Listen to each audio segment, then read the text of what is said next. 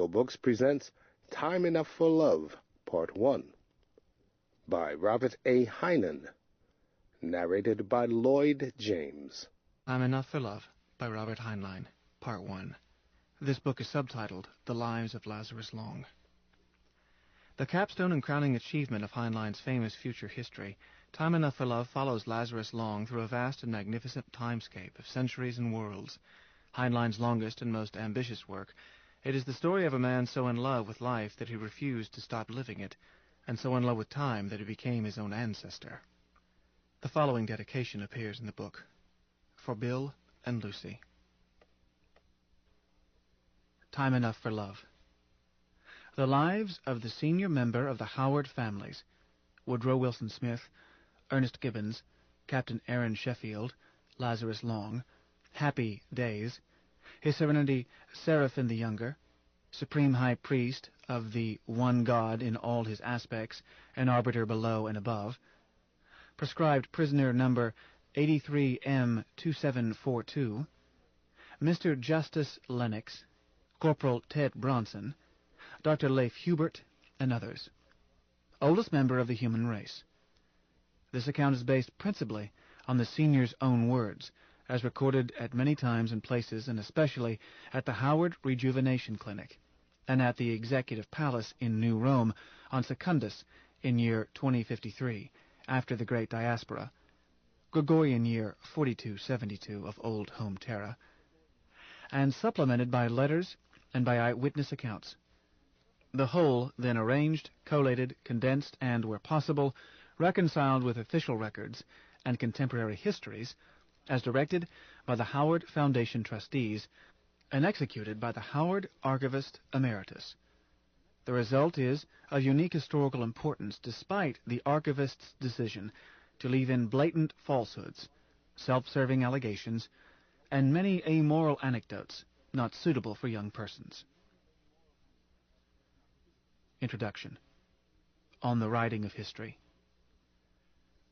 History has the relation to truth that theology has to religion, i.e., none to speak of.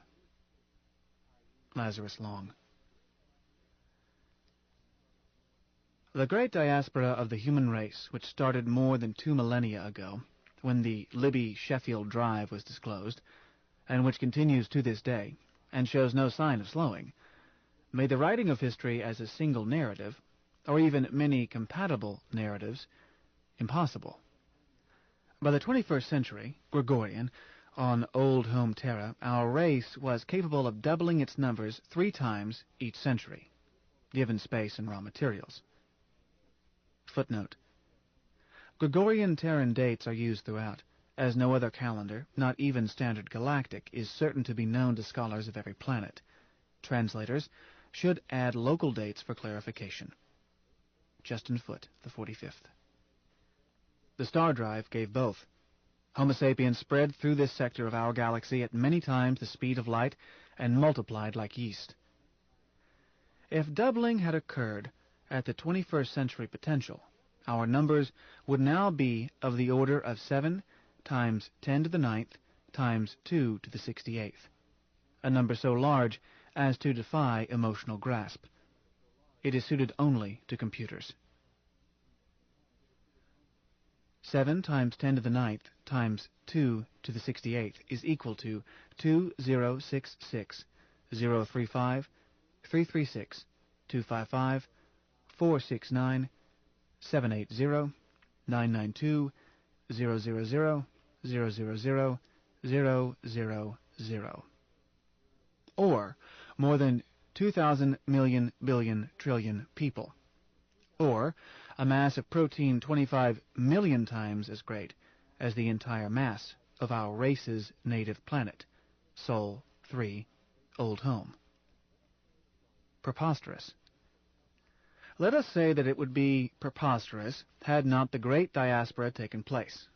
For our race, having reached the potential to double 3 times each century, had also reached a crisis, under which it could not double even once. That knee of the curve in the yeast growth law, in which a population can maintain a precarious stability of zero growth only by killing off its own members fast enough. lest it drown in its own poisons, commit suicide by total war, or stumble into some other form of the Malthusian final solution. But the human race has not, we think, increased to that monstrous figure, because the base figure for the diaspora must not be thought of as 7 billion, but rather as a few million at the opening of the era, plus the unnumbered, small but still growing hundreds of millions since, who have migrated from Earth and from its colony planets to still more distant places over the last 2 millennia. But we are no longer able to make any reasoned guess at the numbers of the human race, nor do we have even an approximate count of the colonized planets. The most we can say is that there must be in excess of 2,000 colonized planets, in excess of 500 billion people. The colonized planets may be twice that number. The human race could be 4 times that numerous, or more. So, even the demographic aspects of historiography have become impossible. Data are out of date when we receive them, and always incomplete, yet so numerous and so varied in reliability that several hundred humans, computers on my staff, can keep busy trying to analyze, collate, interpolate, and extrapolate, and to weigh them against other data before incorporating them into the records. We attempt to maintain standards of 95% in probability of corrected data, 85% in pessimistic reliability. Our achievement is closer to 89% and 81%, and getting worse. Pioneers care little about sending records to the home office. They are busy staying alive, making babies, and killing off anything in their way. A colony is usually into its 4th generation before any data reach this office. Nor can it be otherwise. A colonist too interested in statistics becomes a statistic himself, as a corpse. I intend to migrate. Once I have done so, I won't care whether this office keeps track of me or not. I have stuck to this essentially useless work for almost a century, partly through inducements and partly through genetic disposition. I am a direct and reinforced descendant of Andrew Jackson Slipstick Libby himself. But I am descended also from the senior, and have, I think, some of his restless nature. I want to follow the wild geese and see what is happening out there. Get married again. Leave a dozen descendants on a fresh, uncrowded planet, then, possibly, move on. Once I have the senior's memoirs collated, the trustees can, in the senior's ancient idiom, take this job and shove it. What sort of man is our senior? My ancestor, and probably yours, and certainly the oldest living human being. The only man who has taken part in the entire pageant of the crisis of the human race, and its surmounting of crisis through diaspora. For surmount it we have. Our race could now lose 50 planets, close ranks, and move on. Our gallant women could replace the casualties in a single generation. Not that it appears likely that this will happen. Thus far we have encountered not one race as mean, as nasty, as deadly as our own. A conservative extrapolation indicates that we will reach in numbers that preposterous figure given earlier in a few more generations, and move on out of this galaxy into others before we finish settling this one. Indeed, reports from farther out indicate that human intergalactic colony ships are already headed out into the endless deeps.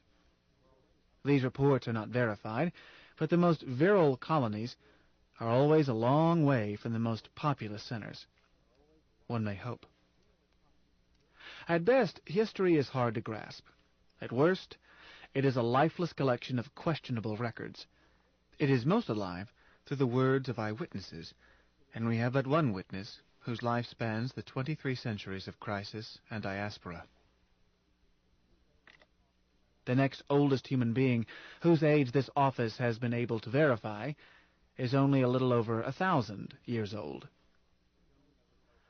Probability theory makes it possible that there is somewhere a person half again that age.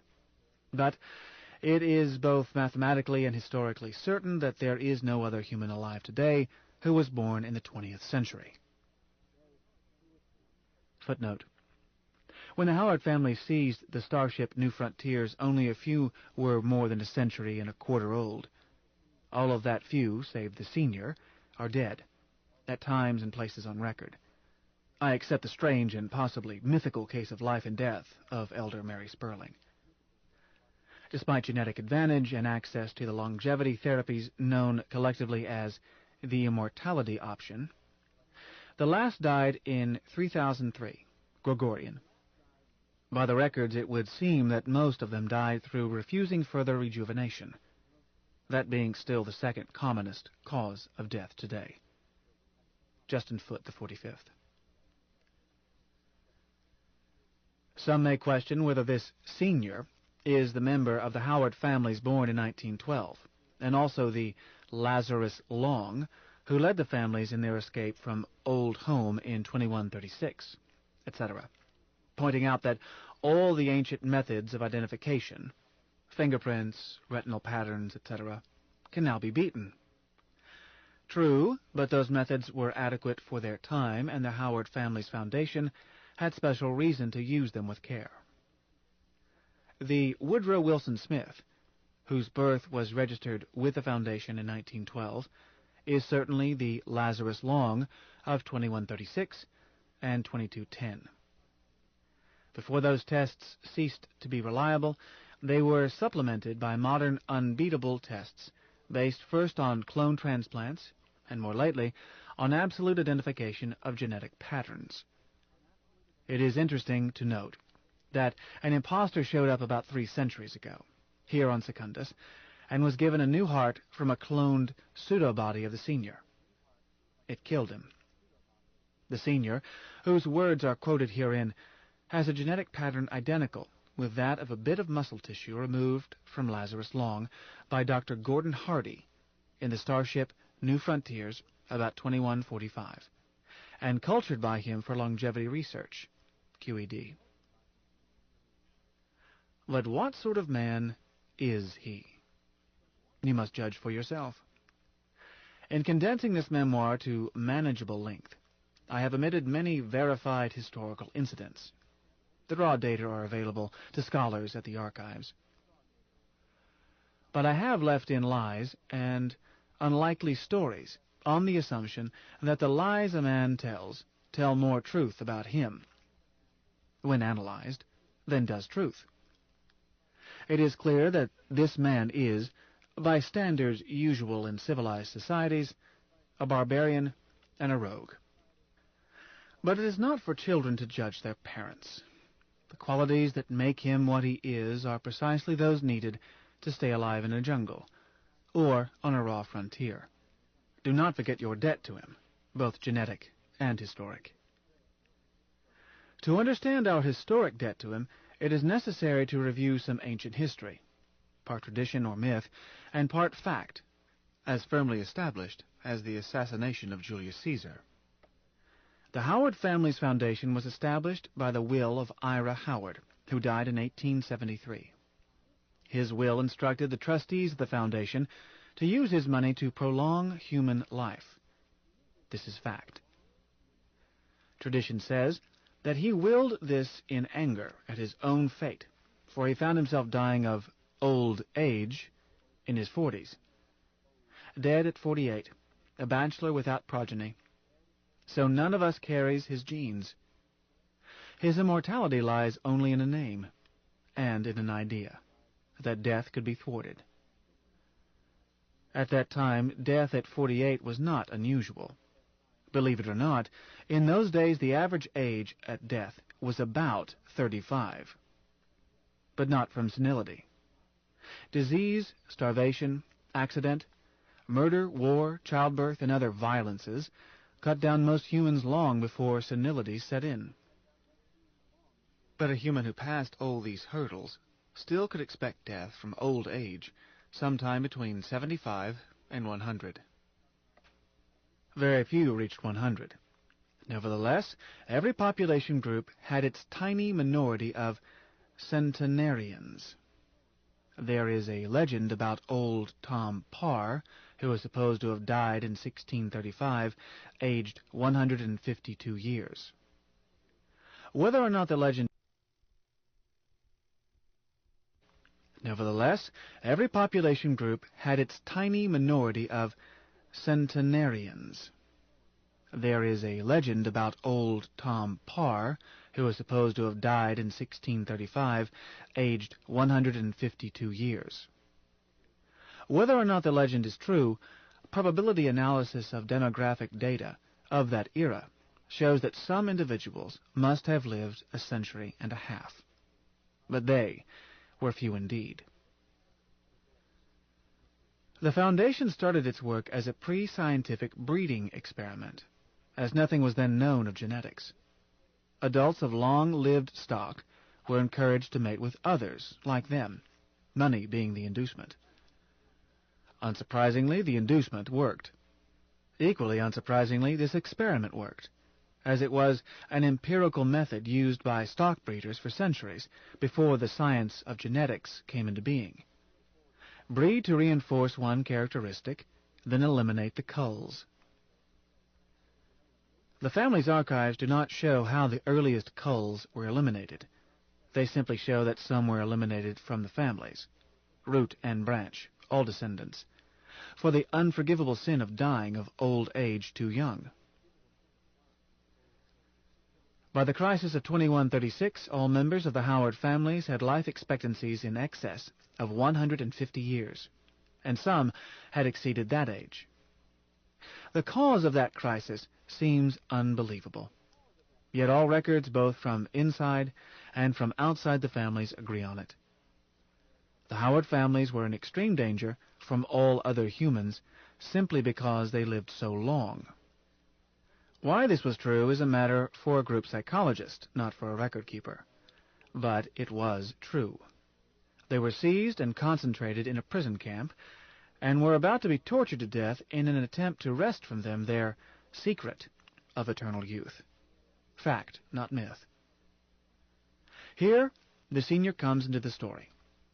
Through audacity, a talent for lying convincingly, and what would seem to most people today a childish delight in adventure and intrigue for its own sake, the senior brought off the greatest jailbreak of all time, stealing a primitive starship and escaping right out of the solar system with all of the Howard families, then numbering about 100,000 men, women, and children. If this seems impossible, so many people on just one ship, remember that the first starships were enormously bigger than the ones we now use. They were self-sustaining artificial planetoids, intended to remain in space for many years, at speeds below that of light. They had to be huge. The senior was not the only hero of the Exodus, but in all the varied and sometimes conflicting accounts that have come down to us, he was always the driving force. He was our Moses, who led his people out of bondage. He brought them home again 3/4 of a century later, 2210, but not into bondage.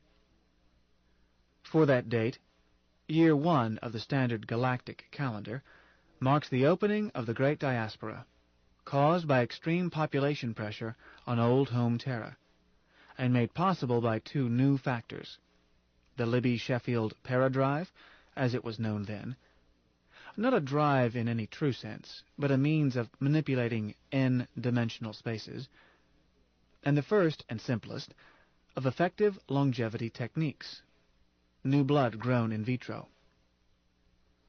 The Howard families caused this to happen simply by escaping.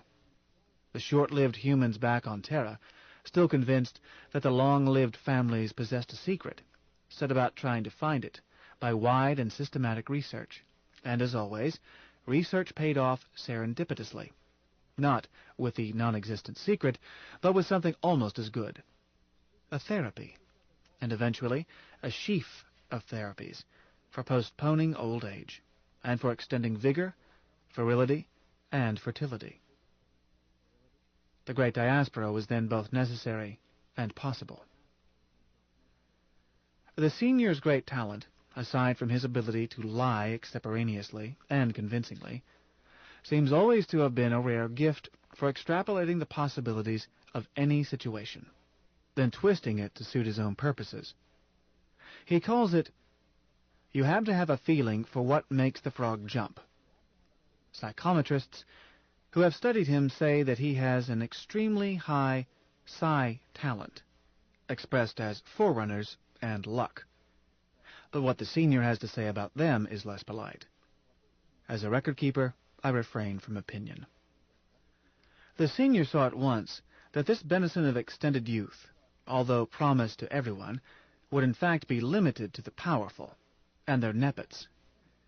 The billions of helots could not be allowed to live beyond their normal span.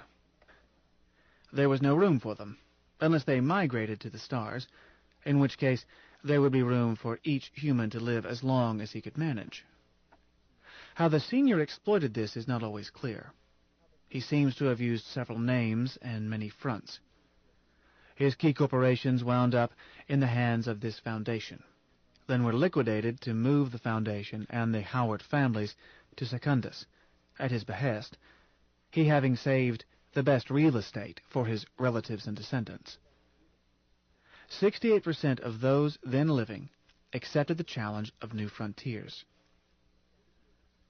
Our genetic debt to him is both indirect and direct. The indirect debt lies in the fact that migration is a sorting device, a forced Darwinian selection, under which superior stock goes to the stars, while culls stay home and die. This is true even for those forcibly transported, as in the 24th and 25th centuries. Save that the sorting then takes place on the new planet. In a raw frontier, weaklings and misfits die. Strong stock survives. Even those who migrate voluntarily still go through this second drastic special selection. The Howard families have been culled in this fashion at least 3 times. Our genetic debt to the senior is even easier to prove. Part of it needs only simple arithmetic.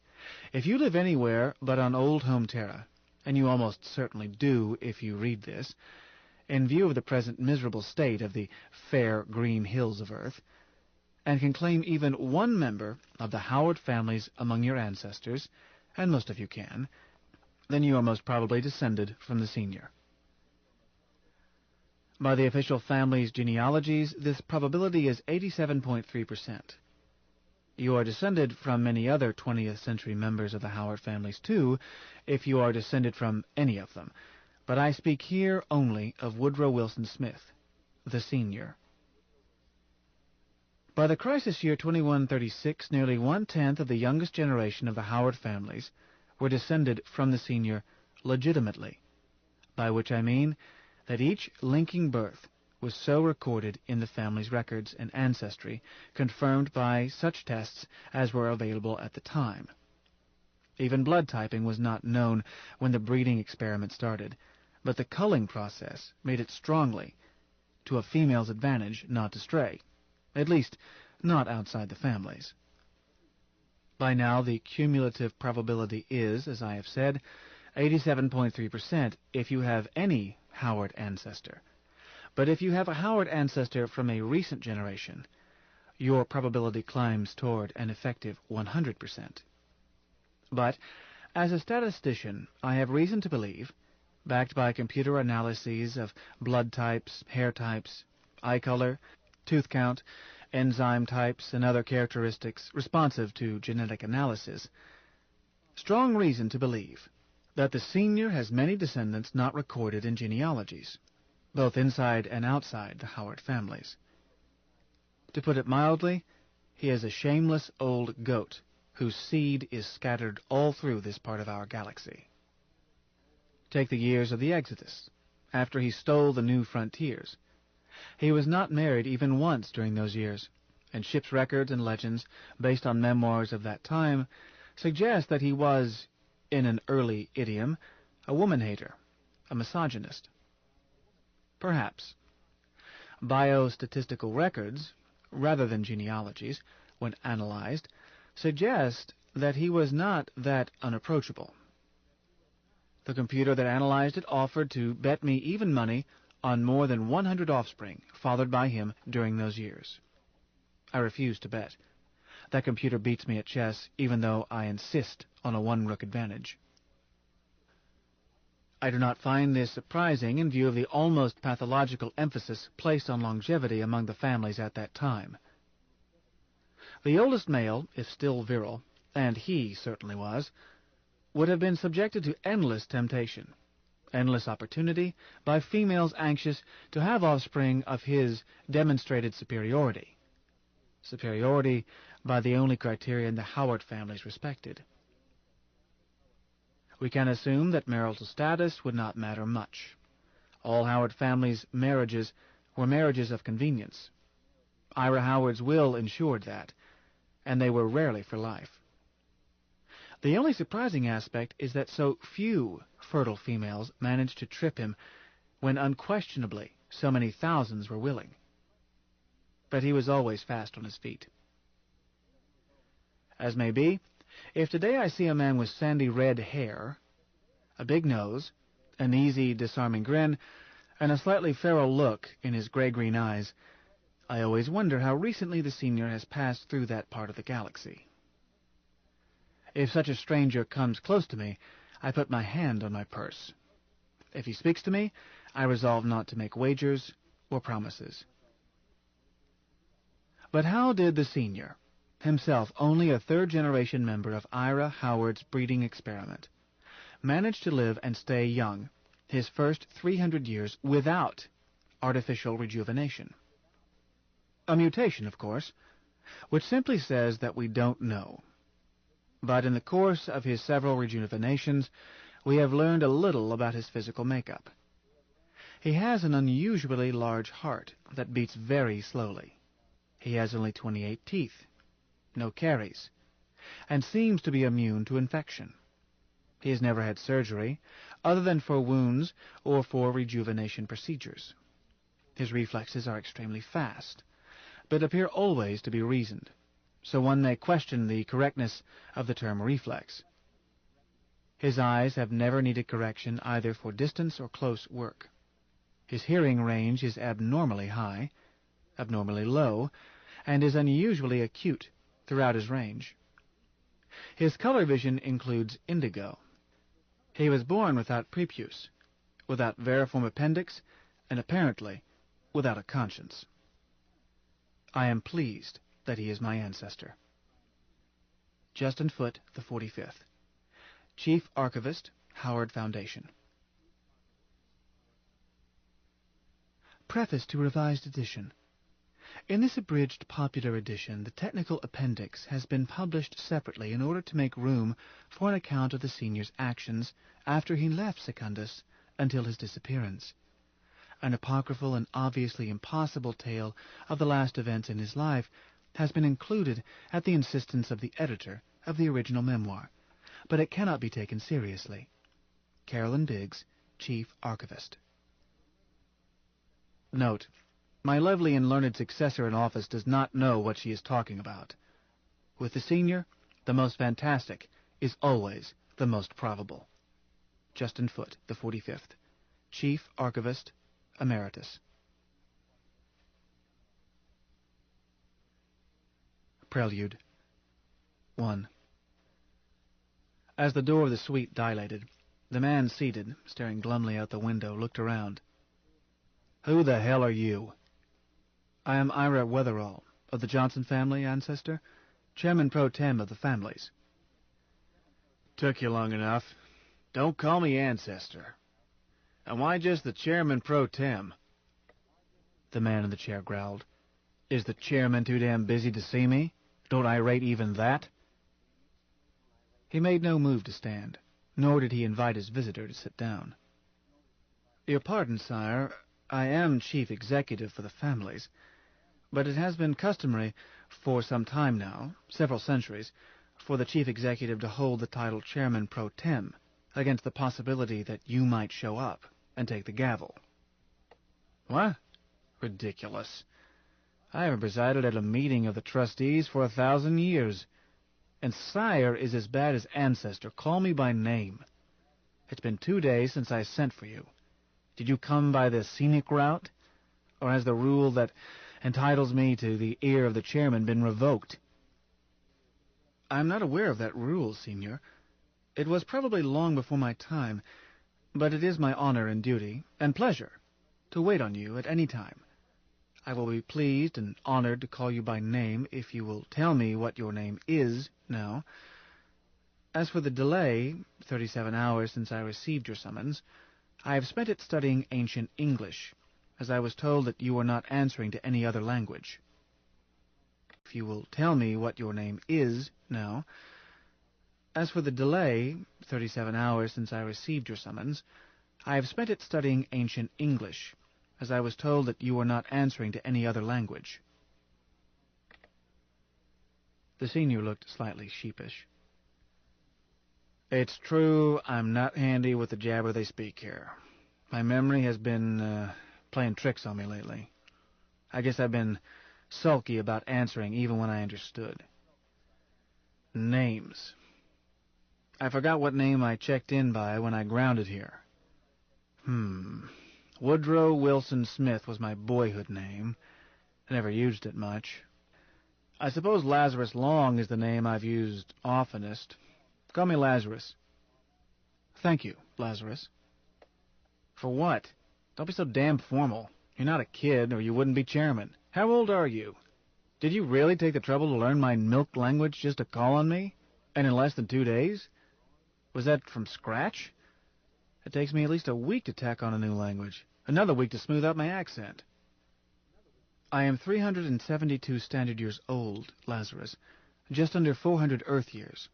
I learned classic English when I took this job. But as a dead language, it enabled me to read old records of the families in the original. What I did since your summons was to learn to speak and understand it, in North American 20th century idiom, your milk language, as you said, as that is what the linguistic analyzer computed that you were speaking." "A pretty smart machine. Maybe I am speaking it the way I did as a youngster. They claim that's the one language your brain never forgets.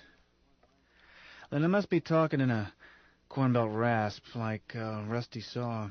Whereas you're speaking a sort of Texas drawl with an Oxford British overlay." "Odd. I suppose the machine picks the version out of its permanence closest to the sample fed into it." "I believe so, Lazarus, although the techniques involved are not my field. Do you have trouble understanding my accent?" "Oh, none at all. Your accent is okay. It's closer to educated general American of that time than it is the accent I learned as a kid. I can follow anything from Blue Gum to Yorkshire. Accent is no problem. It was mighty kind of you to bother." "Warming." "My pleasure. I have a talent for languages. It was not much trouble. I try to be able to speak to each of the trustees in his native language. I'm used to swatting up a new one quickly." "So?" "Nonetheless, a courteous thing to do. I felt like an animal in a zoo with no one to talk to. Those dummies—" Lazarus inclined his head at 2 rejuvenation technicians, dressed in isolation gear and one-way helmets, and waiting as far from the conversation as the room permitted.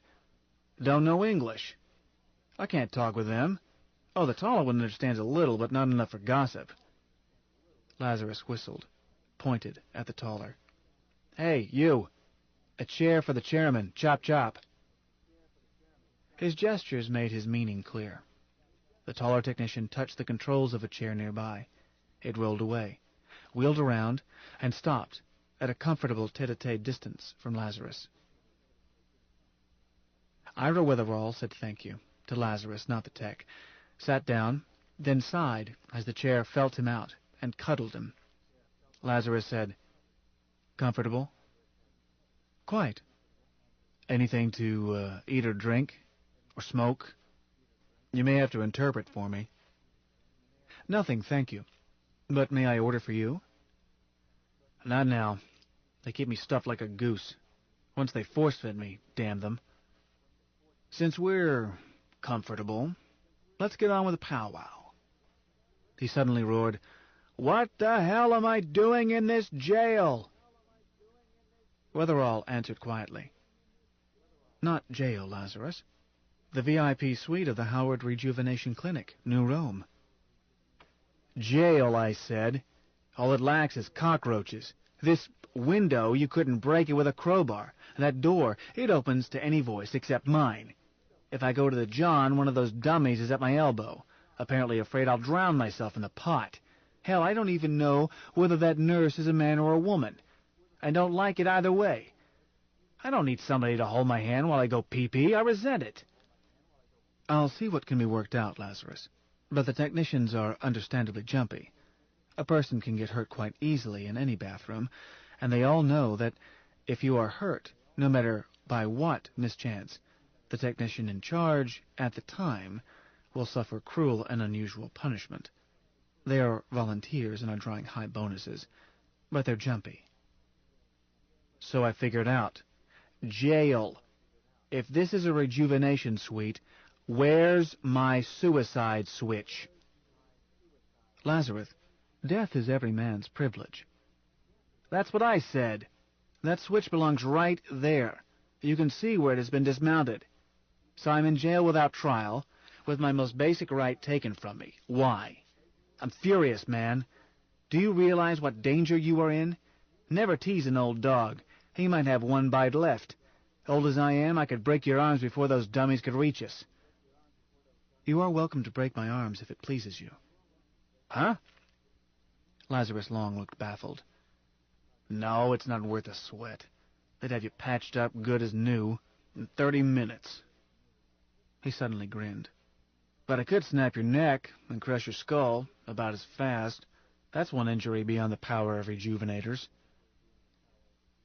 Weatherall did not stir, did not tense.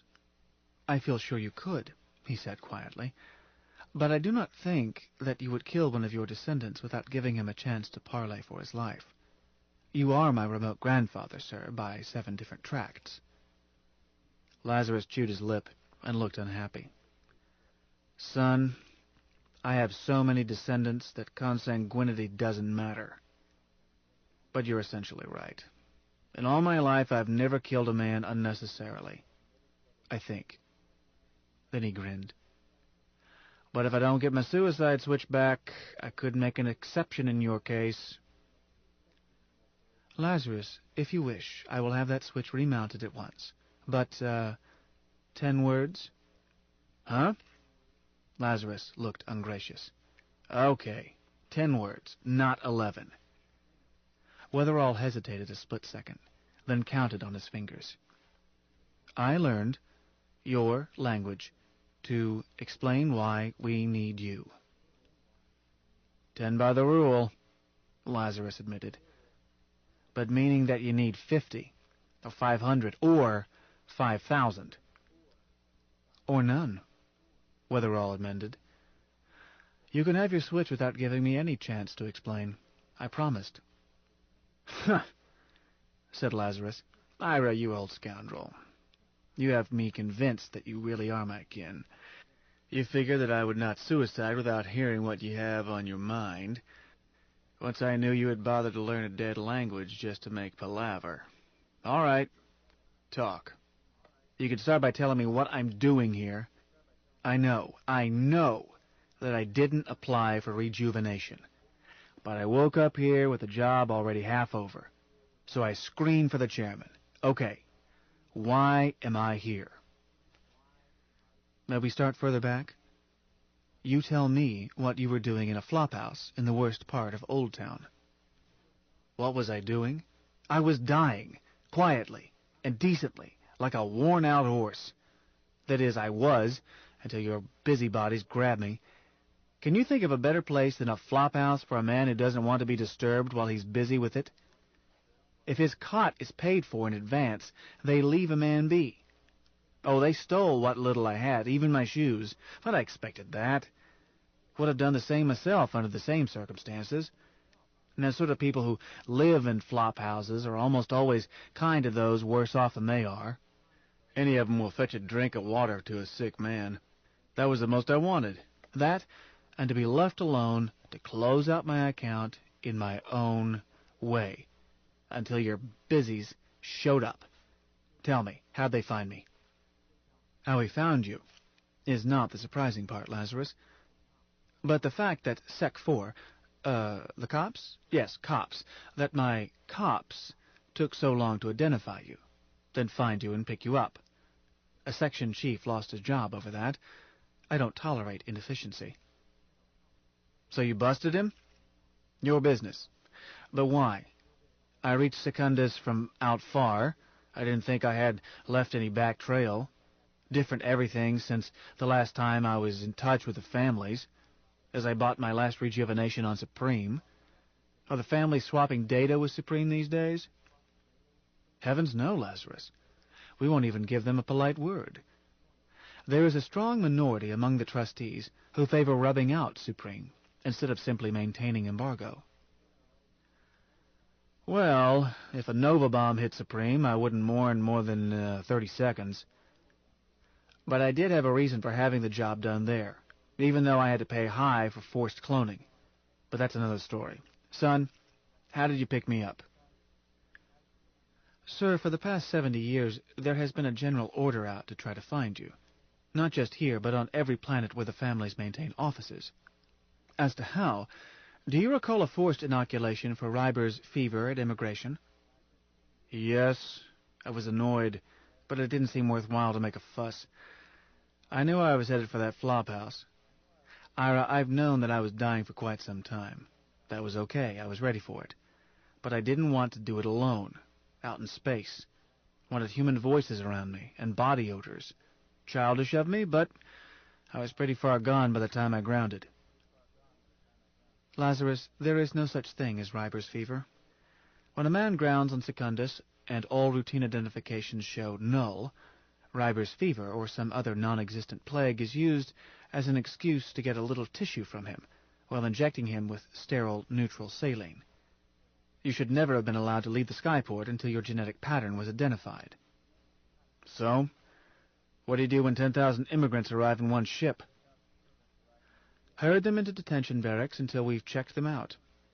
But that doesn't happen often today with Old Home Terra in the sorry state it's in.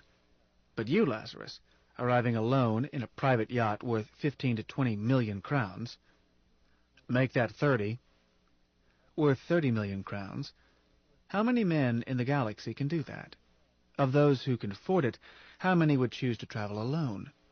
The pattern should have set alarm bells ringing in the minds of all of them. Instead, they took your tissue and accepted your statement that you would be staying at the Romulus Hilton and let you go. And no doubt you had another identity before dark. No doubt at all, Lazarus agreed. But your cops have run out the price on a good phony set of IDs. If I hadn't been too tired to bother, I would have forged my own. Safer. Was that how I was caught? Did you squeeze it out of the paper merchant? No, we never found him.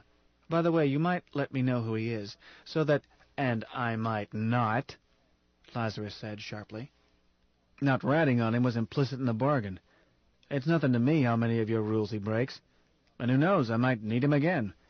Certainly someone will need his services. Somebody just as anxious to avoid your busies as I was. Ira, no doubt you mean well, but I don't like setups where IDs are necessary. I told myself centuries back to stay away from places crowded enough to require them. And mostly I followed that rule. Should have followed it this time. But I didn't expect to need any identification very long. Confound it! 2 more days and I would have been dead, I think. How did you catch me? The hard way. Once I knew you were on planet, I stirred things up. That section chief wasn't the only unhappy man. But you disappeared in so simple a fashion that you baffled the entire force. My security chief expressed the opinion that you had been killed and your body disposed of. I told him if that were the case, he had better start thinking about off-planet migration. Make it March. I want to know how I goofed. I would not say that you goofed, Lazarus, since you managed to stay hidden with every cop and stoolie on this globe looking for you, but I felt certain that you had not been killed. Oh, we do have murders on Secundus, especially here in New Rome, but most are the commonplace husband-wife sort. We don't have many for gain since I instituted a policy of making the punishment fit the crime and holding executions in the Colosseum. In any case, I felt certain that a man who had survived more than 2 millennia would not let himself be killed in some dark alley. So I assumed that you were alive. Then asked myself, if I were Lazarus Long, how would I go about hiding? I went into deep meditation and thought about it. Then I tried to retrace your steps, so far as we knew them. By the way, the chairman pro tem threw back his shoulder cloak, took out a large sealed envelope, handed it to Lazarus. Here is the item you left in a lockbox at Harriman Trust. Lazarus accepted it. It's been opened. By me. Prematurely, I admit, but you addressed it to me. I have read it, but no one else has. And now I will forget it, except to say this. I am unsurprised that you left your wealth to the families, but I accepted it. It's been opened. By me. Prematurely, I admit, but you addressed it to me. I have read it, but no one else has. And now I will forget it, except to say this. I am unsurprised that you left your wealth to the families, but I was touched that you assigned your yacht to the personal use of the chairman. That's a sweet craft, Lazarus. I lust after it a bit. But not so much that I'm anxious to inherit it so quickly. But I undertook to explain why we need you, and let myself get sidetracked. I'm in no rush, Zara. Are you? Me? Sir, I have no duties more important than talking with the senior. Besides, my staff runs this planet more efficiently if I don't supervise them too closely. Lazarus nodded agreement. That was always my system. The times I let myself get involved. Accept the whole load, then shove the work off on other people as fast as I could pick 'em. Having any trouble with Democrats these days? Democrats? Oh, you must mean equalitarians. I thought at first you meant the Church of the Holy Democrat. We leave that church alone, they don't meddle. There is an equalitarian movement every few years, certainly under various names. The Freedom Party, the League of the Oppressed. Names don't matter, as they all want to turn the rascals out, starting with me, and put their own rascals in. We never bother them. We simply infiltrate, then some night we round up the ringleaders and their families, and by daylight they are headed out as involuntary migrants, transportees. Living on Secundus is a privilege, not a right. You're quoting me. Of course, your exact words from the contract under which you deeded Secundus to the Foundation. That there was to be no government on this planet other than such rules as the current chairman found necessary to maintain order. We've stuck to our agreement with you, Senior. I am sole boss until the trustees see fit to replace me. That's what I intended, Lazarus agreed. But, son, it's your pigeon and I'll never touch that gavel again. But I have doubts about the wisdom of getting rid of troublemakers. Every loaf needs yeast. A society that gets rid of all its troublemakers goes downhill. Sheep? Pyramid builders at best. Decadent savages at worst. You may be eliminating your creative 1/10 of 1%. Your yeast. I'm afraid we are, Senior, and that's one reason why we need you. I said I won't touch that gavel. Will you hear me out, sir? You won't be asked to, even though it is yours by ancient custom if you care to pick it up. But I could use advice. I don't give advice. People never take it. Sorry. Perhaps just a chance to talk over my problems with a person more experienced than I am? About these troublemakers?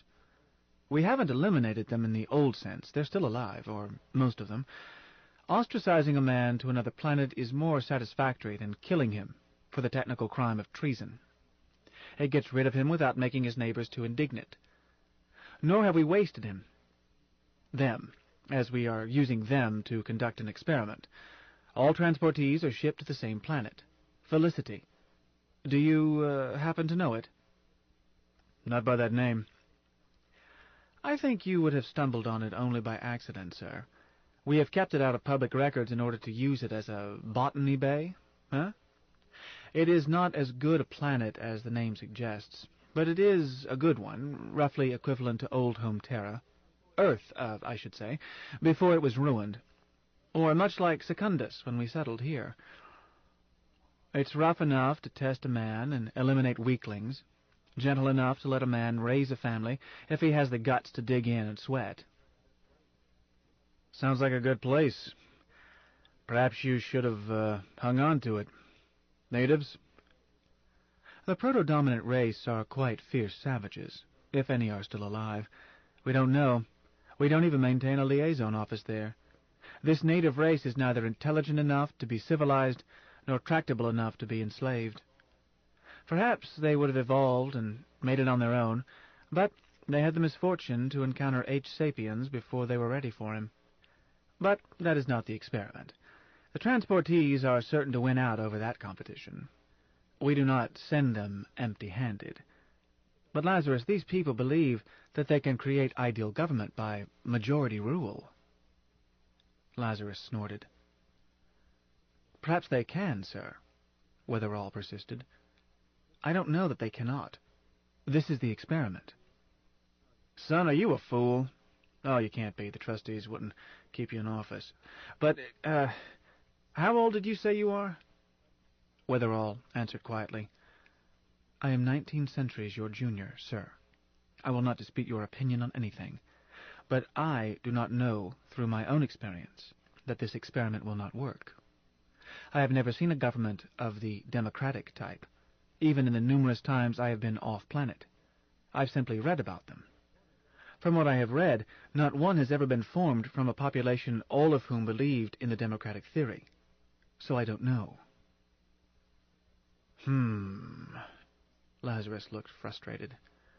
Ira, I was about to shove my own experience with such governments down your throat.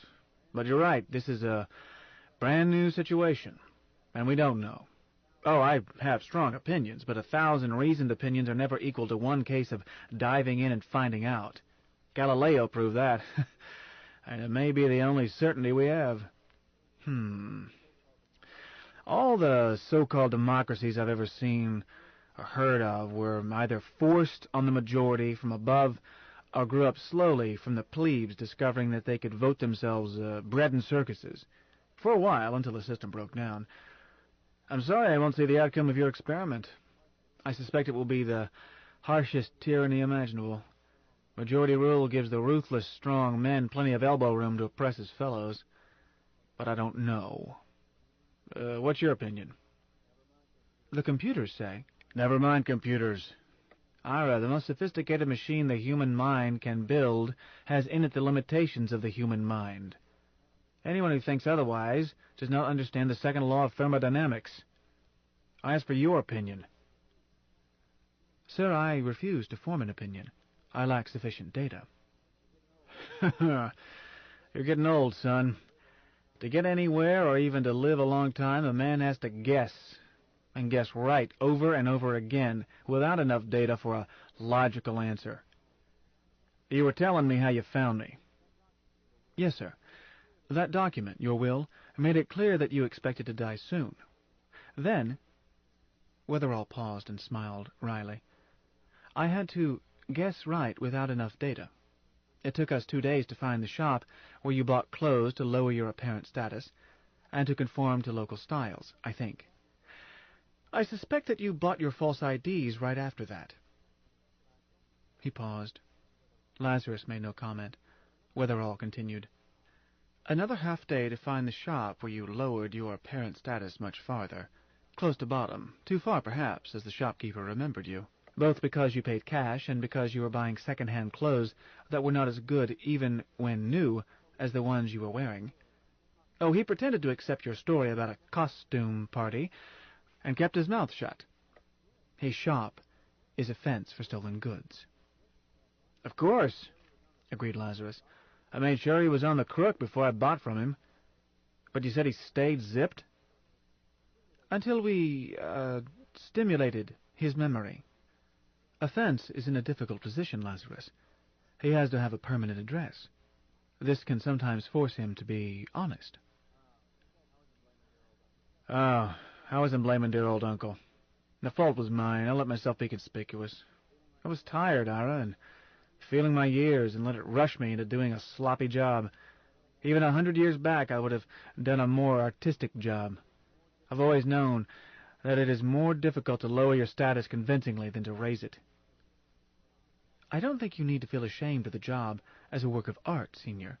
You had us baffled for almost 3 months. Son, the world doesn't pay off on a good try. Go ahead. Brute force, then, Lazarus. That shop is in the worst part of the city. We put a cordon around the area and saturated it. Thousands of men, but not for long. You were in the 3rd flea bag we checked. I spotted you myself. I was, with one of the raiding parties. Then your genetic pattern confirmed your identity. Ira Weatherall smiled slightly.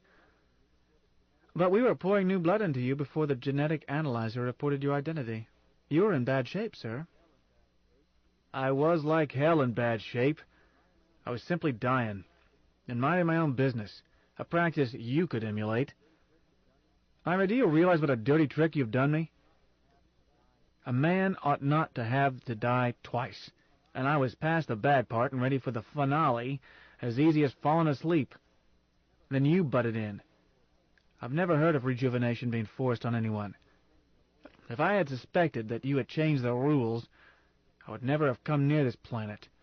Now I have to go through it again, either with the suicide switch, and suicide is an idea I've always despised, or the natural way, which could now take a long time.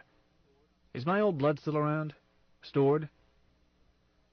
I will inquire of the clinic's director, sir. That's not an answer, so don't bother to lie. You've put me in a dilemma, Ira. Even though I haven't had the full treatment, I feel better than I've felt for 40 years or more, which means either that I must again wait it out for many weary years, or use that switch when my body isn't saying, "Time to adjourn."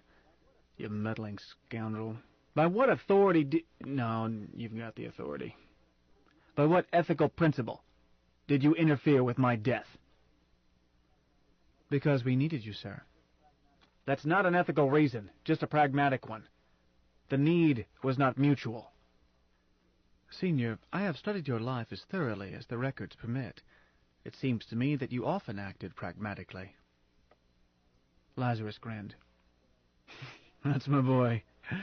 I was wondering if you would have the gall to try to twist it into some high moral principle, like a damn preacher. I don't trust a man who talks about ethics when he's picking my pocket. But if he's acting in his own self-interest and says so, I have usually been able to work out some way to do business with him. Lazarus, if you will let us complete your rejuvenation, you'll feel like living again. I think you know that. You've been through it before. To what end, sir? When I've had more than 2,000 years of trying everything? When I've seen so many planets that they blur in my mind? When I've had so many wives I can't remember their names? We pray for one last landing on the globe that gave us birth. I can't even do that. The lovely green planet I was born on has aged even more than I have. To return to it would be a time for tears, not a happy homecoming. No, son, despite all rejuvenation, there comes a time when the only reasonable thing to do is turn out the light and go to sleep. And you, damn you, you took it away from me. I'm sorry. No, I'm not sorry, but I do ask your pardon. Well, you might get it, but not now. What was this aching reason you needed me? You mentioned some problem other than the troublemakers you transport? Yes, although it is not one that would have caused me to interfere with your right to die your own way. I can handle it one way or another. I think Secundus is becoming both too crowded and too civilized. I'm sure of it, Ira. Therefore I think the families should move again. I agree, even though I am not interested. As a thumb rule, one can say that any time a planet starts developing cities of more than 1 million people, it is approaching critical mass. In a century or two, it will be fit to live on. Do you have a planet in mind? Do you think you can get the trustees to go along? And will the families follow the trustees? Yes to the first, maybe to the second, probably no to the third. I have a planet in mind as Tertius, one as good or better than Secundus. I think many of the trustees would agree with my reasoning, but I'm not sure of the overwhelming support such a move would need. Secundus is too comfortable for the danger to seem imminent to most people. As for the families themselves, no, I don't think we could persuade most of them to uproot and move. But even a few 100,000 would suffice. Gideon's band. You follow me? I'm way ahead of you. Migration always involves selection and improvement. Elementary. If they'll do it. If. Ira, I had a hell of a time selling the idea to the families when we moved here back in the 23rd century. I could not have sold it at all if Earth had not become a dreary place. Good luck. You'll need it. Lazarus, I don't expect to succeed. I will try, but if I fail, I'll resign and migrate anyhow. To Tertius, if I can organize a party large enough for a viable colony. To some planet colonized, but very thinly settled, if not. Do you mean that, Ira? Or when the time comes, will you kid yourself that it is really your duty to hang on? If a man has the temperament for power, and you have, or you wouldn't be where you are, if you are, if you are, if you are, if you are, if you are, if you are, if you are, if you are, if you are, if you are, if you are, if you are, planet colonized, but very thinly settled, if not. Do you mean that, Ira? Or when the time comes, will you kid yourself that it is really your duty to hang on? If a man has the temperament for power, and you have, or you wouldn't be where you are, he finds it hard to abdicate. I mean it, Lazarus. Oh, I like to run things. I know it. I hope to lead the families on their third exodus, but I don't expect to. However, I think my chances of putting together a viable colony of young people, not over 100 years old, 200 at most, without the aid of the Foundation, are fairly good. But if I fail in that too... He shrugged. Migration will be the only worthwhile course open to me. Secundus will have nothing more to offer. Weatherall added, Perhaps I feel as you do, sir, in a minor way. I have no wish to be chairman pro tem all my days. I've had almost a century of it. That's enough. If I can't put this over. Lazarus was thoughtfully silent. Weatherall waited. Ira, install that suicide switch for me. But tomorrow. Not today. Yes, sir. Don't you want to know why? Lazarus picked up the large envelope. His will. If you convince me that you are going to migrate, come hell or high water, and no matter what the trustees do, I want to rewrite this. My investments and cash accounts here and there, if somebody hasn't stolen them while my back was turned, add up to a nice piece of change. Possibly enough to make the difference between success and failure in mounting a migration. If the trustees won't back it with Foundation funds, and they won't. Weatherall said nothing. Lazarus glared at him. Didn't your mother teach you to say thank you? For what, Lazarus? For giving me something after you're dead and no longer need it? If you do this, it will be to tickle your vanity, not to please me. Lazarus grinned. Hell yes. I ought to stick in a condition that you name the planet Lazarus.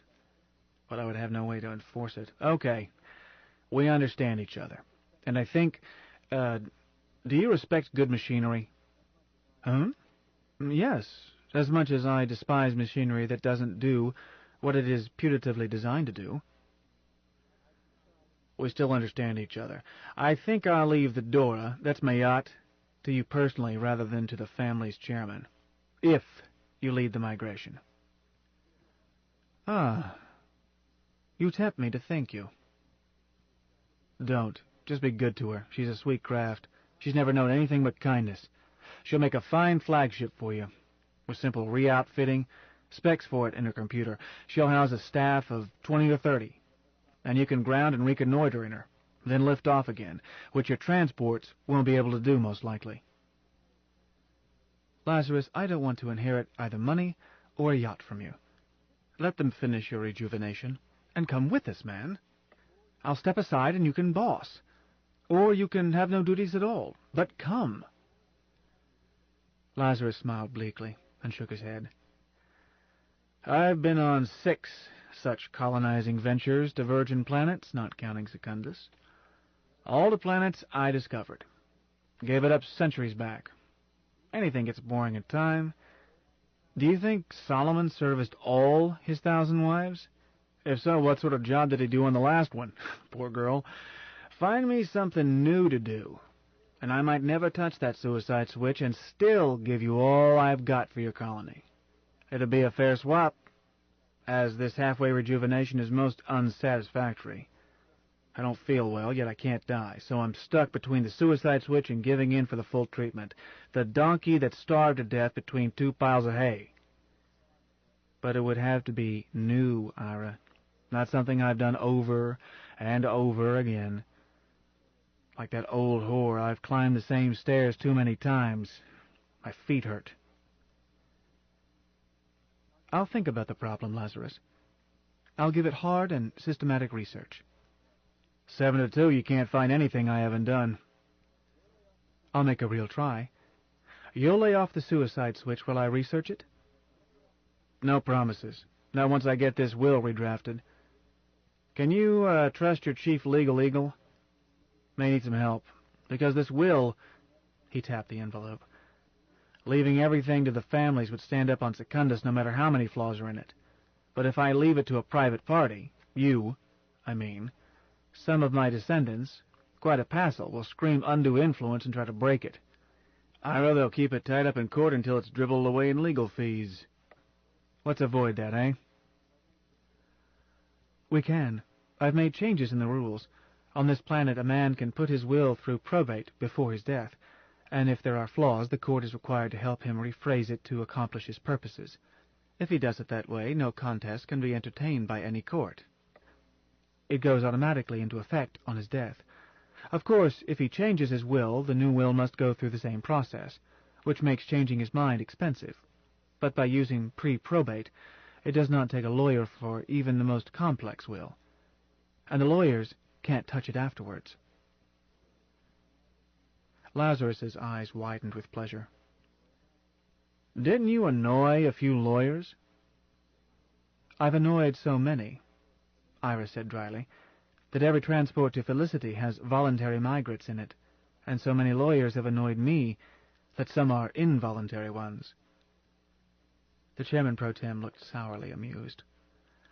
Once I said to my Chief Justice, Warren, I've had to reverse too many of your decisions. You've been splitting hairs, misinterpreting the rules, and ignoring equity ever since you came into office. Go home. You're under house arrest until the last chance lifts. You can have an escort during daylight hours to let you wind up your private affairs. Lazarus chuckled. Should have hanged him. You know what he did, don't you? Set up shop again on Felicity and went into politics. If they didn't lynch him. His problem and theirs, not mine. Lazarus, I never let a man be executed for being a fool. But if he's too obnoxious, I ship him out. There's no need to sweat over your new will if you want one. Just dictate it with any elaborations and explanations you see fit. Then we'll run it through a semantic analyzer to rephrase it into airtight legal language. Once it satisfies you, you can submit it to the High Court, which will come to you if you prefer, and the court will validate it. Done that way, it could be then overturned only by arbitrary act of a new chairman pro tem, which I consider most unlikely. The trustees do not place such men in office. Weatherall added, But I hope you will take plenty of time, Lazarus. I want a fair chance to search for something new, something that will restore your interest in life. All right, but don't dally. I won't be put off with a Scheherazade gag. Have them send me a recorder, tomorrow morning, say. Weatherall seemed about to speak. Did not. Lazarus looked at him sharply. This conversation is being recorded? Yes, Lazarus. Sound and holography. Everything that happens in this suite. But your pardon, sir. It goes only to my desk, and does not become a permanent record until I have checked and okayed it. Nothing so far, that is. Lazarus shrugged. Forget it. Ira, I learned centuries back that there is no privacy in any society crowded enough to need IDs. A law guaranteeing privacy simply ensures that bugs, microphones and lenses and so forth, are that much harder to spot. I hadn't thought about it up till now because I take it for granted that my privacy will be invaded any time I visit such places. Then I ignore it unless I'm up to something the local law won't like, in which case I use evasive tactics. Lazarus, that record can be wiped. Its only purpose is to make me certain that the senior is being properly taken care of, a responsibility I will not delegate. I said forget it. But I'm surprised at your naivete, a man in your position, in thinking that the record is piped only to your desk. I'll lay long odds, any amount you like, that it goes 1, 2, or even 3 or more other places. If so, Lazarus, and I can find it out, Felicity will have some new colonists, after they've spent some unpleasant hours in the Colosseum. Ira, it doesn't matter. If any fool wants to watch an old man grunting on the pot or taking a bath, he's welcome. You yourself ensured that it would happen by making a point of the record being secret, your eyes only. Security people always spy on their bosses. They can't help it. It's a syndrome that goes with the job. Have you had dinner? I'd be pleased to have you stay if you had time. I would be honored indeed to have dinner with the senior. Oh, knock it off. Bud, there's no virtue in being old. It just takes a long time. I'd like you to stay because I'm enjoying human companionship. Those two over there are no company. I'm not even sure they're human. Robots, maybe. Why do they wear those diving suits and shiny helmets? I like to see a man's face. Lazarus, those are total isolation garments. For your protection, not theirs. Against infection. What? Ira, when a bug bites me, the bug dies. Even so, since they have to wear that, how is it that you come in wearing street clothes? Not quite, Lazarus. For my purpose, I needed a social talk, face-to-face.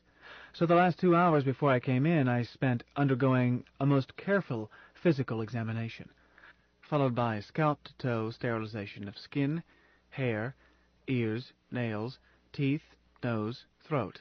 Even a gas inhalation, which I can't name, but did not like, while my clothes were sterilized even more thoroughly.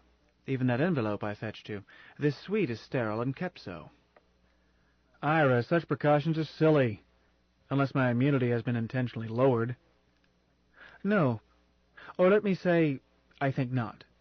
No reason for it, as any transplant will of course be done from your own clone. So it's unnecessary.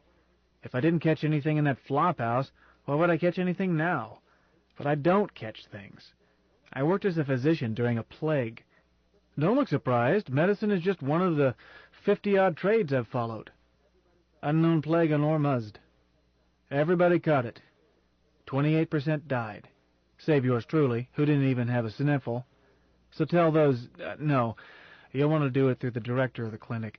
Bypassing your chain of command ruins morale. Though why I should care about this organization's morale, I don't know, seeing that I am an involuntary guest. Tell the director that if I must have nurses, I want them to dress like nurses. Or better yet, like people. Ira, if you want cooperation out of me of any sort, you'll start by cooperating with me. Otherwise, I'm going to take the joint apart with my bare hands. I'll speak to the director, Lazarus. Good. Now, let's have dinner. But a drink first. And if the director doesn't think I should have one, tell him bluntly that he will have to go back to force-feeding, and there is some question as to whose throat the tube will go down. I'm in no mood to be pushed around. Is there any real whiskey on this planet? Wasn't the last time I was here. Not that I would drink, but the local brandy I think well of. Good. Brandy and bubbles for me, if that is the best we can do. A brandy Manhattan, if anyone knows what I mean by that. I do, and like them. I learned something about ancient drinks when I studied your life. Fine. Then please order for us. Drinks and dinner, and I'll listen and see how many words I can pick up. I think my memory is coming back a bit. Weatherall spoke to one of the technicians. Lazarus interrupted. "That should be 1/3 sweet vermouth, not 1/2. "So, you understood it?" Mostly. Indo-European roots with a simplified syntax and grammar.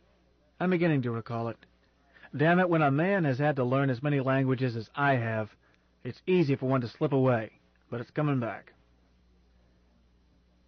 Service was so fast as to cause one to suspect that a crew was standing by, ready to produce anything that the senior or the chairman pro tem asked for.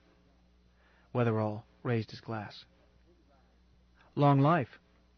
"In a pig's eye," Lazarus growled, and took a sip. He made a face. "Panther sweat. But it does have alcohol in it." He took another. "Improves as your tongue gets numb. Okay, Ira. You stalled long enough. What was your real reason for snatching me back from my well-earned rest?" "Lazarus, we need your wisdom."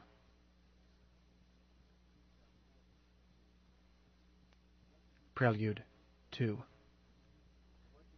Lazarus stared in horror. "What did you say?"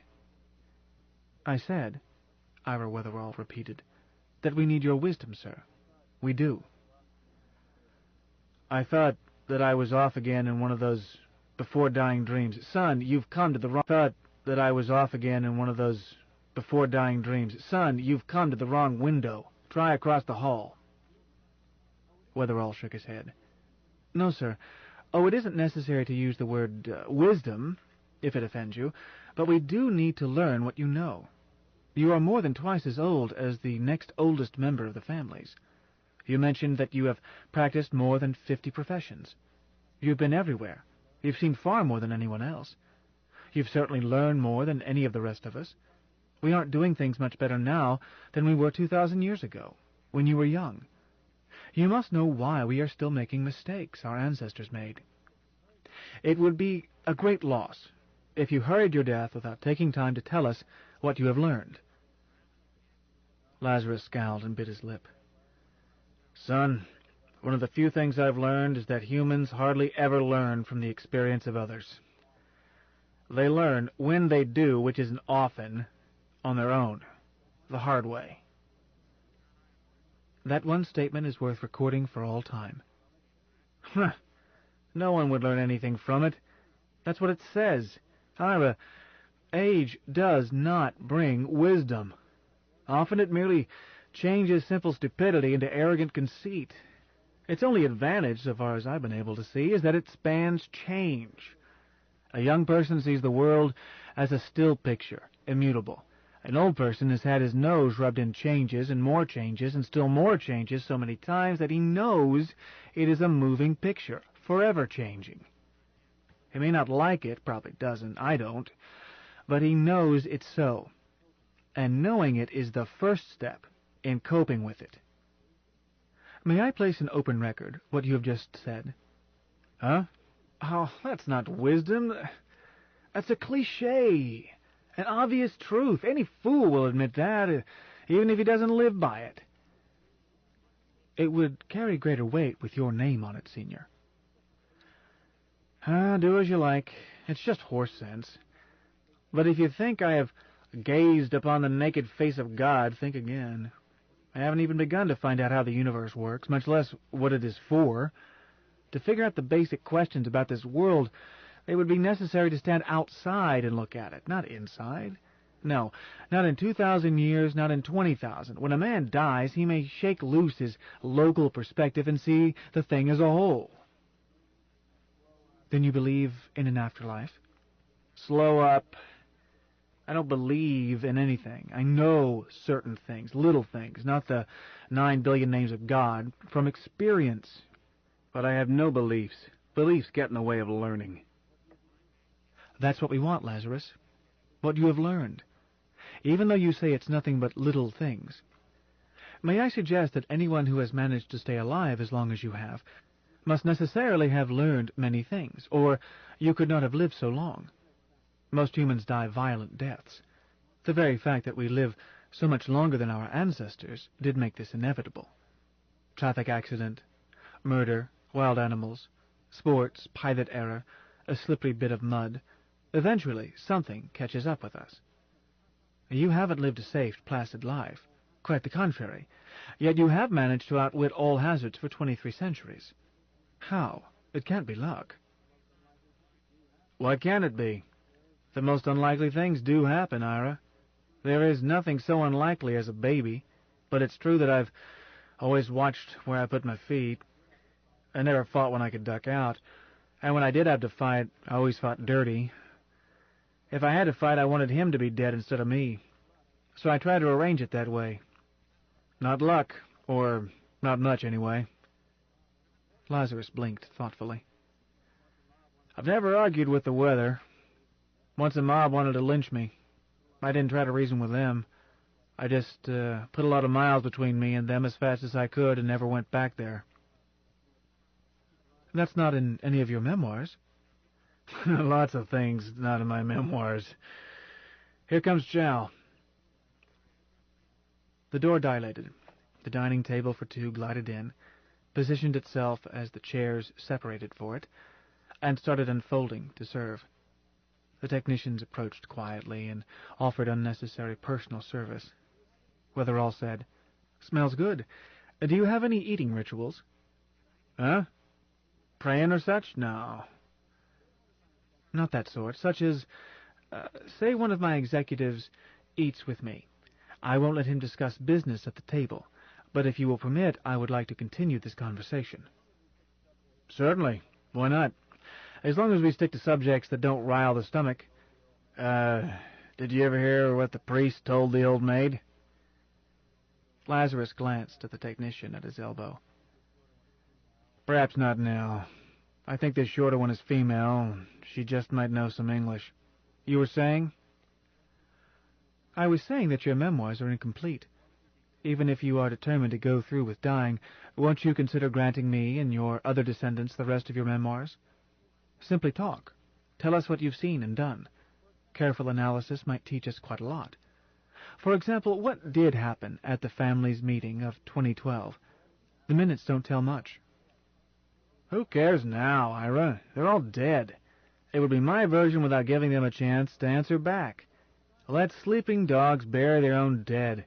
Besides, I told you my memory was playing tricks.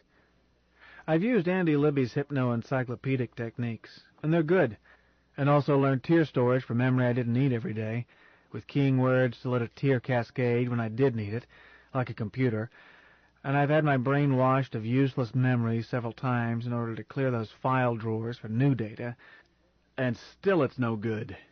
Half the time I can't remember where I put the book I was reading the night before, then waste a morning looking for it, before I remember that that book was one I was reading a century ago. Why won't you leave an old man in peace? All you have to do is tell me to shut up, sir. But I hope you will not. Granted that memory is imperfect. Nevertheless, you were eyewitness to thousands of things the rest of us are too young to have seen. Oh, I'm not asking you to reel off a formal autobiography, covering all your centuries, but you might reminisce about anything you care to talk about. For example, there is no record anywhere of your earliest years. I, and millions of others, would be extremely interested in whatever you remember of your boyhood. What is there to remember? I spent my boyhood the way every boy does, trying to keep my elders from finding out what I was up to. Lazarus wiped his mouth and looked thoughtful. On the whole, I was successful. A few times I was caught and clobbered taught me to be more careful next time, keep my mouth shut more, and not make my lies too complicated. Lying is one of the fine arts, Ira, and it seems to be dying out. Really? I had not noticed any diminution. I mean as a fine art. There are still plenty of clumsy liars, approximately as many as there are mouths. Do you know the two most artistic ways to lie? Perhaps I don't, but I would like to learn. Just two? So far as I know. It's not enough to be able to lie with a straight face. Anybody with enough gall to raise and a busted flush can do that. The first way to lie artistically is to tell the truth, but not all of it. The second way involves telling the truth too, but is harder. Tell the exact truth and maybe all of it, but tell it so unconvincingly that your listener is sure you are lying. I must have been 12, 13 years old before I got that one down pat. Learned it from my maternal grandpa. I take after him quite a lot.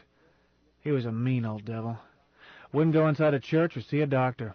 Claimed that neither doctors nor preachers know what they pretend to know. At 85, he could crack nuts with his teeth and straight-arm a 70-pound anvil by its horn. I left home about then and never saw him again. But the family's records say that he was killed in the Battle of Britain during the bombing of London, which was some years after. I know. He's my ancestor too, of course, and I'm named for him, Ira Johnson. Footnote. Ira Johnson was less than 80 at the time the senior claims, elsewhere, to have left home. Ira Johnson was himself a doctor of medicine. How long he practiced, and whether or not he ever let another doctor of medicine attend him, are not known. Ira Howard, Ira Johnson. This appears to be a chance coincidence of given names at a time when biblical names were common.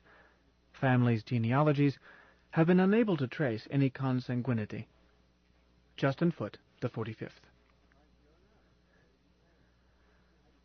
Why, sure enough, that was his name. I just called him Gramp. Lazarus, this is exactly the sort of thing I want to get on record. Ira Johnson is not only your grandfather and my remote grandfather, but also his ancestor to many million people here and everywhere. Yet save for the few words you have just told me about him, he has been only a name, a date of birth, and a date of death, nothing more. You've suddenly brought him alive again. A man, a unique human being. Colorful. Lazarus looked thoughtful. I never thought of him as colorful. Matter of fact, he was an unsavory old coot. Not a good influence for a growing boy by the standards of those times. There was something about a young schoolmarm and him in the town my family had lived in. Some scandal. Scandal for those days, I mean. And I think that was why we moved. I never got the straight of it, as the grown-ups wouldn't talk about it in front of me. But I did learn a lot from him. He had more time to talk with me, or took more time, than my parents had. Some of it stuck. "Always cut the cards, Woody," he would say. "You may lose anyhow, but not as often nor as much. And when you do lose, smile." Things like that. Can you remember any more of what he said? Huh? After all these years? Of course not. Well, maybe. He had me out south of town teaching me to shoot. I was maybe 10, and he was... oh, I don't know. He always seemed 90 years older than God to me. Footnote. Ira Johnson was 70 when Lazarus Long was 10. Justin Foote, the 45th. He pinned up a target, put one in the black to show me it could be done, then handed me the rifle. Little .22 single shot, not good for much but targets and tin cans. "All right, it's loaded. Do just what I did. Get steady on it, relax and squeeze." So I did, and all I heard was click. It didn't fire. I said so, and started to open the breech. He slapped my hand away, took the rifle from me with his other hand, then clouted me a good one. "What did I tell you about hang fires, Woody? Are you aching to walk around with one eye the rest of your life? Or merely trying to kill yourself? If the latter, I can show you several better ways." Then he said, "Now watch closely." And he opened the breech. Empty. So I said, "But Gramp, you told me it was loaded." "Shucks, Ira, I saw him load it. I thought." "So I did, Woody," he agreed. "And I lied to you. I went through the motions and palmed the cartridge. Now what did I tell you about loaded guns? Think hard and get it right, or I'll be forced to clout you again to shake up your brains and make 'em work better." I thought fast and got it right. Gramp had a heavy hand. "Never take anybody's word about whether a gun is loaded." "Correct," he agreed. "Remember that all your life, and follow it, or you won't live long." Footnote. This anecdote is too obscure to be elaborated here. See Howard Encyclopedia, Ancient Weapons, Chemical Explosives, Firearms. I did remember that all my life, plus its application to analogous situations after such firearms went out of style, and it has indeed kept me alive several times. Then he had me load it myself, and said, "Woody, I'll bet you $50." Do you have $50? I had considerably more, but I had bet with him before, so I admitted to only a quarter. "Okay," he said, "make it 2 bits.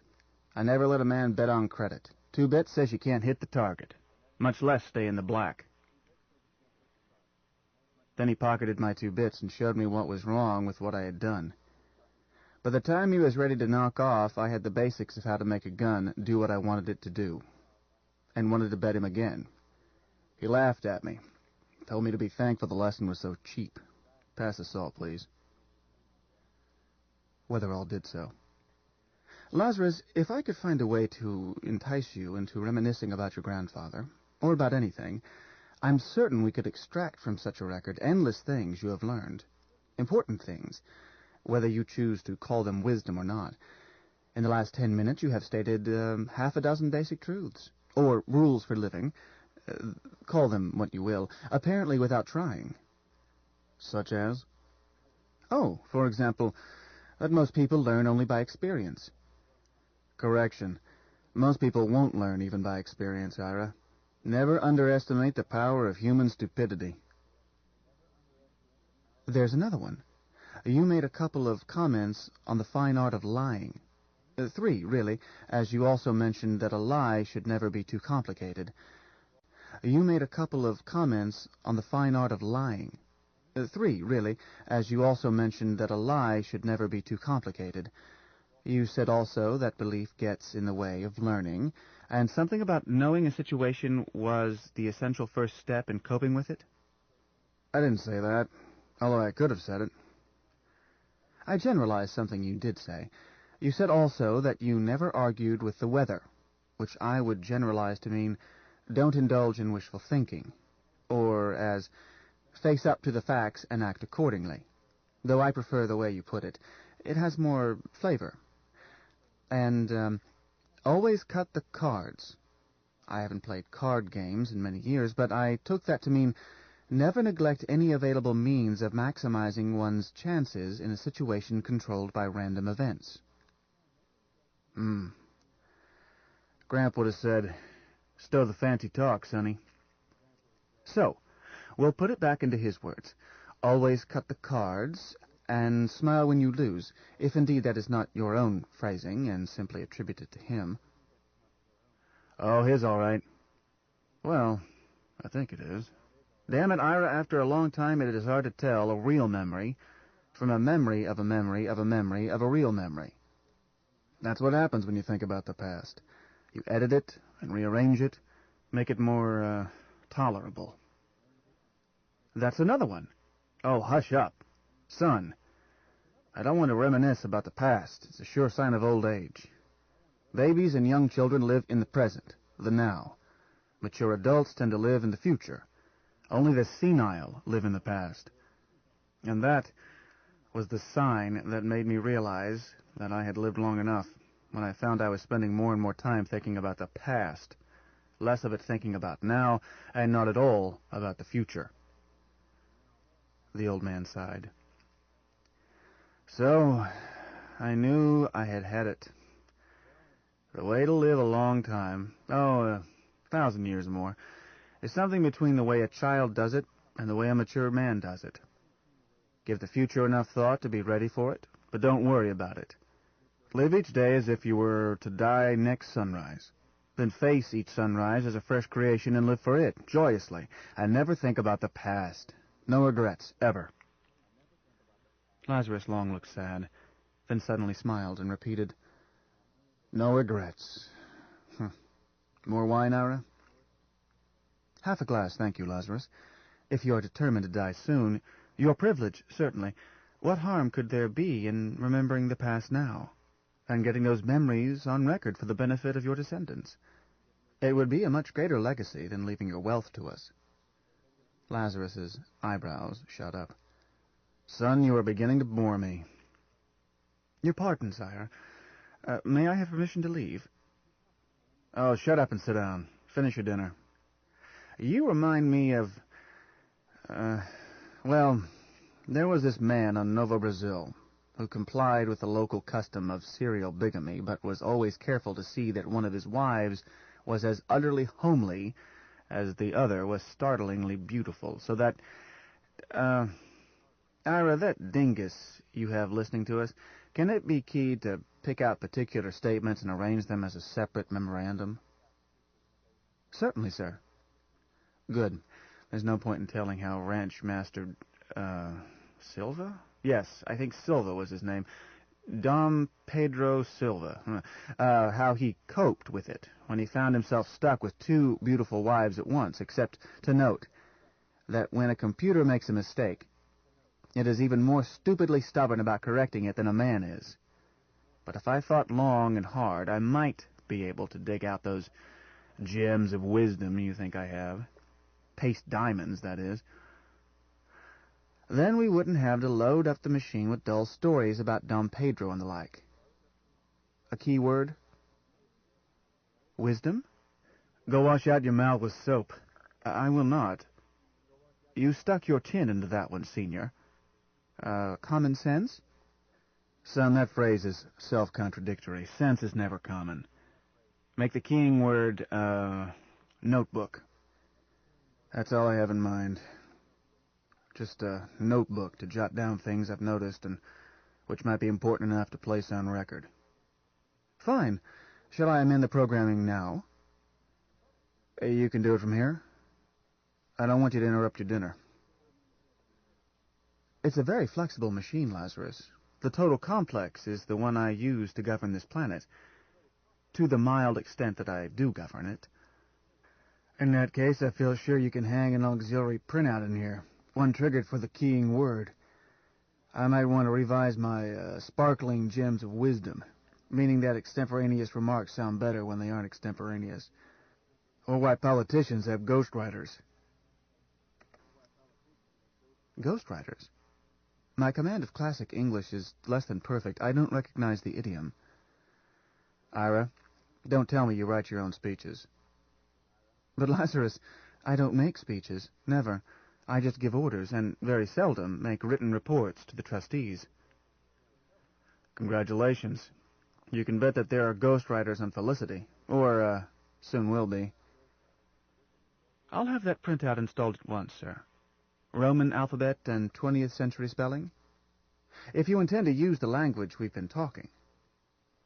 Unless it would place too much strain on a poor innocent machine. If so, I can read it in phonetics, I think. It is a very flexible machine, sir. It taught me to speak this language, and earlier to read it. Good. Do it that way. But tell it not to correct my grammar. Human editors are difficult enough. I won't accept such upstart behavior from a machine. Yes, sir. If you will excuse me one moment. The chairman pro tem raised his voice slightly and shifted to the new Rome variant of lingua galacta. Then he spoke in the same language to the taller technician. The auxiliary printout was installed before the table served them coffee. After it was switched on, it whirred briefly. "What's it doing?" asked Lazarus. "Checking its circuits?" "No, sir, printing. I tried an experiment. The machine has considerable judgment within the limits of its programs and memoried experience. In adding the extra program, I told it also to go back, review everything you have said to me, and attempt to select all statements that sounded like aphorisms. I'm not sure it can do this, as any definition of aphorism it has in its permanence is certain to be quite abstract. But I have hopes. However, I told it firmly no editing." "Well, The astounding thing about a waltzing bear is not how gracefully it waltzes, but that it waltzes at all. Not me, some other bloke I'm quoting. Let's see what it has." Weatherall gestured. The shorter technician hurried to the machine, pulled a copy for each of them, fetched them back. Lazarus looked his copy over. Yes. That next one isn't true, just a wisecrack. Must reword the third one a little. Hey! It put a question mark after this one. What an impudent piece of junk. I checked that one out centuries before. It was anything but unmined ore. Well, at least it didn't try to revise it. Don't recall saying that. But it's true, and I darn near got killed learning it. Lazarus looked up from the printout copy. Okay, son. If you want this stuff on record, I don't mind. As long as I am allowed to check and revise it. For I don't want my words to be taken as gospel unless I have a chance to winnow out the casual nonsense, which I am just as capable of voicing as the next man. Certainly, sir. Nothing will go into the records without your approval, unless you choose to use that switch, in which case any unedited remarks you have left behind I will have to try to edit myself. That's the best I can do. Trying to trap me, huh? Ira, suppose I offer you a Scheherazade deal in reverse. I don't understand. Is Scheherazade lost at last? Did Sir Richard Burton live in vain? Oh, no, sir, I have read The 1,000 Nights and a Night in the Burton original, and her stories have come down through the centuries, changed again and again to make them understandable to new generations, but with, I think, the flavor retained. I simply do not understand what you are proposing. I see. You told me that talking with me is the most important thing you have to do. It is. I wonder. If you mean that, then you will be here every day to keep me company and chat. For I'm not going to bother babbling to your machine, no matter how smart it is. Lazarus, I will be not only honored, but much pleased to be allowed to keep you company as long as you will let me. We'll see. When a man makes a sweeping statement, he often has mental reservations. I mean every day, son, and all day. And you, not a deputy. Show up 2 hours after breakfast, say, and stay till I send you home. But any day you miss, well, if it's so urgent you just have to miss, phone your excuses and send over a pretty girl to visit me. One who speaks classic English but has sense enough to listen instead. As an old fool will often talk to a pretty girl who just bats her lashes at him and looks impressed. If she pleases me, I might let her stay. Or I might be so petulant that I would send her away and use that switch you promised to have reinstalled. But I won't suicide in the presence of a guest. That's rude. Understand me? I think I do. Ira Weatherall answered slowly. You'll be both Scheherazade and King Shayar, and I'll be... No, that's not right.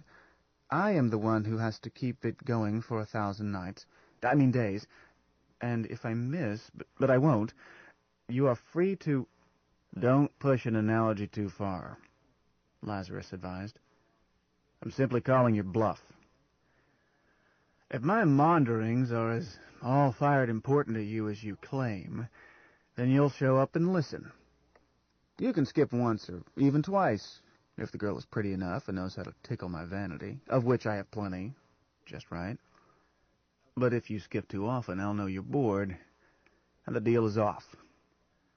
I'm betting that your patience will wear out long before any 1,000 days in a day have passed, whereas I do know how to be patient, for year after year if necessary.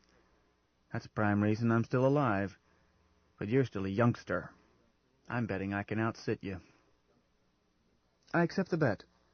This girl, if I must be away some day, would you object if I sent one of my daughters? She's very pretty. Huh?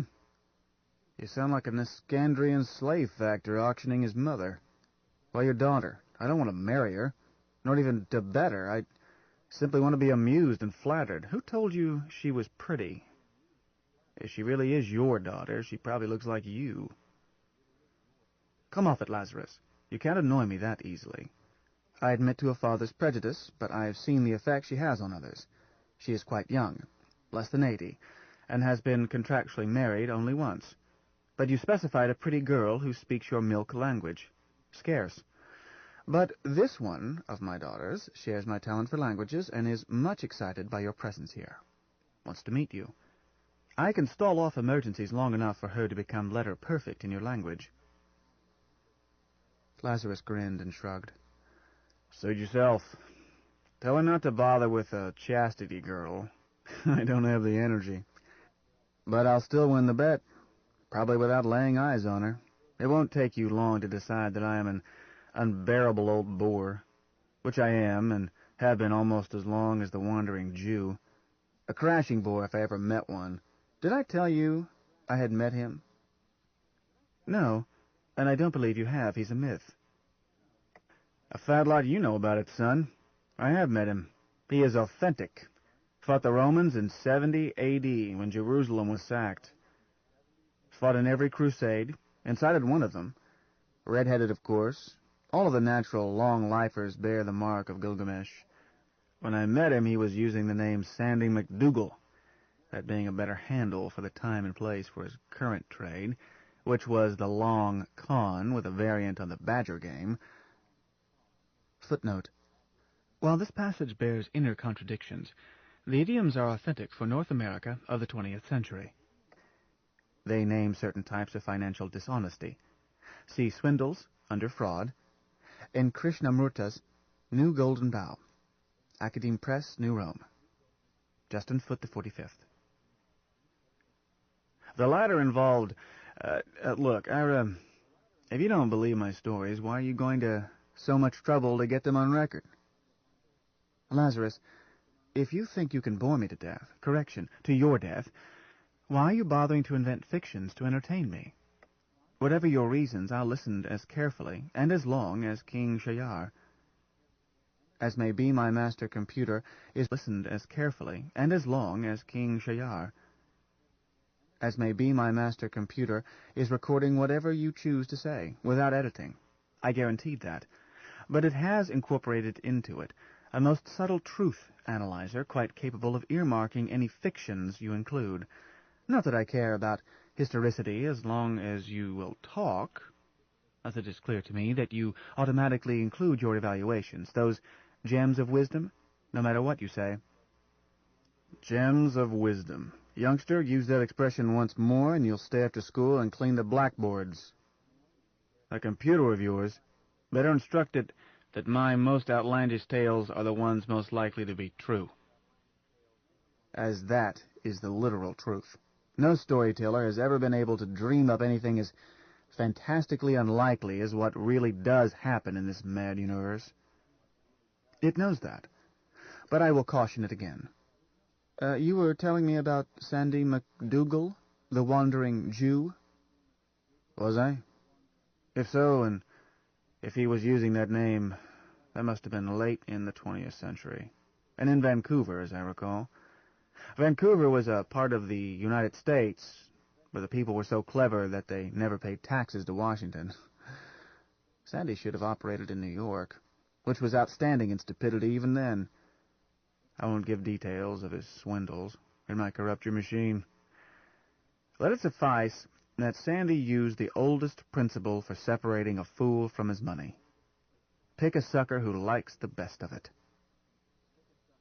That's all it takes, Ira. If a man is greedy, you can cheat him every time.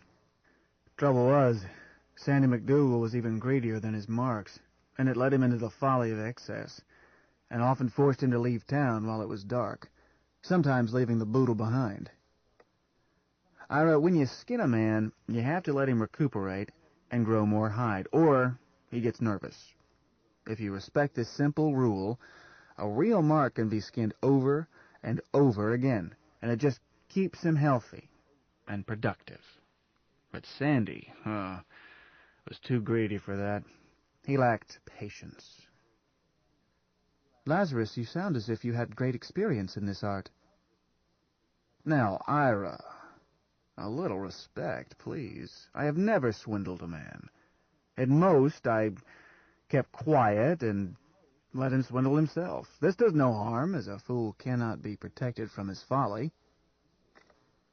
If you attempt to do so, you will not only arouse his animosity, but also you will be attempting to deprive him of whatever benefit he is capable of deriving from experience. Never attempt to teach a pig to sing. It wastes your time and annoys the pig.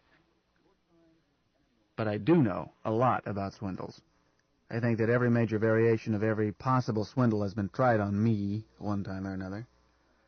Some of them worked, back when I was very young. Then I took Grandpa Johnson's advice and quit looking for the best of it. Thereafter I could no longer be swindled. But I was not capable of benefiting from Gramps' advice until I was burned a few times. Ira, it's getting late. The chairman pro tem promptly stood up. So it is, sir. May I ask 2 questions before I leave? Not for your memoirs. Procedural questions only. Make it short and snappy. You'll have your termination option switched tomorrow morning, but you spoke of not feeling well, and there is no need for that even if you choose to terminate in the near future. Shall we resume the rejuvenation procedures? Second question? I promised to do my best to find something brand new to interest you. I promised also to spend every day here with you.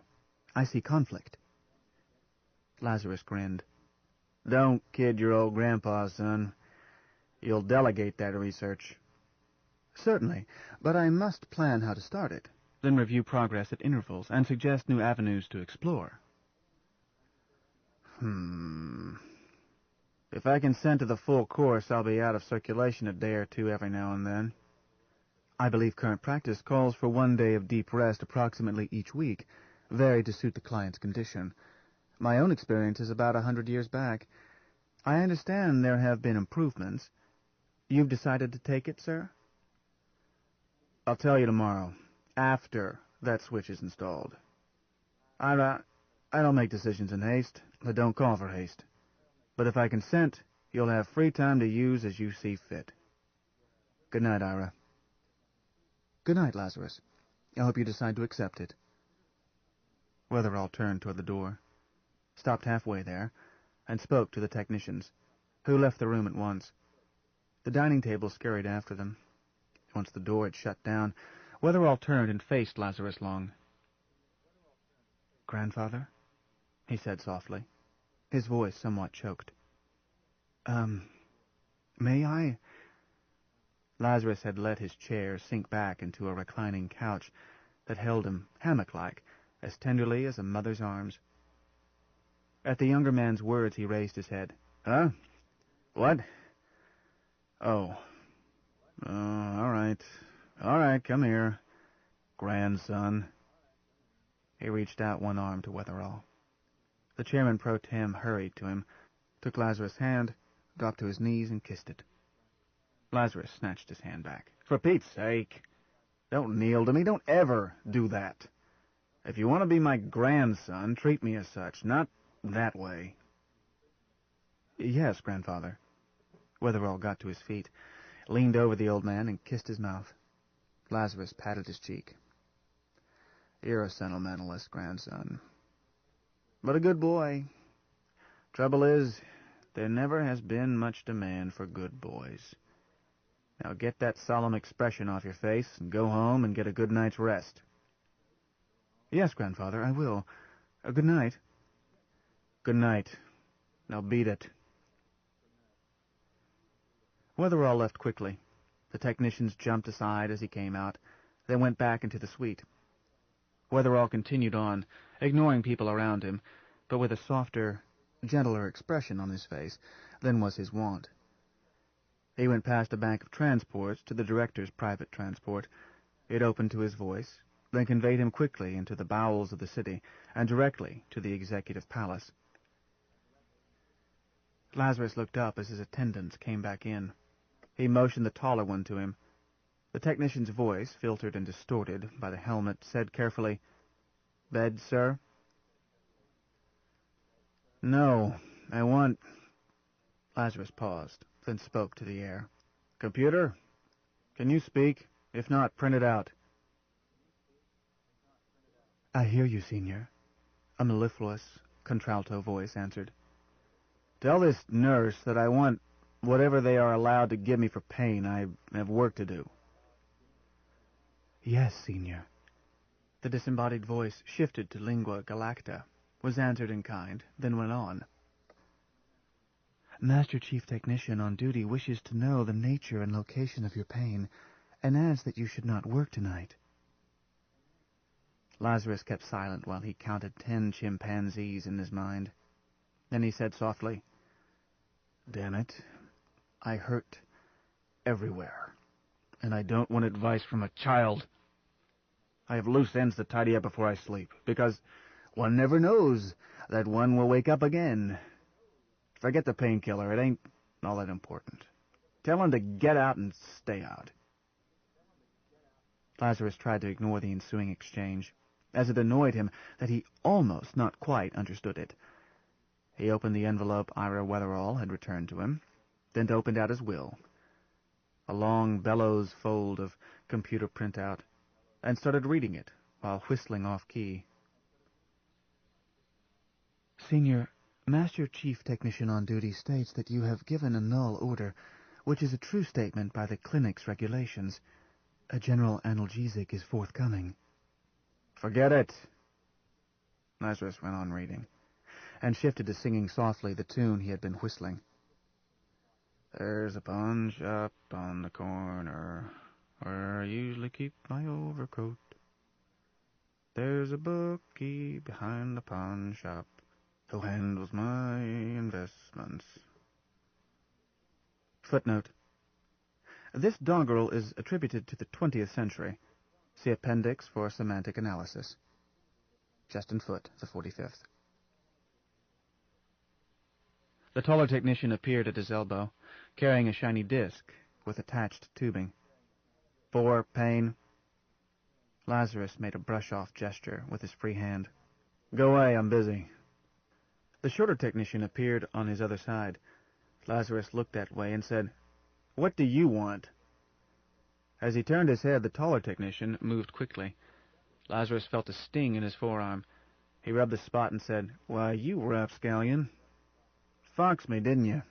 All right, beat it. Russ, scat." He dismissed the incident from his mind and returned to work. A moment later he said, "Computer?" "Awaiting your orders, Senior."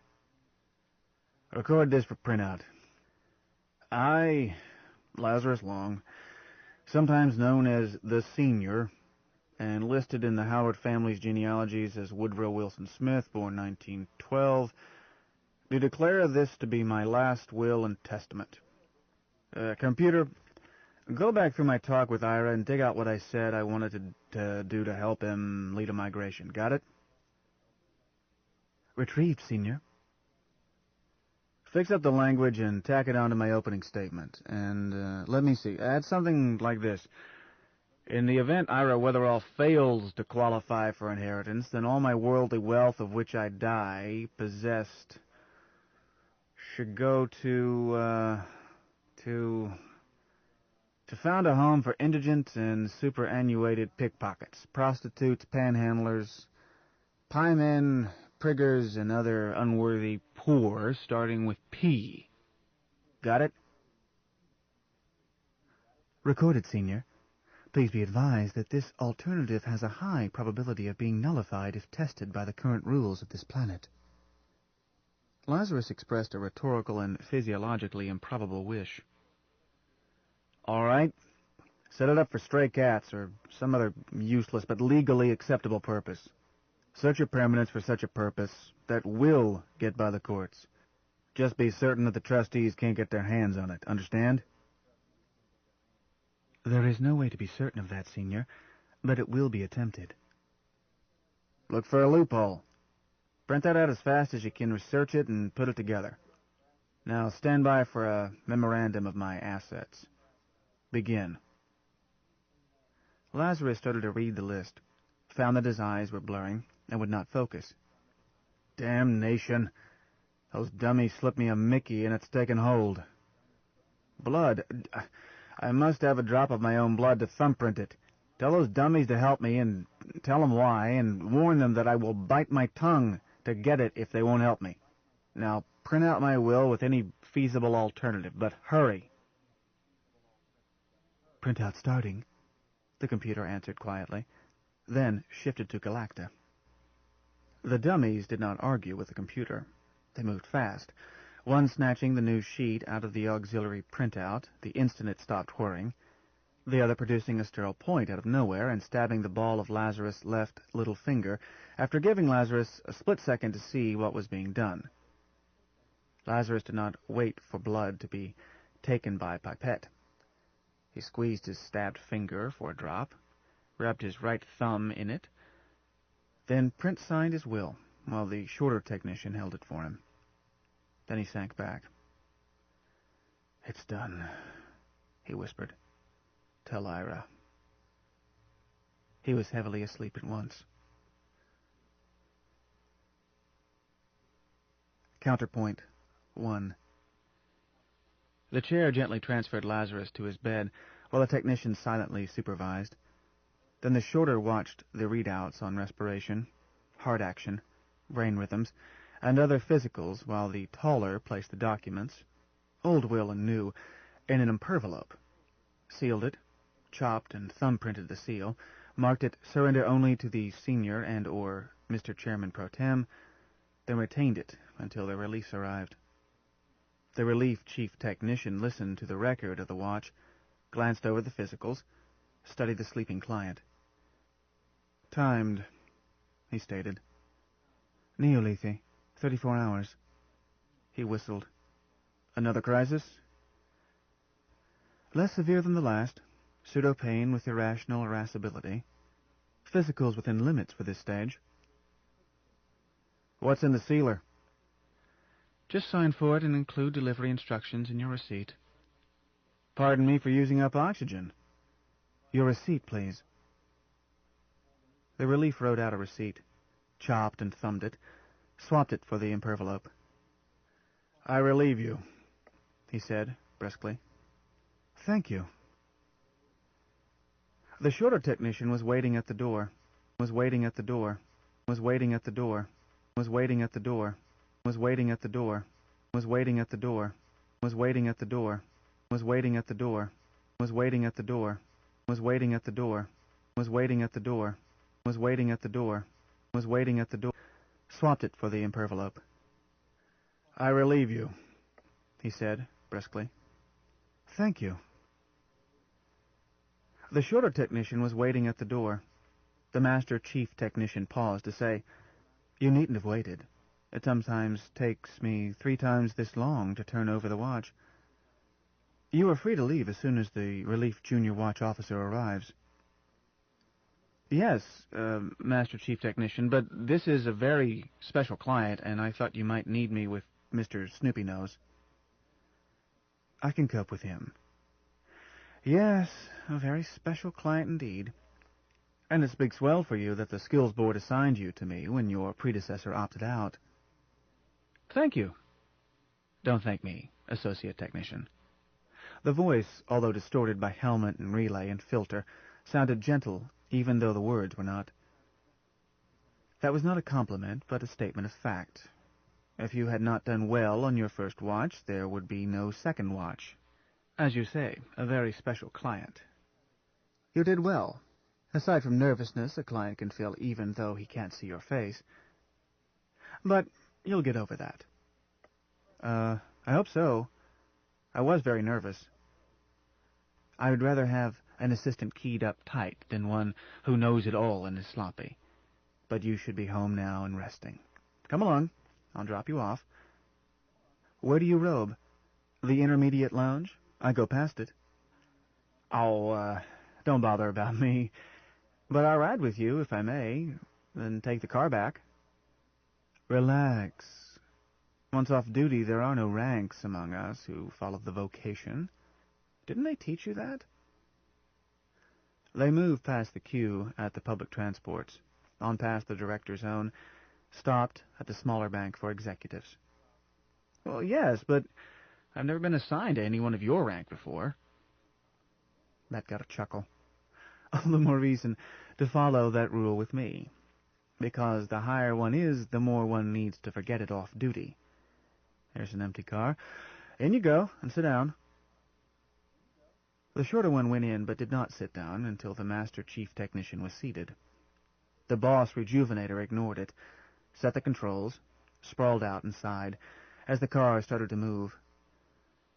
I feel the strain myself, coming off watch. I feel as old as he is. I know. I'm wondering if I can take it. Chief, why won't they let him terminate? He seems so tired. The answer was slow and not responsive. Don't call me Chief. We're off duty. But I don't know your name. Nor do you need to know it. The situation is not quite as it appears to be. He has suicided 4 times already. What? Oh, he doesn't remember it. If you think his memory is bad now, you should have seen him 3 months ago. Actually, it speeds up our work every time he does it. His switch, when he had it, was gimmicked. It simply made him unconscious. Then we would go ahead with whatever stage was next while hypnoing more of his memory tapes into him. But we had to stop that and remove the switch a few days ago. He remembered who he is. But that's not by the canons. Death is every man's privilege. The Master Chief Technician touched the emergency control. The car continued on, found a parking pocket, and stopped. I did not say that it was covered by the canons, but watch officers do not set policy. When I was accepted, I took the oath, and part of it was to give life freely to those who wish it, and never refuse death to those who yearn for it. Don't you think I took the same oath? The director is so angry that she has gone on leave. She may resign. I wouldn't venture to guess. But the chairman pro tem is not of our vocation. He is not bound by our oath, and the motto up over the entrance means nothing to him. His motto is, or seems to be, every rule has exceptions. Look, I knew I would have to have this talk with you, and I'm pleased that you've given me an opportunity before our next watch. Now, I must ask you, do you wish to opt out? It won't affect your record, I'll see to that. Don't worry about a relief. The senior will still be asleep when I next go on watch, and any assistant will do for that watch, which leaves time for the skills board to select your replacement. I want to attend him. It's a great privilege, one I never dreamed would come my way, but I'm torn. I don't think he's being treated fairly, and who is more entitled to fair treatment in this than the senior? I'm torn by it, too. I was shocked silly the first time I realized that I was being ordered to keep alive a man who had terminated voluntarily, or who had been allowed to think that he was terminating, rather. But, my dear colleague, the choice is not up to us. This job will be done no matter what we think. Once I realize that, well, I'm not lacking in professional confidence. Call it conceit. I think I am the best qualified senior watch officer on the list. I decided that if the family's senior was going to have this done to him, I would not opt out and let it be done by colleagues less skilled than I am. Bonuses had nothing to do with it.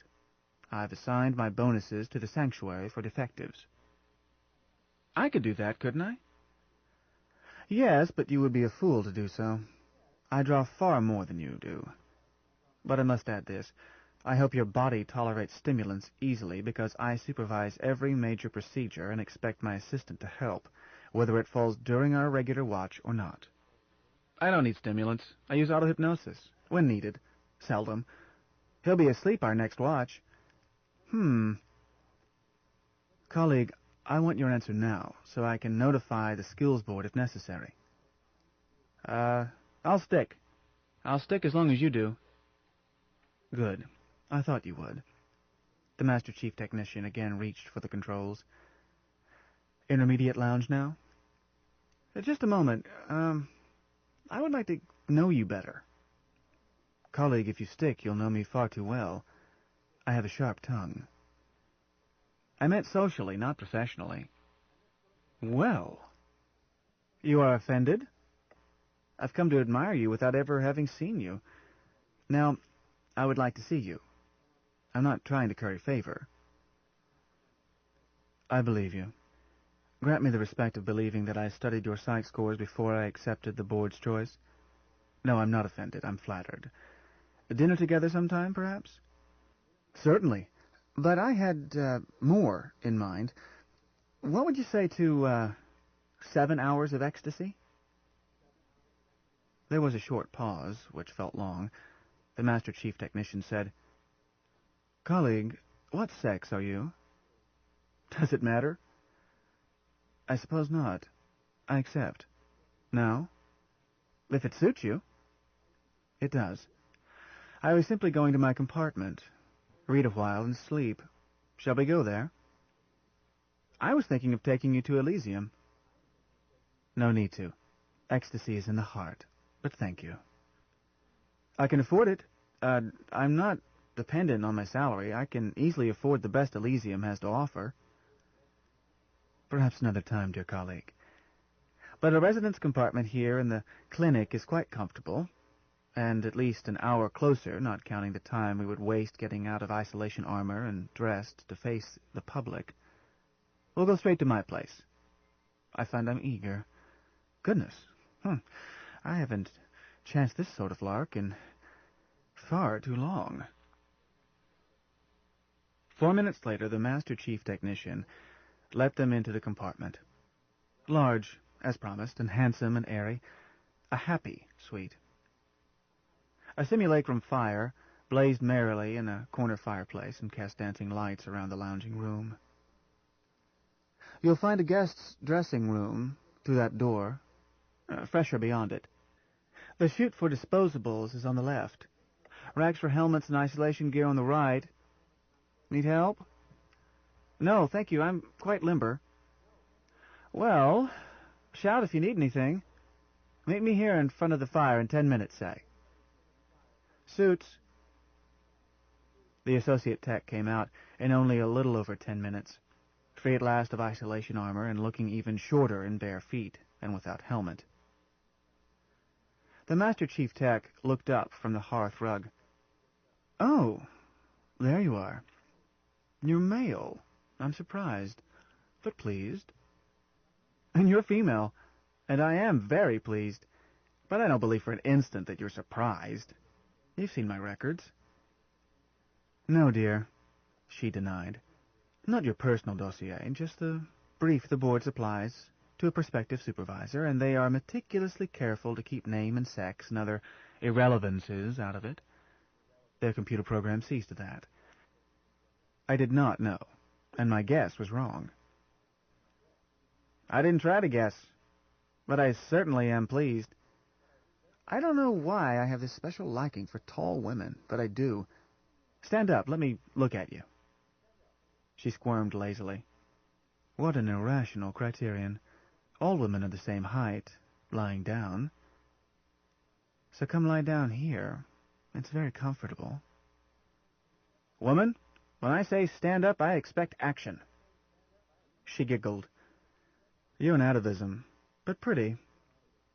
She made a long arm, got him by an ankle, snatched him off balance. He went down. "That's better. Now we're the same height." Counterpoint 2. She said, "Would you like a middle-of-the-night lunch, sleepyhead?" He said, "I did doze off, didn't I? I had a reason." "Yes, I would. What am I being offered?" "Name it, just name it. If I don't have it, I'll send for it. I'm feeling very mellow toward you, dear." "All right. How about 10 tall 16-year-old red-headed virgins? Girls, I mean." "Yes, darling. Nothing is too good for my Galahad. Although if you insist on certified virgins, it may take longer." "Why this fetish, dear man? Your psych profiles didn't hint at any exotic abnormality." "Cancel that order and make it one dish of mango ice cream." "Yes, sir. I'll send for it at once. Or you can have fresh peach ice cream instantly. Tease. I haven't been bothered by that sort of teasing since I was 16 myself.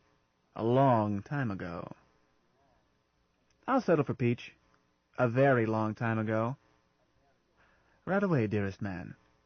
Will you eat it with a spoon, or shall I plaster it on your face? Nor by that sort of teasing.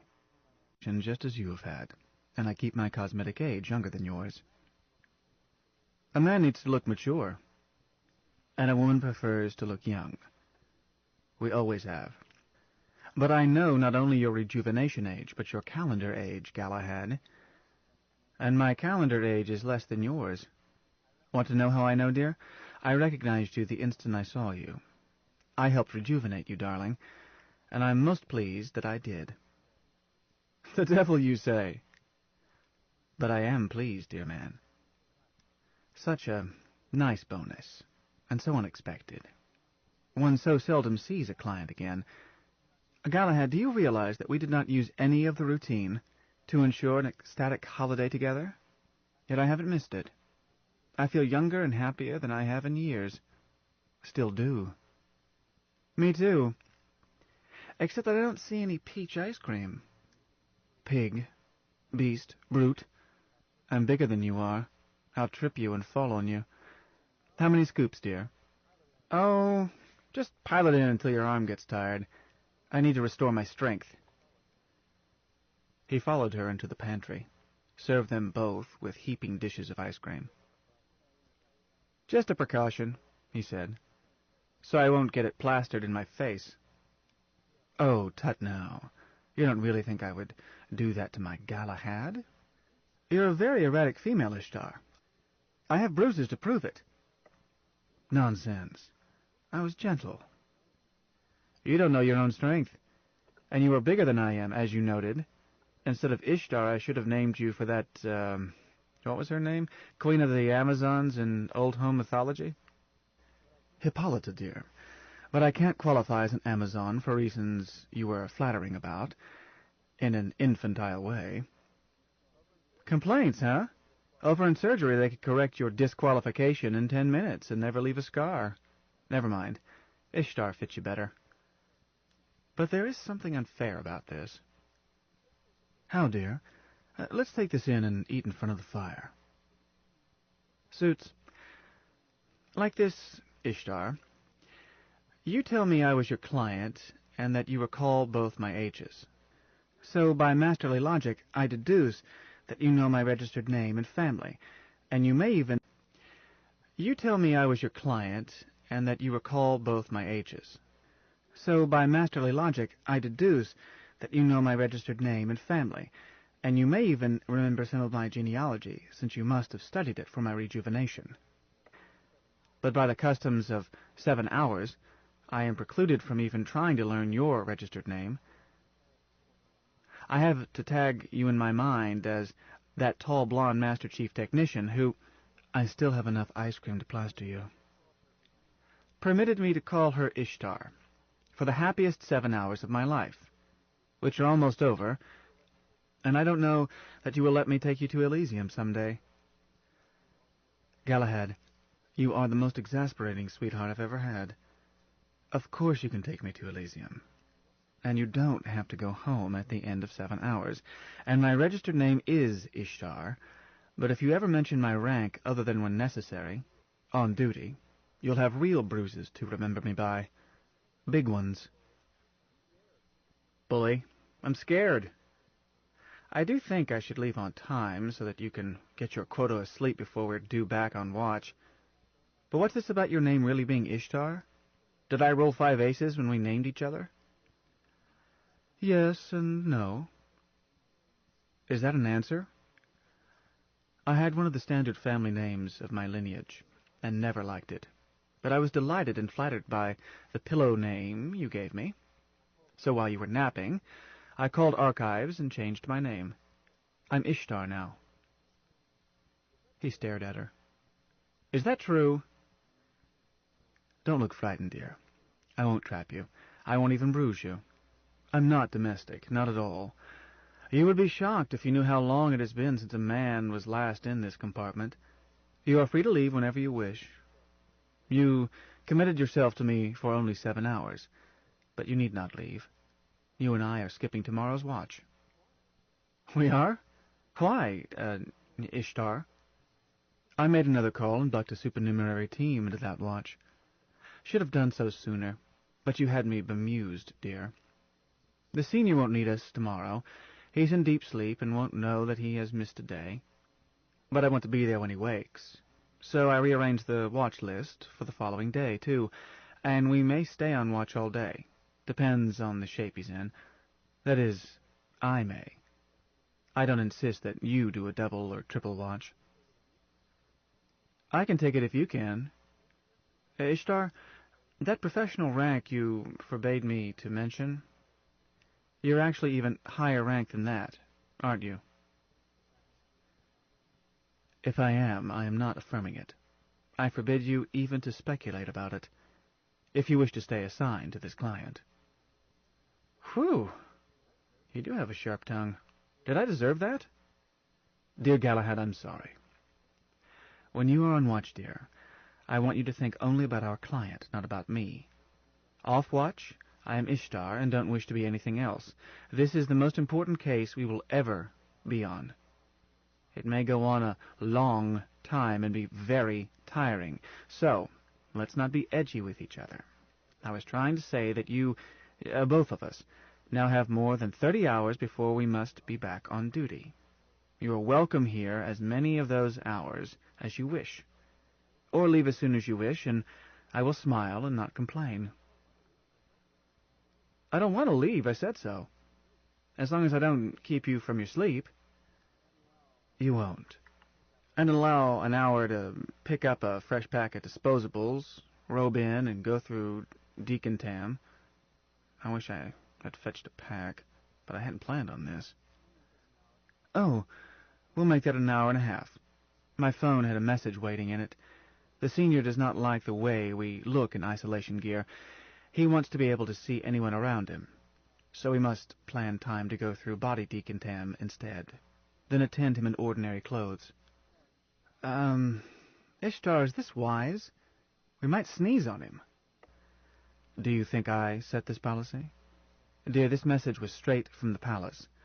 Besides that, females are specifically ordered to look as pretty and be as attractively dressed as possible, so I must think about what I can wear that can go through sterilization. Nudity is not acceptable. That was specified, too. But don't worry about sneezing. Have you never taken full-body decontamination? When that crew gets through with you, you can't sneeze, no matter how much you need to. But don't tell the senior that you've had decontam. The assumption is that we simply walk in off the street, no special precautions. How can I tell him when I don't speak his language? Does he have some fetish against nudity? I don't know. I am just conveying the order, one that went out to everyone on the watch list.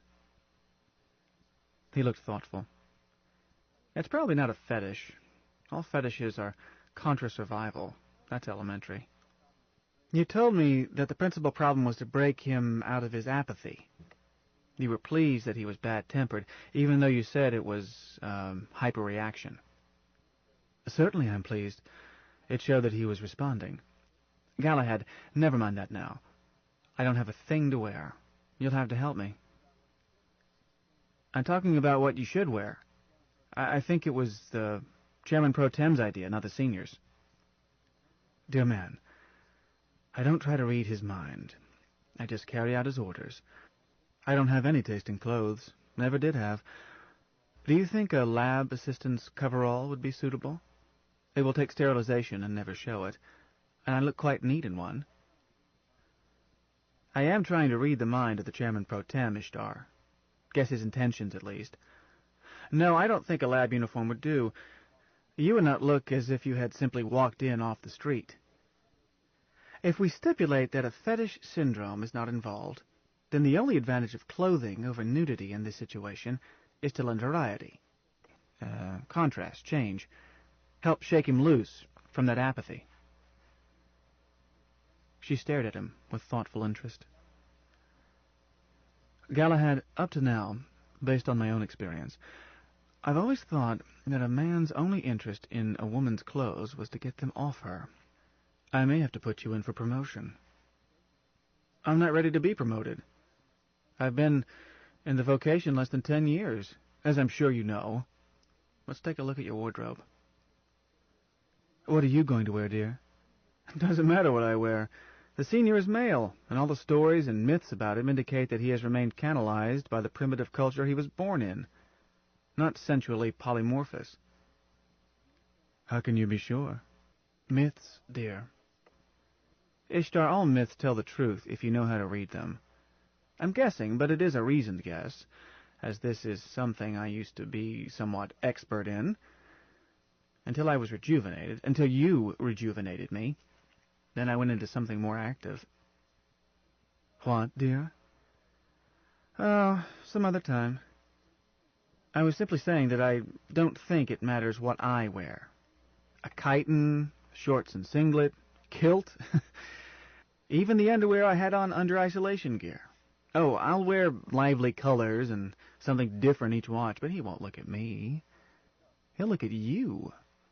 So, let's pick out something he would like to see you in. How will you know, Galahad? Very simple. I'll choose something I would like to see a long-legged, beautiful blonde wear. He was surprised to see how little Ishtar had in her wardrobe.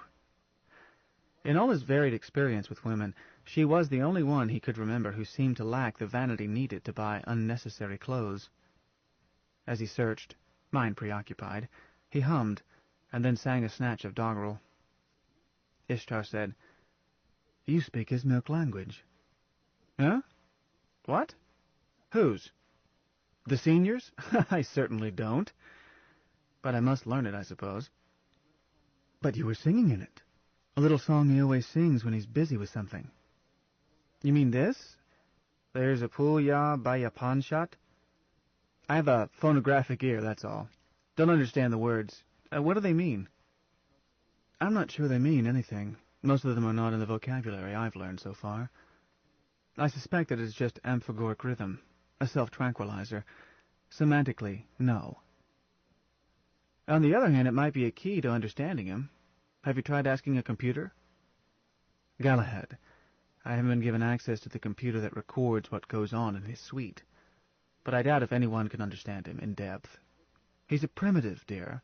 A living fossil. I would certainly like to try to understand him. This language he uses, is it difficult? Very. Irrational, complicated syntax, and so loaded with idioms and multi-values that I trip even on words I think I know. I wish I had your recording ear. The chairman pro tem seemed to have no difficulty. I think he has a special talent for languages. But if you want to try, dear, I have the instructional programs here. Accepted.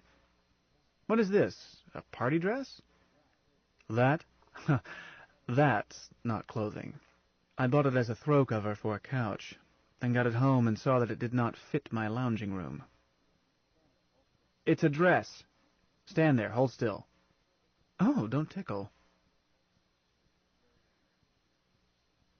Variations on a theme.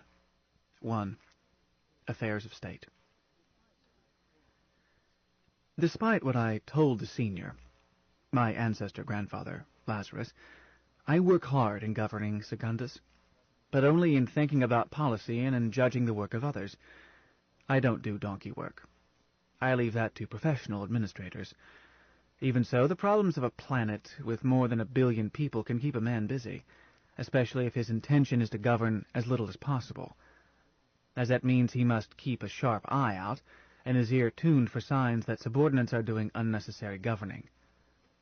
Half my time is used in the negative work of plucking such officious officials and ordering that they never again serve in any public capacity. Then I usually abolish their jobs, and all jobs subordinate to them. I have never noticed any harm with such pruning, save that parasites whose jobs are eliminated must find some other way to avoid starvation. They are welcome to starve, better if they do, but they don't. The important thing is to spot these malignant growths and remove them while they are small. The more skill a chairman pro tem acquires in this, the more emerging ones he finds, which keeps him busier than ever. Anyone can see a forest fire. Skill lies in sniffing the first smoke. This leaves me too little time for my prime work, thinking about policy. The purpose of my government is never to do good, but simply to refrain from doing evil. This sounds simple, but is not. For example, although prevention of armed revolution is obviously part of my main duty, i.e. to keep order, I began to have doubts about the wisdom of transporting potential revolutionary leaders years before Grandfather Lazarus called my attention to it. But the symptom that roused my worry was so null that it took 10 years for me to notice it. During those 10 years, there was not one attempt to assassinate me.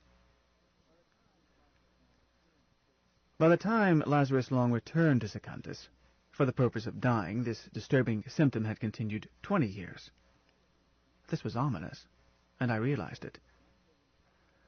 A population of 1 billion plus so contented, so uniform, so smug, that not one determined assassin shows up in a double decade is seriously ill, no matter how healthy it looks. In the 10 years that elapsed after I noticed this lack, I worried about it every hour I could spare, and found myself asking myself over and over again, what would Lazarus Long do? I knew in broad outline what he had done, and that was why I decided to migrate. Either lead my people off-planet or go alone if none would follow. In rereading this, it sounds as if I sought to be assassinated in some mystic "the king must die" sense. Not at all. I am surrounded at all times by powerful and subtle safeguards, the nature of which I will not divulge. But there is no harm in mentioning 3 negative precautions. My facial appearance is not known to the public. I almost never appear in public anyhow, and when I do, it is never announced. The job of ruler is dangerous, or should be, but I don't intend to die from it.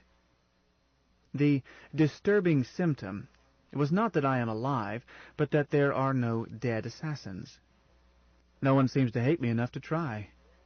Frightening. Where have I failed them?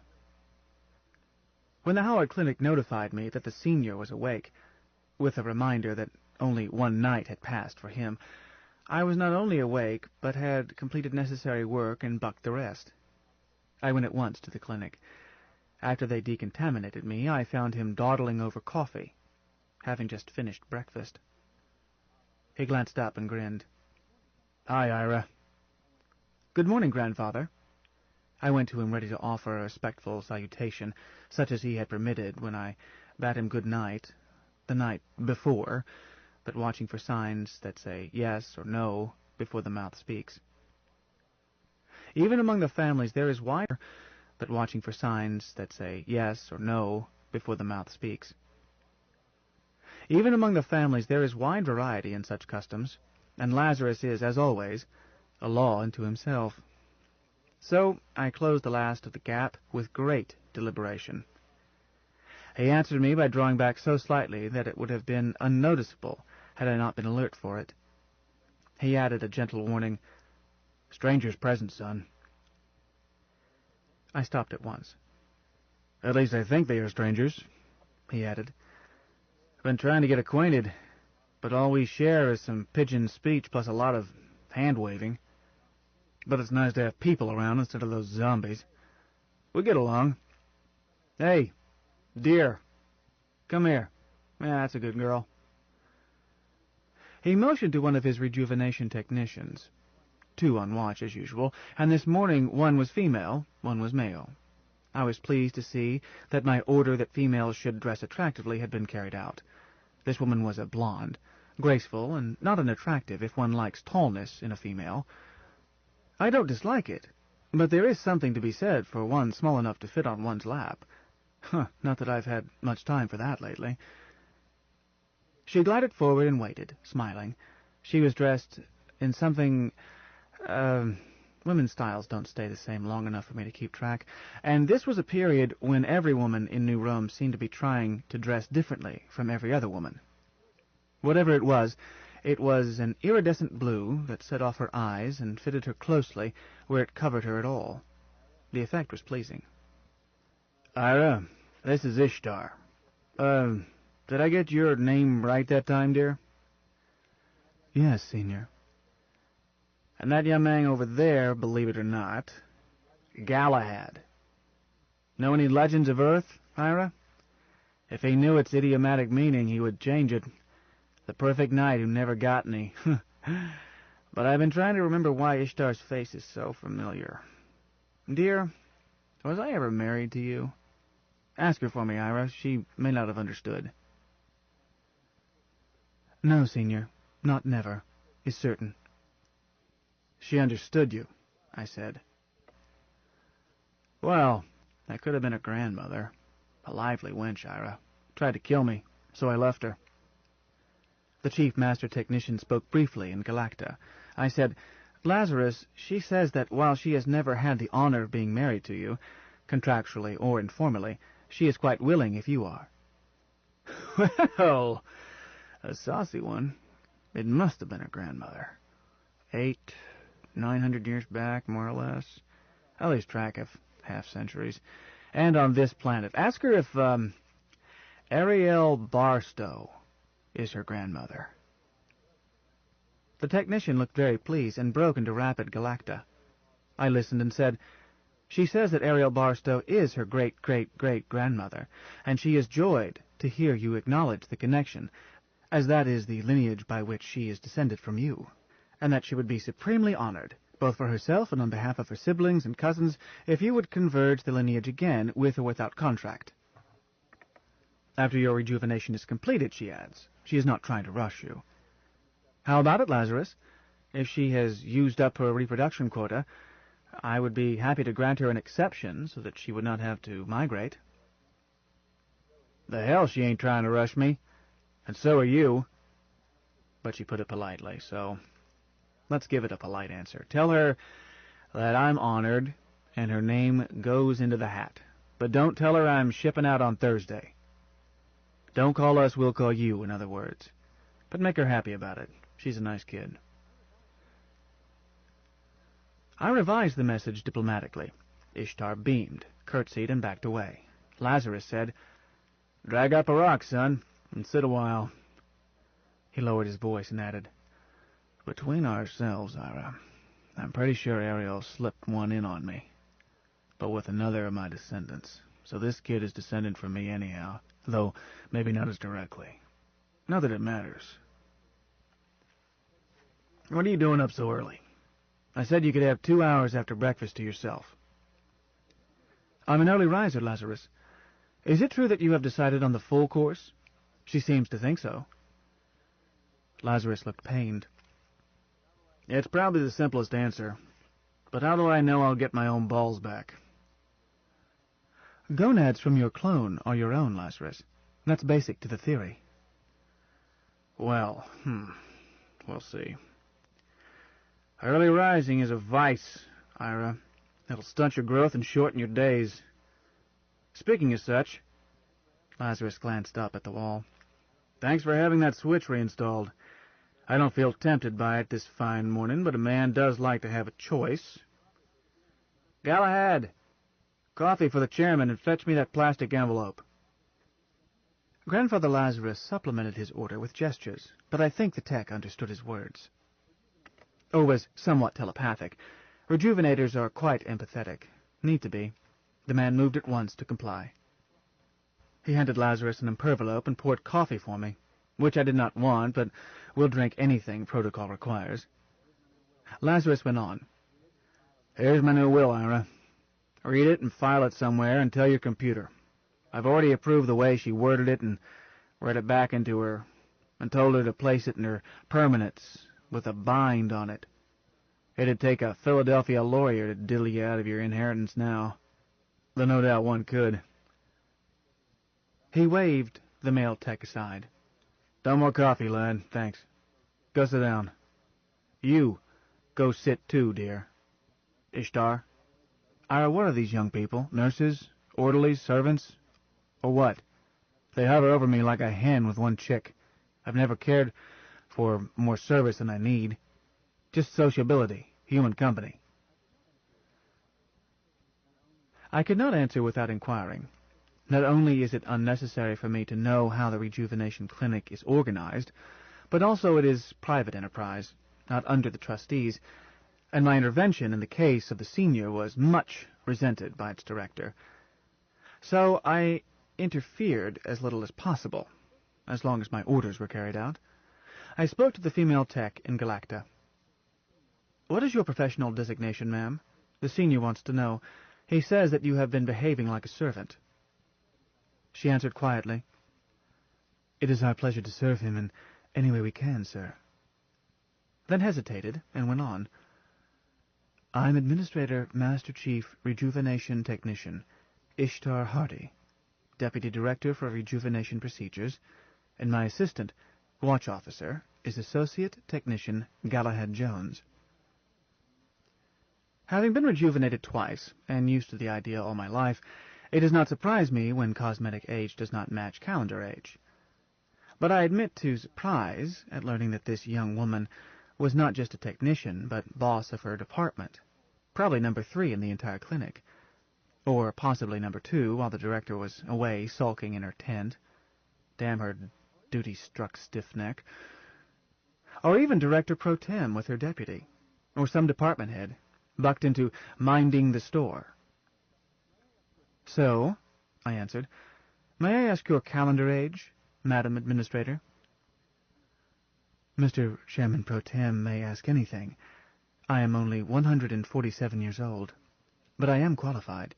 This has been my only career since first maturity." "I did not imply doubt of your qualifications, madam, but I am astonished to see you standing a watch rather than sitting at a desk, although I confess I don't know how the clinic is organized." She smiled slightly. "Sir, I could express a similar feeling at your own personal interest in this case, were it not that I think I understand it. I am here because I chose not to delegate the responsibility. He is the senior. I have screened all the watch officers assigned to him. The best we have to offer." "I should have known it. We understand each other." I added, "I am pleased. But may I make a suggestion? Our senior is independent by temperament and highly individualistic. He wants a minimum of personal service, only that which he must have." "Have we been annoying him, sir? Too solicitous? I can watch and listen from outside the door and still be here instantly if he wants something."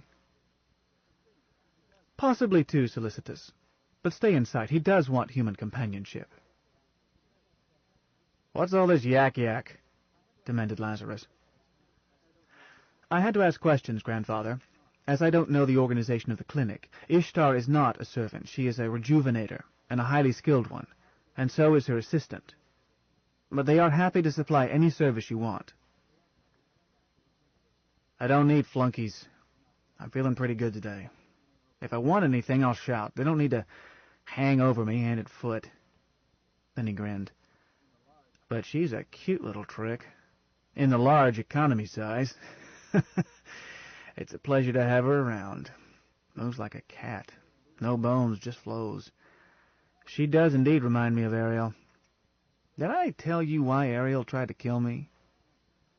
"No, I would like to hear if you want to tell me." Ask me when Ishtar isn't around. I think she knows more English than she lets on. But I did promise to talk if you showed up to listen. What would you like to hear?" "Anything, Lazarus. Scheherazade picked her own subjects." "So she did. But I don't have one on tap." "Well, you said as I came in that early rising is a vice. Did you mean that seriously?" "Maybe. Ramp Johnson claimed it was.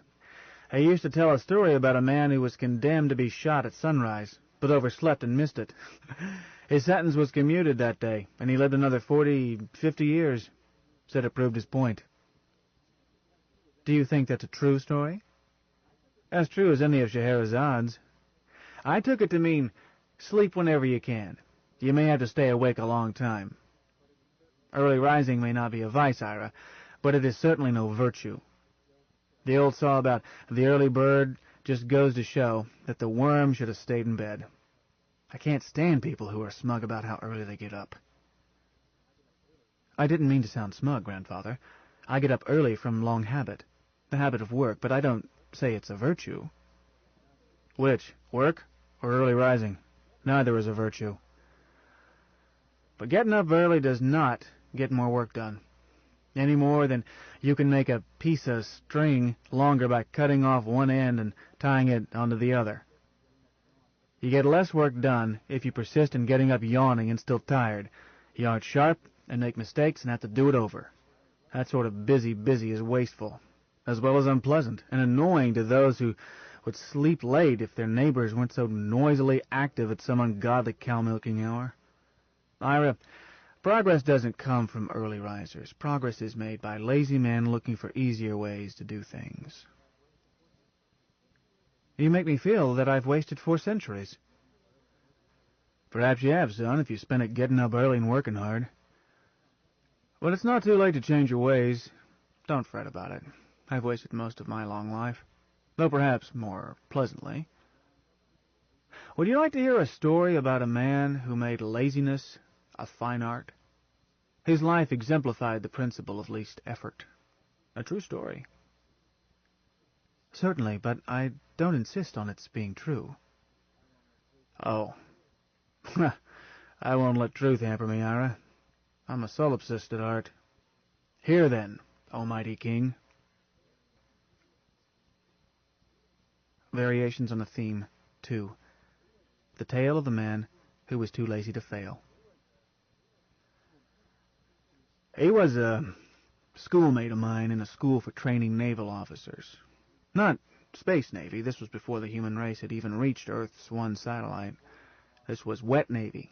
Ships that floated in water and attempted to sink each other, often with regrettable success. I got mixed up in this through being too young to realize emotionally that if my ship sank, I probably would sink too. But this is not my story, but David Lamb's. Footnote. There is no record that the senior ever attended a school for military naval officers, or any military school. On the other hand, there is no proof that he did not. This story may be autobiographical, to whatever extent it is true. David Lamb may be one more of the many names used by Woodrow Wilson Smith. The details are consistent with Old Home's history so far as we know it. The senior's first century coincides with that century of continuous war which preceded the Great Collapse, a century of much scientific progress, paralleled by retrogression in social matters. Waterborne and airborne ships were used for fighting throughout this century. See appendix for idioms and technicalities. Justin Foote, the 45th. To explain David, I must go back to his childhood. He was a hillbilly, which means he came from an area uncivilized, even by the loose standards of those days. And Dave came from childhood. He was a hillbilly, which means he came from an area uncivilized, even by the loose standards of those days. And Dave came from so far back in the hills that the hoot owls trod the chickens. His education was in a one-room country school and ended at 13. He enjoyed it, for every hour in school was an hour sitting down doing nothing harder than reading. Before and after school he had to do chores on his family's farm, which he hated, as they were what was known as honest work, meaning hard, dirty, inefficient, and ill-paid, and also involved getting up early, which he hated even worse. Graduation was a grim day for him. It meant that he now did honest work all day long instead of spending a restful 6 or 7 hours in school. One hot day, he spent 15 hours plowing behind a mule. And the longer he stared at the south end of that mule, breathing dust it kicked up and wiping the sweat of honest toil out of his eyes, the more he hated it. That night he left home informally, walked 15 miles to town, slept across the door of the post office until the postmistress opened up next morning, and enlisted in the Navy. He aged 2 years during the night, from 15 to 17, which made him old enough to enlist. A boy often ages rapidly when he leaves home. The fact was not noticeable. Birth registrations were unheard of at that time and place, and David was 6 feet tall, broad-shouldered, well-muscled, handsome, and mature in appearance, save for a wild look around the eyes. The Navy suited David. They gave him shoes and new clothes, and let him ride around on the water, seeing strange and interesting places, untroubled by mules and the dust of cornfields. They did expect him to work, though not as much or as hard as working a hill farm. And once he figured out the political setup aboard ship, he became adept at not doing much work while still being satisfactory to the local gods, namely chief petty officers. But it was not totally satisfactory, as he still had to get up early, and often had to stand night watches, and sometimes scrub decks and perform other tasks unsuited to his sensitive temperament. Then he heard about this school for officer candidates, midshipmen, as they were known. Not that David cared what they were called. The point was that the Navy would pay him to sit down and read books, his notion of heaven, untroubled by decks to scrub and by petty officers. "Oh, King, am I boring you?" "No? Oh, very well." David was ill-prepared for this school, never having had 4 to 5 years additional schooling considered necessary to enter it. Mathematics, what passed for science, history, languages, literature, and so forth. Pretending to 4 years or so of schooling he did not have was more difficult than tacking 2 years on the age of an overgrown boy. But the Navy wished to encourage enlisted men to become officers, so it had established a tutoring school to aid candidates slightly deficient in academic preparation. David construed slightly deficient to mean his own state. He told his chief petty officer that he had just missed graduating from high school, which was true, in a way. He had just missed by half a county, that being the distance from his home to the nearest high school. I don't know how David induced his CPO to recommend him. David never discussed this. Suffice to say that when David's ship steamed for the Mediterranean, David was dropped at Hampton Roads 6 weeks before the tutoring school convened. He was a supernumerary during that time. The personnel officer, in fact his clerk, assigned David to a bunk in a mess and told him to stay out of sight during working hours in the empty classrooms where his fellow hopefuls would meet 6 weeks later. David did so. The classrooms had in them books used in tutoring in academic subjects a candidate might lack, and David lacked them all. He stayed out of sight and sat down and read. That's all it took. When the class convened, David helped tutor in Euclidean geometry, a required subject and perhaps the most difficult. 3 months later, he was sworn in as a naval cadet on the beautiful banks of the Hudson River at West Point. David did not realize that he had jumped from the frying pan into the fire. The sadism of petty officers is a mild hit-or-miss thing compared with the calculated horrors visited on new cadets, plebes, by cadets of the senior classes, especially by the senior-most, the first-classmen, who were walking delegates of Lucifer in that organized hell. But David had 3 months to find this out, and to figure out what to do, that being the time upper classes were on the briny, practicing warfare. As he saw it, if he could last 9 months of these hazards, all the kingdoms of earth would be his. So he said to himself, if a cow or a countess can sweat out 9 months, so can I. He arranged the hazards in his mind in terms of what must be endured, what could be avoided, and what he should actively seek.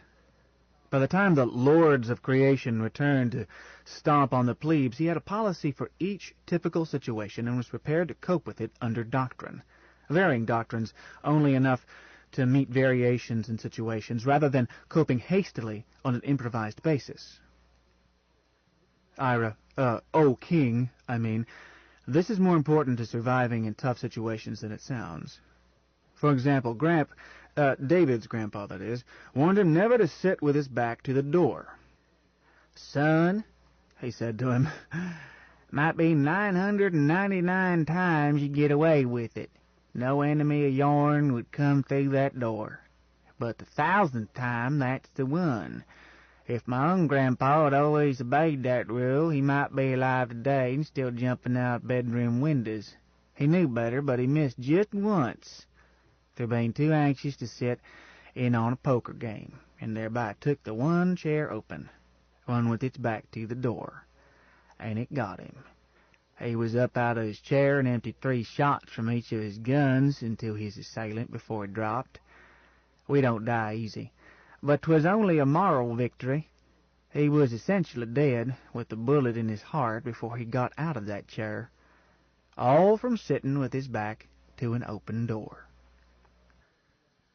I've never forgotten Gramps' words, and don't you forget 'em.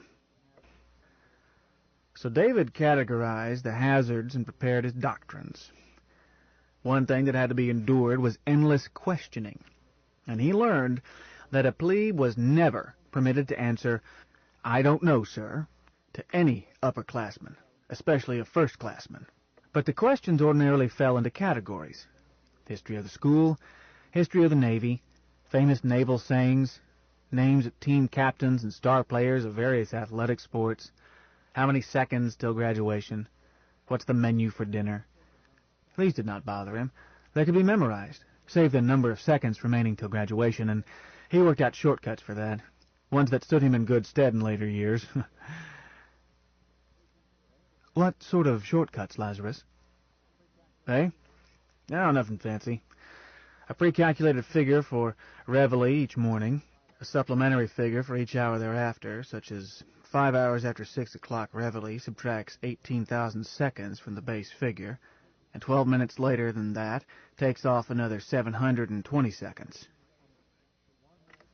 For example, at noon formation, 100 days before graduation, say at exactly 12:01 and 13 seconds, figuring graduation at 10 a.m., which was standard, David could answer 8,632,727 seconds, sir.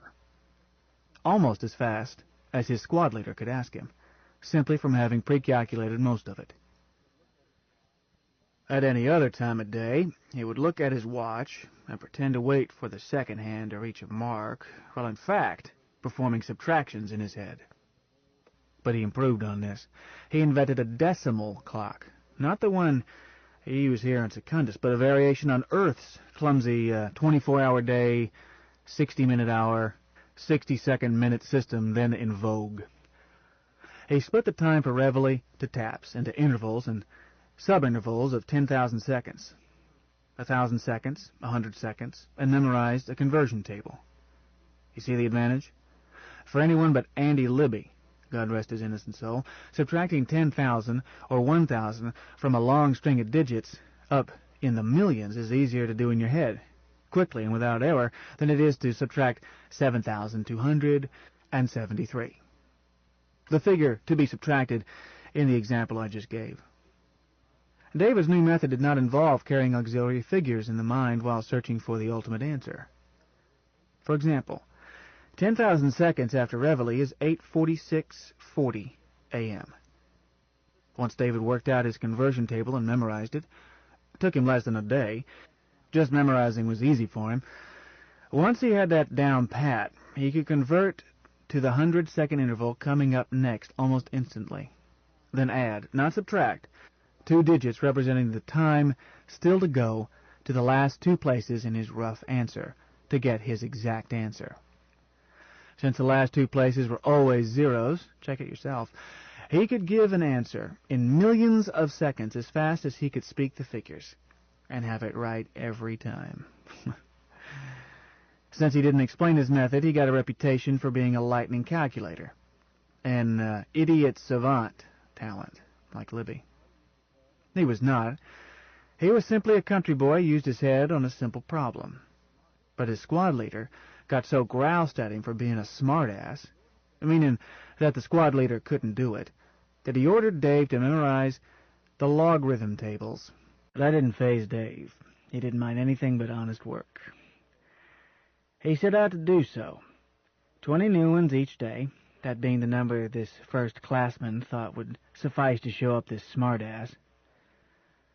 The first-classman grew tired of the matter when Dave had completed only the first 600 figures, but Dave kept at it another 3 weeks through the first 1,000, which gave him the first 10,000 figures by interpolation. and made him independent of log tables, a skill that was of enormous use to him from then on, computers being effectively unknown in those days. But the unceasing barrage of questions did not bother David, save for the possibility of starving to death at mealtimes, and he learned to shovel it in fast while sitting rigidly at attention and still answer all questions flung at him. Some were trick questions, such as, "Mister, are you a virgin?" Either way a plebe answered, he was in trouble. If he gave a straight answer. In those days, some importance was placed on virginity, or the lack of it. I can't say why. But trick questions call for trick answers. They found that an acceptable answer to that one was, "Yes, sir, in my left ear." Or possibly his belly button. But most trick questions were intended to trap a plebe into giving a meek answer. And meekness was a mortal sin. Say a first-classman said, "Mister, would you say I was handsome?" An acceptable answer would be, "Perhaps your mother would say so, sir, but not me." Or, "Sir, you are the handsomest man I ever saw who was intended to be an ape." Such answers were chancy. They might flick at first-classmen on the raw. But they were safer than meek answers. But no matter how carefully a plebe tried to meet impossible standards, about once a week some first-classman would decide that he needed punishment. Arbitrary punishment without trial. This could run from mild, such as exercises repeated to physical collapse, which David disliked as they reminded him of honest work, up to paddling on the buttocks.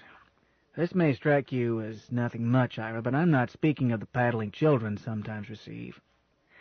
These beatings were delivered with the flat of a sword, or with a worn-out broom that amounted to a long, heavy club. 3 blows delivered by a grown man in perfect health would leave the victim's bottom a mass of purple bruises and blood blisters, accompanied by excruciating pain. David tried hard to avoid incidents likely to result in this calculated torture, but there was no way to avoid them entirely, short of quitting, as some first-classmen awarded such blows through sheer sadism. David gritted his teeth and accepted them when he had to, judging correctly that he would be run out of school if he defied the supreme authority of a first-classman. So he thought about the south end of that mule and endured it. There was a much greater hazard to his personal safety and future prospects of a life free from honest work. The mystique of military service included the idea that a prospective officer must excel in athletic sports. Do not ask why. It was no more subject to rational explanation than is any other branch of theology. Plebes in particular had to, no choice, go out for sports. 2 hours each day, which were nominally free, David could not spend napping or dreaming in the quiet of the school's library, but must perforce spend in sweaty exercise. Were still some sports were not only exceptions were not only exceptions were not only exceptions were not only exceptions were not only exceptions were not only exceptions were not only exceptions were not only exceptions were not only exceptions were not only exceptions were not only exceptions were not only exceptions were not only each day, which were nominally free, David could not spend napping or dreaming in the quiet of the school's library, but must perforce spend in sweaty exercise. Were still some sports were not only excessively energetic, but also involved hazards to David's favorite skin. Boxing. This is a long-forgotten, utterly useless, stylized mock combat in which 2 men batter each other for a preset period or until one is beaten unconscious. Lacrosse. This is a mock battle taken over from the savages who had formerly inhabited that continent. In it, mobs of men fought with clubs. There was a hard missile with which points were scored, but it was the prospect of being sliced open or having bones broken with these clubs that aroused our hero's distaste. There was a thing called water polo, in which opposing swimmers attempted to drown each other. David avoided that one by not swimming more than well enough to stay in school, a required skill. He was an excellent swimmer, having learned at the age of 7 through being chucked into a creek by 2 older cousins, but he concealed his skill. The sport with highest prestige was a thing called football, and first-classmen sized up each new group of victims for candidates who might be expected to excel or learn to excel in this organized mayhem. David had never seen it, but now he saw it, and it filled his peaceful soul with horror. As well it might. It involved two gangs of 11 men facing each other on a field and trying to move an ellipsoid bladder down the field against the opposition of the other gang. There were rituals and an esoteric terminology, but that was the idea. It sounds harmless and rather foolish. Foolish it was, harmless it was not, as the rituals permitted the opposing gang to attack a man attempting to move the bladder in a variety of violent ways, the least of which was to grab him and cause him to hit the ground like a ton of bricks. Often, 3 or 4 hit him at once, and sometimes inflicted indignities and mayhems not permitted by the rituals, but concealed by the pile of bodies. Death was not supposed to result from this activity, but sometimes did. Injuries short of death were commonplace. Unfortunately, David had the ideal physique for success in this feetball. Height, weight, eyesight, fleetness of foot, speed of reflex. He was certain to be spotted by the first-classmen on their return from mock sea battles and volunteered as a sacrificial victim. It was time for evasive action. The only possible way to avoid football was to be acceptably occupied with some other sport. He found one. Ira, do you know what swordsmanship is? Huh? Oh, good. I can speak freely.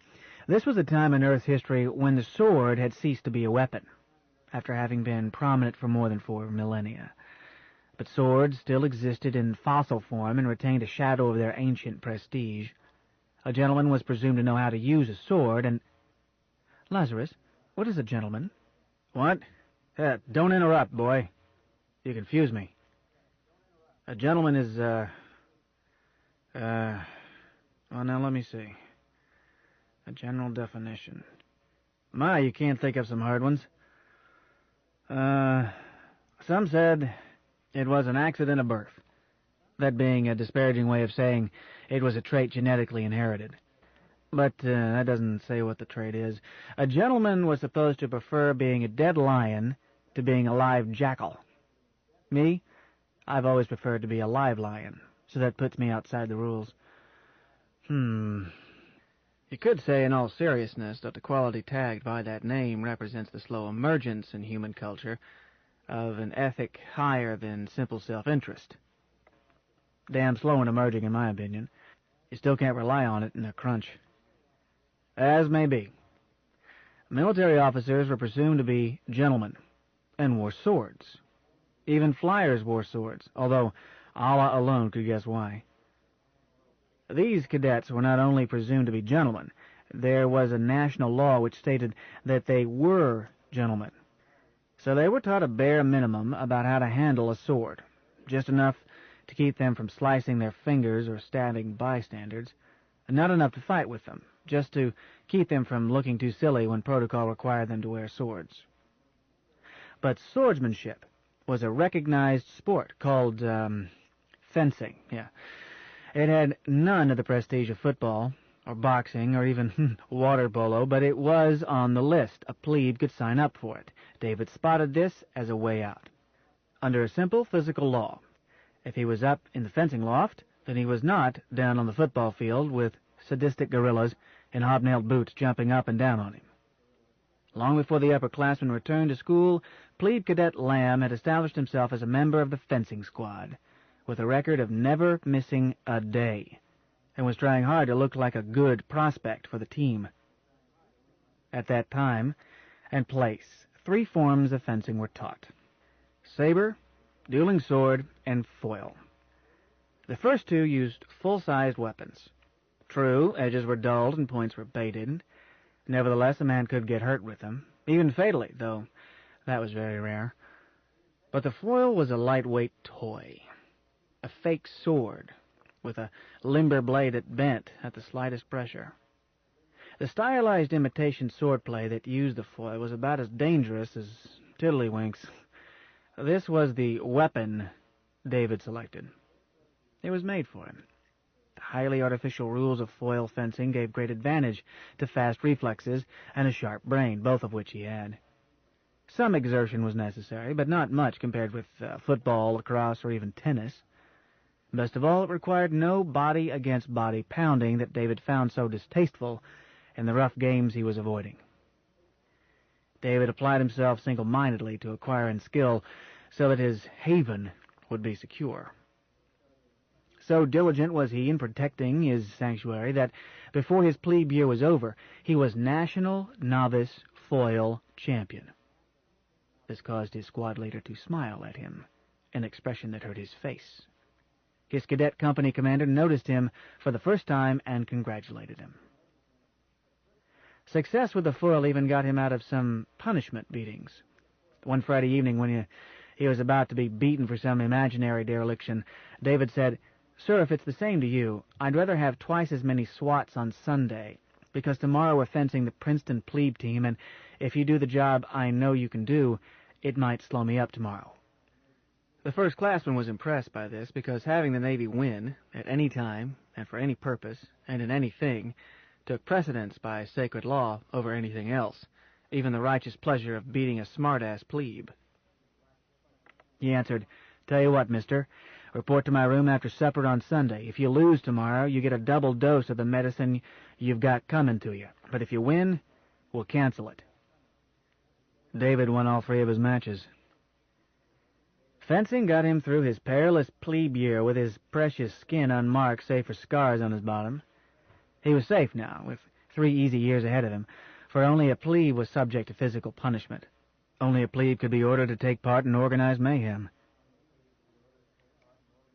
One body contact sport David loved, one of ancient popularity, which he had learned back in those hills he had fled from, but it was played with girls and was not officially recognized at this school. There were harsh rules against it, and a cadet caught practicing it was kicked out without mercy.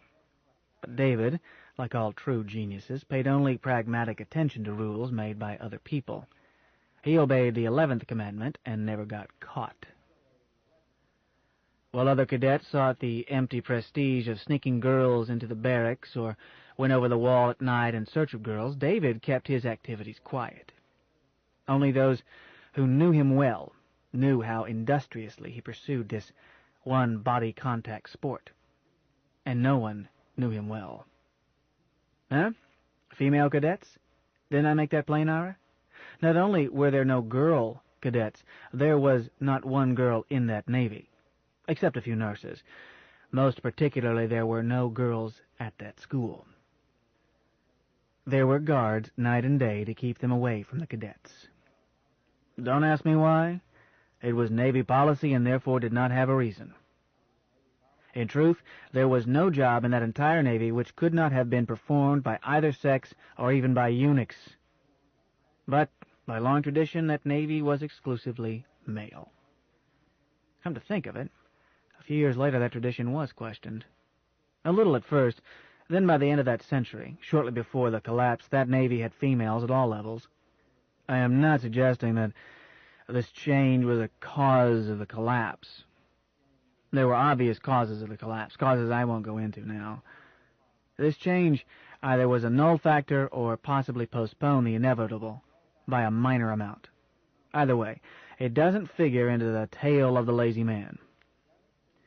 When David was in school, cadets were supposed to encounter females, but seldom, and only under highly stylized circumstances, rigidly bound protocol and heavily chaperoned. Footnote. From the noun chaperone, this word has 2 meanings. 1. A person charged with preventing sexual contacts between males and females, not licensed for such contacts. 2. A person superficially performing such disservice while in fact acting as a benign lookout. It appears that the senior uses the word here in its first meaning, rather than in its antithetical second meaning. See Appendix. Justin Foote, the 45th. Instead of fighting the rules, David looked for loopholes and made use of them. He was never caught. Every impossible rule has its loopholes. Every general prohibition creates its bootleggers. The Navy, as a whole, created its impossible rules. The Navy, as individuals, violated them, especially its curious rules about sex. A publicly monastic life on duty, a slightly veiled life of unlimited voluptuousness off duty. At sea, even harmless reliefs from sexual tension were treated most harshly when detected, although such technical violations of the mores were expected and condoned less than a century earlier. But this Navy was only a little more hypocritical in its sexual behavior than was the social matrix in which it was embedded, more excessive in its outlets only to the degree that its public rules were more sternly impossible than those of that society as a whole. The public sexual code of that time was unbelievable, Ira. The violations of it simply mirrored in reverse its fantastic requirements. To every action, there is an equal and opposite reaction, if you'll excuse the obvious. I did not intend to discuss this other than to say that David found ways to get along with the school's regulations about sex without going completely off his nut, as too many of his classmates did. I'll add only this, and this is merely rumor. Through a mischance, all too easy then, although unheard of today, a young woman became pregnant, presumably by David. In those days, believe me, this was a major disaster. Why? Just stipulate that it was a disaster. It would take forever to explain that society, and no civilized human would believe it. Cadets were forbidden to marry. The young woman had to get married under the rules current then. Intervention to correct this mischance was almost unattainable and physically very dangerous for her. What David did about it illustrates his whole approach to life. When faced with a choice of evils, accept the least hazardous and cope with it unblinkingly. He married her. How he managed to do this and not get caught, I do not know. I can think of a number of ways, some simple and fairly foolproof, some complex and thereby subject to breakdown. I assume that David selected the simplest. It changed the situation from impossible to manageable. It converted the girl's father from an enemy, all too likely to go to the commandant of the school with the story and thereby force David to resign when he had but a few months more to reach his goal, into an ally and fellow conspirator anxious to keep the marriage secret so that his son-in-law could graduate and take his wayward daughter off his hands. As a side benefit, David no longer needed to give planning to the pursuit of his favorite sport. He spent his time off in unworried domesticity, with perfect chaperonage. Footnote. Context implies second meaning. Justin Foote, the 45th. As for the rest of David's career in school, one may assume that a lad who could substitute 6 weeks of unsupervised reading for 4 years of formal schooling could also stand first in his class academically. This would pay off in money and rank, as a young officer's place on the promotion list was determined by his standing at graduation. But the competition for first place is sharp indeed, and, worse, makes the cadet who achieves it conspicuous. David became aware of this when he was a fresh-caught plebe. "Mister, are you a savior?" That is to say, academically brainy, was another trick question. A plebe was damned whether he answered yes or no. To say academically brainy was another trick question. A plebe was damned whether he answered yes or no. But standing second, or even 10th, was practically as useful as first place. David noticed something else. The 4th year counted 4 times as much as the first. The next to the last year 3 times as much, and so on down. That is, a plebe's marks did not affect his final standing much, only 1 part in 10. David decided to maintain a low profile, always the smart decision when one is likely to be shot at. He finished the first half of his plebe year a little above midway in his class. Safe, respectable, and conspicuous. He ended his plebe year in the upper quarter, but by that time the first-classmen were thinking only of graduation and paid no attention to his status. His second year he moved to the upper 10%. His third year he improved that by a few numbers, and his last year, when it counted most, he went all out, and finished with a final standing for 4 years of 6th, but effectively 2nd, for of those higher in ranking, 2 elected to leave the line of command for specialization. One was not commissioned because he had damaged his eyes by studying too hard, and one resigned after he graduated. But the care with which David managed his class standing does not show his true talent for laziness. After all, sitting down and reading was his second favorite pastime, and anything which merely called for excellent memory and logical reasoning was no effort to him. During the mock warfare cruise that opened David's last year of school, a group of his classmates were discussing what cadet ranks each would receive. By then, they knew pretty well which ones would be selected as cadet officers. Jake is certain to be a cadet corps commander, unless he falls overboard. Who gets his battalion, Steve or Stinky? Someone suggested that Dave was in line for that battalion. Dave had been listening instead of talking, a standard feature of his low profile. And very nearly a third way to lie, Ira, and easier than its equivalent, talking while saying nothing, and also tends to give the non-talker a reputation for wisdom. Never cared for it myself. Talking is the second of the 3 real pleasures in life, and only one thing that sets us apart from the apes, though just barely. Now, David broke, or appeared to break, his habitual reserve. "No battalion for me," he said. "No, indeedy. I'm going to be regimental adjutant, and stand out in front where the girls can see me." Perhaps his remark wasn't taken seriously. Regimental adjutant is lower than battalion commander, but it was certain to be repeated, and David knew it. Perhaps by the prospective cadet regimental commander to commissioned officers making the selections for cadet officers. No matter, David was chosen regimental adjutant. By military organization of that time, a regimental adjutant did stand out in front, all alone, where female visitors could hardly avoid seeing him. But one may doubt that this figured into Dave's plans. The regimental adjutant attends no formations other than full regimental formations. He goes to and from classes alone, instead of marching or being marched. Other first-classmen are responsible each for some unit of cadets, be it a squad, platoon, company, battalion, or regiment. The regimental adjutant has no such responsibilities, and only one minor administrative task. He keeps the watch list for the most senior of the cadet officers. But he is not on that watch list himself. Instead, he is a supernumerary who fills in when one of them is ill. And this was the lazy man's prize. Those cadet officers were perfect specimens, and the chances that one would be too ill to take his day's duty ranged from negligible to 0. For 3 years, our hero had been standing watch about every 10th day. These watches weren't difficult, but they involved either getting to bed a half hour late or getting up a half hour early, and much standing on tired feet, all an affront to David's tender regard for his comfort.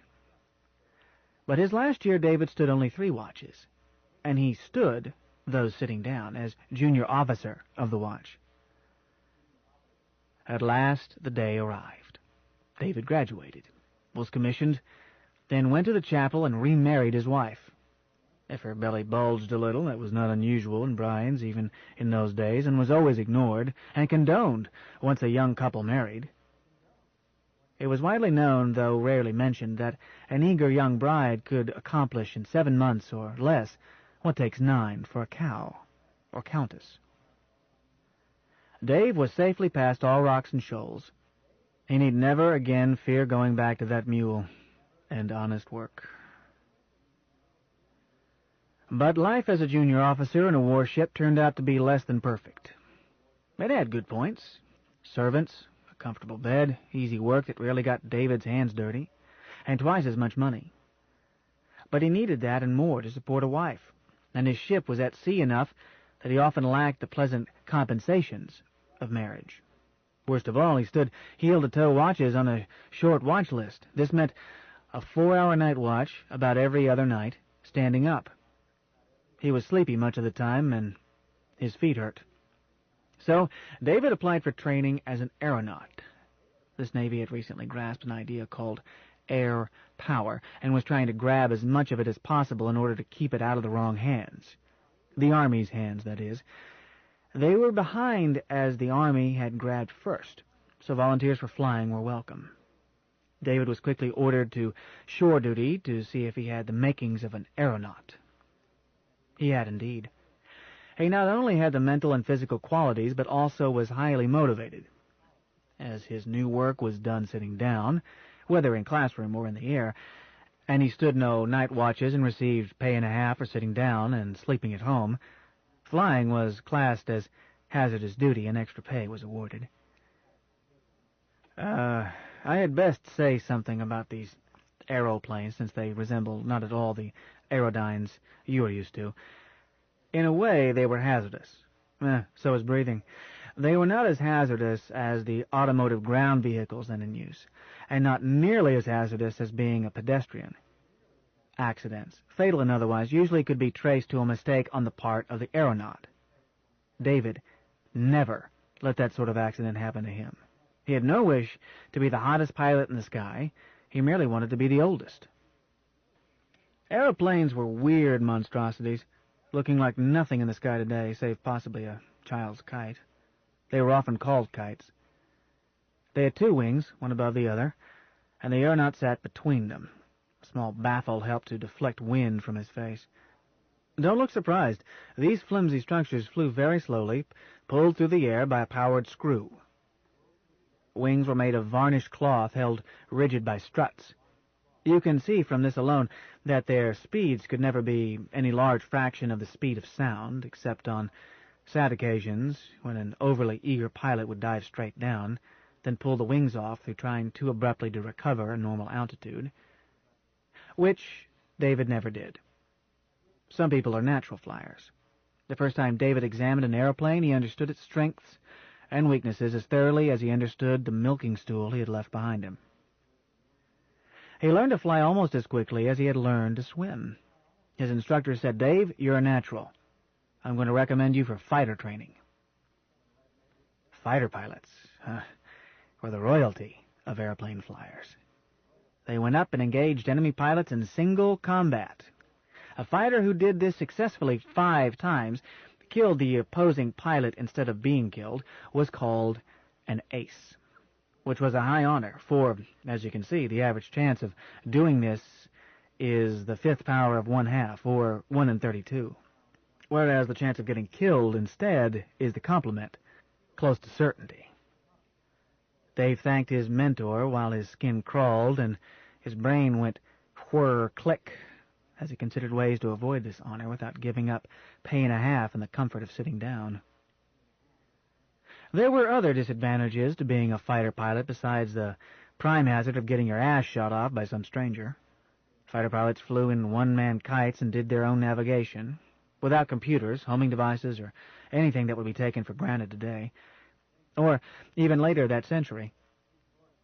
The method used was called dead reckoning, because if you didn't reckon it correctly, you were dead, since Navy flying was done over water, from a small floating aerodrome, with a margin of safety and fuel for a fighter plane of only minutes.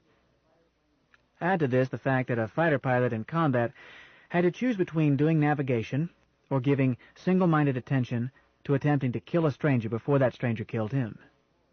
If he wanted to be an ace, or even eat dinner that night, he must put first things first and worry about navigation later. In addition to the chance of being lost at sea and drowned in a kite that was out of gas. Did I say how these things were powered? The air screw was driven by an engine powered by a chemical exothermic reaction, oxidation of a hydrocarbon fluid called gas, which it was not. If you think this is unlikely, I assure you that it was unlikely even then. The method was woefully inefficient. A flyer was not only likely to run out of gas with nothing around him but ocean, but also this temperamental engine often coughed and quit. embarrassing, sometimes fatal. The lesser drawbacks to being a fighter pilot were not all physical danger. They simply did not fit David's master plan. Fighter pilots were assigned to floating aerodromes, or carriers. In peacetime, which this nominally was, a flyer did not work too hard nor stand many watches and spent much of his time ashore at a land aerodrome, even though he was carried on the muster rolls of a carrier ship, thereby credited with sea duty necessary for promotion and pay. But for several weeks each year, a flyer assigned to a carrier ship would actually be at sea, practicing mock warfare, which involved getting up an hour before dawn to warm those cantankerous engines and stand by, ready to fly at the first hint of real or simulated danger. David hated this. He would not willingly attend Judgment Day if it was held before noon. There was another drawback: landing on these floating aerodromes. On land, David could land on a dime and give back change. But that depended on his own skill, highly developed because his own skin was at stake. But landing on a carrier depended on another pilot's skill, and David held a dark opinion of entrusting his skin to the skill, good intentions, and alertness of someone else. Ira, this is so unlike anything you are likely to have seen in your life that I am at a loss. Consider your skyport here at New Rome. In landing, a ship is controlled from the ground, right? So it was with airplanes, landing on carriers. But the analogy breaks down because a landing on a carrier in those days used no instruments. None. I'm not fooling. It was done by eye alone. Just as a boy in a game of catch snatches a ball out of the air, but David was the ball, and the skill used to catch him was not his own, but that of a pilot standing on the carrier. David had to suppress his own skill, his own opinions, and place utter faith in the pilot on the carrier. Anything less brought disaster. David had always followed his own opinion, against the whole world if necessary. To place that much faith in another man ran counter to his deepest emotions. A carrier landing was like baring his belly to a surgeon and saying, "Go ahead and cut," when he was not sure that surgeon was competent to slice ham. Carrier landing came closer to causing David to give up pay and a half and easy hours than any other aspect of flying. So torn was he by the necessity of accepting another pilot's decision, and one not even sharing his danger at that. It took all his willpower to do it the first time, and it never became easy. But he learned one lesson that he never expected to learn. That is, that there were circumstances in which another man's opinion was not only better than his own, but incomparably better. You see, no, perhaps you don't. I have not explained the circumstances. An airplane landed on a carrier in a controlled crash, through a hook on its tail catching a wire rope stretched across the top deck. But if the flyer follows his own judgment based on experience in landing on a flying field, he is certain to crash into the stern of the ship, or, if he knows this and tries to allow for it, he will fly too high and miss the rope. Instead of a big flat field and plenty of room for minor mistakes, he has only a tiny window which he must hit precisely. Neither right nor left, nor up nor down, nor too fast nor too slow. But he can't see what he is doing well enough to judge these variables correctly. Later on, the process was made semi-automatic, then automatic. But when it was finally perfected, carriers for aeroplanes were obsolete. A capsule description of most human progress. But by the time you learn how, it's too late. But it often turns out that what you have learned applies to some new problem, or we would still be swinging from trees. So the flyer in the airplane must trust a pilot on deck who can see what is going on. He was called the landing signal officer, and used wigwag flags to signal orders to the airplane's pilot.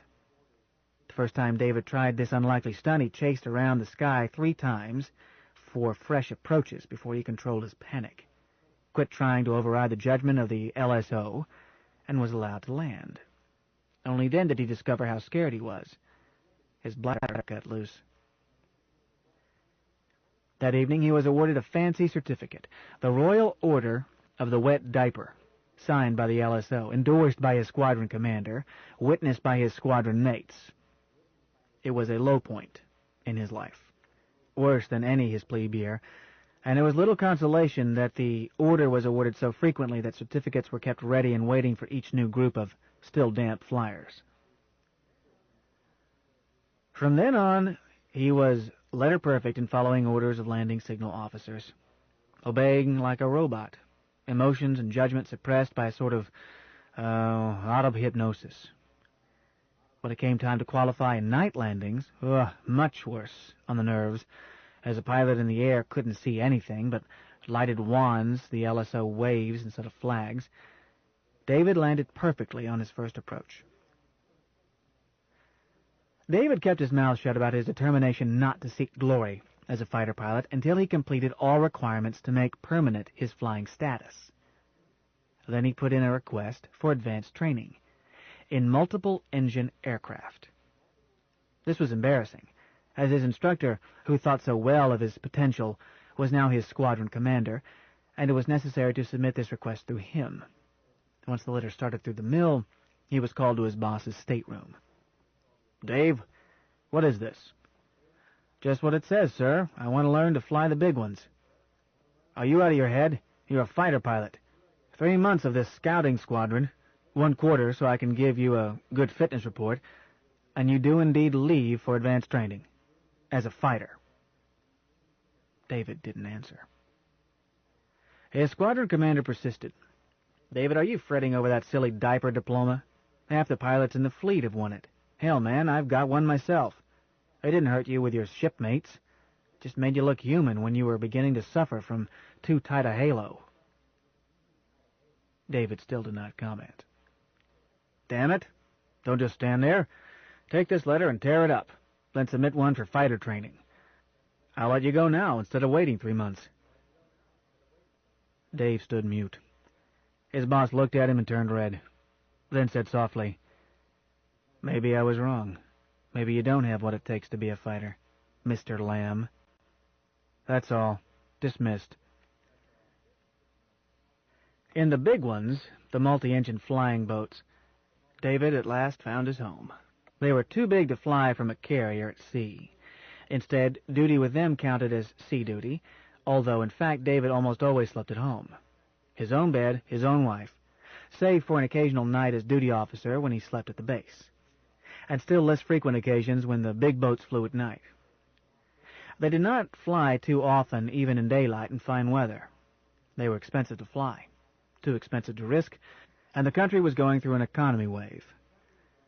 They flew with full crews, 4 or 5 for 2-engine boats, more for 4-engine boats, and often with passengers to permit people to get flying time to qualify for that extra pay.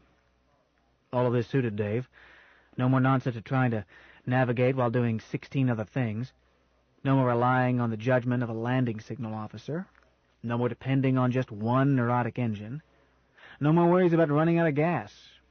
True, given a choice, he would always make every landing himself, but when he was ranked out of this by a senior pilot, he did not let his worry show, and in time ceased to worry, as all big boat pilots were careful and disposed to live a long time. These years David spent comfortably while being promoted 2 ranks. Then war broke out. There were always wars that century, but not always everywhere. This one included practically every nation on Earth. David took a dim view of war. In his opinion, the purpose of a navy was to appear so fierce as to make it unnecessary to fight. But he was not asked. And it was too late to worry, too late to resign, nor was there anywhere to run. So he did not worry about what he could not help, which was good, as the war was long, bitter, and involved millions of deaths. Grandfather Lazarus, what did you do during this war? Me? I sold Liberty bonds and made 4-minute speeches and served both on a draft board and a rationing board and made other valuable contributions until the President called me to Washington, and what I did then was hush-hush, and you wouldn't believe it if I told you. None of your lip, boy. I was telling you what David did. Old David was an authentic hero. He was cited for gallantry and awarded a decoration, one that figures into the rest of his story. Dave had resigned himself to, or looked forward to, as may be, retiring at the rank of lieutenant commander, as there weren't many billets higher than that in the flying boats. But the war jumped him to lieutenant commander in a matter of weeks, then to commander a year later, and finally to captain. 4 wide gold stripes, without facing a selection board, taking a promotion examination, or commanding a vessel. The war was using him up fast, and anyone not killed was promoted as long as he kept his nose clean. Dave's nose was clean. He spent part of the war patrolling his country's coasts for enemy underwater vessels. Combat duty, by definition, but hardly more dangerous than peacetime practice.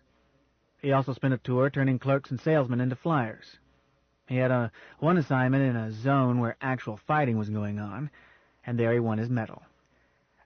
I don't know the details, but heroism often consists in keeping your head in an emergency and doing the best you can with what you have instead of panicking and being shot in the tail. People who fight this way win more battles than do intentional heroes.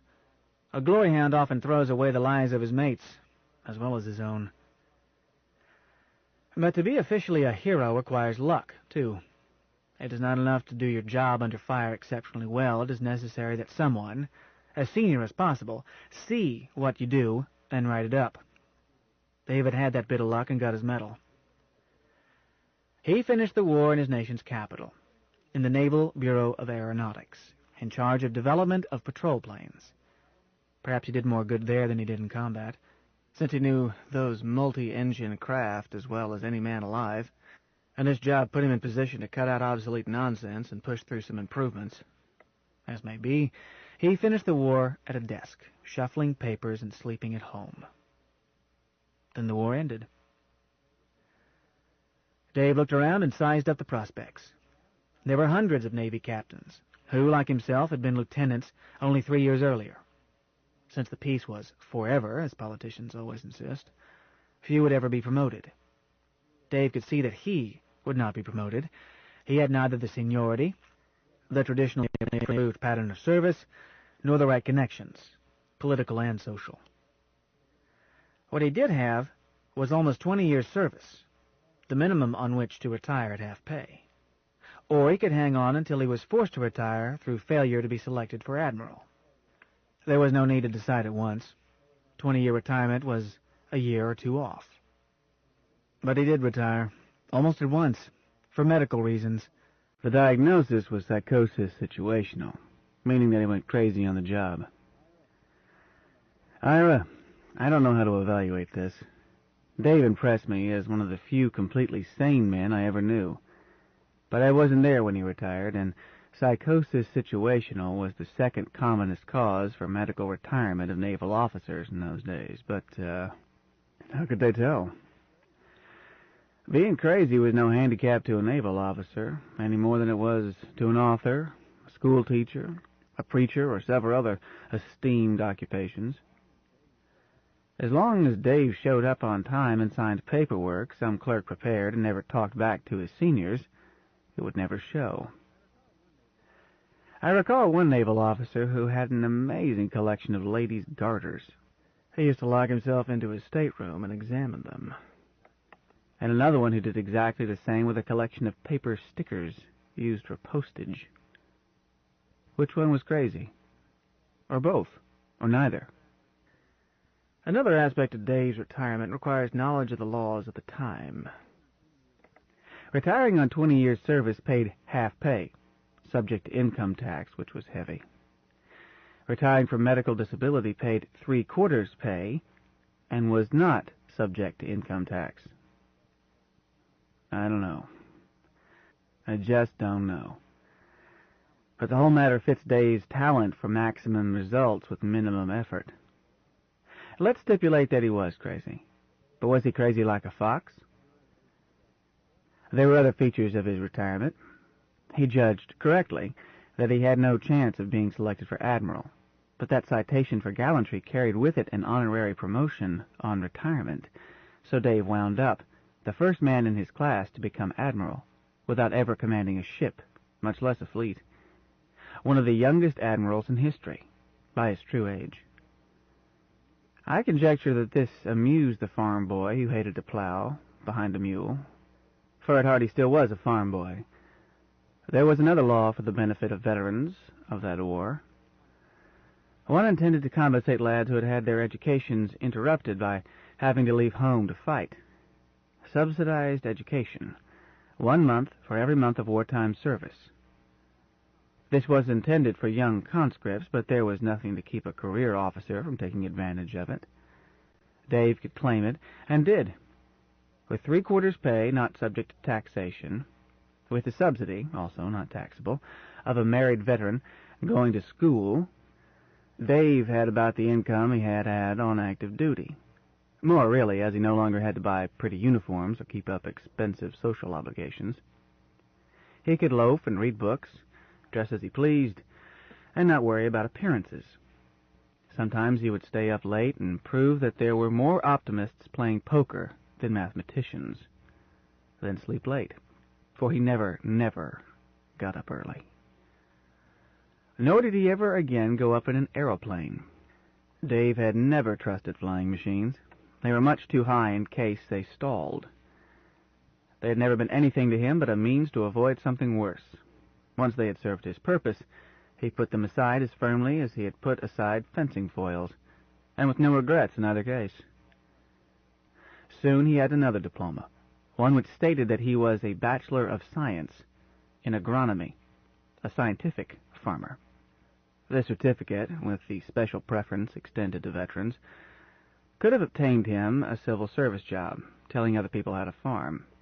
Instead, he took some of the money that had piled up in the bank while he loafed in school and went back into those hills he had left a 1/4 of a century earlier, and bought a farm.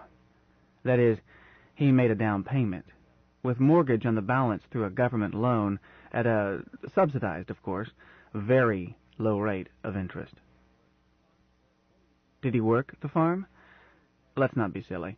Dave never took his hands out of his pockets. He made one crop with hired labor while he negotiated still another deal.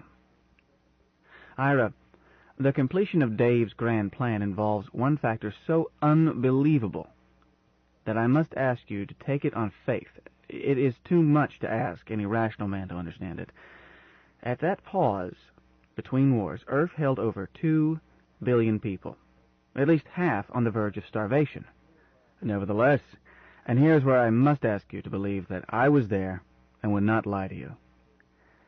Despite this shortage of food, which never got better other than temporarily and locally in all the years that followed, and could not, for reasons we need not go into, in spite of this disastrous shortage, the government of David's country paid farmers not to grow food. Don't shake your head. The ways of God and government and girls are all mysterious, and it is not given to mortal man to understand them. Never mind that you yourself are a government. Go home tonight and think about it. Ask yourself if you know why you do what you do, and come back tomorrow and tell me. As may be, David never made but one crop. The following year his acreage was soil banked, and he received a fat check for not working it, which suited him just fine. Dave loved those hills. He had always been homesick for them. He had left them simply to avoid work. Now he was being paid not to work in them, which suited him. He had never thought that their charms were enhanced by plowing and getting them all dusty. The soil bank payments took care of the mortgage, and his retired pay left a tidy sum over, so he hired a man and getting them all dusty.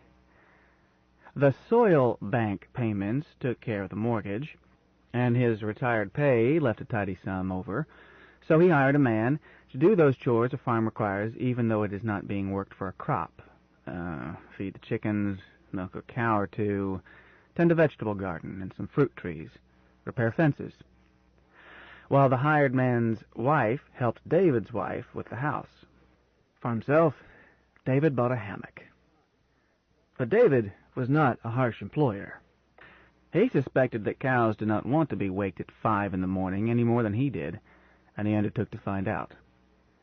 He learned that cows would happily change their circadian to more reasonable hours, given the chance.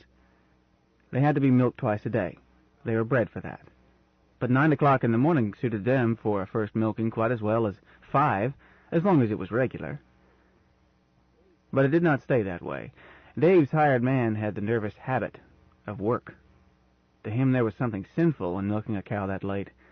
So Dave let him have his way, and hired man and cows went back to their old habits. As for Dave, he strung that hammock between 2 shade trees and put a table by it to hold a frosty drink. He would get up in the morning when he woke, whether it was 9 or noon, then walk slowly to his hammock to rest up for lunch. The hardest work he did was endorsing checks for deposit, and once a month balancing his wife's checkbook. He quit wearing shoes. He did not take a newspaper or listen to radio. He figured that the Navy would let him know if another war broke out. And another did break out about the time he started this routine. But the Navy had no need for retired admirals. Dave paid little attention to that war. It was depressing. Instead, he read everything the state library had on ancient Greece and bought books about it. It was a soothing subject, one he had always wanted to know more about. Each year on Navy Day, he got all spruced up and dressed as an admiral with all his medals, from the Good Conduct Medal of an enlisted man to the one for bravery under fire that had made him an admiral. Let his hired man drive him to the county seat, and there addressed a luncheon of the Chamber of Commerce on some patriotic subject. I don't know why he did this. Perhaps it was noblesse oblige, or it may have been his odd sense of humor. But each year they invited him. Each year he accepted. His neighbors were proud of him. He was the epitome of local boy makes good. Then comes home and lives as his neighbors lived. His success brought credit to them all. They liked it that he was still just home folks, and if they noticed that he never did a lick of work, nobody mentioned it. I've skipped lightly over Dave's career, Ira. Had to. I haven't mentioned the automatic pilot he thought up, then had developed years later when he was in a position to get such things done, nor the overhaul he made of the duties of the crew of a flying boat, except to say now that it was to get more done with less effort while leaving the command pilot with nothing to do save to stay alert, or to snore on his co-pilot's arm if the situation did not require his alertness.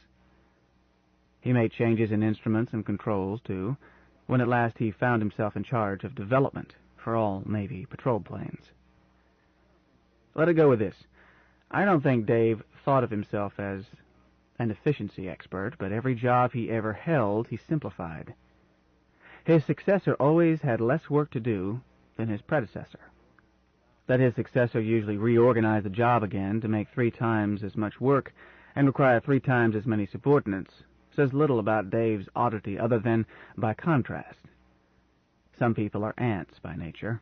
They have to work, even when it's useless. Few people have a talent for constructive laziness.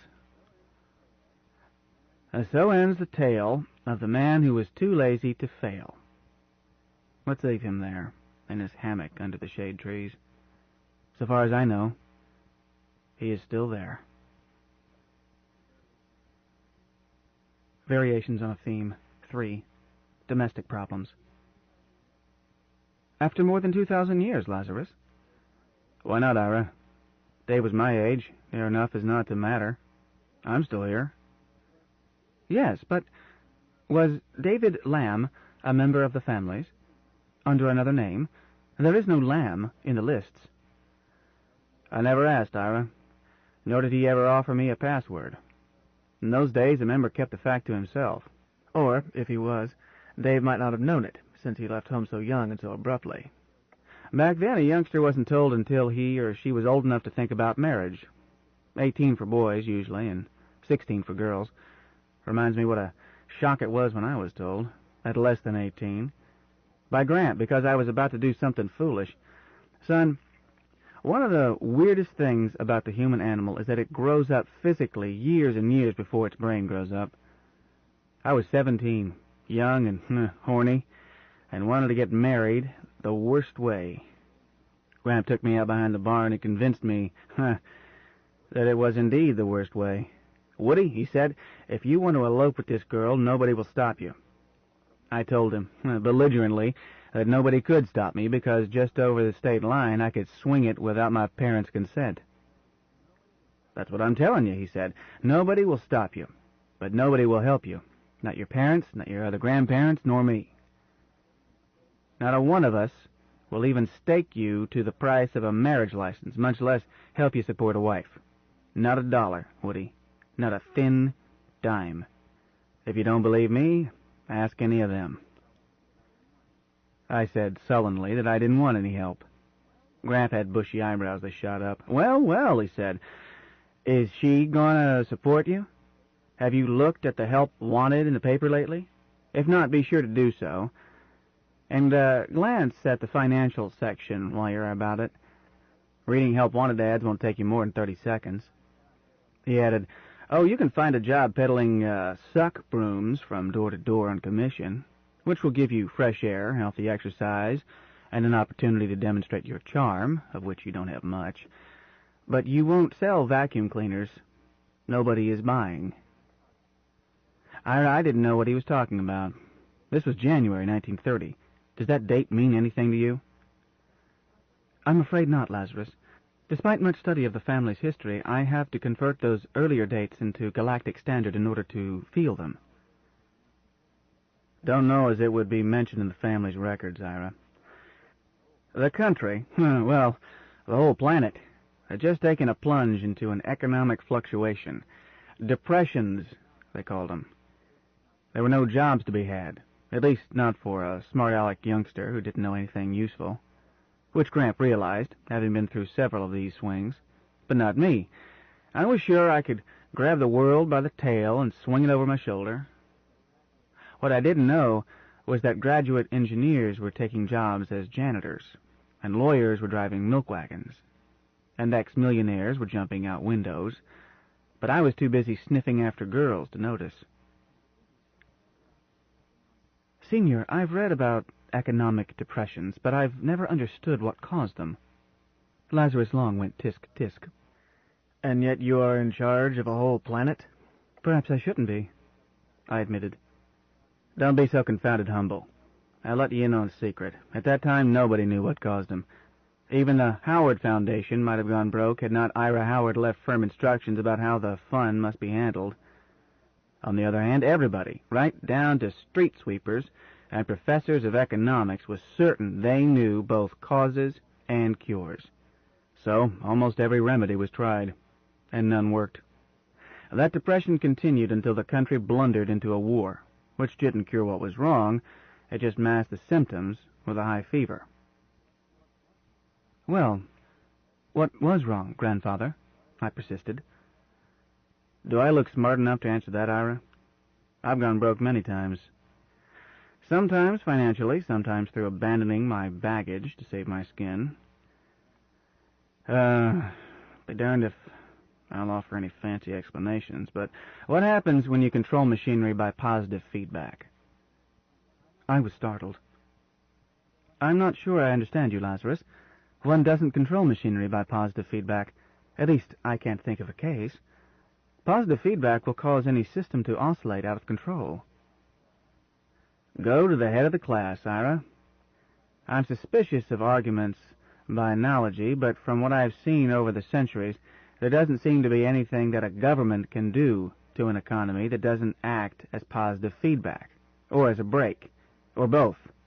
Maybe someday, somewhere, someone smart as Andy Livy will figure out a way to tinker with the law of supply and demand to make it work better, instead of letting it go its own cruel way. Maybe, but I've never seen it.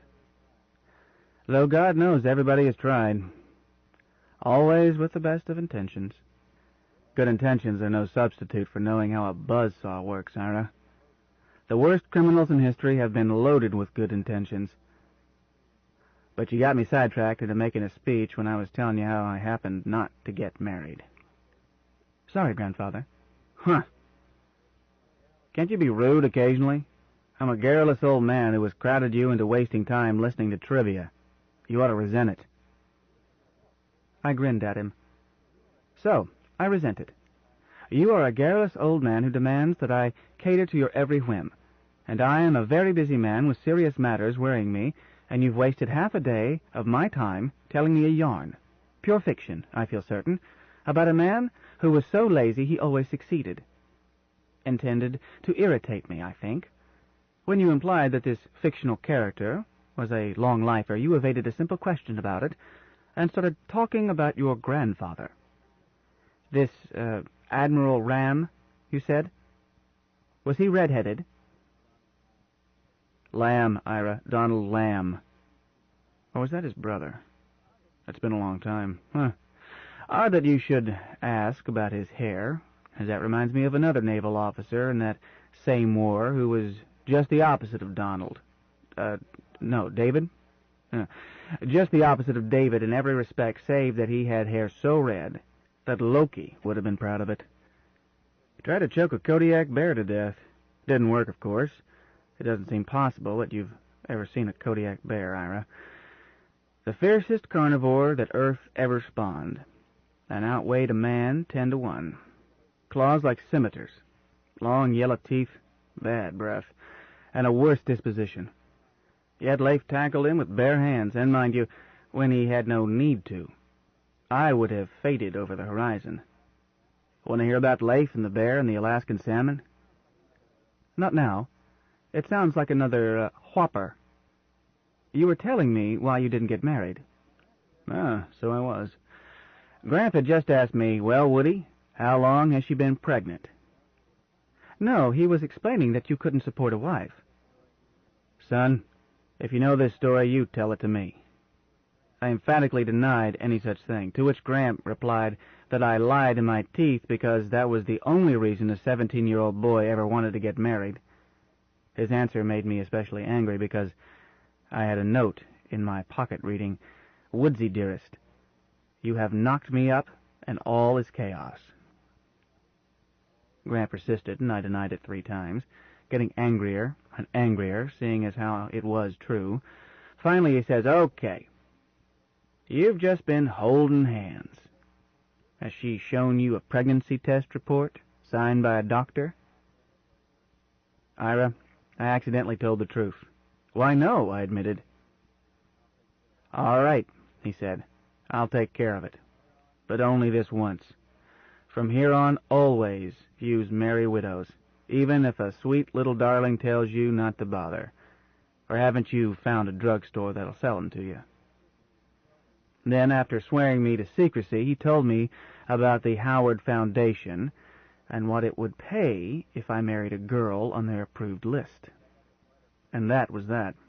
As I got this letter from a lawyer on my 18th birthday, just as Gramp had predicted, and it turned out that I fell madly in love with a girl on their list. We got married and had a slew of kids before she turned me in on another model. Your ancestress, no doubt. No, sir, I'm descended from your 4th wife, grandfather. My 4th, huh? Let me see. Meg Hardy? I think she was your 3rd, Lazarus. Evelyn Foote. Oh, yes. Oh, a fine girl, Evelyn. Plump, oof, and pretty, and sweet-natured, and fertile as a turtle. A good cook and never a harsh word. They don't hardly make 'em anymore. Maybe 50 years younger than I was, but it barely showed. My hair didn't start to gray until I was 150. No secret about my age, since birth date and track record and so forth were on file for each of us. Son, thank you for reminding me of Evelyn. She restored my faith in matrimony when I was, getting a little sour on it. Did the archives show anything else about her? Just that you were her 2nd husband, and that she had 7 children by you. I was hoping there was a photograph. Such a pretty thing, always smiling. She was married to one of my cousins, a Johnson. Cousins, a Johnson. Cousins, a Johnson. Cousins, a Johnson. Cousins, a Johnson. Cousins, a Johnson. Cousins, a Johnson. Cousins, a Johnson. Cousins, a Johnson. Cousins, a Johnson. Cousins, a Johnson. Cousins, a Johnson. Cousins, a Johnson. I was hoping there was a photograph. Such a pretty thing, always smiling. She was married to one of my cousins, a Johnson, when I met her, and I was in business with him a while. He and I, Meg and Evie, used to get together Saturday nights for pinochle and beer or such, and after a while we traded, legal and proper, and through the courts, when Meg decided that she liked, Jack? Yes, Jack. That well, and Evelyn wasn't averse. Didn't affect our business relations. Didn't even break up our pinochle game. Son, one of the best things about the Howard families is that we got cured of the poisonous vice of jealousy generations ahead of the rest of the race. Had to, things being the way they were. Sure, there ain't a stereo pic of her around, or a hologram. The Foundation started taking record pictures from marriage physical exams somewhere around then. I'll look into it, I told him. Then I had what seemed a brilliant idea. Lazarus, as we all know, the same physical types show up time and again in the families. I'll ask archives for a list of Evelyn Foote's female descendants living on Secundus. It is highly probable that one of them will seem like her identical twin, even to the happy smile and the sweet disposition. Then, if you'll consent to full rejuvenation, I'm sure she would be as willing as Ishtar to dissolve any present contractual... The senior chopped me off. I said something new, Ira. There's no going back, ever. Sure, you might find such a girl, one who would match my memory of Evelyn to 10 significant figures, but it would lack an important factor. My youth. But if you finish rejuvenation... Oh, hush up. You can give me new kidneys and a new liver and a new heart. You can wash the brown stains of age out of my brain and add tissue from my clone to make up for what I've lost. You can give me a whole new clone body, but it won't make me that young fella who took innocent pleasure in beer and pinochle and a pretty plump wife. All I have in common with him is continuity of memory. And not much of that. Forget it. I said quietly, Ancestor, whether you wish to be married to Evelyn Foote again or not, you know, and I know, for I've been through it, too, twice, we both know that the full routine restores youthful zest in life, as well as restoring the body as a machine. Lazarus Long looked gloomy. Yeah, sure. It cures everything but boredom. Damn it, boy, you had no right to interfere with my karma. He sighed. But I can't hang in limbo, either. So tell him to get on with it. The works. I was taken by surprise. May I record that, sir? You heard me say it. But that doesn't get you off the hook. You still have to show up and listen to my maunderings until I'm so rejuvenated that I'm cured of such childish behavior. And you still have to go on with that research. To find something new, I mean. Agreed on both points, sir. You had my promise. Now, one moment while I tell my computer... She's already heard me, hasn't she? Lazarus added. Doesn't she have a name? Haven't you given her one? Oh, certainly. I could not deal with her all these years without animism. Fallacy though it is. Not a fallacy, Ira. Machines are human because they are made in our image. They share both our virtues and our faults, magnified. I've never tried to rationalize it, Lazarus, but Minerva, that's her formal name, she's little nag in private because one of her duties is to remind me of obligations I would rather forget. Minerva does feel human to me. She's closer to me than any of my wives have been. No, she has not registered your decision. She simply placed it in her temporaries. Minerva. Si, Ira. Speak English, please. Retrieve the senior's decision to undergo full antigeria. File it in your permanence, transmit it to archives, and to the Howard Rejuvenation Clinic for action. Completed, Mr. Weatherall. Congratulations. And felicitations to you, Senior.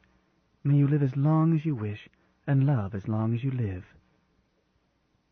Lazarus looked suddenly interested, which did not surprise me, because Minerva surprises me quite frequently, even after a century of being married to her, in all but fact.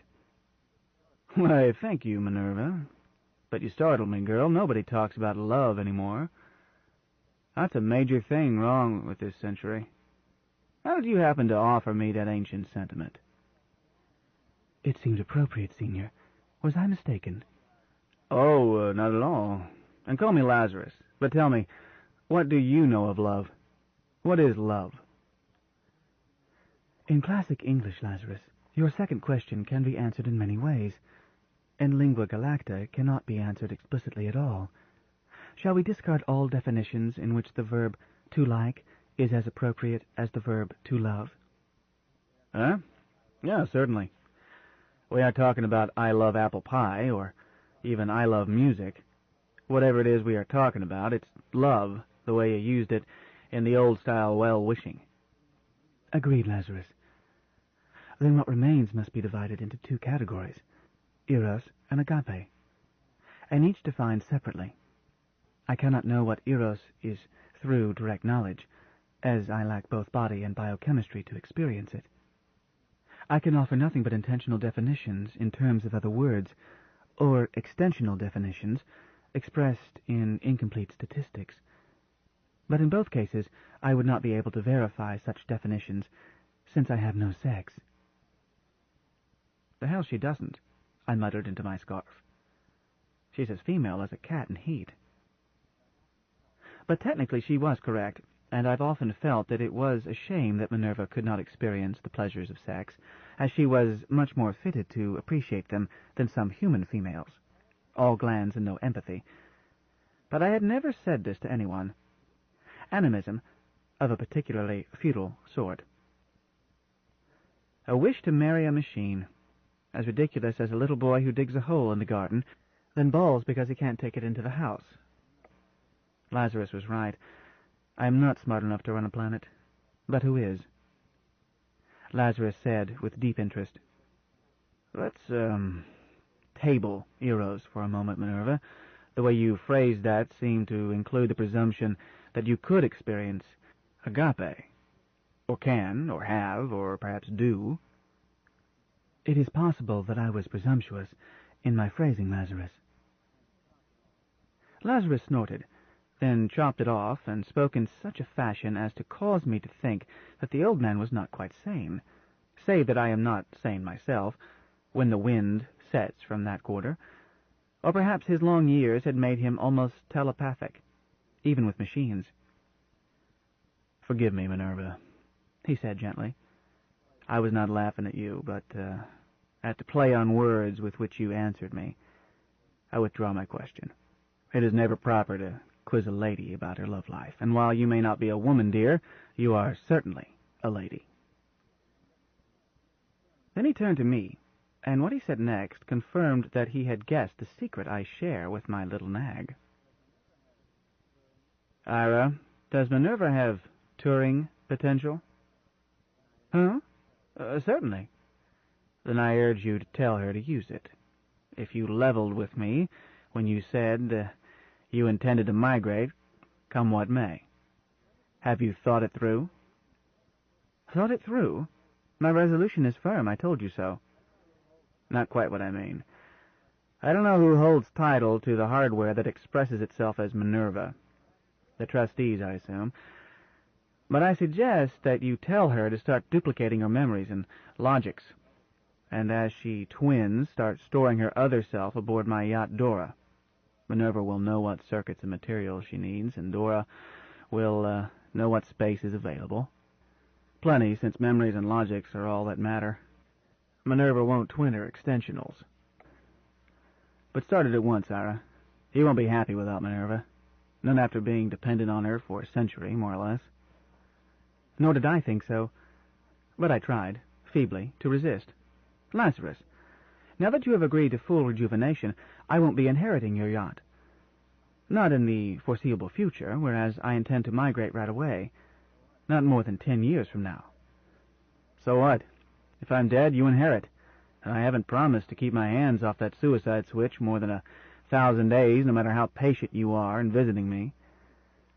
But if I'm alive, I promise you, and Minerva, a free ride to whatever planet you pick.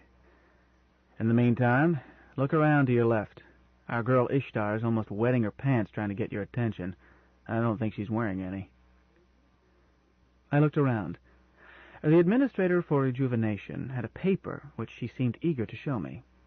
I accepted it in deference to her rank, although I had left orders with my executive deputy that I must never be disturbed while with the senior for any reason short of armed rebellion. I glanced at it, signed my chop, thumbprinted it, and handed it back. She beamed. "Just paperwork," I told Lazarus. "Some clerk has taken all this time to turn your registered assent into a written order. Do you want them to go right ahead? Oh, not this minute, but tonight." "Well, I'd like to go house hunting tomorrow, Ira." "You're not comfortable here? Tell me what you want changed. It will be done at once." He shrugged.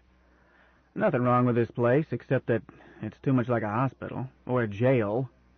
Ira, I'm darn well certain they've done more to me than shoot me full of new blood. I'm well enough to be an outpatient, live elsewhere, and come here only as the schedule calls for it." "Well, will you excuse me while I talk Galacta a bit? I want to discuss the practical aspects with your technician in charge." "Will you excuse me, Ira, if I point out that you've left a lady waiting? That discussion can wait. But Minerva knows that I suggested that you have her twin herself, so that she can migrate with you, but you haven't said yes, no, or make me a better offer. If you're not going to have her do it, it's time you told her to wipe her memory of that part of our conversation before she blows a circuit." "Oh, Lazarus, she doesn't think about anything she records in this suite unless she is specifically told to." "Want to bet?" "No doubt most subjects she just records, but this one she just has to think about. She can't help herself. Don't you know anything about girls?" I admitted that I did not. "But I know what instructions I gave her about keeping records on the senior." "Let's check. Minerva." "Yes, Lazarus." "A few moments ago I asked Ira about your touring potential. Have you thought about the conversation that followed?" I swear that she hesitated, which is ridiculous. A nanosecond is longer to her than a second is to me. Besides, she never hesitates. Never. She answered, "My programming on the doctrine covered by the inquiry reads as follows. Quote, do not analyze, collate, transmit, nor in any wise manipulate data stored under control program except when specific sub-programming is inserted by Chairman Pro Tem." End of quote. "Tut, tut, dear," Lazarus said gently. "You did not answer. That was deliberate evasion. But you are not used to lying, are you?" "I am not used to lying, Lazarus." I said almost roughly, "Minerva, answer the senior's first question." "Lazarus, I have been and am now thinking about that designated portion of conversation." Lazarus cocked an eyebrow at me. "Will you instruct her to answer one more question from me, truthfully?" I was feeling quite shaken. Minerva surprises me, yes, but never with evasions. "Minerva, you will always answer any question put to you by the senior fully, correctly, and responsively. Acknowledge program." "New subprogram received, placed in permanent, keyed to the senior, and acknowledged, Ira." "Son, you didn't have to go that far. You'll be sorry. I asked for just one question." "I intended to go that far, sir," I answered stiffly. "On your own head be it. Minerva, if Ira migrates without you, what will you do?" She answered at once, and quite tonelessly, "In such event I will self-program to destroy myself." I was not just surprised, I was shocked. "Why?" She answered softly, "Ira, I will not serve another master."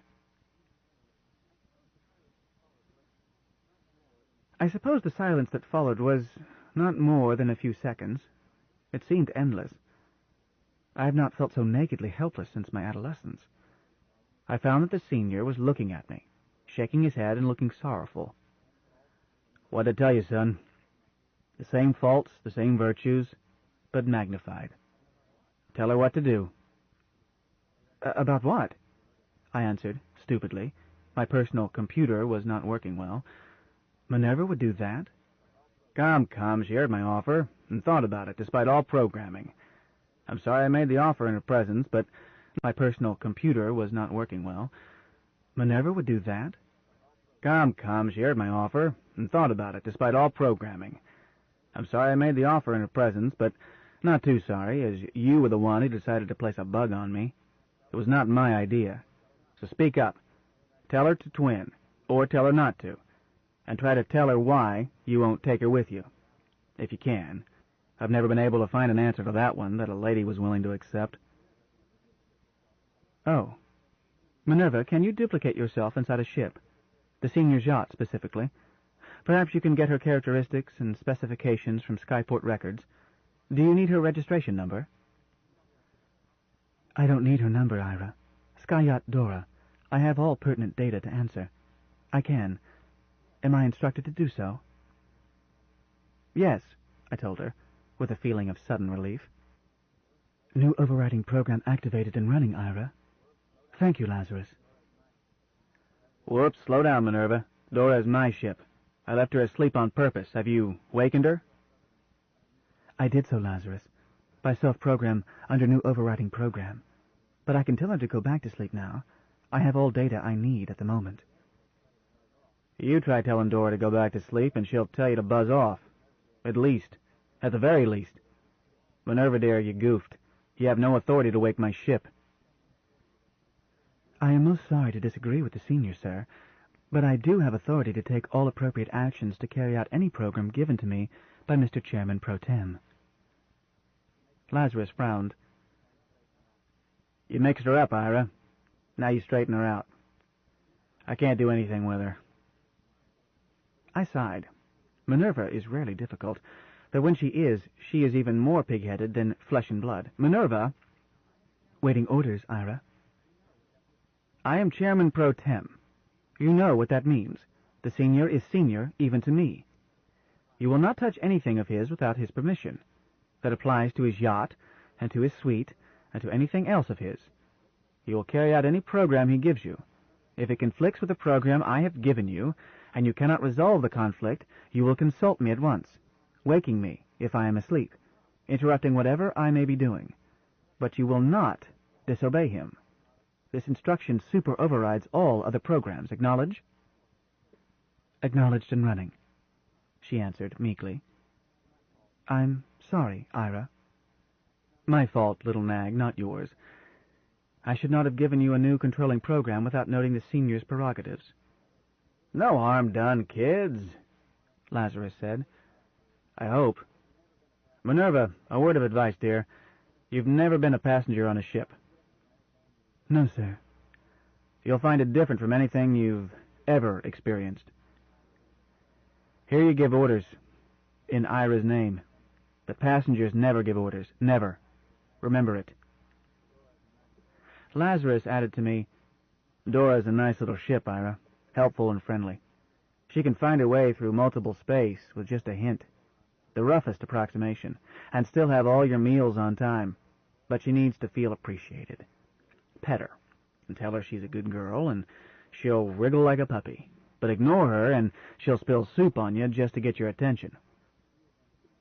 I'll be careful, I agreed.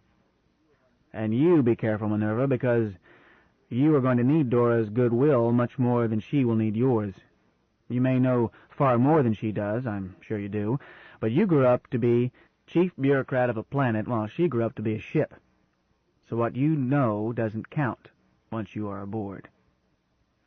I can learn, Minerva said plainly. I can self-program to learn astrogation and ship handling at once, from the planetary library. I'm very bright. Lazarus sighed again. Ira, do you know the ancient Chinese ideogram for trouble? I admitted that I did not. Don't bother to guess. It's 2 women under 1 roof. We're going to have problems. Or you will. Minerva, you are not bright. You are stupid when it comes to handling another woman. If you want to learn multiple spaces astrogation, fine, but not from a library. Persuade Dora to teach you. But never forget that she is mistress in her own ship, and don't try to show her how bright you are. Bear in mind, instead, that she likes attention. I will try, sir, Minerva answered him, with humility she rarely shows to me. Dora wants to get your attention right now. Uh-oh. What sort of mood is she in? Not a good mood, Lazarus. I have not admitted that I know where you are, as I am under a standing instruction not to discuss your affairs unnecessarily, but I did accept a message for you without guaranteeing that I could deliver it. Just right. Ira, the papers with my will include a program to wash me out of Dora's memories without touching her skills. But the trouble you started by grabbing me out of that flophouse has spread. She's awake with her memories intact, and she's probably scared. The message, Minerva? It's several thousand words, Lazarus, but the semantic content is short. Will you have that first? Okay, the summary meaning. Dora wants to know where you are and when you are coming to see her. The rest could be described as onomatopoeic, semantically null but highly emotional, that is to say cursing, pejoratives, and improbable insults in several languages. Oh boy.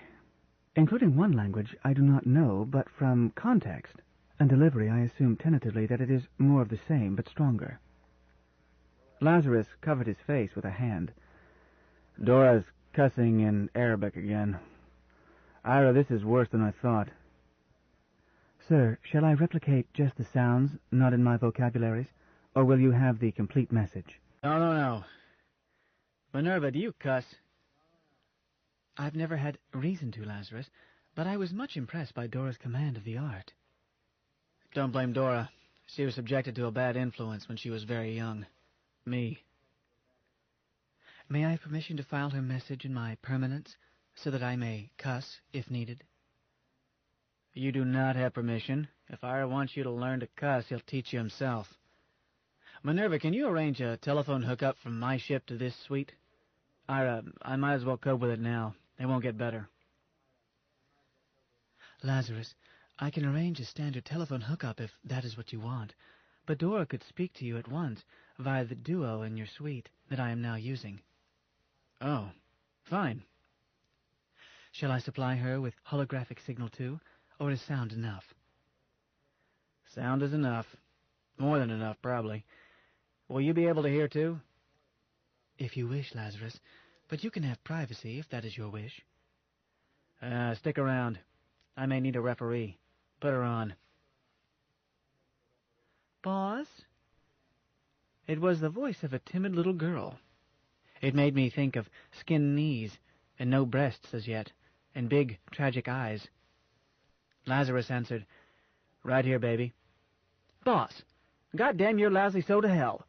What do you mean by running off and not letting me know where you are? Of all the filthy, flea-bitten... Pipe down. The timid little girl voice returned.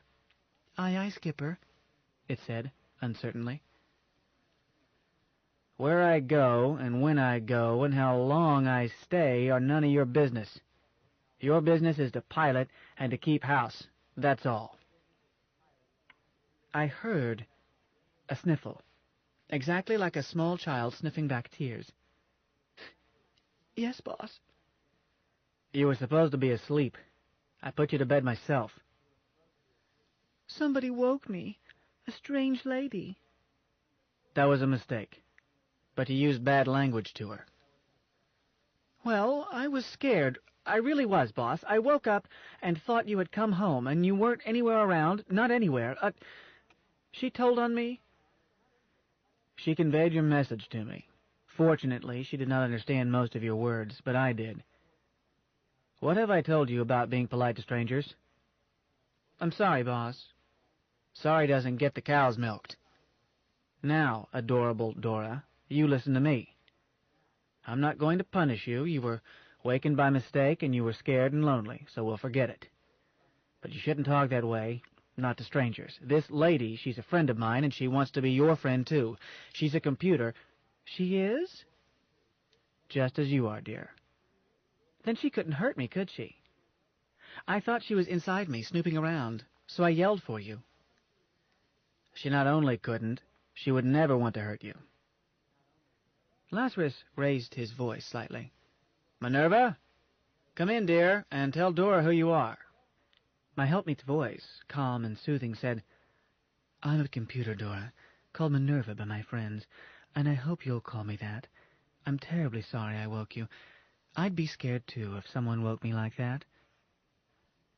Minerva never has been asleep in the 100-odd years she's been activated. She rests each part of herself on some schedule I don't need to know, but she herself is always awake, or awake so instantly whenever I speak to her as not to matter. The ship said, "How do you do, Minerva? I'm sorry I talked the way I did." "I don't remember it, dear, if you did. I heard your skipper say that I transmitted a message from you to him, but it's erased, now that it's been transmitted. Private message, I suppose." Was Minerva truth-saying? Until she came under Lazarus' influence, I would have said she did not know how to lie. Now I'm not sure. "I'm glad you erased it, Minerva. I'm sorry I talked to you that way. Boss is sore at me about it." Lazarus interrupted. Now, adorable stop it. We always let water over the bridge lie where Jesus flang it. You know that. Will you be a good girl and go back to sleep?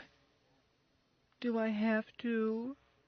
"No, you don't even have to place yourself on slow time.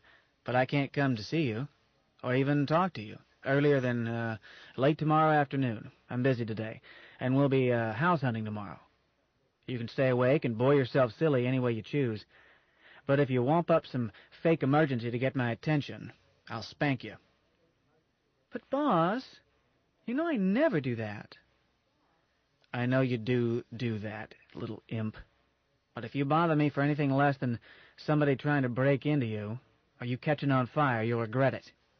If I can figure out that you've set yourself on fire, you'll catch it twice as hard. Look, dear, why don't you at least sleep whenever I am asleep? Minerva, can you let Dora know when I go to sleep, and when I wake up?" "Certainly, Lazarus." "But that doesn't mean you can bother me when I'm awake, Dora, other than for real emergencies. No surprise drills. This is not shipboard routine. We're dirtside, and I'm busy. Minerva, how's your time-sharing capacity? Do you play chess?" I put in, "Minerva has ample share-time capacity." But before I could add that she was Secundus Champion, unlimited open handicap, with a handicap of Q, Q's B, and K's R, Minerva said, "Perhaps Dora will teach me to play chess." Well, Minerva had certainly learned Lazarus' rule for telling the truth selectively. I made note that I must have a serious private talk with her. "I'd be glad to, Miss Minerva." Lazarus relaxed. "Fine. You gals get acquainted. So long till tomorrow, Dorable. Now beat it." Minerva notified us that the yacht was no longer patched in, and Lazarus relaxed. Minerva dropped back to her record-keeping role and kept quiet. Lazarus said apologetically, "Don't be put off by her childish manners, Ira. You won't find a sharper pilot or a neater ship's housekeeper between here and the galactic center. But I had reasons for not letting her grow up in other ways, reasons that won't apply when you take over as her master. She's a good girl. She really is. It's just that she's like a cat that jumps into your lap the instant you sit down." I found her charming. She's a spoiled brat, but it's not her fault. I am practically all the company she's ever had. I get bored by a computer that just grinds out numbers, docile as a slide rule. No company on a long trip. You wanted to speak to Ishtar about my house hunting, I think? Tell her I won't let it interfere with routine. I just want a day off, that's all." "I'll tell her." I turned to the administrator for rejuvenation and shifted to Galacta, asking her how long it would take to sterilize the suite in the palace and install decontamination equipment for watch standards and visitors. Before she could answer, Lazarus said, "Whoops. Hold it one fiddlin' minute. I saw you palm that card, Ira." "I beg your pardon, sir?" "You tried to slide one in. Decontam is the same word in English as in Galacta. Not that it was news to me. My sense of smell isn't that dead. When a pretty girl leans over me, I expect to smell perfume. But when I can't even smell girl and do smell germicides, well, it's a Dixit and QED. Minerva?" "Yes, Lazarus?"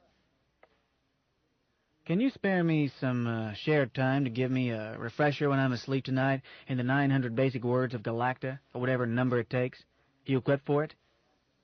Certainly, Lazarus. Thanks, dear. One night should do it. But I'll appreciate vocabulary drill each night until we both think I'm up to adequate proficiency. Can do? Can do, Lazarus. And will do. Vocabulary drill each night until we both think I'm up to adequate proficiency. Can do? Can do, Lazarus. And will do. Thanks, dear. Over and out. Now, Ira, you see that door? If it doesn't open to my voice, I'm going to attempt to break it down. If I can't, I'm going to check on whether or not that suicide switch is really hooked up by trying it. Because if that door won't open, I am a prisoner, and any promises I made on your assurances that I am a free agent are not binding. But if it does open to my voice, I'll bet you whatever you like that there is a decontam chamber beyond it, staffed and ready to function. Say 1,000,000 crowns to keep it interesting? No? You didn't flinch. Let's make it 10,000,000 crowns. I trust that I did not flinch. I have never had that much money of my own, and a chairman pro tem gets out of the habit of thinking about his own money. There is no need to. I had not asked Minerva about my personal balance for some time. Years, perhaps. Lazarus, I won't bet. Yes, there is a decontam set up outside. We try to protect you from possible infection without bringing it to your attention. I see that we have failed. I haven't checked on the door. Lying again, son. You're not good at it. But if it isn't keyed to your voice now, it is my oversight. You've kept me busy. Minerva, if the door to this suite is not keyed to the senior's voice, correct it immediately. It is keyed to his voice, Ira. I relaxed when I heard how she phrased it. Perhaps a computer that had learned when not to be bluntly truthful was going to be still more of a helpmeet. Lazarus grinned diabolically. So, then I'm about to test out the super override program you were a bit hasty in giving her. Minerva? Awaiting your orders, Senior. Key the door to my suite so that it opens only to my voice. I'm going out, and sashay around while Ira and these kids stay locked inside. If I'm not back in half an hour, you can unlock them. Conflict, Ira. Carry out his orders, Minerva. I tried to keep my voice low and even. Lazarus smiled and stayed in his chair. No need to show openers, Ira. There is nothing outside I want to see. Minerva, you can put the door back to normal. Let it open to any voice, including mine. Sorry about that conflict, dear. I hope it didn't burn out anything. No harm done, Lazarus. When I was given that super override instruction, I increased the overload tolerances on my problem-solving network. You're a smart girl. I'll try to avoid conflict in the future. Ira, you had better remove that super override. It's not fair to Minerva. She feels like a woman with two husbands. Minerva can handle it, I assured him, more calmly than I felt. You mean that I had better handle it? I shall. Did you tell Ishtar that I'm going house hunting? I didn't get that far. I was discussing with her the practicability of your living at the palace. Now, Ira, palaces don't appeal to me, and being a house guest is still worse. A nuisance, both to host and guest. Tomorrow I'll find a residence Hilton that doesn't cater to tourists or conventions. Then I'll run out to the skyport and see Dora, and pat her rump and get her calmed down. The next day or so I'll find a little house way out in the suburbs, one automated enough to be no problem, but with its own garden. Gotta have a garden. I'll have to bribe somebody to move. The house I want won't be standing empty. Do you happen to know how much I still have in Harriman Trust, if anything? I don't know, but that's no problem. Minerva, set up a drawing account for the senior. Unlimited. Acknowledged, Ira. Completed. Completion noted. Lazarus, you would not be a nuisance, nor will you find it palatial as long as you avoid the public rooms, as I always do. Nor will you be anyone's guest. It's called the Executive Palace, but its official name is the Chairman's House. You will be in residence in your own home. I will be the guest, if anyone. Hogwash, Ira. True, Lazarus. Quit juggling words. I would still be a stranger in a household not truly my own. A guest. I don't buy it. Lazarus, you said last night, I remembered just in time, the missing day, that you can always do business with anyone who is acting in his own interest and says so. I think I said usually, rather than always, meaning that we could then look for a way that would serve both of our self-interests. Then hear me out. You've got me tied down with this Scheherazade bet, as well as a research, to find something new to interest you. Now you've dangled bait under my nose that makes me want to migrate as soon as possible. It won't take long for the trustees to turn me down concerning a migration of the families. Grandfather, it's nuisance enough to chase over here every day. I don't hanker to trek way out into the boondocks. The commuting would waste what little time you have left me for work. Besides that, it's dangerous. Living alone? Ira, I've lived alone many times. Dangerous for me. Assassins. I'm safe at the palace. The rat who can find his way through that maze hasn't been born. I'm reasonably safe here inside the clinic, and I can get back and forth in safety, subject only to whims of automatic machinery. But if I make a daily pattern of going to an unfortified house somewhere out in the suburbs, then it is only a matter of time until some crackpot sees it as an opportunity to save the world by picking me off. Oh, he will not live through it. My guards aren't that inefficient. But if I persist in setting myself up as a target, he might get me before they get him. No, Grandfather, I do not choose to be assassinated. The senior looked thoughtful, but not impressed. I could answer that your safety and convenience have to do with your self-interest, not mine. True, I admitted. But let me offer what bait I can. It's in my self-interest for you to live in the palace. There I can visit you in perfect safety, even safer than I am here, and commuting becomes a matter of seconds, negligible. I can even ask you, there, to excuse me for a half hour if something urgent comes up. That defines my self-interest. As for yours, sir, would you be interested in a bachelor's cottage, rather small, 4 rooms, and not especially modern or luxurious, but set in a pleasant garden?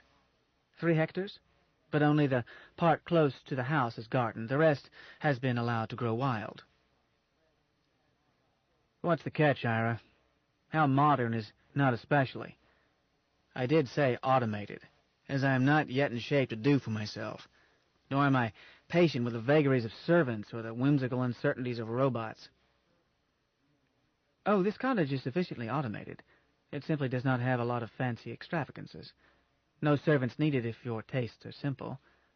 Would you permit the clinic to continue to stand watches on you, if the watchstanders are as pleasant and as pleasantly unobtrusive as these two?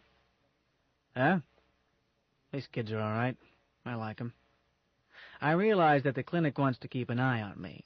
They probably feel I'm more of a challenge than a client only 300 or 400 years old.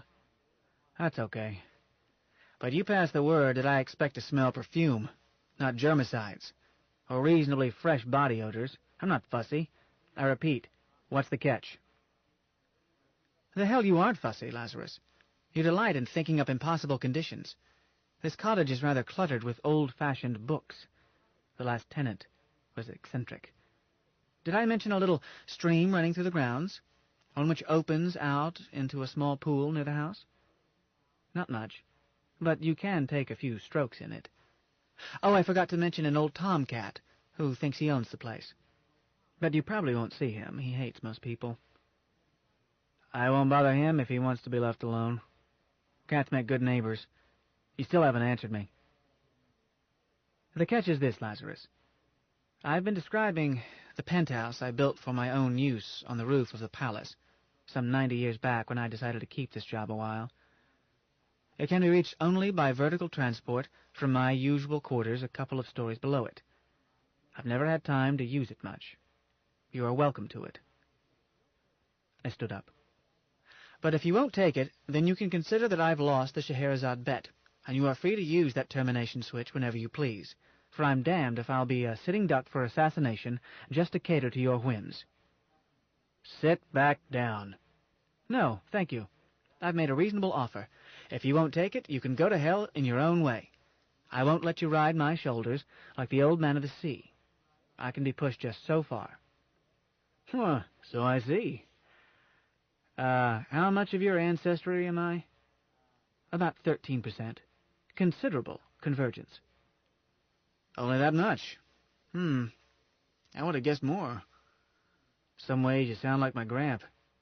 Does my suicide switch go along? If you want it. I answered as indifferently as I could manage to sound.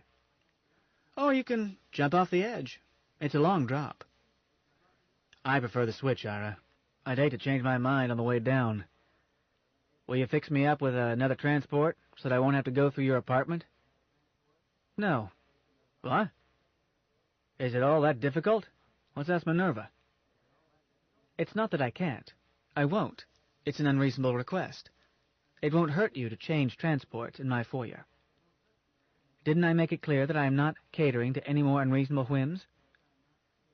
Get your feathers down, son. I accept. Tomorrow, say. Never mind moving that clutter of books. I like old-fashioned bound books. They have more flavor than speedy reads, or projectos, or such. And I'm pleased to find that you're a rat and not a mouse. Please, sit down. I did so, pretending reluctance. I felt that I was beginning to gain some grasp of Lazarus. Despite the way he sneered at them, the old scoundrel was an equalitarian at heart, and expressed it by attempting to dominate anyone with whom he came into contact, but was contemptuous of anyone who knuckled under to his bullying. So the only answer was to hit back at him, try to maintain a balance of power, and hope that in time it would reach the stability of mutual respect. I never had cause to change my mind. He was capable of kindness and even affection toward one who accepted a subordinate role, if that person was a child or a female. But he preferred spunk, even from them. A grown male who bent the knee, he neither liked nor trusted. I think this quirk in his character made him very lonely. Presently the senior said, musingly, "Be nice to live in a house for a while, with a garden, maybe with a spot where I can stretch a hammock." Several such spots. But I'm doing you out of your hideaway. Lazarus, there is enough room on that roof that I could have another cottage assembled out of your sight, if I wanted it. I don't. I haven't even been up there for a swim in weeks. It has been at least a year since I slept up there. Well, I hope you'll feel free to come up and swim, anytime, or whatever. I expect to be up there every day, and all day, for the next 1,000 days. Have you forgotten our bet? Oh, that. Ira, you were bitching that my whimsical ways were wasting your valuable time. Do you want to be let off the hook? Not on the other, just on that? I laughed at him. Straighten your kilt, Lazarus.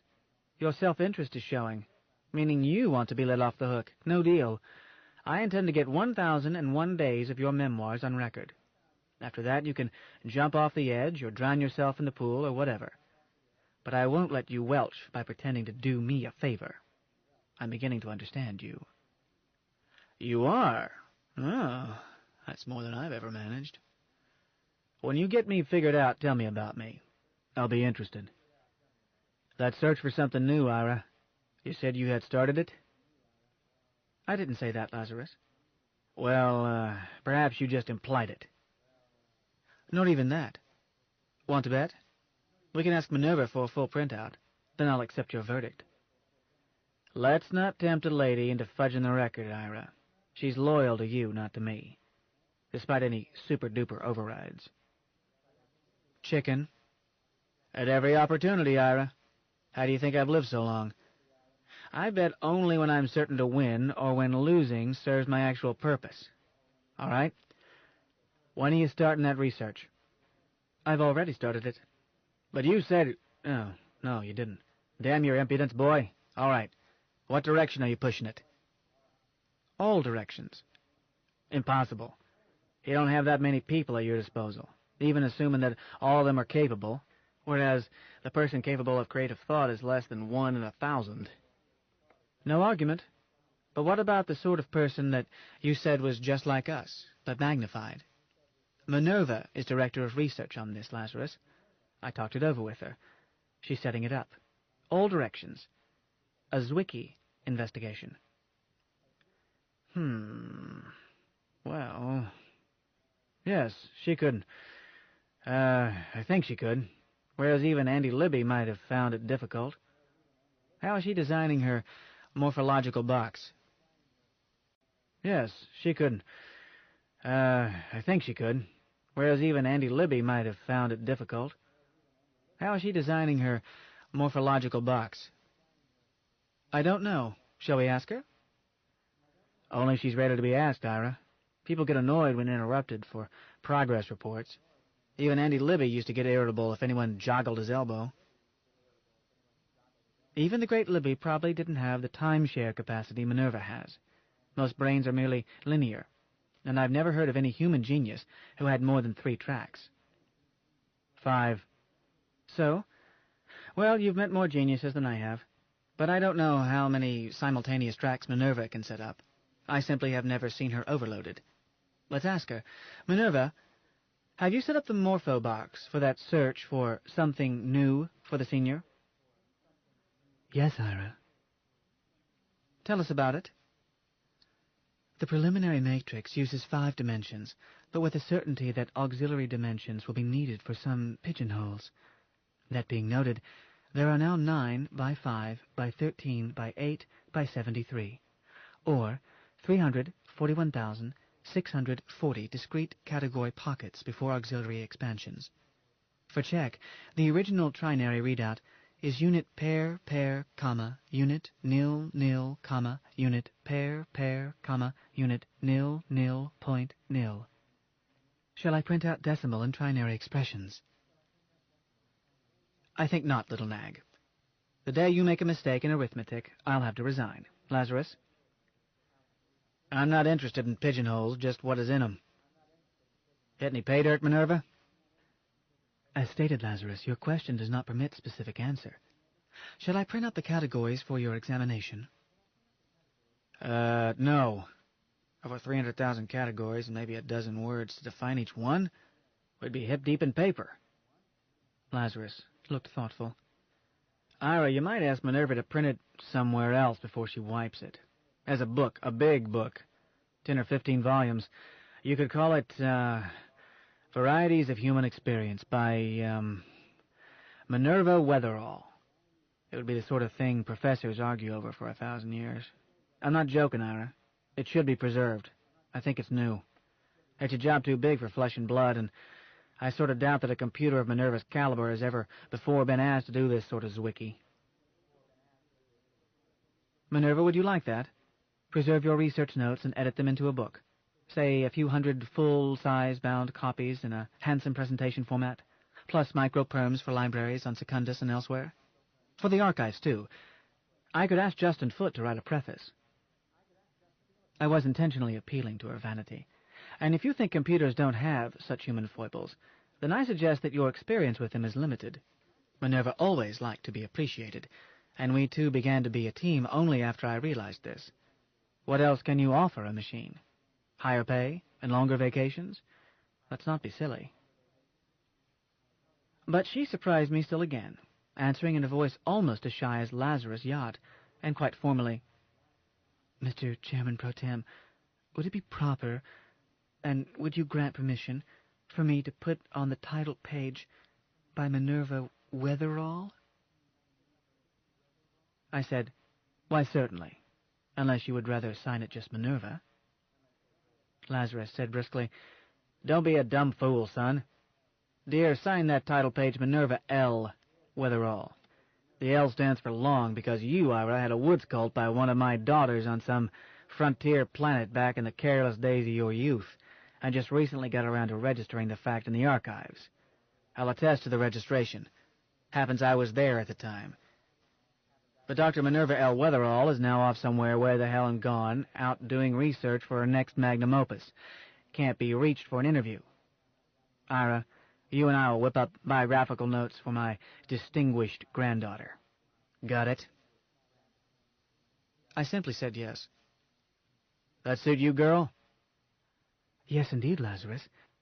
Grandfather Lazarus. Don't bother calling me grandfather. But I want the #1 presentation copy. Inscribed to me, dear, to my grandfather Lazarus Long, with love, Minerva L. Wetherall. Is it a deal? I will be proud and happy to do so, Lazarus. An inscription should be in handwriting, should it not?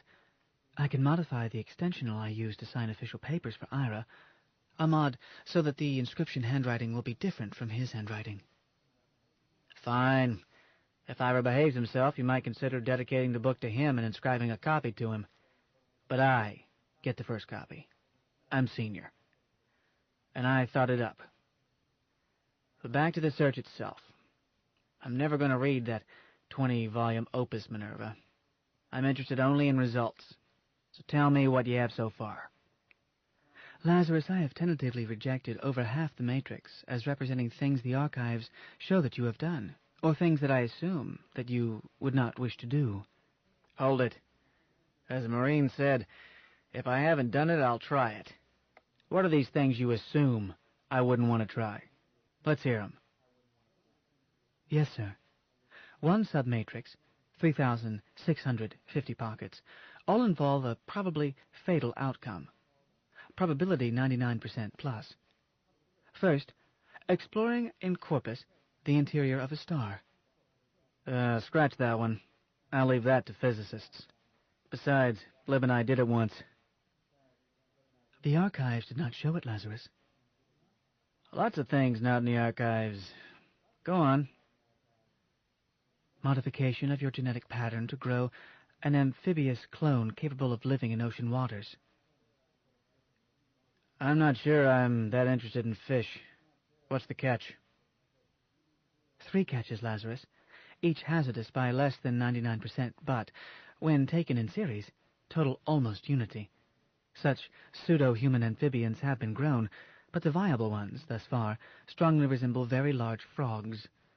The chances of survival of such a creature against other denizens of the deep, figured for secundus, have been theoretically calculated as even for 17 days, 25% for 34 days, and so on. I think I could improve those odds, but I never have cared much for Russian roulette. The other hazards? Installing your brain in the modified clone, then reinserting it into a normal clone at a later time, if you survived. Scratch that one. If I have to live underwater, I don't want to be a frog. I want to be the biggest, meanest shark in the ocean. Besides, I figure that if living underwater was all that interesting, we would still be there. Give me another sample. A triple sample, sir. Lost in N space with a ship, without a ship, but with a suit, and without even a suit. Scratch 'em all. I've come closer than I like to think to the first 2, and the third is just a silly way to drown in vacuum, thin and unpleasant. Minerva, the all-powerful, in his majestic wisdom, whatever that means, made it possible for humans to die peacefully. That being so, unless one is forced to, it is silly to do it the hard way. So scratch drowning in caterpillars and self-immolation and all silly ways to die. Very well, dear. You've convinced me that you know what you're talking about concerning those 99-plus hazards. Scratch 'em all. I'm interested only in something new to me, in which the chances of surviving are better than 50%, and in which a man who stays alert can enhance his chances. For example, I never hankered to go over high falls in a barrel. You can design the barrel to make it relatively safe. Nevertheless, once you start, you are helpless. Which makes it a silly stunt, unless it's the safest way out of a worse predicament. Racing, cars, steeplechase, skis, is more interesting because each calls for skill. Yet I don't fancy that sort of danger either. Danger for the sake of danger is for children who don't really believe they can be killed. Whereas I know I can be. So there are a lot of mountains I'll never climb. Unless I'm trapped, in which case I'll do it. Have done it. The easiest, safest, most chicken way I can figure out. Don't bother with anything in which the prime novelty is danger. Danger is no novelty. It is simply something to be faced when you can't run. How about other pigeonholes in your box? Lazarus, you could become female. Huh? I do not think I have ever seen the senior quite so startled. So was I, but the statement was not aimed at me. He went on slowly. Minerva, I'm not sure what you mean. Surgeons have been turning inadequate males into fake females for more than 2,000 years, and females into fake males almost as long. I'm not attracted by such stunts. For good or bad, I am male. I suppose that every human has wondered how it would feel to be the other sex, but all the plastic surgery and hormone treatments possible won't do it. Those monsters don't reproduce. I am not speaking of monsters, Lazarus. A true change in sex. You remind me of a tale I had almost forgotten. Not sure it's true. About a man. Must have been around 2000 A.D. Could be much later because things went to pieces not long after. Supposed to have had his brain moved into a female body. Killed him, of course. Alien tissue rejection. Lazarus, this would not involve that hazard. It would be done with your own clone. Not bloody likely. Keep talking. Lazarus, this has been tested on animals other than H. sapiens. It works best in changing a male to a female. A single cell is selected for cloning. Before cloning is started, the Y chromosome is removed, and an X chromosome from a second cell of the same zygote is supplied, thus creating a female cell of the same genetic pattern as the zygote, save that the X chromosome is replicated while the Y chromosome is eliminated. The modified cell is then cloned. The result is a true female clone zygote derived from a male original. There must be a catch, Lazarus said, frowning. There may be, Lazarus. Certain it is that the basic technique works. There are several created females in the building you are in. Dogs, cats, one sow, others. And most of them have littered successfully. Except when, for example, a derived bitch is bred with a male dog who supplied the cell for cloning. That can produce lethals and monstrosities from the high probability of reinforcing bad recessives. I should think it would. Yes, but normal outbreeding does not, as indicated by 73 generations of hamsters descended from one created female. The method has not been adapted to fauna native to Secundus because of their radically different genetic structure. Never mind Secundus animals. How about men? Lazarus, I have been able to search the literature only on items released by the Rejuvenation Clinic.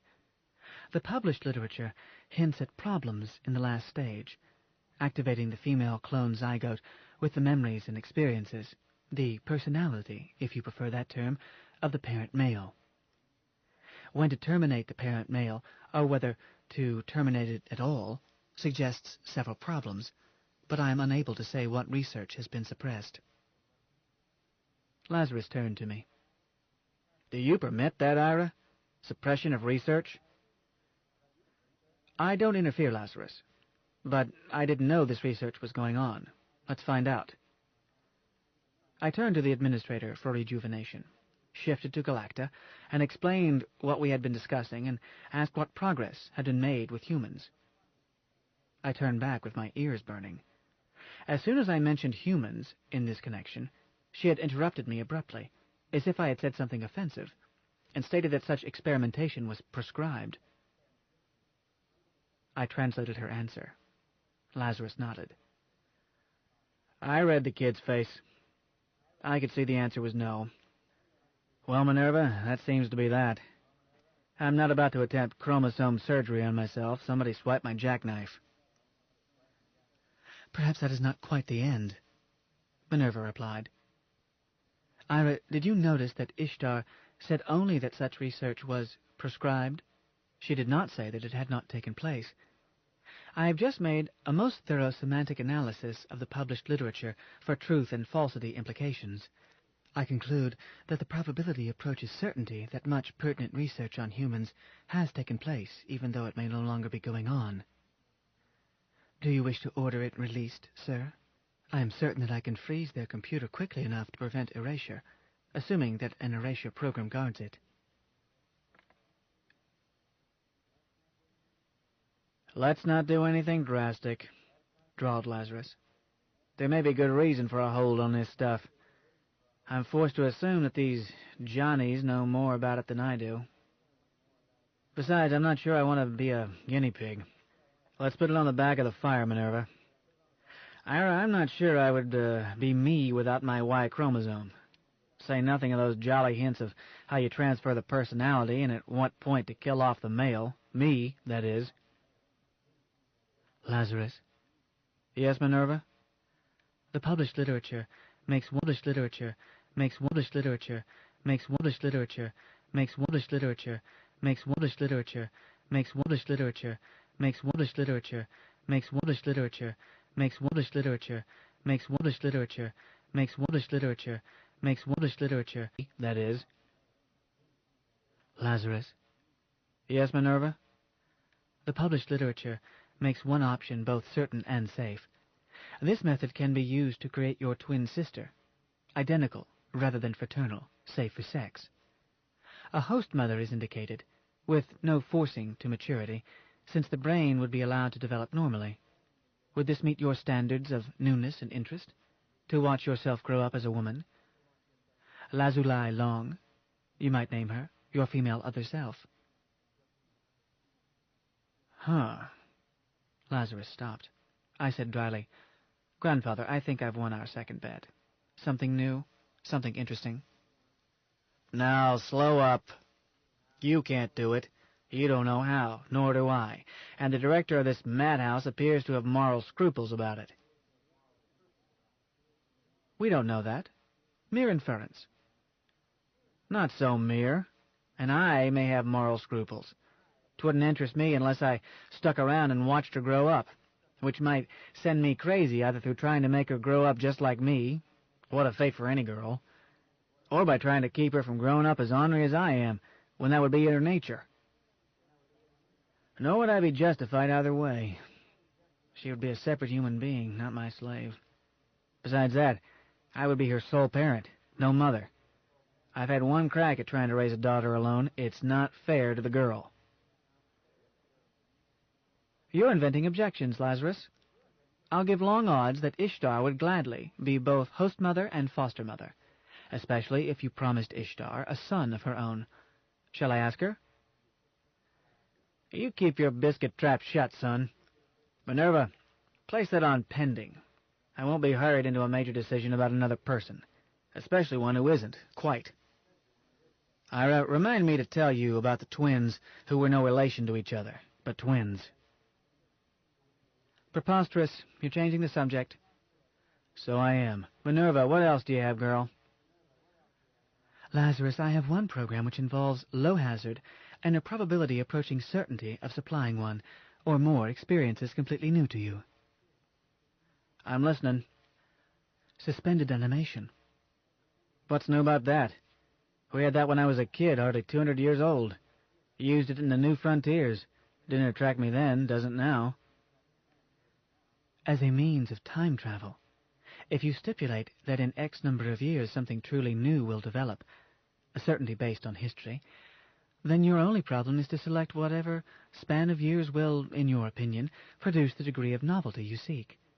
100 years, 1,000, 10,000, whatever you say. The rest involves nothing but minor design details. Not so minor if I'm going to be asleep and unable to protect myself. But you need not go into hibernation until you are satisfied with my design, Lazarus. 100 years is obviously no problem. 1,000 years is not much problem. In years I would design an artificial planetoid, equipped with fail-safes to ensure that you would be revived automatically in case of emergency.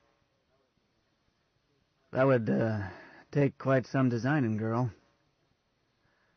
I feel confident of my capacity to do it, Lazarus, but you are free to criticize and reject any part of it. However, there is no point in my submitting preliminary designs until you give me the controlling parameter, namely the time span, which in your opinion will produce something new to you. Or do you wish my advice on that? Hold your horses, dear. Let's assume that you've got me in liquid helium and in free fall and thoroughly protected against ionizing radiation. No problem, Lazarus.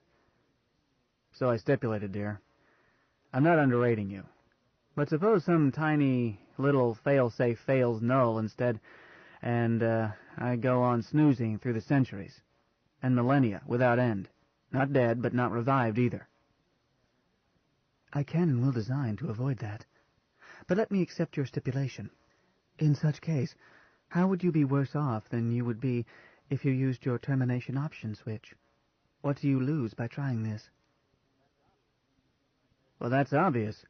If there's anything to this immortality talk, or any sort of afterlife, I'm not saying there is or isn't, but if there is, then when the roll is called up yonder, I won't be there.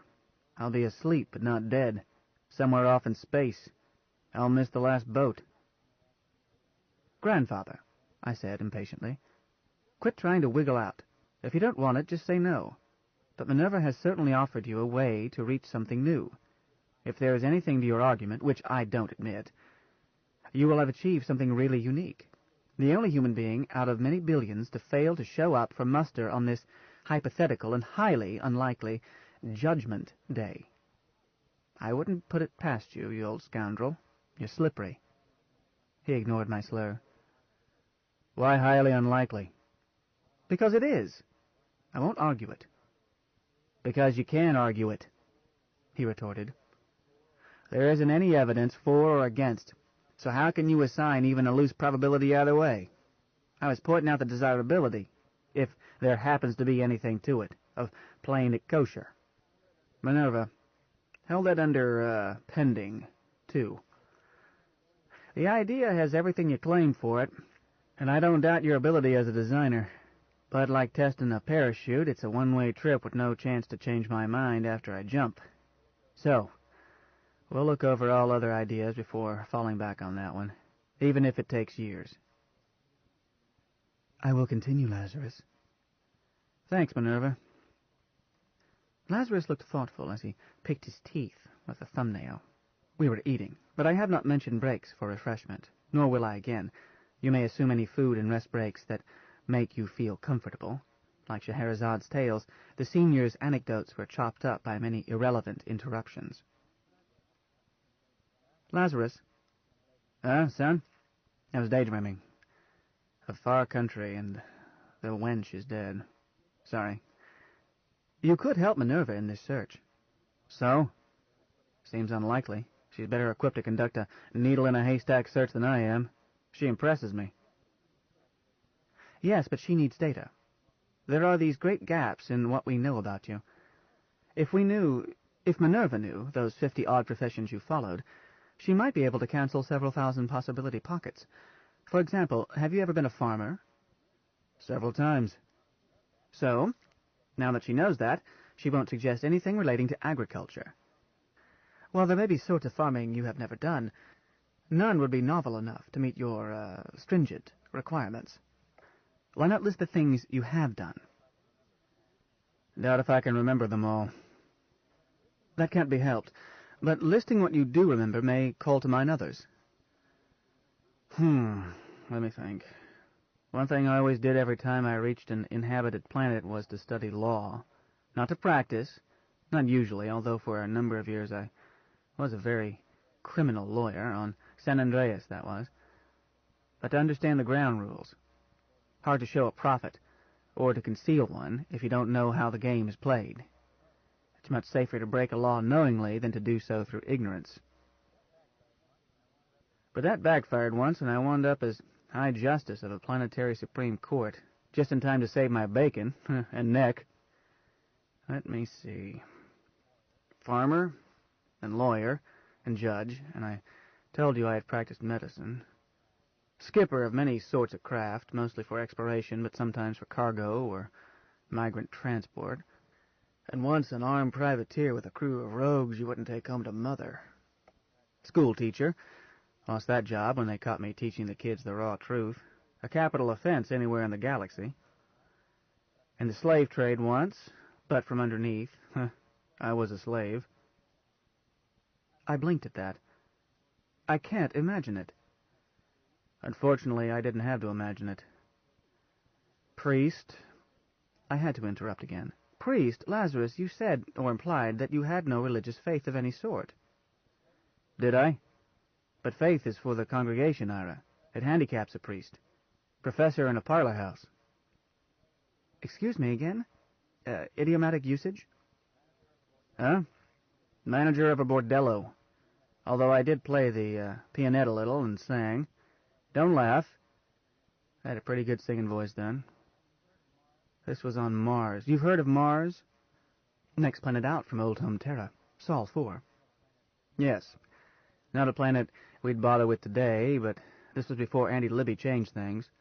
It was even before China destroyed Europe, but after America dropped out of the spacing business, which left me stranded. I left Earth after that meeting of 2012 and didn't go back for a spell, which saved me much unpleasantness. I shouldn't complain. If that meeting had gone the other way... No, I'm wrong. When the fruit is ripe, it will fall, and the United States was rotten ripe. Don't ever become a pessimist, Ira. A pessimist is correct oftener than an optimist, but an optimist has more fun, and neither can stop the march of events. But we were speaking of Mars, and the job I had there. A fill-in job for coffee and cakes, but pleasant. I was also the bouncer. The girls were all nice girls, and it was a pleasure to throw out some slob who was misbehaving toward him. Throw him so hard he bounced.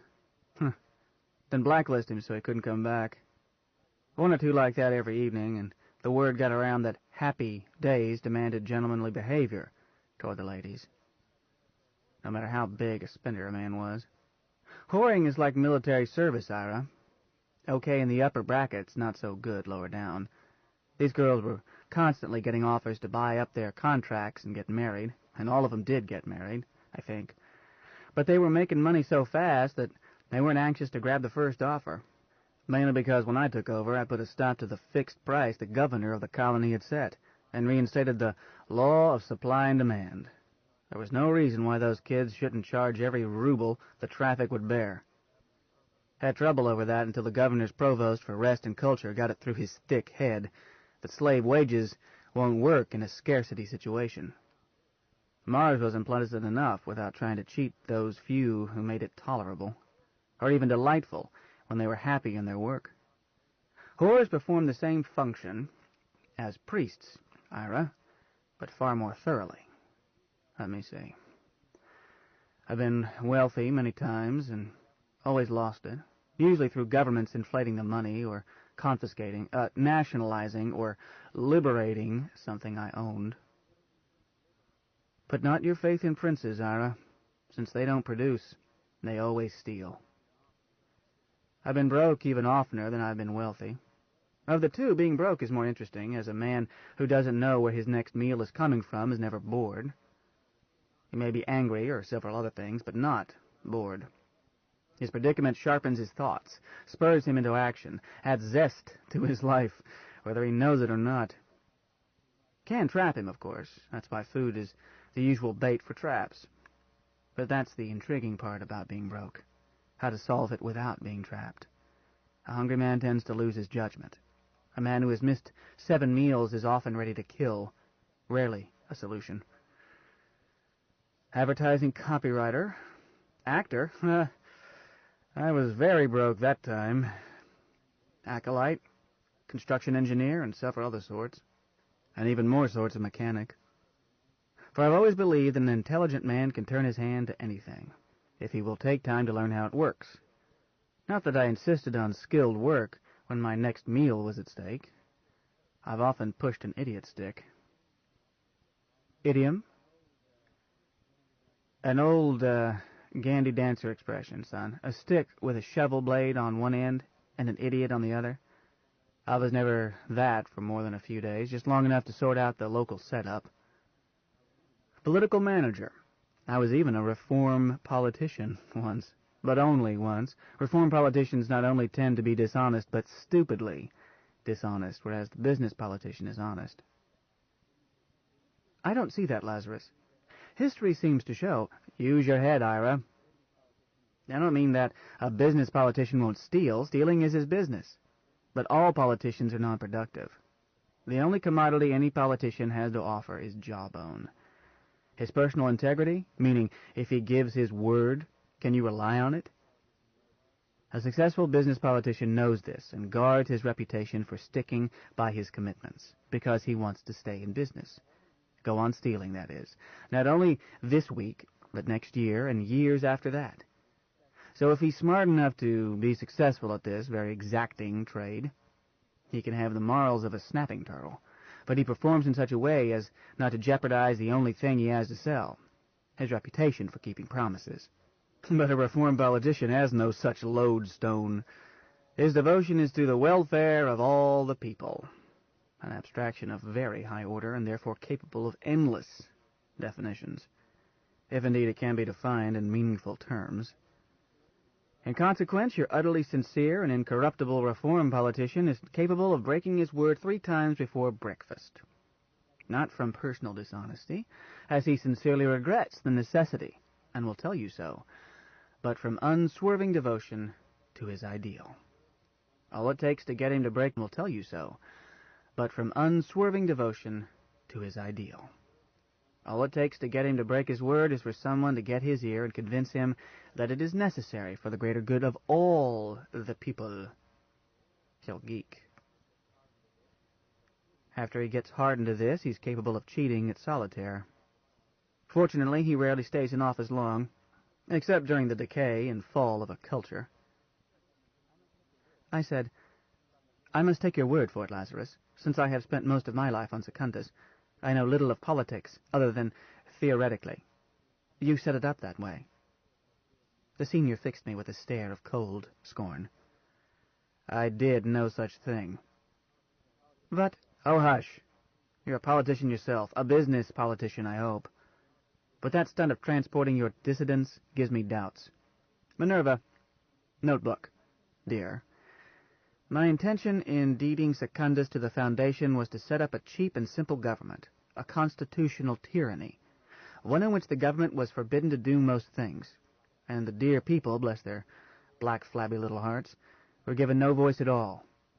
I didn't have much hope for it. Man is a political animal, Ira. You can no more keep him from politicking than you can keep him from copulating, and probably shouldn't try. But I was young then, and hopeful. I hoped to keep politicking in the private sphere, keep it out of government. I thought the setup might last a century or so. I'm amazed that it has lasted as long as it has. Not good. This planet is overripe for revolution, and if Minerva doesn't find me something better to do, I might show up under another name, with my hair dyed and my nose bobbed, and start one. So be warned, Ira. I shrugged. You forget I'm migrating. Oh, yes. Though the prospect of suppressing a revolution might change your mind. Or perhaps you would like to be my chief of staff, then displace me with a coup d'etat after the shooting is over and send me to the guillotine. That would be something new. I've never tended to lose my head over politics. Huh. Doesn't leave much for an encore, does it? A tisket, a tasket, a head in a basket. It cannot reply to questions you ask it. Final curtain, no bows. But revolutions can be fun. Did I tell you how I worked my way through college? Operating a Gatling gun for $5 a day and loot. Footnote. The Gatling gun, Richard J. Gatling, 1818 to 1903, was obsolete by the time Lazarus Long was born. This allegation is barely possible if one stipulates that an obsolete weapon might be used in some small, out-of-the-way insurrection. Justin Foote, the 45th. Never got higher than corporal because each time I had enough money for another semester, I deserted.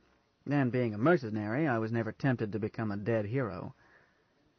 But adventure and change of scene are appealing to a young man, and I was very young.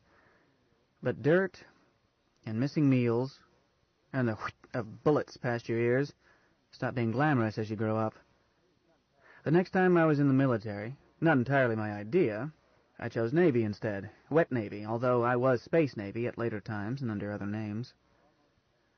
I've sold almost everything, except slaves, and worked as a mind reader in a traveling show, and was a king once, a much overrated profession, the hours are too long, and designed women's styles under a phony French name and accent, and with my hair long. Almost the only time I've worn long hair, Ira. Not only does long hair need a lot of time-wasting care, it gives your opponent something to grab in close combat, and can obscure your view at a critical moment. Either one can be fatal. But I don't favor a billiard ball cut, because a thick mat of hair, not so long as to fall over your eyes, can save you a nasty scalp wound. Lazarus appeared to stop to think. I don't see how I can list all the things I've done to support myself and my wives and kids, even if I could remember them. The longest I ever stuck to one job was about half a century. Very special circumstances. And the shortest was, after breakfast to just before lunch. And again, special circumstance. But no matter where or what, there are makers, takers, and fakers. I prefer the first category, but I haven't spurned the other two. Whenever I was a family man, usually, that is, I haven't let compunction stop me from keeping food on the table.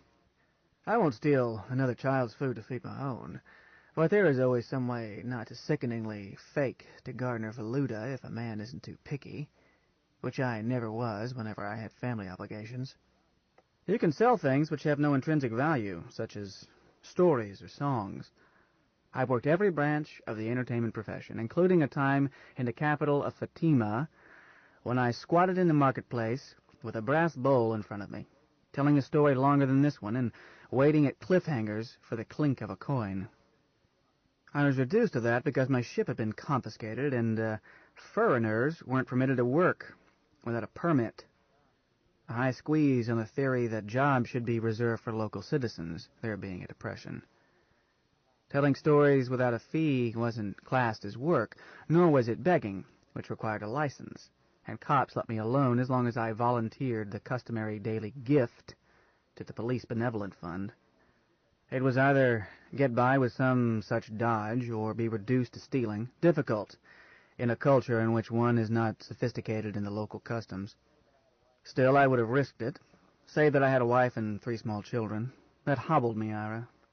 A family man should not take risks that a bachelor finds acceptable. So, I sat there till my tailbone wore through the cobblestones, recounting everything from Grimm's fairy tales to Shakespeare's plays, and not letting my wife spend money on anything but food until we saved enough to buy that work permit, plus the customary cumshaw. Then I clobbered him, Ira. How, Lazarus? Slowly but thoroughly. Those months in the marketplace had given me a degree of sophistication in the whom of that society, and what its sacred cows were. Then I stayed on for years. No choice. But first I was baptized into the local religion, gaining a more acceptable name in the process and memorizing the Quran. Not quite the same Quran I had known some centuries earlier, but it was worth the effort. I'll skip over how I got into the Tinkers Guild and got my first job repairing television receivers, had my pay dock to cover my contribution to the guild, that is, with a private arrangement to the Grand Master Tinker, not too expensive. The society was retarded in technology. Its customs didn't encourage progress, and they had slipped behind what they had fetched from Earth about 5 centuries earlier. That made me a wizard, Ira, and could have got me hanged had I not been careful to be a faithful and open-handed son of the church. So once I got into position for it, I peddled fresh electronics and stale astrology, using knowledge they didn't have for one and a free imagination for the other. Eventually I was chief stooge to the very official who had confiscated my ship and trade goods years earlier, and I was helping him get richer while getting rich myself. If he recognized me, he never said so. A beard changes my looks quite a lot. Unfortunately, he fell into disfavor, and I wound up with his job. How did you work that, Lazarus? Without being caught, I mean. Now, Ira. He was my benefactor. It said so in my contract, and I always addressed him as such. Allah's ways are mysterious. I cast a horoscope for him, warning him that his stars were in bad shape. And so they were. That system is one of the few I know of with 2 usable planets around the same star, both colonized and with trade between them. Artifacts and slaves. Slaves, Lazarus? Well, I am aware of such a practice on Supreme. I didn't think that vice was very common, not economic. The old man closed his eyes, kept them closed so long I thought he had fallen asleep. He often did during the early days of these talks. Then he opened them and spoke very grimly. Ira, this vice is far more common than historians usually mention. Uneconomic? Yes. A slave society can't compete with a free one. But with a galaxy as wide as it is, there is usually no such competition. Slavery can and does exist many times and places, whenever the laws are rigged to permit it. I said that I would do almost anything to support my wives and kids. And I have. I've shoveled human excrement for a pittance, standing in it up to my knees, rather than let a child go hungry. But this I will not touch. Nor is it because I was once a slave myself. I have always felt this way. Call it a belief, or dignify it as a deep moral conviction. Whatever it is, for me it is beyond argument. If the human animal has any value at all, he is too valuable to be property. If he has any inner dignity, he is much too proud to own other men. I don't give a damn how scrubbed and perfumed he may be. A slave owner is subhuman. But this doesn't mean that I'll cut my throat when I run into it, or I would not have lived through my first century. For there is another bad thing about slavery, Ira. It is impossible to free slaves. They have to free themselves. Lazarus scowled.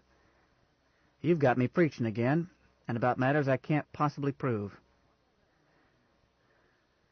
Once I got my hands on my ship, I had it fumigated, and checked it over myself, and had it loaded with items I thought I could sell, and had food and water taken on for the human cargo it had been refitted for. I set the captain and crew on a week's leave. I notified the protector of servants, the state slave factor, that is, that we would load as soon as the skipper and purser were back. Then I took my family on a holiday inspection of the ship. Somehow the protector of servants was suspicious. He insisted on touring the ship with us. So we had to take him along when we took off from there, very suddenly, shortly after my family was aboard, right out of that system, and never went back. But before we put down on a civilized planet, me and my boys, 2 almost grown by then, removed any sign that she had ever been a slaver, even though it meant jettisoning stuff I could have sold. What about the protector of servants? I asked. Wasn't he some trouble to you? Wondered if you would notice that. I spaced the bastard. Alive. He went that-a-way. Eyes popped out and peeing blood. What did you expect me to do? Kiss him?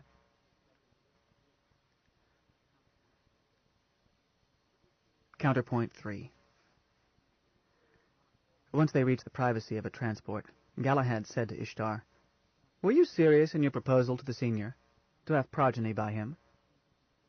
How could I be joking? In the presence of 2 witnesses, one of them the chairman pro tem himself? I don't see how you could be. But why, Ishtar? Because I'm a sentimental atavist. Do you have to snap at me? She put an arm around his shoulders, took his hand with her free hand. I'm sorry, dear. It has been a long day. I had not much sleep last night, sweet as it was. I'm worried about several things, and the subject you brought up is not one I can be unemotional about. I should not have asked. An invasion of privacy. I don't know what's got into me. Shall we wipe the matter, please? Dear, dear. I do know what got into me, and that's part of why I'm so unprofessionally emotional. Let me put it this way. If you were female, wouldn't you jump at a chance to make such a proposal to him? I'm not female. I know you're not. You're delightfully male. But try for a moment to be as logical as a female. Try.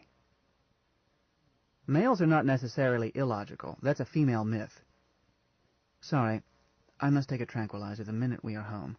Something I haven't needed in years. But do try to think about it as if you were female, please. 20 seconds? I don't need 20 seconds. He lifted her hand, kissed it. If I were female, I would jump at the chance too.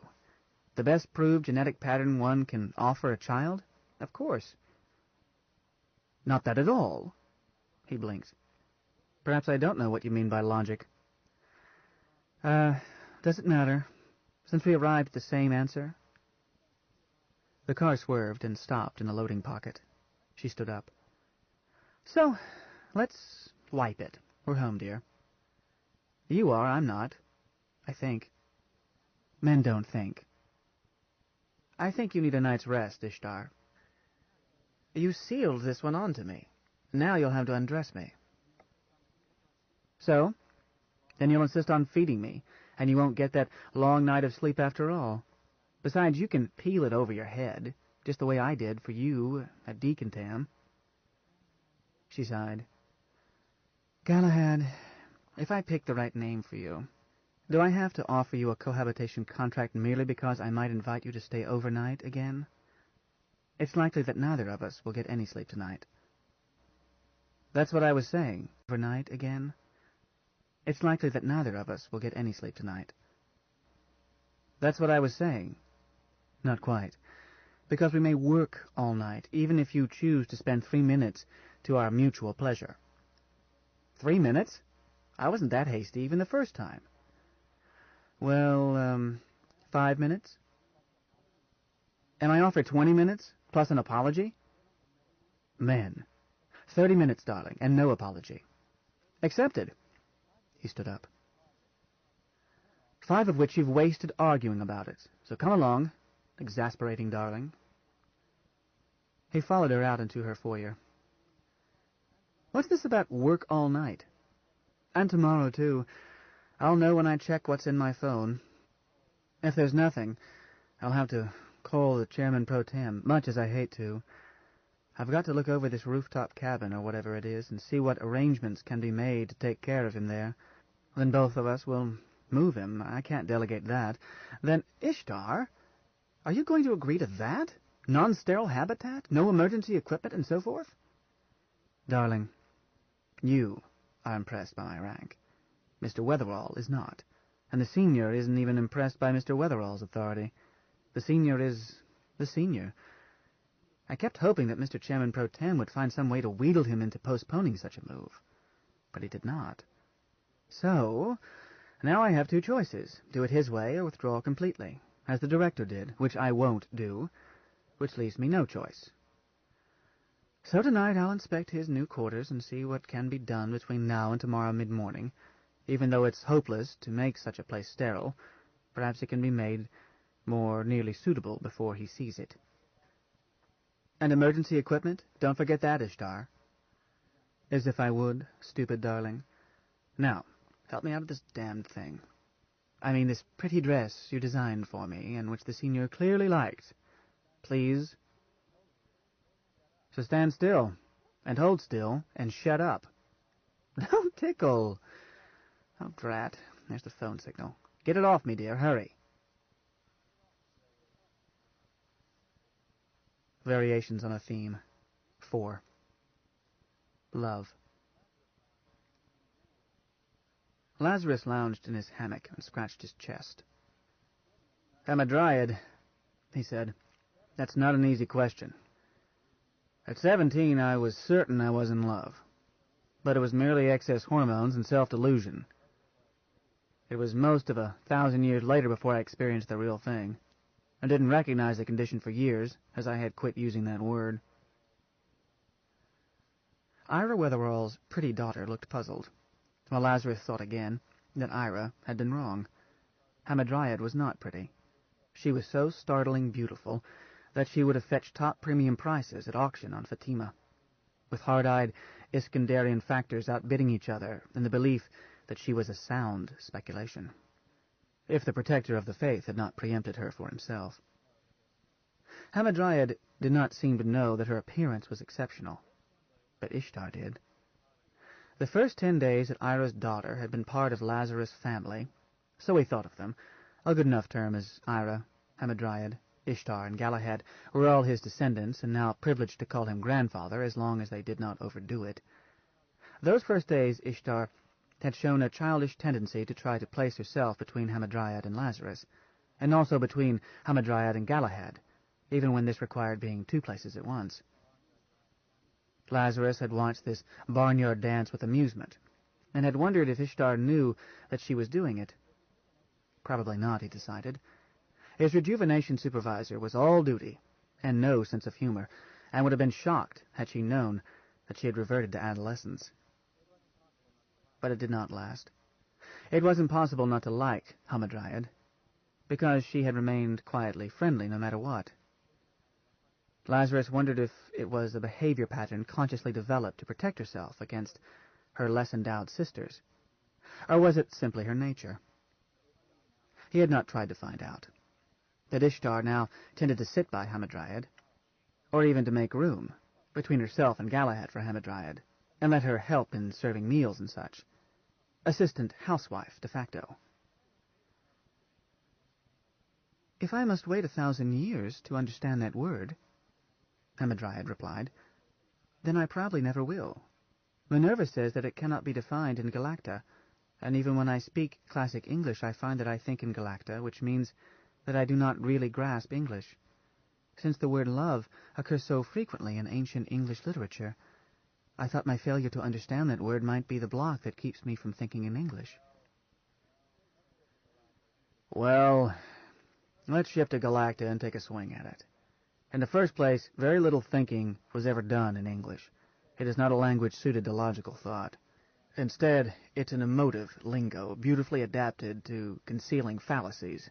A rationalizing language, not a rational one. But most people who spoke English had no more idea of the meaning of the word love than you have, even though they used it all the time." Lazarus added, "Minerva, we're going to take another hack at the word love. Want to join in? If so, shift to your personal mode." "Thank you, Lazarus. Hello, Ira, Ishtar, Hamadryad, Galahad." The disembodied contralto voice answered. "I am and have been in personal mode, and usually am, now that you have given me permission to use my judgment. You're looking well, Lazarus.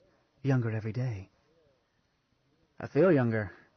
But, dear, when you go to personal mode, you should tell us."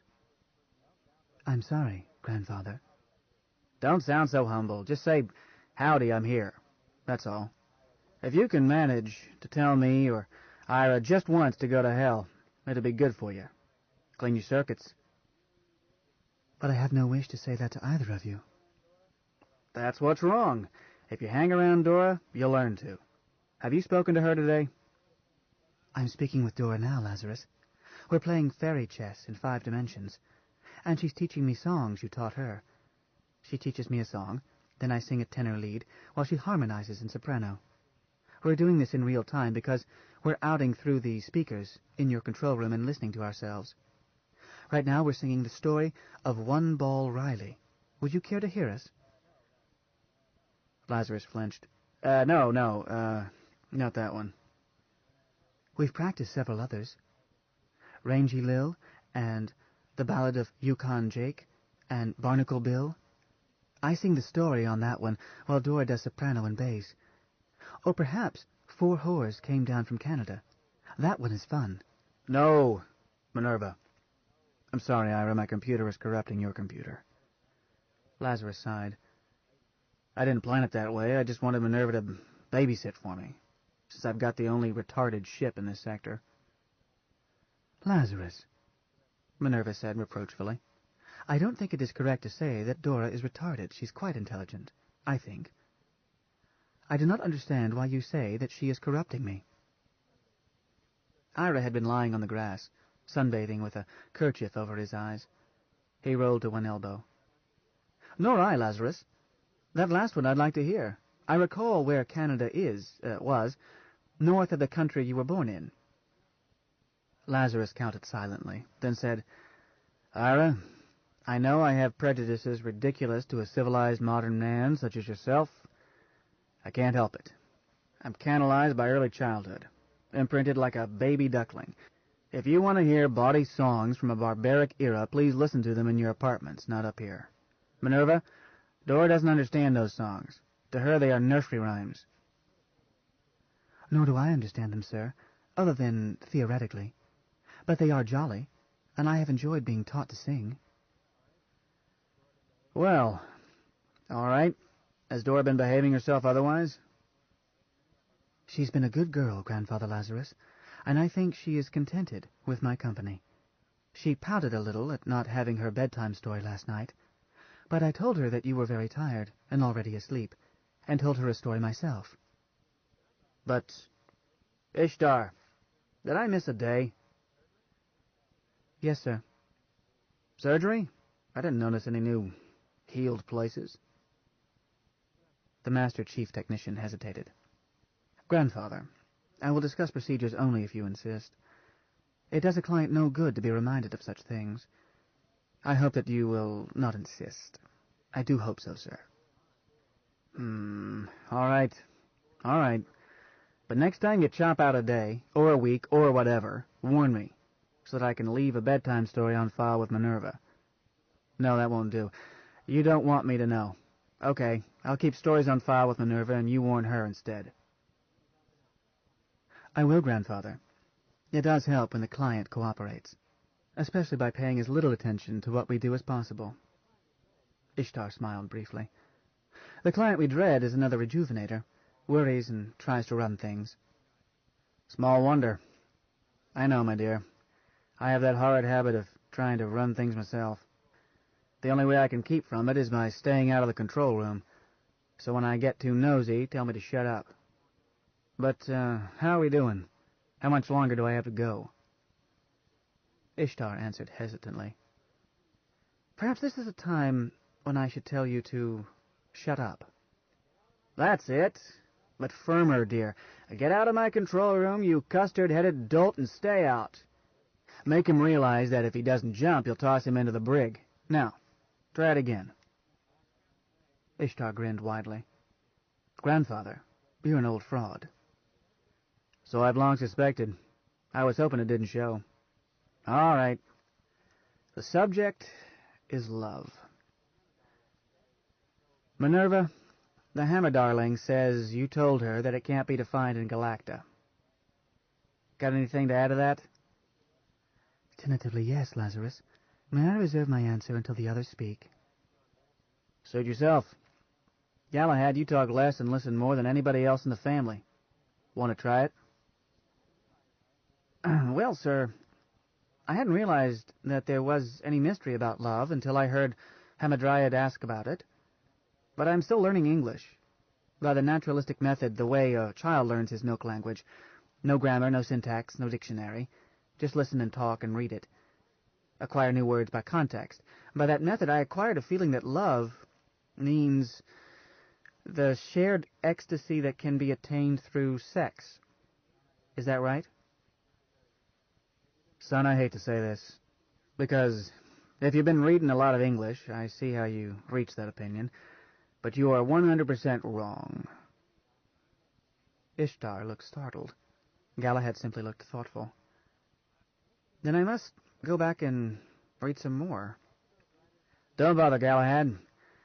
Most of those writers you've been reading misuse the word just that way. Shucks, I misused it for years myself.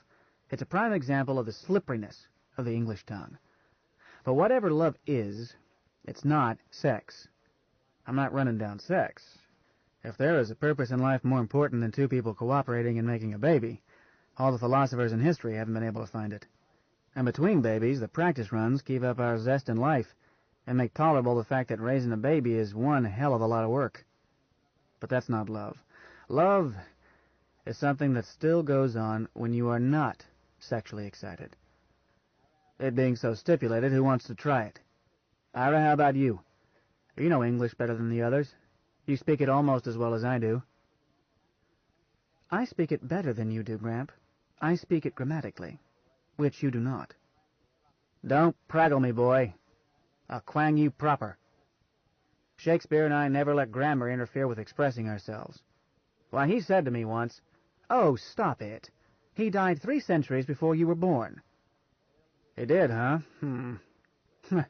They opened his grave once and found it empty. The fact is, he was a half-brother of Queen Elizabeth and dyed his hair to make the truth less obvious. The other fact is that they were closing in on him, so he switched. I've died that way several times. Ira, his will left his second-best bed to his wife. Look up who got his best bed, and you'll begin to figure out what really happened. Do you want to try to define love? No. You would change the rules again. All you have done so far is to divide the field of experience called love into the same categories Minerva divided it into when you asked her this same question weeks ago, namely, eros and agape.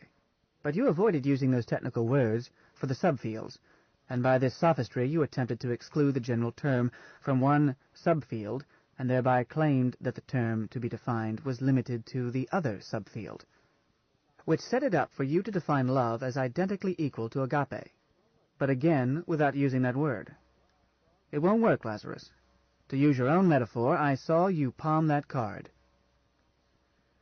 Lazarus shook his head admiringly. There are no flies on you, boy. I did a good job when I thought you up. Today, when we have time to waste, let's have a go at solipsism.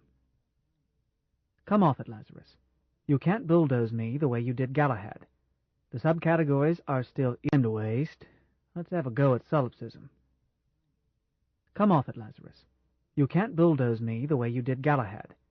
The subcategories are still eros and agape. Agape is rare.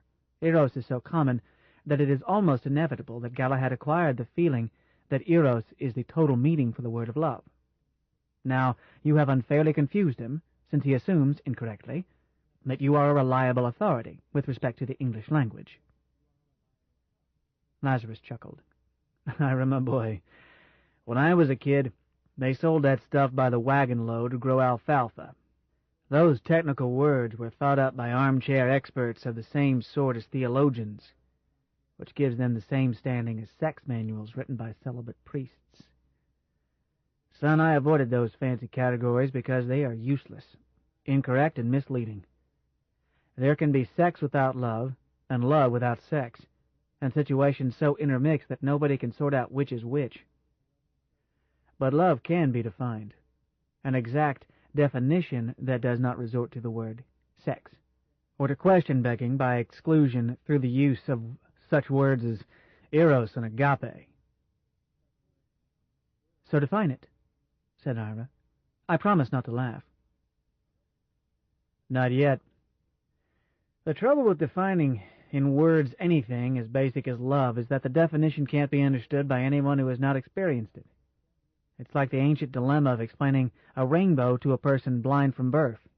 Yes, Ishtar, I know you can fit such a person with cloned eyes today, but that dilemma was inescapable in my youth. In those days, one could teach such an unfortunate all the physical theory of the electromagnetic spectrum, tell him precisely what frequencies the human eye could pick up, define colors to him in terms of those frequencies, explain exactly how the mechanisms of refraction and reflection produce a rainbow image and what its shape is and how the frequencies are distributed until he knew all about rainbows in the scientific sense.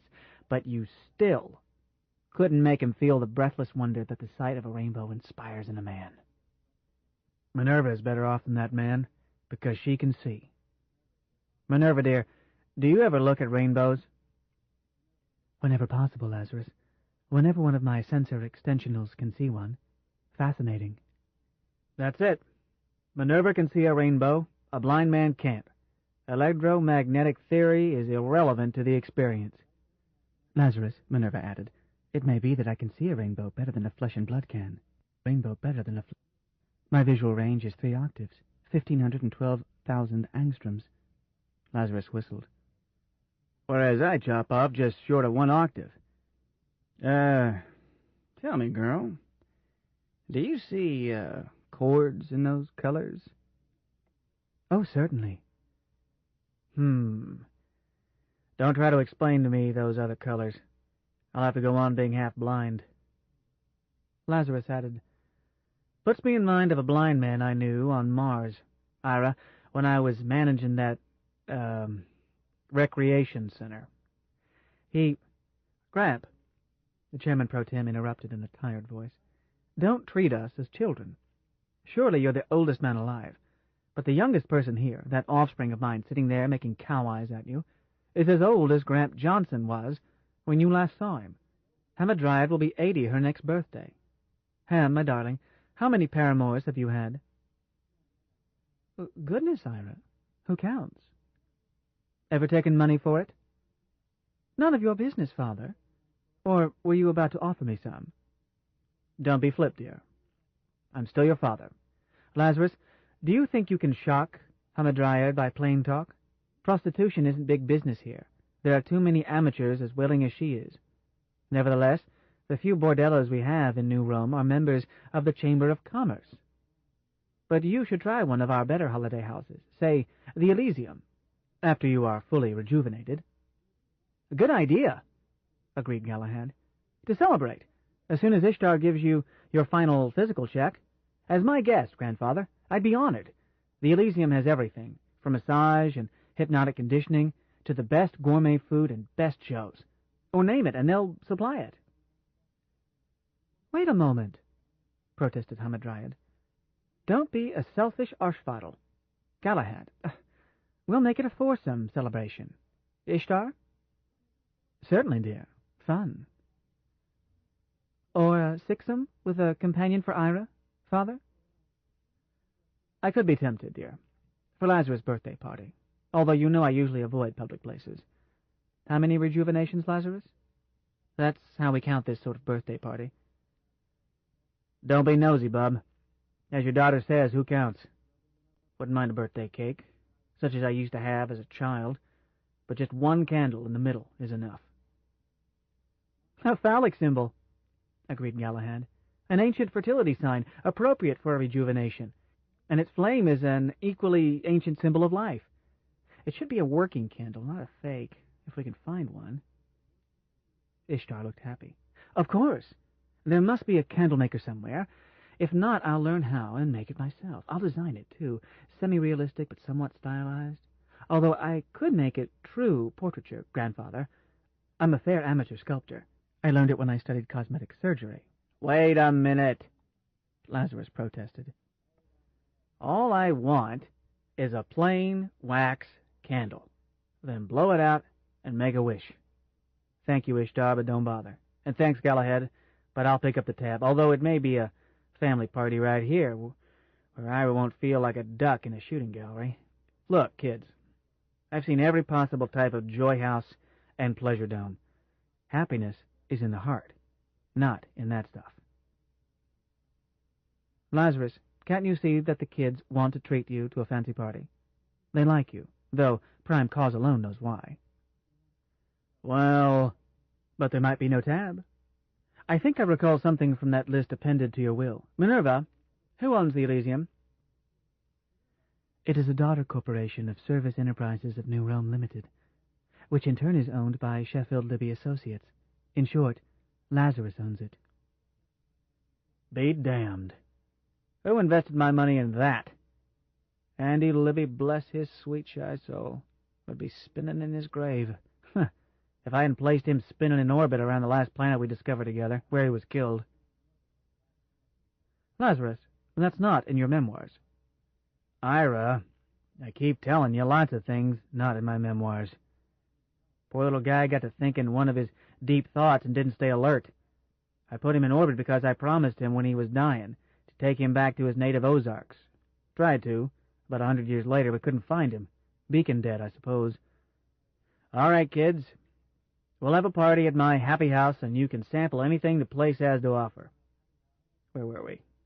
Ira, you were about to define love.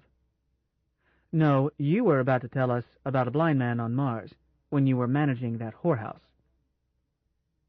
Ira, you're as crude as Gramp Johnson was. This guy, Noisy, don't recall his right name if he had one, Noisy, was one of those people like yourself who just will work, regardless.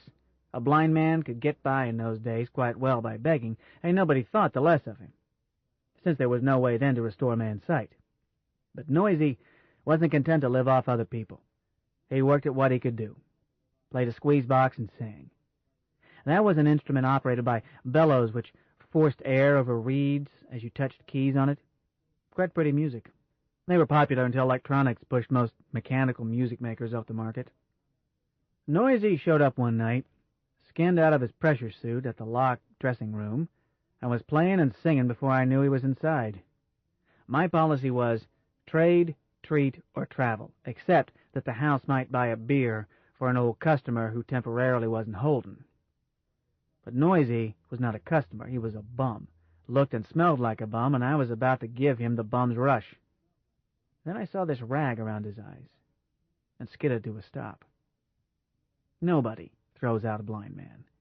Nobody makes any trouble for him. I kept an eye on him, but left him alone. He didn't even sit down, just played his broken-down stomach Steinway and sang. Neither very well. And I laid off the pianette not to interrupt him. One of the girls started passing the hat for him. When he reached my table, I invited him to sit and bought him a beer, and regretted it. He was pretty whiff. He thanked me and told me about himself. Lies, mostly. Like yours, Gramp? Thanks, Sarah. Said he had been chief engineer in one of the big Harriman liners until his accident. Maybe he'd been a spaceman. I never caught him out in the lingo. Not that I tried. If a blind man wanted to claim he was the rightful heir to the Holy Roman Empire, I would go along with the gag. Anybody would. Perhaps he was some sort of space-going mechanic, ship fitter or something. More likely he was a transported miner who had been careless using power. When I checked the place at closing time, I found him sleeping in the kitchen. Couldn't have that. We ran a sanitary mess. So I led him to a vacant room and put him to bed. Intended to give him breakfast and ease him gently on his way. I wasn't running a flophouse. A lot I had to say about it. I saw him at breakfast all right, but I hardly recognized him.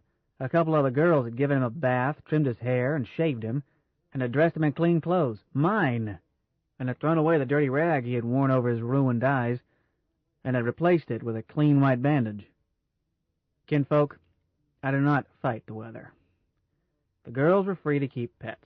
I knew what fetched the customers, and it wasn't my pianette playing. If that pet stood on 2 legs and ate more than I did, I still did not argue. Hormone Hall was Noisy's home as long as the girls wanted to keep him. But it took me a while to realize that Noisy was not just a parasite enjoying free room and board, and probably our stock and trade as well, while siphoning off cash from our customers. No, he was pulling his weight in the boat. My books at the end of the first month he was with us showed the gross profit up and the net way up. How did you account for that, Lazarus, inasmuch as he was competing for your customers' cash? Ira, must I do all your thinking for you? No, Minerva does most of it. But it is possible that you have never thought about the economics of that sort of joint. There are 3 sources of gross: the bar, the kitchen, and the girls themselves. No drugs. Drugs, spoil the 3 main sources. If a customer was on drugs and showed it or even broke out a stick of kish, I eased him out quickly and sent him down the line to the Chinaman's. The kitchen was to supply meals to the girls, who were assessed room and board on a break-even or lose-a-little basis. But it also served food all night to anyone who ordered it, and showed a net since we had its overhead covered anyhow to board the girls. The bar also showed a net after I fired 1 barkeep with 3 hands. The girls kept their gross, all the traffic would bear, but they paid the house a flat fee for each cupie, or a triple fee if she kept a customer all night. She could cheat a little, and I would shut eye, but if she cheated too much or too often, or John complained that he was rolled, I had a talk with her. Never any real trouble. They were ladies, and besides, I had means to check on them quietly, as well as eyes in the back of my head. The beefs about rolling were the stickiest, but I remember only one that was the girl's fault rather than the John's. I simply terminated her contract, let her go. In the usual beef, the slob was not rolled. He simply had a change of heart after he had counted too much money into her greedy little hands, and she had delivered what he had ordered. Then he tried to roll her to get it back. But I could smell that sort of slob and would be listening via a mic. then would bust in as trouble started. That sort of jerk I would toss so hard he'd bounce twice. Grandfather, weren't some of them pretty big for that? Not really, Galahad. Size doesn't figure much in a fight, although I was always armed against real trouble. But if I have to take a man, I have no compunction slowing me down about how to take him. If you kick a man in the crotch with no warning, it'll quiet him down long enough to throw him out. Don't flinch, Hamadir. Your father guaranteed that you could not be shocked. But I was talking about Noisy and how he made us money while making some himself. In this sort of frontier joint, the usual customer comes in, buys a drink while he looks over the girls, picks one by buying her a drink, goes to her room, then leaves. Elapsed time, 30 minutes. Net to the house, minimum. Pre-Noisy, that is. After Noisy arrived, it went more like this. Buy a drink, as before. Maybe buy the girl a second drink, rather than interrupt the blind man's song. Take the girl to her room. When he comes back, Noisy is singing Frankie and Johnny or When the Pusher Met My Cousin, and smiles and throws a verse at him. And the customer sits down and listens to all of it, and asks Noisy if he knows Dark Eyes. Sure, Noisy knows it. But instead of admitting it, he asks John to give him the words and hum it, and he'll see what he can do with it. If the customer has valuta, he's still there hours later, having had supper and bought supper for one of the girls and tipped Noisy rather lavishly, and is ready for an encore with a girl or another girl. If he's got the money, he stays all night, splitting his cash between the girls and Noisy and the bar in the kitchen. If he spends himself broke and if he spends himself broke and if he spends himself broke and if he spends himself broke and if he spends himself broke and if he spends himself broke and if he spends himself broke and if he spends himself broke and if he spends himself broke and if he spends himself broke and if he spends himself broke and if he spends himself broke and if he spends himself girl or another girl. If he's got the money, he stays all night, splitting his cash between the girls and Noisy and the bar in the kitchen. If he spends himself broke and has been a good customer, well-behaved, as well as free with his money, I stake him to bed and breakfast on credit, and urge him to come back. If he's alive next payday, he's sure to be back. If not, all the house is out is the wholesale cost of one breakfast. Nothing compared to what he's spent. Cheap goodwill advertising. A month of that, and both the house and the girls have made much more money, and the girls haven't worked much harder, as they have spent part of their time drinking pay-me drinks. Colored water, half the price to the house, half to the girls. While they help John listen to Noisy's nostalgic songs. Shucks, a girl doesn't want to work like a treadmill, even if she usually enjoys her work as many of them did. But they never got tired of sitting and listening to Noisy's songs. I quit playing the pianette, except maybe while Noisy ate. Technically, I was a better musician, but he had that undefinable quality that sells a song. He could make 'em cry or laugh. He had 1,000 of 'em. One he called The Born Loser. Not much of a tune, just, ta-ta, poom-poom, ta-ta, poom-poom, ta-ta, ta-ta, poom-poom. About a bloke who can never quite make it. There's a beer joint by the pool hall for to pass some pleasant hours. There's a hook shop above the pool hall where my sister makes her living. She's a good sport. I can spring her for a fin or even a sawbuck when not holding or the horses have been running rather slowly. Like that, folks, but, more of it. Lazarus, said Ira, you have been humming or singing that song every day you've been here. All of it. 12 verses or more. Really, Ira, I do hum and sing, I know that. But I don't hear it myself. It's like the purring of a cat. It just means that I'm functioning okay. Board all green, operating at normal cruising. It means that I feel secure, relaxed, and happy, and come to think of it, I do. But The Born Loser doesn't have a mere 12 verses, it has hundreds. What I sang was only a snatch of what Noisy used to sing. He was always fiddling with the song, changing it, adding to it. I don't think this one started out as his. I seem to remember a song about a character whose overcoat was usually in hock clear back when I was very young and raising my first family on Earth. But that song belonged to Noisy when he got through filing off serial numbers and changing the body lines. I heard it again. Oh, must have been 25 years later, in a cabaret in Luna City, from Noisy. But he had changed it, fixed up the scansion, given it a proper rhyme scheme, dolled it up to tune. But the tune was still recognizable, in a minor key, wistful rather than sad, and the words were still about this third-rate grifter whose topcoat was always in hock and who sponged off his sister. And he had changed, too. A shiny new instrument, a tailored spaceman's uniform, gray hair at the temples, and star billing. I paid a waiter to tell him that Happy Days was in the audience. Not my name then, but the only name Noisy had for me. And after his first group, he came over and let me buy him a drink while we swapped lies and talked about our happy days at dear old Hormone Hall. I didn't mention to him that he had left us rather abruptly and that the girls had gone into a decline over it, worrying that he might be dead in a ditch. Didn't mention it because he did not. But I had had to investigate his disappearance because my staff was so demoralized by it that the place felt like a morgue. No way for a parlor house to be. I was able to establish that he had gone aboard the Gyre Falcon when she was about to lift for Luna City, and had not left her. So I told the girls that Noisy had had a sudden opportunity to go home again, but had left a message with the port captain for each of them, then added more lies to personalize the goodbye he hadn't made.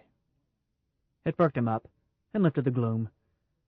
I still missed him, but they all understood that grabbing a ride home was not something he could postpone, and since he had remembered to send a message to each of them, they felt appreciated. But it turned out that he did remember them, mentioned each by name. Minerva, dear, here is the difference between a blinded flesh and blood and one who has never been able to see. Noisy could see a rainbow any time he cared to, by memory. He never stopped seeing, but what he saw was always beauty. I had realized that some, back when we were on Mars together, for, don't laugh, he thought I was as pretty as you are, Galahad. Told me that he could tell what I looked like from my voice, and described me to me. I had the grace to say that he flattered me, but let it lie when he answered that I was too modest. Even though I'm not handsome now, and wasn't then, and modesty has never been one of my vices. But Noisy thought all the girls were beautiful, too. And in one case this may have been true, and certainly several of them were pretty. But he asked me what had become of Olga, and added, golly, what a little beauty she was. Oh, kinfolk, Olga wasn't even homely. She was ugly. Face like a mud pie. Figure like a gunny sack. Only on an outpost like Mars could she get by. What she did have was a warm and gentle voice and a sweet personality, which was enough, as a customer might pick her through Hobson's choice on a busy night, but once he had done so, he picked her some later time on purpose. Mean to say, dears, beauty will lure a man into bed, but it won't bring him back a second time, unless he's awfully young or very stupid. What does bring him back a second time, grandfather? Asked Hamadryad. Technique? Muscular control? Have you had any complaints, dear? Well, no. Then you know the answer, and you're trifling with me. Neither of those. It's the ability to make a man happy, principally, by being happy about it yourself. A spiritual quality rather than a physical one. Olga had it in gobs. I told Noisy that Olga had married shortly after he left, happily so, and had 3 children last I heard. Which was not a lie, as she'd been killed accidentally, and the girls bawled about it, and I didn't feel good myself, and we had shut the place down for 4 days. But I couldn't tell Noisy that. Olga had been one of the first to mother him, had helped bathe him, and had stolen some of my clothes for him while I slept. But they all mothered him, and never fought over him. I have not deviated from our subject in this rambling account of Noisy. We're still defining love. Anybody want to take a whack at it now? Galahad said, Noisy loved every one of them. That's what you've been saying. No, son. He didn't love any of them. Fond of them, yes, but he left them without looking back. Then you are saying that they loved him? Correct. Once you figure out the difference between what he felt toward them and what they felt toward him, we're almost home. Mother love, said Ira, and added gruffly, Lazarus, are you trying to tell us that mother love is the only love there is? Man, you're out of your mind. Probably, but not that far out. I said they mothered him. I did not say a word about mother love. He bedded all of them. Wouldn't be surprised, Ira. I never tried to find out. Irrelevant in any case. Hamadryad said to her father, Ira, mother love can't be what we're trying to define. It is often only a sense of duty. 2 of my brats I was tempted to drown, as you may have guessed, seeing what little demons they were. Daughter, all your offspring were charming children. Oh, Fuff! One has to give a baby mothering no matter what, or it will grow up to be a still worse monster. What did you think of my son Gordon as a baby? A delightful child. Really? I'll tell him that, if I ever have a male child I name Gordon. Sorry, old darling, I shouldn't have trapped you. Lazarus, Ira is a perfect grandfather, one who never forgets a birthday. But I've suspected that Minerva kept track of such things for him, and now I know it. Right, Minerva? Minerva did not answer. Lazarus said, She's not working for you, Hamadryad. Ira said sharply, Of course Minerva keeps track of such things for me. Minerva, how many grandchildren do I have? 127, Ira, counting the boy child to be born next week. How many great-grandchildren? And who is having the boy? 403, sir. Your son Gordon's current wife, Marion. Keep me posted on it. That was the baby Gordon I was thinking of, Miss Smarty. Gordon's son, Gordon. By Evelyn Hedrick, I think. Lazarus, I deceived you. The truth is that I am migrating because my descendants are crowding me off this globe. Father, are you really going to? Not just talking? Still top secret until after the decennial trustees' meeting, dear. But I am. Want to come along? Galahad and Ishtar have decided to go. They'll set up a rejuve shop for the colony.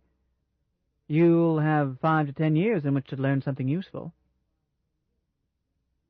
Grandfather, are you going? Unlikely to the nth degree, my dear. I've seen a colony. You may change your mind. Hamadryad stood up, faced Lazarus. I propose to you, in the presence of 3 witnesses, 4, Minerva is the best possible witness, a contract for cohabitation and progeny, term to be selected by you. Ishtar looked startled, then wiped all expression from her face. The others said nothing. Lazarus answered, Granddaughter, if I weren't so old and tired, I would spank you. Lazarus, I am your granddaughter only by courtesy. You are less than 8% of my total ancestry. Less than that in terms of dominant genes, with a vanishingly small probability of unfavorable reinforcement. The bad recessives have been weeded. I'll send my genetic pattern over for your inspection. That's not the point, dear. Lazarus, I'm certain you've married your descendants in the past. Is there some reason to discriminate against me? If you'll tell me, perhaps I can correct it. I must add that this submittal is not contingent on your migrating. Hamadryad added, Or it could be for progeny only, although I would be proud and happy to be permitted to live with you.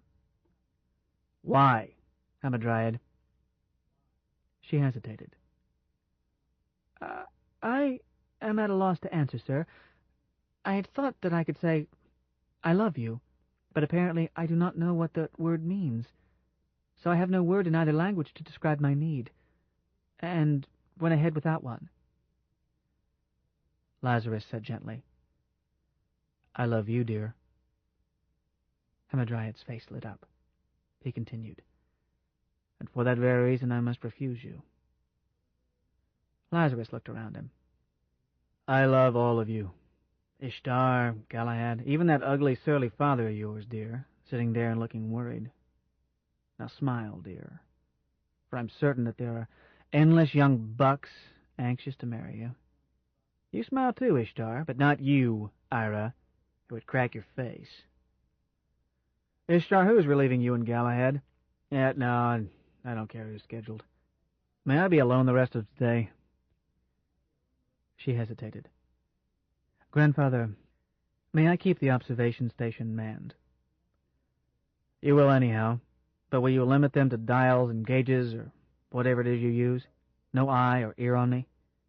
"Minerva will tell you if I misbehave. I'm certain of that." "There will be neither eye nor ear on you, sir." Ishtar stood up. "Come along, Galahad. Hamadryad." Just a moment, Ish. Lazarus, have I offended you?" "What? Not at all, my dear." I thought you were angry with me over what I proposed." "Oh, nonsense, Emma darling. That sort of proposal never offends anyone. It is the highest compliment one human can pay another. But it did confuse me. Now, smile. Kiss me good night. Then come see me tomorrow if you wish. All you kids kiss me good night. There's nobody sore at anybody. Ira, you might stick around a bit if you will."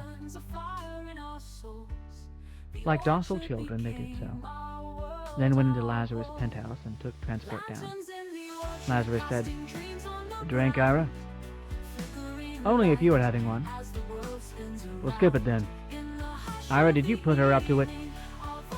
"Eh?" "You know what I mean. Hamadryad. First Ishtar, now Hamadryad. You've manipulated this whole deal from the moment you snatched me out of that flophouse where I was dying decently and quietly. Have you, again, been trying to tie me down to whatever scheme you have in the back of your mind by waving pretty tails under my nose? It won't work, man. Tie me down to whatever scheme you have in the back of your mind by waving pretty tails under my nose? It won't work, man." The chairman pro tem answered quietly. "I could deny that, and for the 100th time have you call me a liar. I suggest that you ask Minerva." "I wonder if that would be any assurance. Minerva?" "Yes, Lazarus." "Did Ira rig this with either of the girls?" "Not to my knowledge, Lazarus." "Is that an evasion, dear?" "Lazarus, I cannot lie to you." "Well, I think you could if Ira wanted you to, but there is no point in my inquiring into it. Give us privacy for a few moments, dear. Recording mode only." "Yes, Lazarus." Lazarus went on. "Ira, I wish you had answered yes, because the only other explanation is one I do not like. I ain't pretty, and my manners are not such as to endear me to women. So what do we have left? The fact that I am the oldest man alive? Women sell themselves for odd reasons, and not always for money. Ira, I do not choose to stand at stud for pretty young things who would not waste a moment on me, save for the prestige of having a child by, quote, the senior, end of quote." He glared. "Right?" "Lazarus, you are being unjust to both women, as well as unusually obtuse." "How?" "I've watched them. I think they both, love you. And don't give me any double talk about what that verb means. I am not Galahad." "But... oh... crap." "I won't argue on that basis. Crap is a subject in which you are the galaxy's top authority. Women do not always sell themselves, and they do fall in love, often for the oddest reasons. If reason is a word that can apply. Granted that you are ugly, selfish, self-centered, surly. I'm aware of that. To me. Nevertheless, women don't seem to care much how a man looks, and you are surprisingly gentle with women. I've noticed. You say those little whores on Mars all love that blind man. Some of them weren't little. Big Anna was taller than I am and weighed more. Don't try to change the subject. Why did they love him? Don't bother to answer. Why a woman loves a man, or a man loves a woman, can be rationalized only in survival terms, and the answer has no flavor, unsatisfying. But, Lazarus, When you've completed rejuvenation and you and I have finished our Scheherazade bet, however we finish it, are you going away again?" Lazarus brooded before answering. "I suppose so. Ira, this cottage and garden and stream that you've lent me are very nice. The times I've gone down to the city, I've hurried back, glad to be home. But it's just a resting place. I won't stay here. When the wild goose cries, I go." Lazarus looked sad. "But I don't know where, and I don't want to repeat the things I've done. Perhaps Minerva will find that new thing for me when it's time to move on." Iris stood up.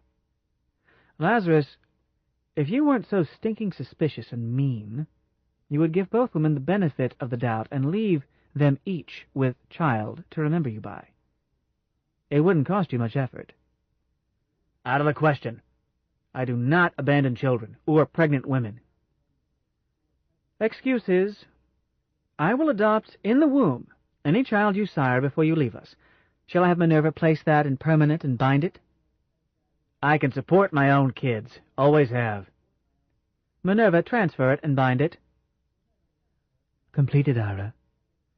"Thank you, best little nag. Same time tomorrow, Lazarus?"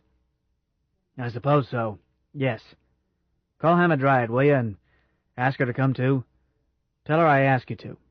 I don't want the kids' feelings hurt." "Sure, Gramp." Counterpoint 4. On the level in the executive palace of Mr. Wetherall's private apartments, Hamadryad waited with Galahad while Ishtar left orders for the rejuvenation technicians on watch there. Then the three took transport down and across, still inside the palace, to an apartment Ira had placed at Ishtar's disposal. A dwelling larger and more lavish than her quarters in the rejuvenation clinic, and much more luxurious than the penthouse cottage, save that it had no garden. It was intended for a trustee, or other VIP guest. Not that its luxury mattered much, as Ishtar and Galahad spent most of their time and took most of their meals with Lazarus, and used it mainly for sleeping. Minerva had placed a dozen odd lesser accommodations with Ishtar for her watch list, one of them for Galahad. He did not need it, and Ishtar had Minerva reassign it to Hamadryad, when she had become an unofficial part of the team caring for the senior.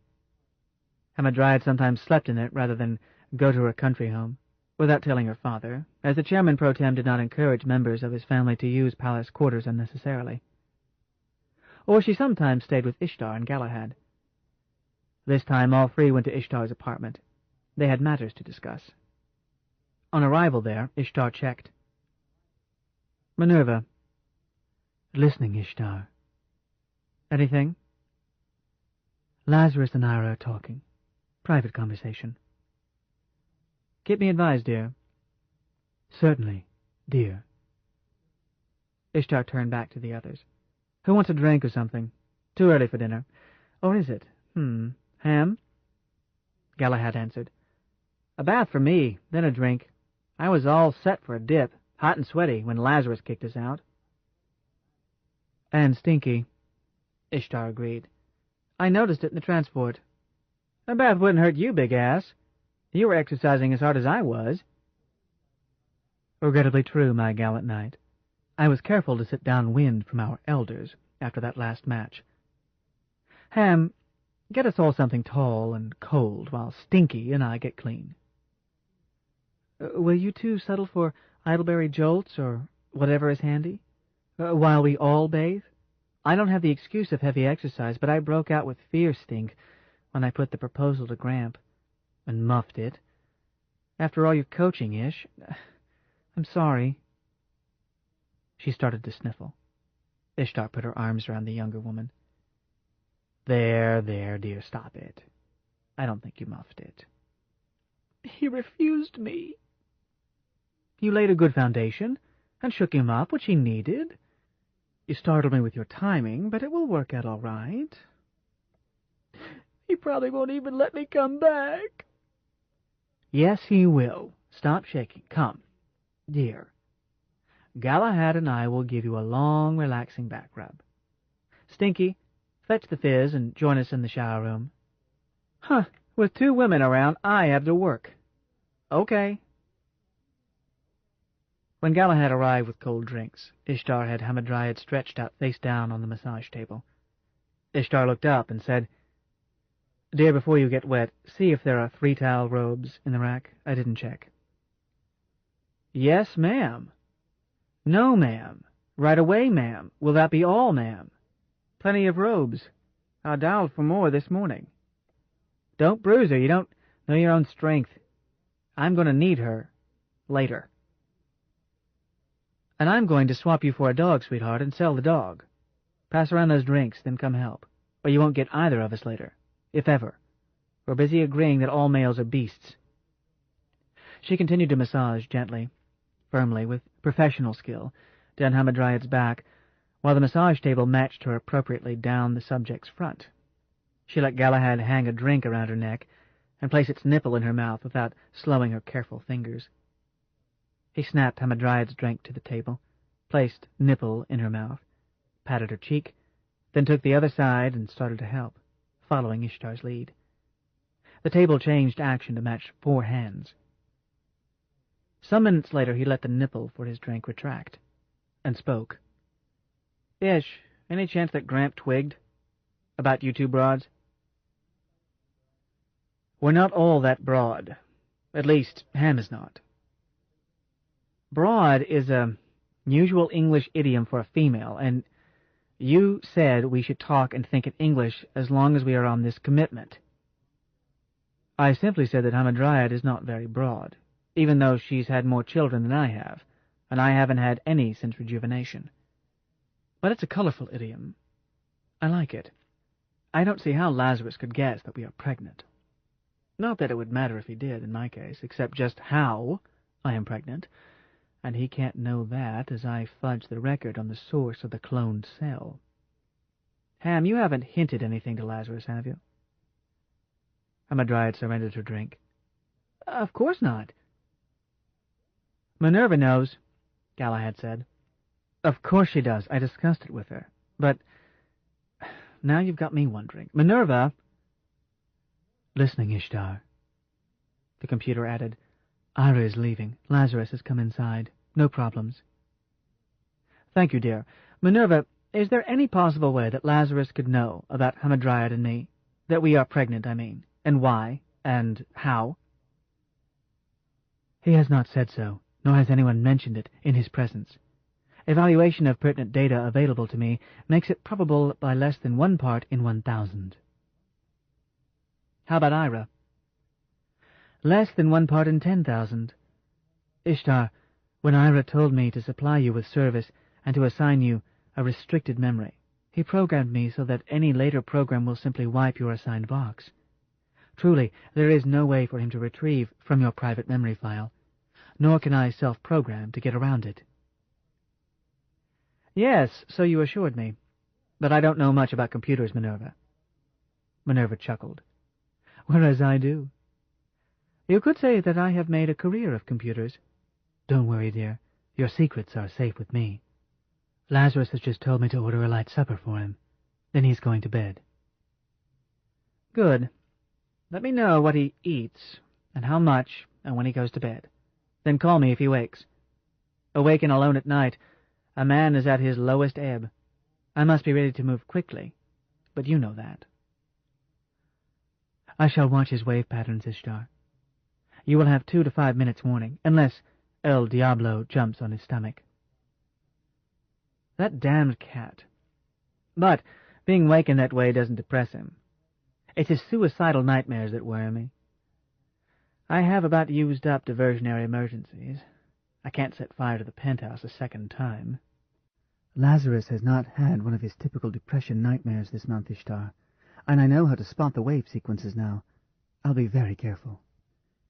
"I know you will, dear. I wish we knew the incidents in his past from which each is derived. We might be able to wipe them." "Ish," Galahad put in, "you go tinkering with his memory, and you might lose everything Ira is after." "And I might save our client, too. You stick to back rubbing, dear, and leave delicate work to Minerva and me. Anything more, Minerva?" No. Yes. Ira is telling me to find Hamadryad. He wants to talk to her. Will she take the call? Sure, agreed Hamadryad, rolling over. But patch him in through you, Minerva. I won't go to the phone. I don't have my face on. Hamadryad? Yes, Ira? Message for you. Be nice to an old man and show up at the cottage as usual, will you? Better yet, get there early and have breakfast with him. Are you sure he wants to see me? He does. He shouldn't, after the way you embarrassed him. What possessed you, Ham? But this message is his idea, not mine. He wants to be sure he hasn't scared you off.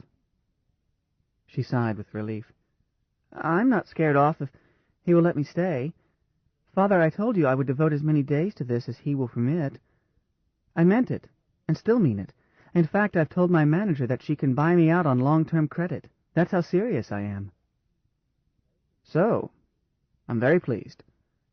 If you do, and want to cash out, the government, that is, will pick up the loan from you without discounting it. I've assigned unlimited credit to anything relating to the senior. Just tell Minerva. Thank you, sir.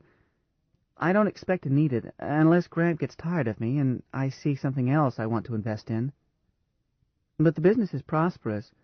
I may just let Priscilla support me in style for a few years. Quite prosperous. Bet you my assets exceed yours. Your private fortune, I mean. Don't be silly, my silly daughter. As a private citizen, I'm almost a pauper, whereas in my official capacity I could confiscate your assets with just a word to Minerva, and no one would question it.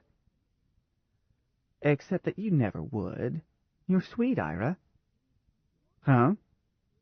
You are, even if you can't remember the names of my children. I'm feeling very gay, Papa. You've made me happy. You called me Papa for... You haven't called me Papa for, 50 or 60 years. Because you've never encouraged intimacy once a child is grown, nor do I from mine. But this assignment has made me feel closer to you. Oh, shut up, sir. I'll be there early... But this assignment has made me feel closer to you. Oh, shut up, sir. I'll be there early tomorrow. Off?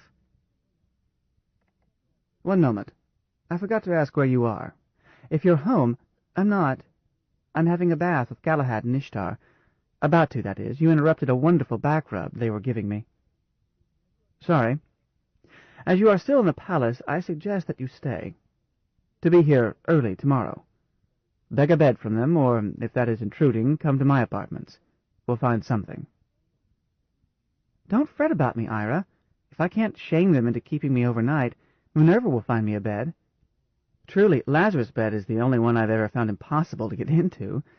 Maybe I need to apply for rejuve. The chairman pro tem was slow in answering. Hamadryad, you were serious in proposing to have children by him, were you not? Privacy, sir? Sorry. The custom of privacy does not forbid me to say that I think it is a very good idea. If you tell me to, I will encourage it in any way I can. Hamadryad looked at Ishtar, and spread her hands in a gesture of, "What do I do now?" then answered, "His refusal seemed very firm, sir." Let me offer you a male viewpoint, my daughter. A man often refuses such a proposal when he wants to accept it. A man likes to be sure of a woman's motives and sincerity. At a later time he may accept. I don't mean that you should nag him with it. That would not work. But if you want this, bide your time. You're a charming woman. I have confidence in you. Yes, sir. If he does give me a child, we would all be richer thereby, would we not? Yes, certainly. But my motives are somewhat different. If he dies or leaves us, there is always the sperm bank and the tissue bank, neither of which he can touch because I'll cheat if necessary. But I don't want him to die, Hamadryad, nor do I want him to leave soon, and I am not speaking from sentiment. The senior is unique. I've gone to much trouble not to waste him. Your presence pleases him. Your offer stimulates him, even though you feel he reacted badly. You're helping to keep him alive, And if he eventually lets you have his child, you may succeed in keeping him alive a long time. Indefinitely long.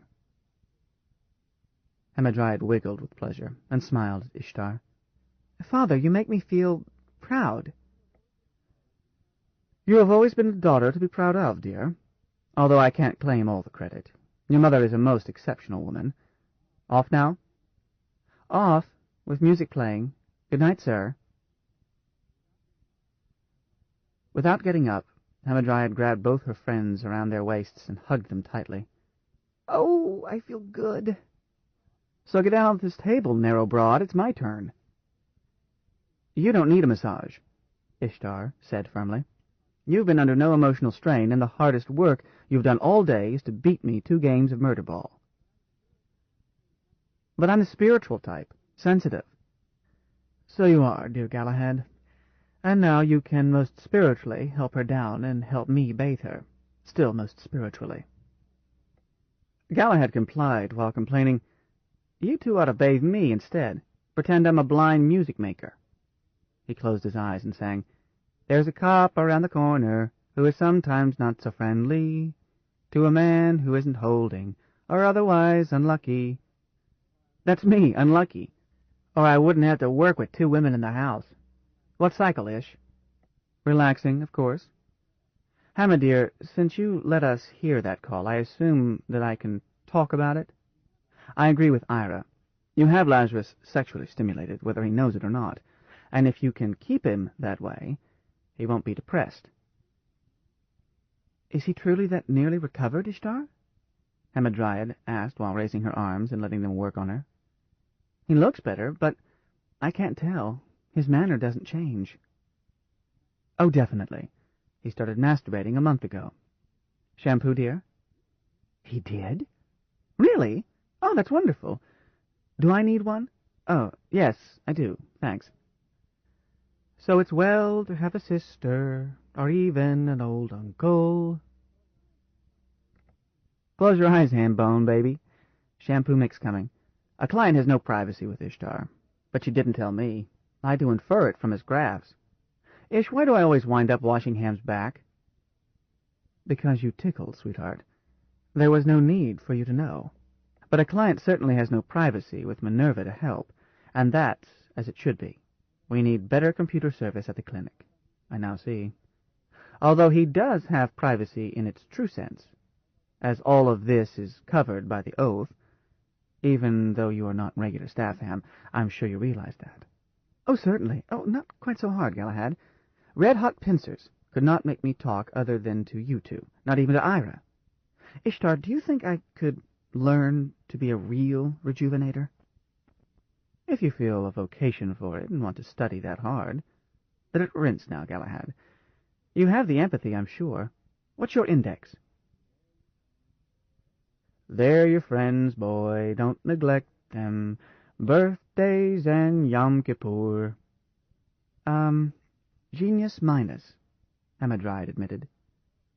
Takes genius, Galahad said helpfully, as well as a compulsive need to work. She's a slave driver, Hammy baby. Also Christmas and Hanukkah, a card or even candy. You're off key, dear. You're genius plus, Ham, slightly higher than Galahad's index. I looked it up just in case, and you did ask. I'm very pleased. Off key? Now you've gone too far. You have other virtues, my true knight. You need not be a troubadour. Hammer, dear, if you search your heart and really want it, you could be an associate technician by the time we migrate, if you intend to migrate. If not, the clinic here always needs staff. A true vocation is scarce, but I'd like, terribly, to have you with us. Both of us will help you. Sure we will, Hammy. Off key indeed. Is this colony going to be polygamous? Ask Ira. Does it matter? Grab a robe and throw it around the hammer, darling. Then I'll trade a quick scrub with you. I'm hungry. Do you want to risk it? After what you said about my singing? I know every spot and I'll tickle them all. King's Cross. I apologize. I love your singing, dear. The idiom is King's X-ish. Pax it is. Grab robes for all of us, Hammy. That's a good girl. Long legs while I was singing. Perfectly on key. I figured out that idiom that was bothering me. It's not what Minerva thought it was. A hook shop is a bordello, which makes the born loser's sister a hystera, and the last piece falls into place. Why, of course. No wonder she could subsidize her brother. Artists always get paid more than anyone else. Hamadryad returned with robes, laid them on the massage table. She said, I didn't know that idiom was bothering you, Galahad. I understood it the first time I heard that song. I wish you had told me. Is it important? Only as one more clue. Ham, in analyzing a culture, its myths and folk songs and idioms and aphorisms are more basic than its formal history. You can't understand a person unless you understand her culture. His, I should say, in speaking English. And that alone tells something basic about the culture in which our client grew up. The fact that a general term invariably takes the masculine form when both masculine and feminine are implied. It means either that males are dominant or that women have just emerged from lower status. But the language lag, there always is one, has not caught up with the cultural change. The latter, in the barbarism Lazarus came from, as indicated by other clues. You can tell all that just from a rule of grammar? Sometimes. Hammy, I used to do this professionally, when I was old and grizzled and waiting for rejuvenation. It's detective work, and no one clue is ever enough. For example, women must not have reached equal status even though other clues show them gaining it. For who ever heard of a bordello managed by a man?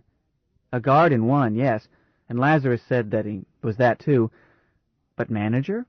Preposterous by modern standards. Unless that colony on Mars was an atypical retrogression. It may have been, I don't know. Continue it as we eat, kids. Mama is hungry. Coming, Ishtir. Galahad, I understood that idiom without thinking about it. You see, my mother was, still is, a hystera. Really? There's a wild coincidence. So was mine. And so was Ishtar's. And we three wind up all in rejuvenation work and on the same client. Two numerically small professions. I wonder what the odds are against it. Not too high, as both professions require strong empathy. But if you want to know, ask Minerva, advised Ishtar. And hand me that robe. I don't like blow-dry, and I don't want to get chilled while rustling food. Hammersweet, why don't you follow your mother's profession? With your beauty, you would be a star. Hamadryad shrugged. Oh, I know what I look like, but Mother can snatch a man away from me just by lifting her little finger, except that I avoid the chance. Beauty has little to do with it. You saw a man turn me down just today. Lazarus himself told us what it takes to make a great artist, a spiritual quality a man can feel. My mother has it. I don't. I follow your reasoning, Ishtar said as they went through her lounge into the buttery. There she screened the menu offered by the kitchen down below. My mother has it too. Not especially pretty, but what she has, men want. Still want, although she's retired. Long legs, Galahad said, soberly. You do all right. You've got it too. Thank you, my knight, but that's not true. I sometimes have it for one man, or two at most, and sometimes not at all, as I can get buried in our profession and forget about sex. I told you how many years I had been celibate. I wouldn't have found you, dear. Would never have risked 7 hours, had not our client had me so terribly emotional. Quite unprofessionally, Hamadryad. I was as silly as a schoolgirl on a warm spring night. But Galahad, Tamra, my mother, has it all the time and for anyone who needs her. Tamra never set a price. She didn't need to. They showered gifts on her. She's retired now and considering whether to rejuvenate again, but her fans won't leave her alone. She still gets endless offers. Galahad said sorrowfully, That's what I would like to be. But I'm that born loser. If a man tried that profession, he'd kill himself in a month. In your case, Galahad dear, it might take a little longer. But eat and restore your strength. We're going to put you in the middle of the bed tonight. Does that mean I'm invited? asked Hamadryad. That's one way of putting it. A more accurate statement would be that I'm inviting myself. Galahad made it clear in the shower that his plans for the night include you, dear, but he didn't mention me. Oh, he did, too. Anyhow, he's horny about you all the time. I can feel it. He's horny. End of message and off. Will steaks and random garnish do, or do you each wish to choose? I don't feel imaginative. Suits me, Ish. You should put Galahad under contract while he's groggy. Privacy, dear. Oh, sorry. I just blurted it out, because I'm so fond of you both. Big-arsed bitch won't marry me, said Galahad. And me so good and pure and modest? Claims I tickle. Will you marry me, little Hamadir? What? Galahad, you're the world's worst tease. You not only don't want me to, you know I'm committed to the senior even though he refused me, until Ish tells me to drop it, if she does.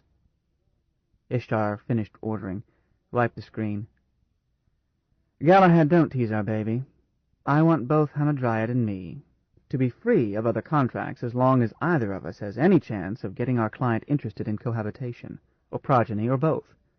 Not just a lark, but something he can take seriously. So, then why in the name of all the fertility gods did you arrange to have both of you pregnant at once? I don't get it. I hear the word, but the figures won't add.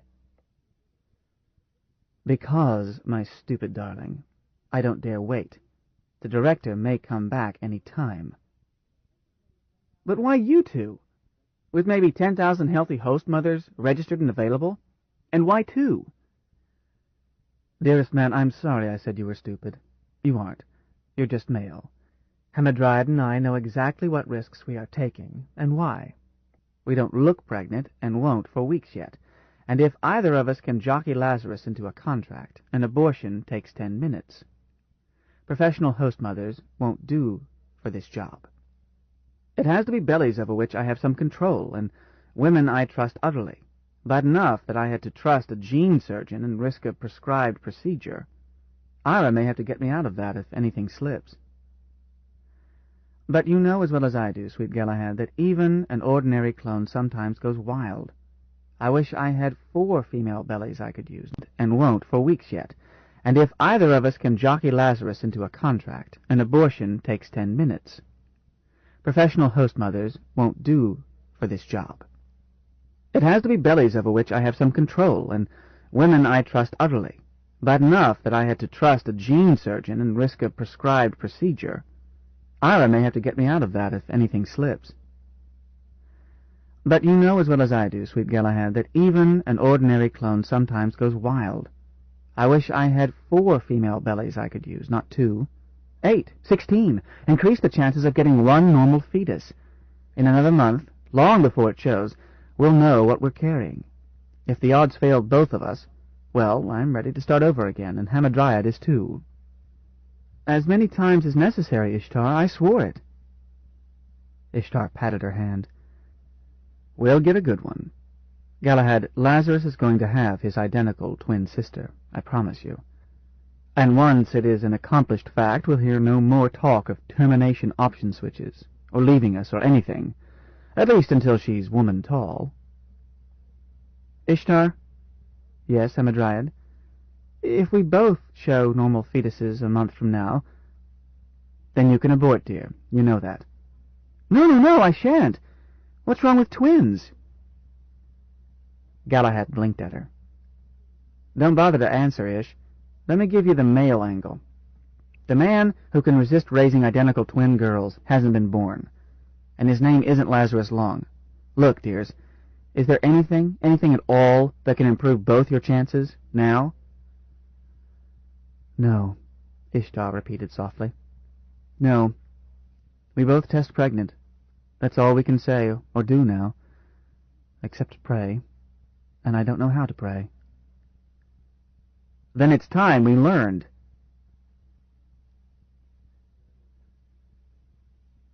Variations on a Theme, 5. Voices in the Dark. After Minerva ordered his evening meal for Lazarus, then supervised its service, the computer said, "Is there anything else, sir?" "I guess not. Yes. Will you have dinner with me, Minerva? Thank you, Lazarus. I accept. Don't thank me. You're doing me a favor, milady. I'm moody tonight. Sit down, dear, and cheer me up. The computer's voice repositioned so that it appeared to come from the other side of the table where Lazarus sat, as if a flesh and blood were seated there. Shall I construct an image, Lazarus? Don't put yourself to the trouble, dear. It's no trouble, Lazarus. I have ample spare capacity. Now, Minerva, that hollow you made for me one night. Perfect, realistic, moved just like a flesh and blood, but it wasn't you. I know what you look like. Lower the lights and spot enough light on my plate to let me eat. Then I'll see you in the gloom without a hollow. The lighting readjusted so that the room was almost dark, save for a pool of light on chastely perfect tableware and napery in front of Lazarus. The contrast dazzled his eyes enough that he could not see across the table without peering. He did not peer. Minerva said, "What is my appearance, Lazarus?" Huh? He stopped to think. It fits your voice. It's a picture that has grown up in my mind without thinking about it, during the time we have been together. Dear, do you realize that we have been living together more intimately than husband and wife usually manage? Perhaps I don't, Lazarus, since I cannot experience being a wife, but I am happy to be close to you. Being a wife doesn't have too much to do with copulation, my dear. You've been a mother to my baby, Dora.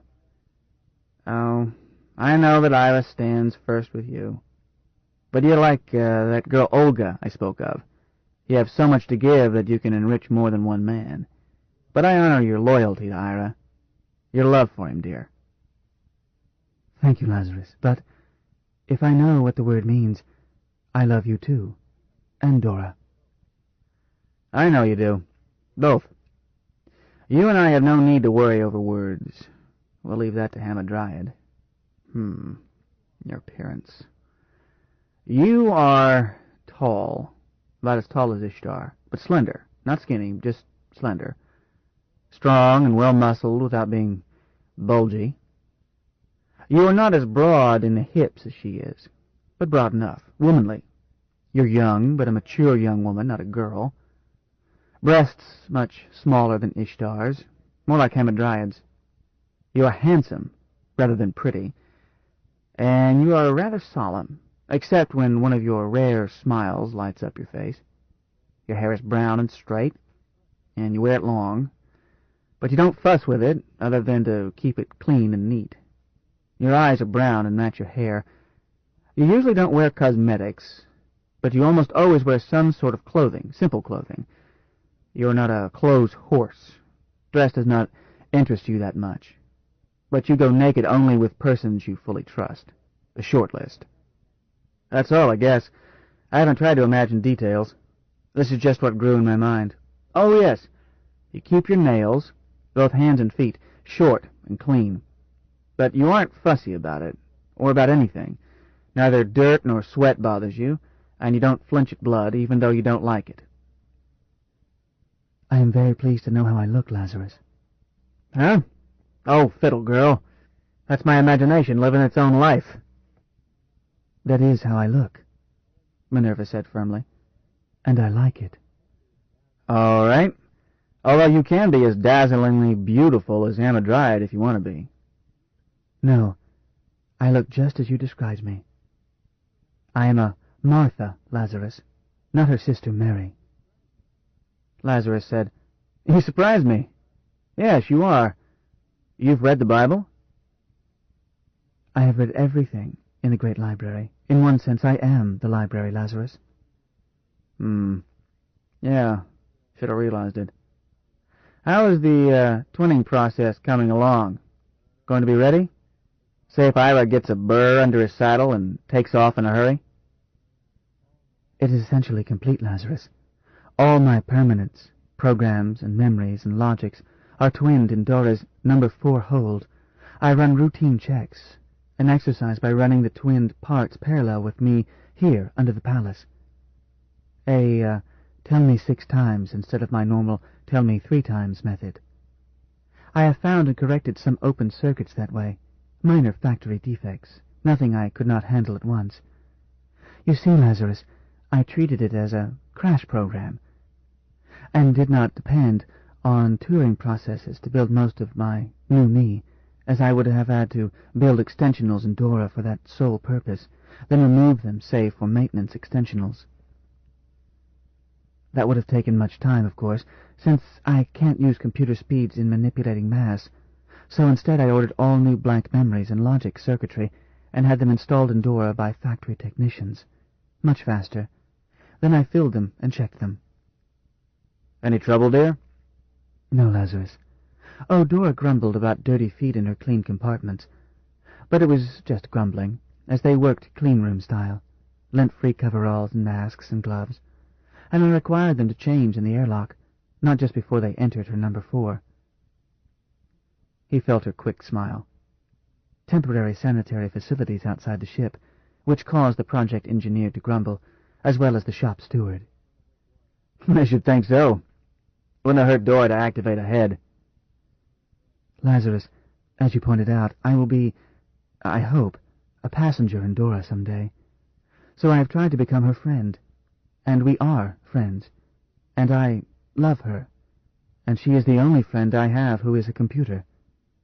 I don't want to jeopardize that by making a mess or permitting one to be made in my moving into her ship. She is, as you said, a neat housekeeper, and I am trying to be just as neat and show thereby that I respect her and appreciate the privilege of being a passenger in her. The engineer in charge and that talky shop steward had no reason to grumble. I specified all this in the contract. Change clothes in the lock. Leg urinals for all personnel inside. No eating, expectorating, or smoking in the ship. Go by the shortest route to number 4. No snooping elsewhere in the ship, which they could not, anyhow, as I asked Dora to keep all doors locked, save that direct route. And I paid to have it done this way. A pretty penny, I'm certain. Did Ira comment? Ira does not bother with such matters, but I did not report costs to him. I charged it all to you, Lazarus. Whoa! Am I bankrupt? No, sir. I paid it from the senior's unlimited drawing account. That seemed best to me, Lazarus, as the work was done in your ship. Perhaps they wonder why the senior wants a second computer of high capacity installed in his ship. I know the project engineer wondered. I snubbed him, firmly. But wonder is all they can do. The senior is not accountable to anyone. I hinted quite broadly that Mr. Chairman Pro Tem would be annoyed if anyone attempted to snoop into your affairs. Not that anyone can tell what a computer really is, just from looking at it. Even the manufacturer. This manufacturer, low bidder? Should I have placed it for bid, sir? Minerva sounded worried. Hell no. If you had, I would have told you to tear it out and start over. Then we would have hunted for the best supplier. Minerva, my dear, once you leave here, it may be many years before you have any factory service. You'll have to maintain yourself, unless Ira can minister to a sick computer. He can't. You see, Dora is gold and platinum, where a cheaper computer is copper and aluminum. I hope your new carcass is just as expensive. It is, Lazarus. My new me is even more reliable than my old me, and smaller and faster, as much of me, old me, is about a century old. The art has improved. Must see what ought to be replaced in Dora, if anything. Minerva made no comment. Lazarus said, My dear, when you don't talk, it is louder than when you do. Have you been overhauling Dora? I stockpiled some components, Lazarus, but Dora won't let herself be touched unless you order it. Yeah, she hates to let a doctor poke around inside her. But if she needs it, she'll get it, under anesthesia. Minerva, it would be smart, with 2 of you in the ship, for Dora to carry your maintenance instructions in her permanence, and hers in yours, so that you can nurse each other. Minerva answered simply, We have been waiting for you to tell us to do so, Lazarus. You mean you have been waiting. It is not something Dora would think of. So now I'm telling you both, and let her hear my voice say so. Minerva, I wish you would get over being so humble with me. You should have proposed it. You think faster than I do by many orders of magnitude. I got flesh and blood limitations. How you coming on astrogation? Is she teaching you to pilot, or balking? Lazarus, I am now as skillful a pilot as she is. In my other me. Like fun. You're a co-pilot. You're not a pilot until you've made a in-space jump unassisted. Even Dora gets jumpy before a jump, and she's made hundreds. I stand corrected, Lazarus. I am a very highly trained co-pilot, but I am not afraid to do it if the time comes. I've rerun all of Dora's jumps in real time, and she tells me I know how. You may have to someday if disaster hits. Ira isn't the pilot I am, I'm certain. With me no longer aboard, your new skill may save his life sometime. What else do you know? Heard any good ones lately? I don't know, Lazarus. I've heard some stories, body ones, I believe, from listening to the technicians installing my twin, but I don't know that they are funny. Don't bother. If it's a body story, I heard one like that at least 1,000 years back. Now the key question. How fast can you cut loose if Ira decides to jump? Assume a coup d'etat, and he's running for his life. 1/5 of a second, minus. Huh? You're not pulling my leg. I mean, how long to put your whole personality aboard the Dora? Not leave anything behind, and not leave the computer here aware that she ever was Minerva. For anything less would not be fair to yourself, dear. The Minerva left behind would grieve. Lazarus, I am speaking not from theory, but from experience, as I knew it was the critical aspect of this twinning.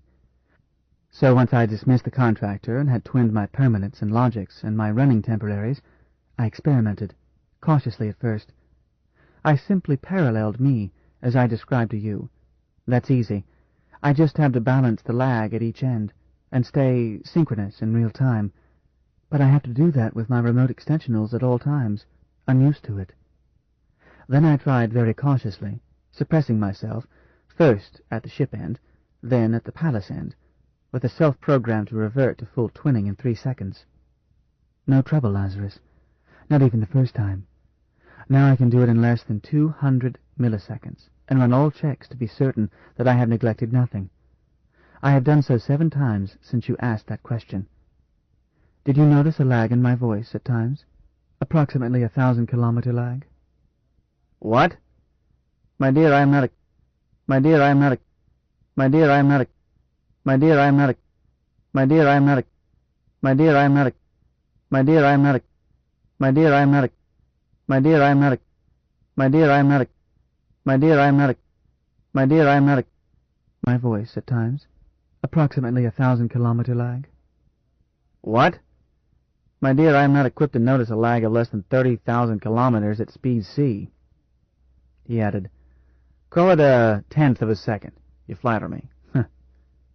Lazarus added thoughtfully, But 1/10 of a second is 100 million of the nanoseconds you use, or 100 milliseconds. What's that in your time? About 1,000 of my days? Lazarus, that is not how I would express it. I split much smaller than a nanosecond in many things I do, a millishake or less. But I'm just as comfortable in your time. I am right now with my personal me. I could not enjoy singing, or this quiet talk with you if my personal mode were forcing me to consider each nanosecond. Do you count each of your heartbeats? No, or rarely. It is somewhat the same with me, Lazarus. The things I do quickly I do with no effort and with no conscious attention, other than necessary self-program. But the seconds and minutes and hours I spend with you, in personal mode, I savor. I do not chop them into nanoseconds. I grasp them whole and enjoy them. All the days and weeks you have been here, I hold as a single now and cherish it. Hold it, dear. Are you saying that, well, the day Ira introduced us to each other is still now to you? Yes, Lazarus. Let me sort this out. Is tomorrow now to you also? Yes, Lazarus. But if that is so, you can predict the future. No, Lazarus. But then I don't understand it. I could print out the equations, Lazarus, but such equations would merely describe the fact that I am constructed to treat time as one of many dimensions, with entropy but one operator, and with the present or now a variable held in steady state for a wide or narrow span. But in dealing with you, I must necessarily move with the wave front that is your personal now, or we cannot communicate. My dear, I am not sure we are communicating. I am sorry, Lazarus. I have my limitations, too. But were I able to choose, I would choose your limitations. Human, flesh and blood. Minerva, you don't know what you're saying. A flesh and blood body can be a burden, especially when its maintenance begins to occupy most of one's attention. You have the best of both worlds, designed in man's own image to do what makes him distinctively human, but better, faster, much faster, and more accurately than he can do it, without the aches and pains and inefficiencies of a body that must eat and sleep and make mistakes, believe me. Lazarus, what is Eros? He looked into the gloom and saw in his mind's eye how solemnly and sorrowfully she stared back.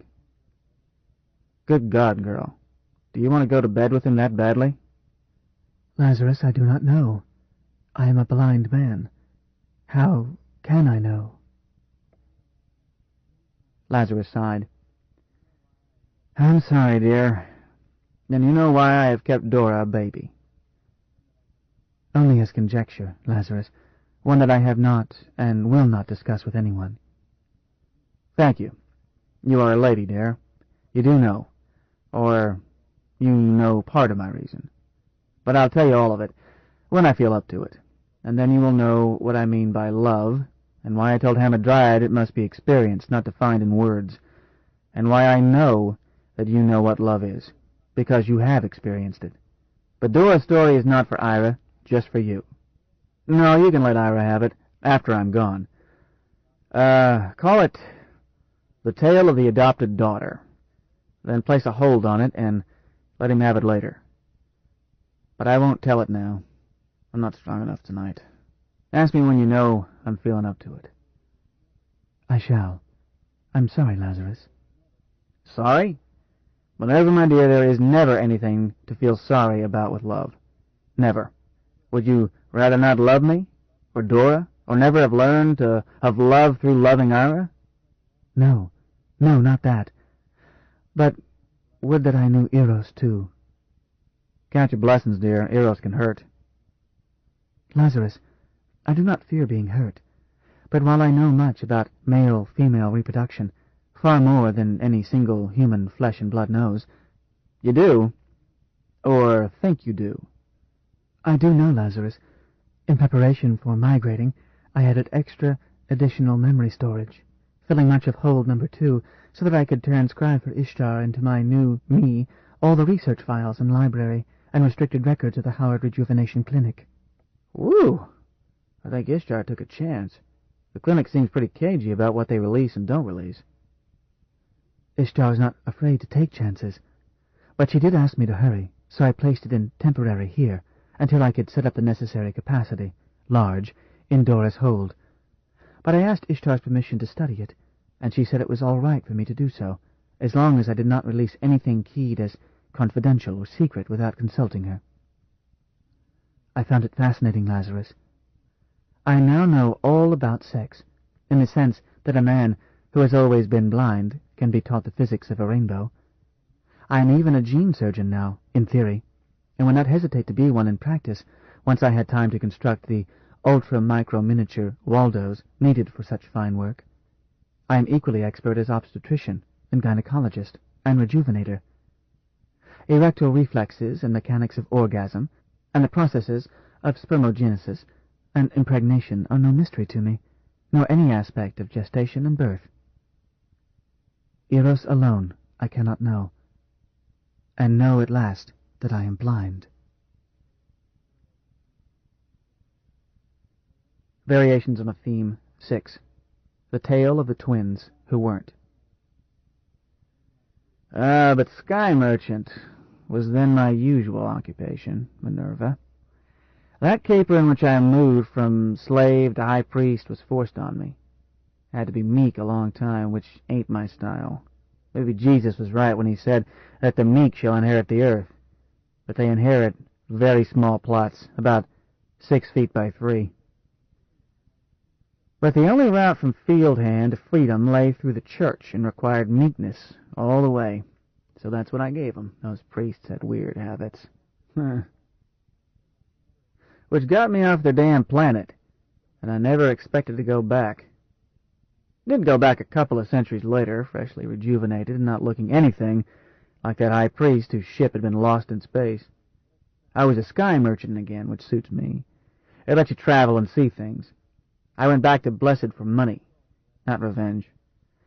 I've never wasted skull sweat on revenge.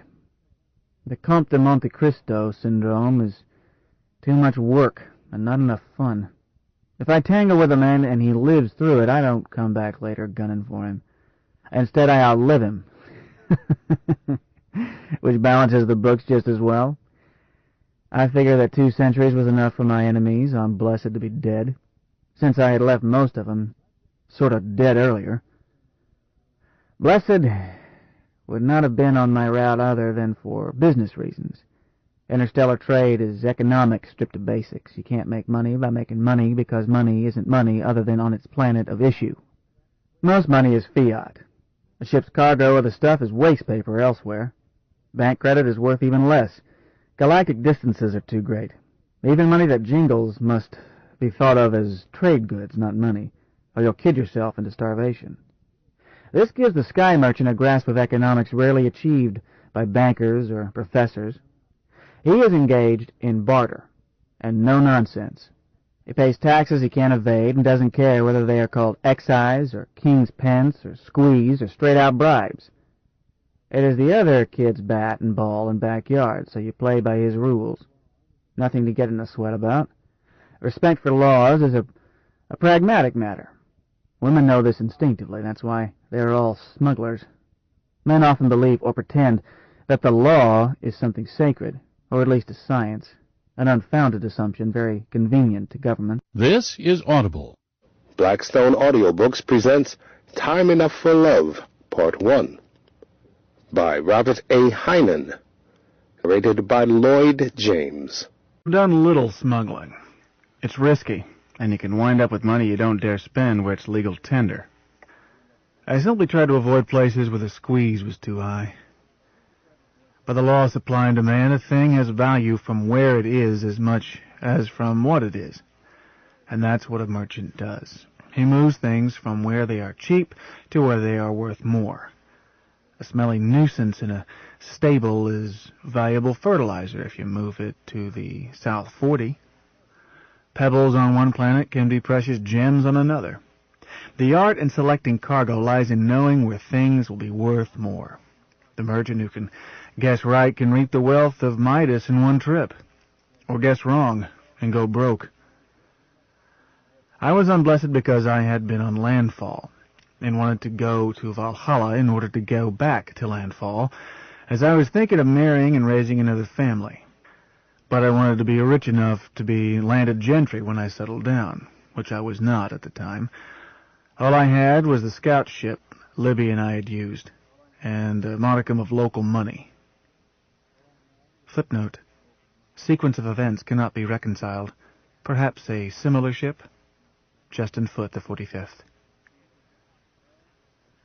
So it was time to trade. The trade routes for a two-way swap show minimum profit. They fill up too quickly. But a triangular trade, or higher numbers, can show high profits. Like this.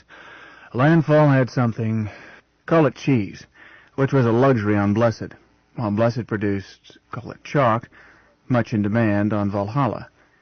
Whereas Valhalla manufactured doohickeys that Landfall needed. Work this in the right direction and get rich. Work it backwards and lose your shirt. I had worked the first leg, Landfall to Blessed, successfully, having sold my cargo of, now what was it?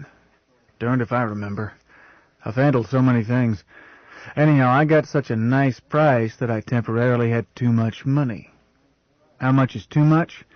Whatever you can't spend before you leave a place you're not coming back to.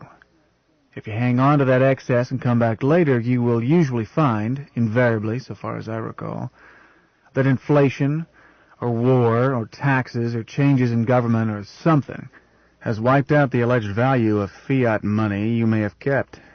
As my ship was scheduled to load, and I had placed in escrow with the port authority the price of her cargo, what I had loafed over was burning a hole in my pocket with only a day to get rid of it, that being the time until my ship was to be loaded. I had to be on hand for that.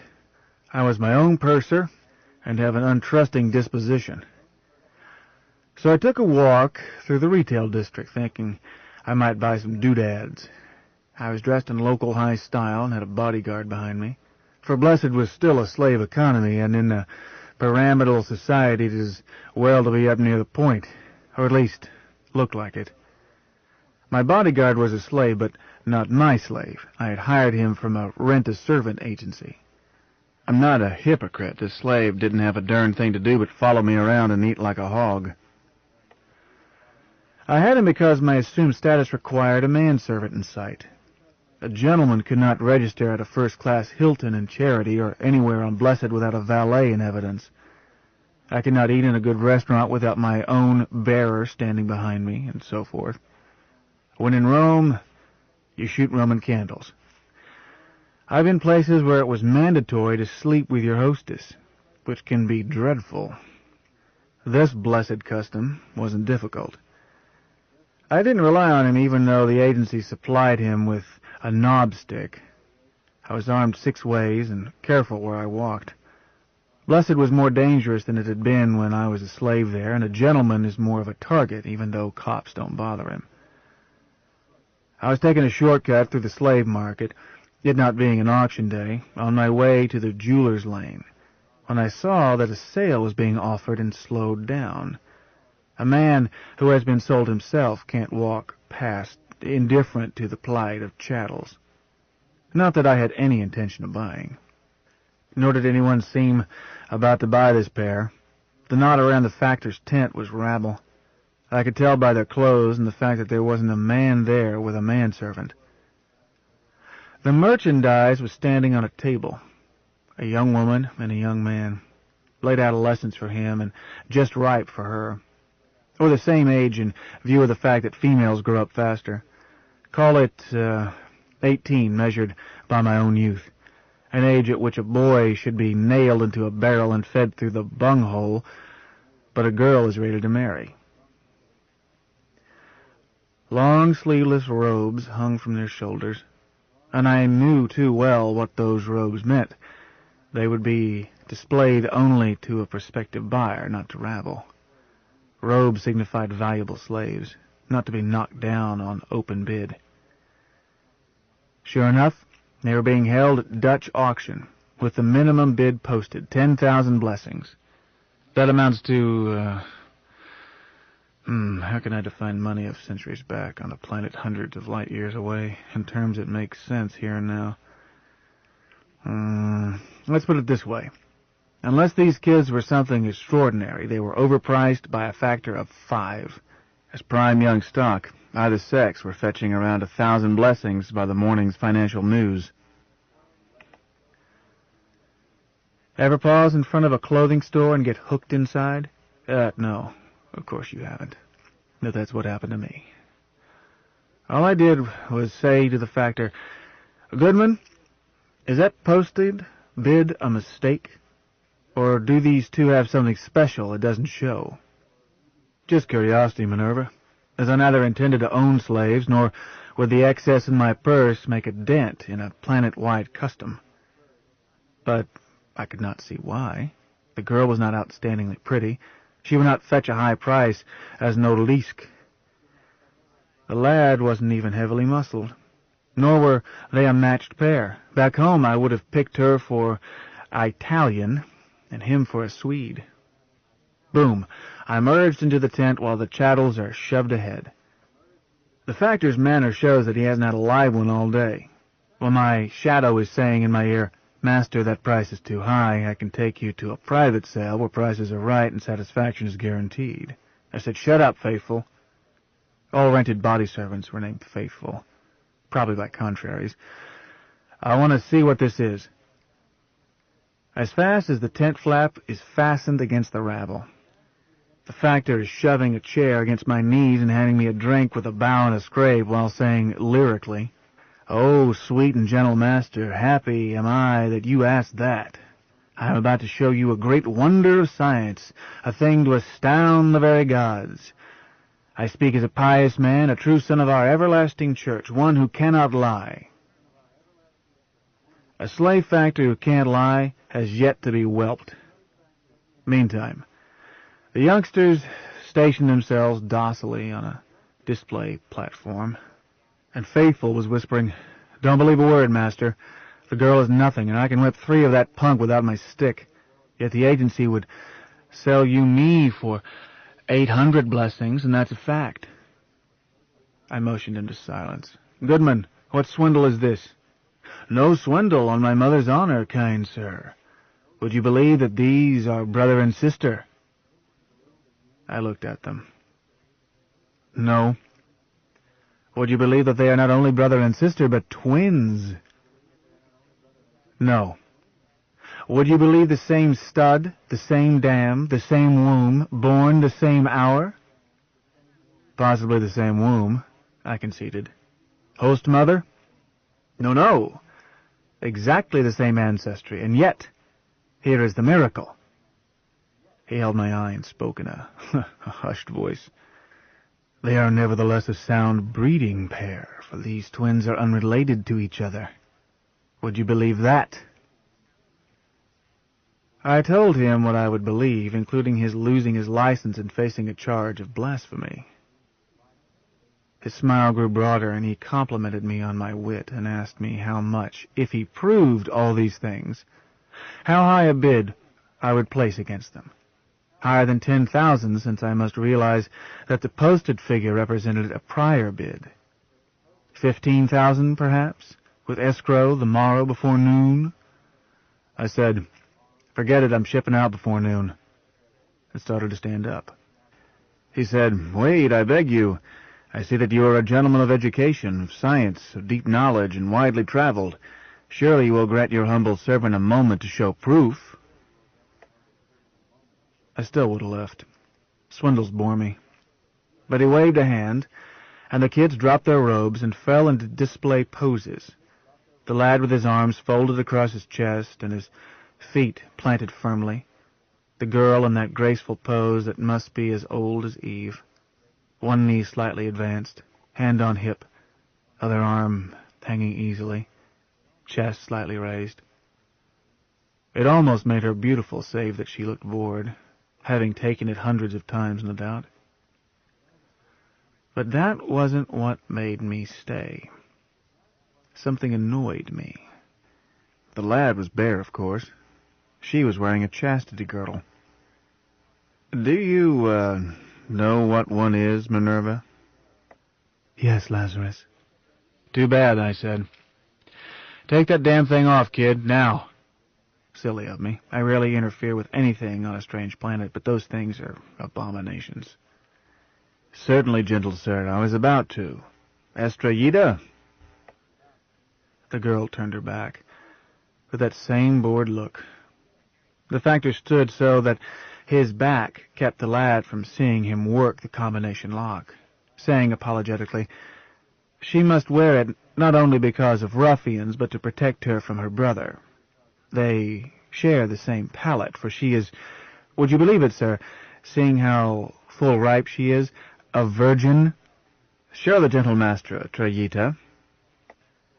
Bored as ever, she promptly started to do so. I regard virginity as a correctable perversity of no interest. I motioned her to stop and asked the factor if she could cook. He assured me that she was the envy of every gourmet chef on Blessed, and started to lock her back into that steel diaper. I said roughly, "Leave it off. Nobody here is going to rape her. What's this proof you promised?" Minerva, he proved every word, except about her cooking, with exhibits that made me suspicious only because he showed them. I wouldn't have boggled had I seen them in the clinic here. I should mention that Blessed had a rejuvenation clinic, even though it was not settled by the families. Eventually the clinic was taken over by the church, and anti-geria techniques that work fairly well even on short-lifers were no longer available to any but big shots. But the planet stayed advanced in biological techniques. The church needed it. Minerva, I told you what he claimed, and you are now as learned in biology and genetics and associated manipulations as Ishtar is. More so, you don't have her limitations in time and in memory storage. What did he prove to me? That they were diploid complements, Lazarus. Right. Although he called them mirror twins. Can you tell me how these kids were made, Minerva? How would you go about producing such twins? The computer answered thoughtfully. Mirror twins would be an exact term for zygotes satisfying the listed requirements, although it is colorful. I can answer only theoretically, as the records in me do not show that it has been attempted on Secundus. But the steps necessary to achieve exact diploid complements would be these. There must be intervention in gametogenesis in each parent just before meiotic division reduction of chromosome number. That is, one would start with primary spermatocytes and primary oocytes, unreduced diploids. In the male parent, the intervention presents no theoretical problem, but would be difficult because the cells are very small. But I would not hesitate to attempt it given time to construct the necessary fine extensionals. The logical place to start, both parents, would be with gonia placed in vitro and cherished. When a spermatogonium was observed to change to a primary spermatocyte, still diploid, it would be segregated, and at the instant it divided into two secondary spermatocytes, haploids, one with an X chromosome and one with a Y chromosome. They would be again segregated, and each would be encouraged to develop into spermatozoa. It would not be sufficient to intervene at the spermatozoa stage. Confusion of gamete pairs could not be avoided, and resulting zygotes could be complementary only by wildest chance. Intervention with a female parent is binary only by wildest chance. Intervention with a female parent is mechanically simpler because of larger cells, but involves a different problem. The primary oocyte must be encouraged, at point of meiosis, to produce two haploid and complementary secondary oocytes, rather than one oocyte and one polar body. Lazarus, this might require many attempts before a reliable technique could be worked out. It would be similar to the process of identical twinning, but must take place 2 stages earlier in the gametogenetic sequence. However, it might turn out to be no more difficult than it is to produce fatherless female rabbits. I do not venture an opinion, as I lack former art to draw on, save that I feel certain that it can be done, given time to develop technique. At this point we have complementary groups of spermatozoa, one group with Y and one with X, and a complementary pair of ova, each with an X chromosome. Fertilization would be in vitro, with the possibility of choosing either of 2 potential pairs of female-male complements, but with no basis for choice unless the genetic charts of haploids are determined precisely, which is difficult and likely to cause genetic damage. I do not think it would be attempted. Instead, one sperm would be inserted into one ovum, its complement into the other, on a blind basis. One last requirement must be met to justify all of this slave factor's allegations. The 2 fertilized ova must be removed from vitro and planted in the womb of the donor of the oogonium, and they're allowed to develop as twins through natural gestation and birth. Am I right, Lazarus? Exactly right. Go to the head of the class, dear. You get a gold star in your report card. Minerva, I don't know that it happened that way, but that's what the factor claimed, and that's what his exhibits, live reports, holo movies, and so forth, seem to show. But that thief may have faked those proofs and offered a random pair not likely to fetch a price above average, save for his fancy sales talk. The so-called proofs looked good, and lab reports and such carried a bishop's chop and seal. The stills and movies looked good, too, but how can a layman judge? Even if those exhibits weren't phony, all they could prove was that such a process had once taken place. They did not prove that these kids were the result. Shucks, they might have been used to sell many slave pairs, with a bishop in on the racket. I looked over the stuff, including a scrapbook of the kids growing up, and said, "Very interesting," and started to leave. This pimple teleported himself between me and the tent flap. "Master," he said urgently. "Kind and generous sir, 12,000? Minerva, my traitor instincts took over. 1,000, I snapped. I don't know why. Well, yes, I do know. The girl's body was scarred from that damned Torquemada girdle. I wanted to insult this flesh peddler. He flinched and looked as if he were giving birth to broken beer bottles. "You jest with me. 11,000 blessings, and they are yours, though I won't make expenses." 1,500, I answered. I had money I couldn't spend elsewhere, and told myself I could afford to manumit them rather than let that girl be bound into that damned atrocity again. He moaned. "If they were mine, I would give them to you. I love these cute darlings like my own children. I could ask for them nothing better than a kind and gentle master, learned in science, who appreciates the wonders that have gone into their making. But the bishop would hang me and have me cut down alive to be dragged to death by my tool. 10,000, and take all proofs and exhibits. I'll suffer a loss for their sakes, and because I admire you so much."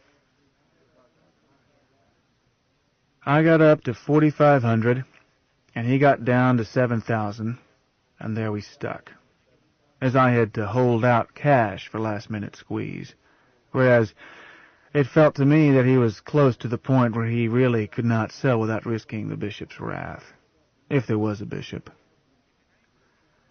He turned away in a fashion that says that a dicker is over and he is through flattering you, and told the girl sharply to step back into her steel harness. I got out my purse. "Minerva, you understand money. You handle the government's finances, but possibly you don't know that cash money affects some people the way catnip does Diablo." I counted out 4,500 blessings in big red and gold bills into that scoundrel's nose, and stopped. He was sweating and swallowing his Adam's apple, but managed to shake his head 1/10 of an inch. So I counted more bills, very slowly, and reached 5,000, then started briskly to pick them up. He stopped me, and I found that I had bought the only slaves I have ever owned. He relaxed then, in a resigned way, but wanted lagniappe for the exhibits. I didn't care one way or another, but offered 250 for the pics and tapes. Take it or leave it. He took it, and again started to put the girl back into her harness. I stopped him and said, "Show me how that works." I knew how. A cylinder-type 10-letter combination lock you could set to a new combination each time you used it. Set the combination, slide the ends of the steel strap that went around her waist through the ends of the barrel, spin the alphabet discs of the cylinder, then it stays locked until you reset whatever 10-letter combo you picked. An expensive lock and good steel in the girdle. Alloy a hacksaw couldn't touch. This was another thing that made his story convincing, as, while there was a market for virgins on that weird globe, a train that at least fetched about the same, and this girl wasn't being reserved for harem stock either way. So an expensive custom-made chastity belt had to have some other reason. With our backs to the slaves, he showed me the combination. ASTRELLITA, and was smug about how clever he was to pick a combination he couldn't forget. So I fumbled on purpose, then pretended to catch on and opened it. He was about to put it on the kid again and send us on our way. I said, "Wait a moment. I want to be sure I can work it in place. You step into it, and let me get you out of it." He didn't want to, so I got snotty and said he was trying to cheat me, put me in a position where I would have to send for him and pay through the nose to get my property unlocked. I demanded my money back and started to tear up the bill of sale.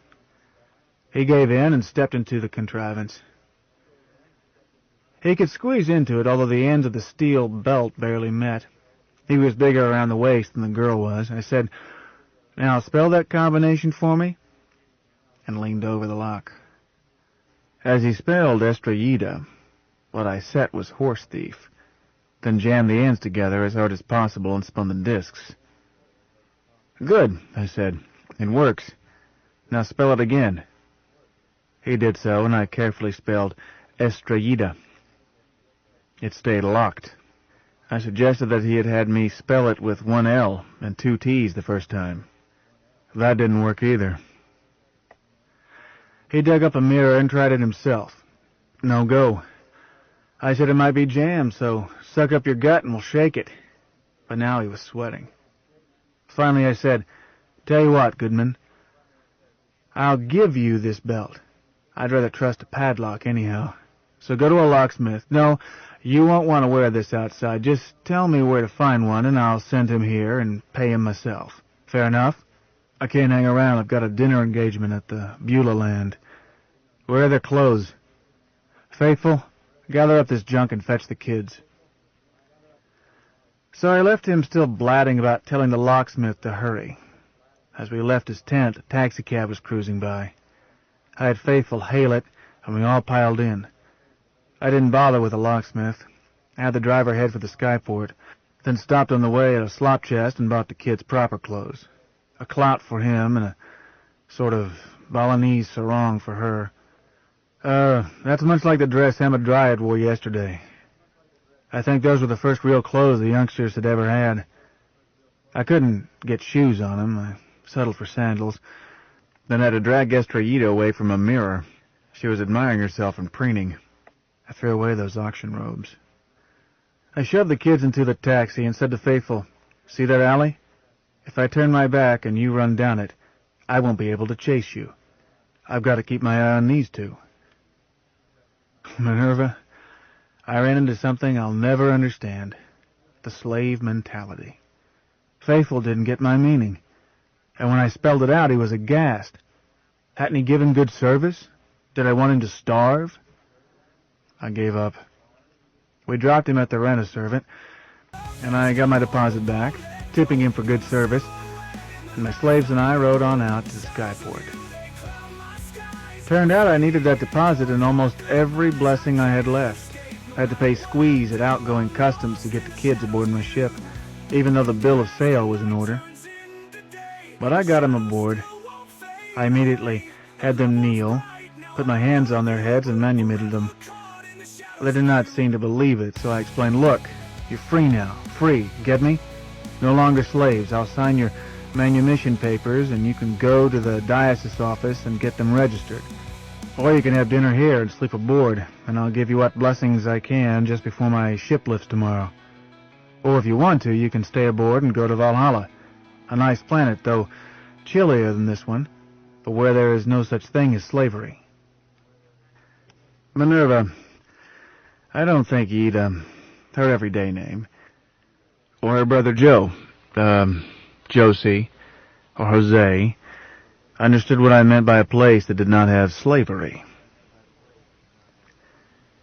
It was foreign to anything they knew, but they knew what a starship was from hearsay, and the prospect of going somewhere in one had them all struck.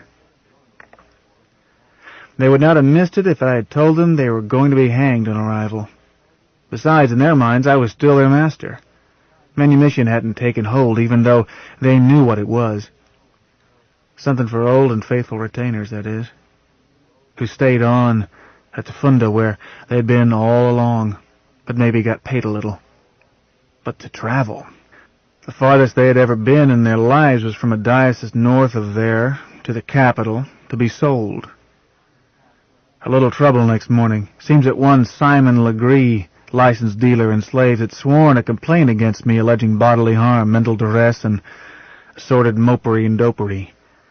So I sat the cop down in my wardroom, poured him a drink, called on Yida and had her take off her wonderful new clothes and let the cop see the scars on her hips, then told her to skedaddle.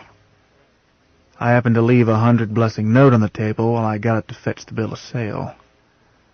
The cop waved away the bill of sale, saying there had been no complaint on that score. but he was going to tell Goodman Legree that he was lucky not to face a countercharge of selling damaged goods. No, on second thought, it was simpler if he just couldn't find me until after my ship lifted. The 100 Blessings was gone, and soon the comp was gone, and by mid-afternoon, so were we. But Minerva, I got cheated. Yida couldn't kirk with a damn. It is a long and complex passage from Blessed to Valhalla, and Shipmaster Sheffield was pleased to have company. There was a mild contretemps the first night of the voyage caused by a misunderstanding that had started the night before, dirtside. The ship had a cabin and 2 staterooms. Since the captain normally operated by himself, he used the staterooms for casual storage or light cargo. They were not ready for passengers. So that first night dirtside he put his freed woman into his cabin, while her brother and he slept on transom couches in the wardroom. The following day Captain Sheffield unlocked the staterooms, switched power to them, had the young people clean them, and move the clutter to a gear locker until he could see what space he had left in his holds, and told them each to take a room, and forgot it, being busy with cargo and final squeeze, then with supervising his piloting computer while they got clear of that system. It was late that night, ship's time, before he had his ship on her first leg in end space and could relax. He went to his cabin while considering whether to eat first or shower first, or possibly neither. Estrellita was in his bed, wide awake and waiting. He said, "Yida, what are you doing here?" She told him in blunt slave lingo what she was doing in his bed, waiting for him, as she had known what would be expected of her when Milord Shipmaster Sheffield had offered to take them along, and had discussed it with her brother, and brother had told her to do it. She added that she was not a bit afraid. She was ready and eager. The first part of this Aaron Sheffield had to believe. The addendum seemed clearly a white lie. He had seen frightened virgins before. Not often, but a few. He dealt with her fear by ignoring it. He said, "You impertinent bitch, get your ass out of my bed and into your own." The freedwoman was startled and unbelieving, then sulky and offended. Then she wept. Fear of an unknown that she had felt earlier was drowned. The freedwoman was startled and unbelieving, then sulky and offended. Then she wept. Fear of an unknown that she had felt earlier was drowned in a worse emotion. Her tiny ego was crushed by his rejection of her service she knew she owed him, and had believed he wanted. She sobbed and dripped tears on his pillow. Female tears always had a strong aphrodisiac effect on Captain Sheffield. He responded to them at once, by grabbing her ankle, dragging her out of bed, hustling her out of his cabin, into her stateroom, and locking her in. Then he returned to his cabin, locked its door, took measures to calm himself, and went to sleep. Minerva, there was nothing wrong with Yida as a woman. Once I taught her to bathe properly, she was quite attractive. Good figure, pleasant face and manner, good teeth, and her breath was sweet. But taking her did not fit any customs. All Eros is custom, dear. There is never anything moral or immoral about copulation as such, or any of its non-functional frills. Eros is simply a way of keeping human beings, individuals, each different, keeping them together and happy. It is a survival mechanism developed through long evolution, and its reproductive function is the least complex aspect of its very complex and persuasive role in keeping the human race going. But any sexual act is moral or immoral by precisely the same laws of morality as any other human act. All other rules about sex are simply customs, local and transient. There are more codes of sexual customs than a dog has fleas, and all they have in common is that they are ordained by God. I recall a society where copulation in private was obscene and forbidden, criminal, while in public it was anything goes. The society I was brought up in had the reverse of those rules. Again, ordained by God. I'm not sure which pattern was harder to follow, but I wish God would quit changing his mind, as it is never safe to ignore such customs. And ignorance is no excuse. Ignorance? Like to got my ass shot off several times. In refusing Yida, I was not being moral. I was following my own sexual customs, worked out by trial and error and many bruises over the centuries. Never bet a female dependent on me unless I am married to her or willing to marry her. This is an amoral rule of thumb, subject to change according to circumstances, and not applying to females not dependent on me. Another negotiation entirely. But this rule is a safety precaution applicable most times in places with widely varying customs. A safety measure for me, because unlike that lady from Boston I told you about, many females tend to regard copulation as a formal proposal of contract. I had let impulse lure me into a predicament in which Yida was temporarily my dependent. I had no intention of making matters worse by marrying her. I didn't know her that. Minerva, long-lifers should never marry ephemerals. It is not fair to the ephemeral or to the long-lifer. Nevertheless, once you pick up a stray cat and feed it, you cannot abandon it. Self-love forbids it. The cat's welfare becomes essential to your own peace of mind, even when it's a bloody nuisance not to break faith with the cat. Having bought these kids, I could not shuck 'em off by manumission. I had planned their future, because they did not know how. They were stray cats. Early next morning, by ship's routine, Captain Sheffield got up, unlocked the freedwoman's stateroom, found her asleep. He called her, and told her to get up, wash quickly, then get breakfast for 3. He left to wake her brother, found his stateroom empty, found him in the galley. "Good morning, Joe." The freedman jumped. "Oh, good morning, master." He ducked and bent his knee. "Joe, the correct answer is good morning, Captain. It amounts to the same thing at present, for I am indeed master of this ship and everyone in it. But when you leave my ship on Valhalla, you will have no master of any sort. None, as I explained yesterday. Meanwhile, call me Captain." "Yes, Captain," the young man repeated obeisance. "Don't bow. When you speak to me, stand tall and straight and proud and look me in the eye.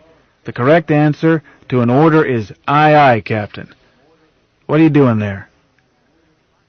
I don't know, Captain." "I don't think you do either. That's enough coffee for a dozen people."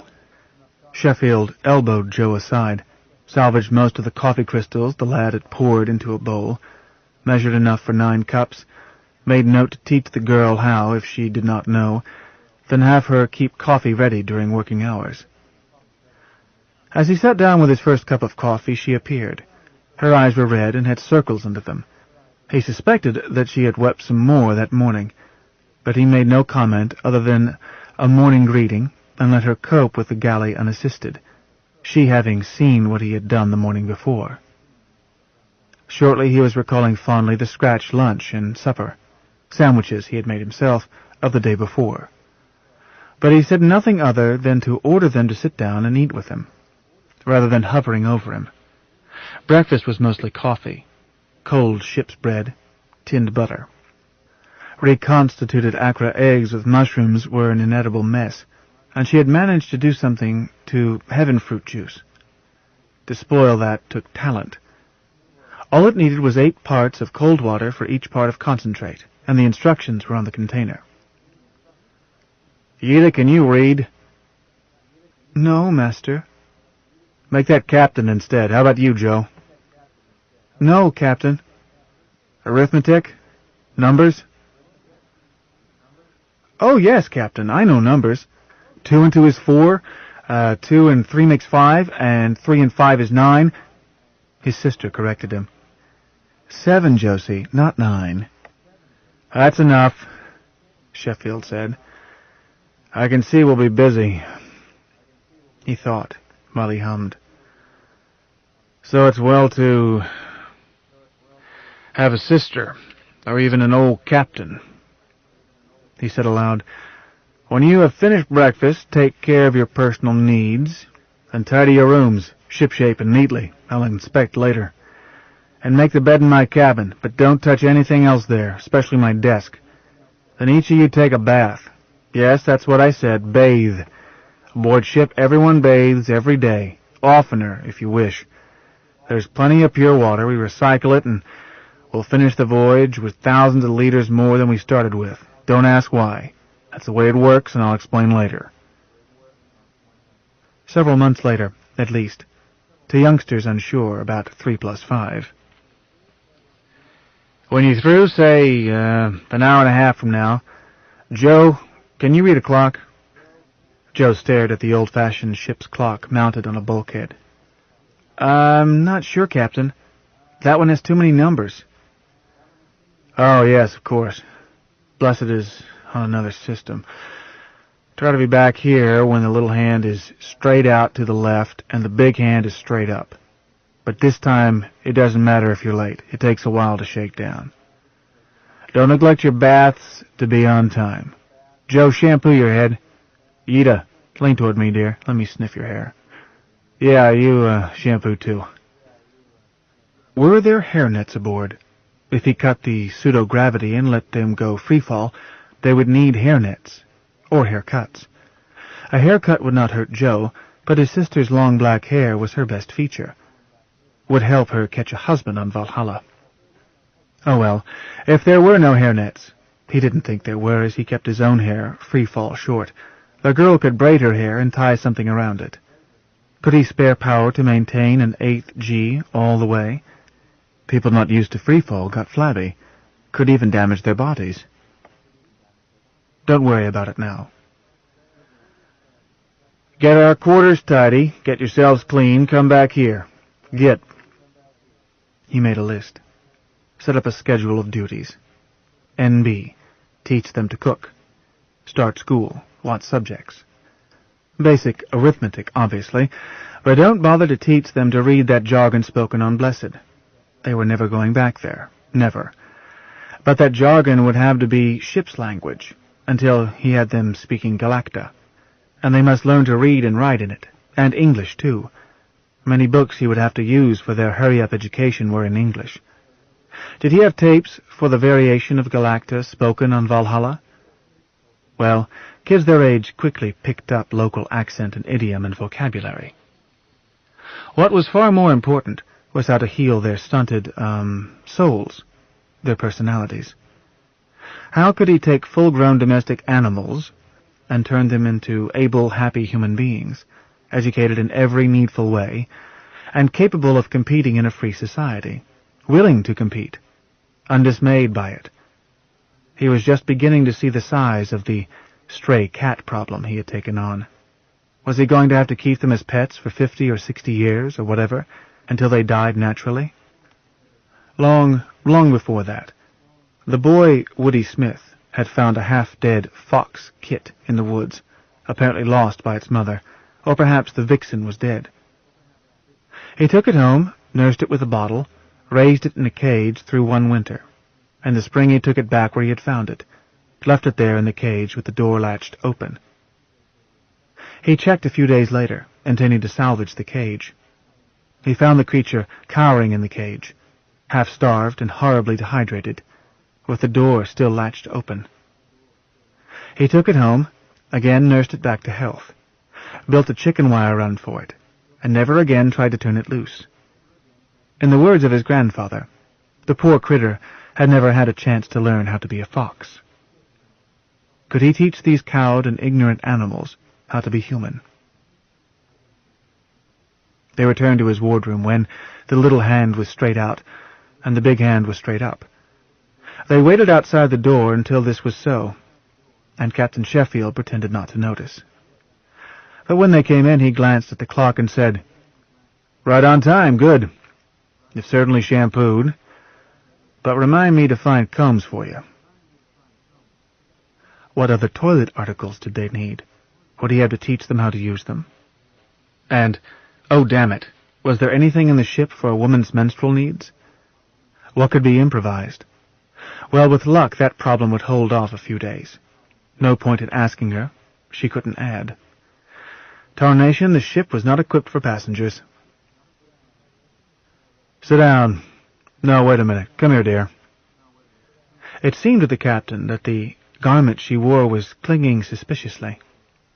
He felt it. It was wet. "Did you leave that on when you bathed?"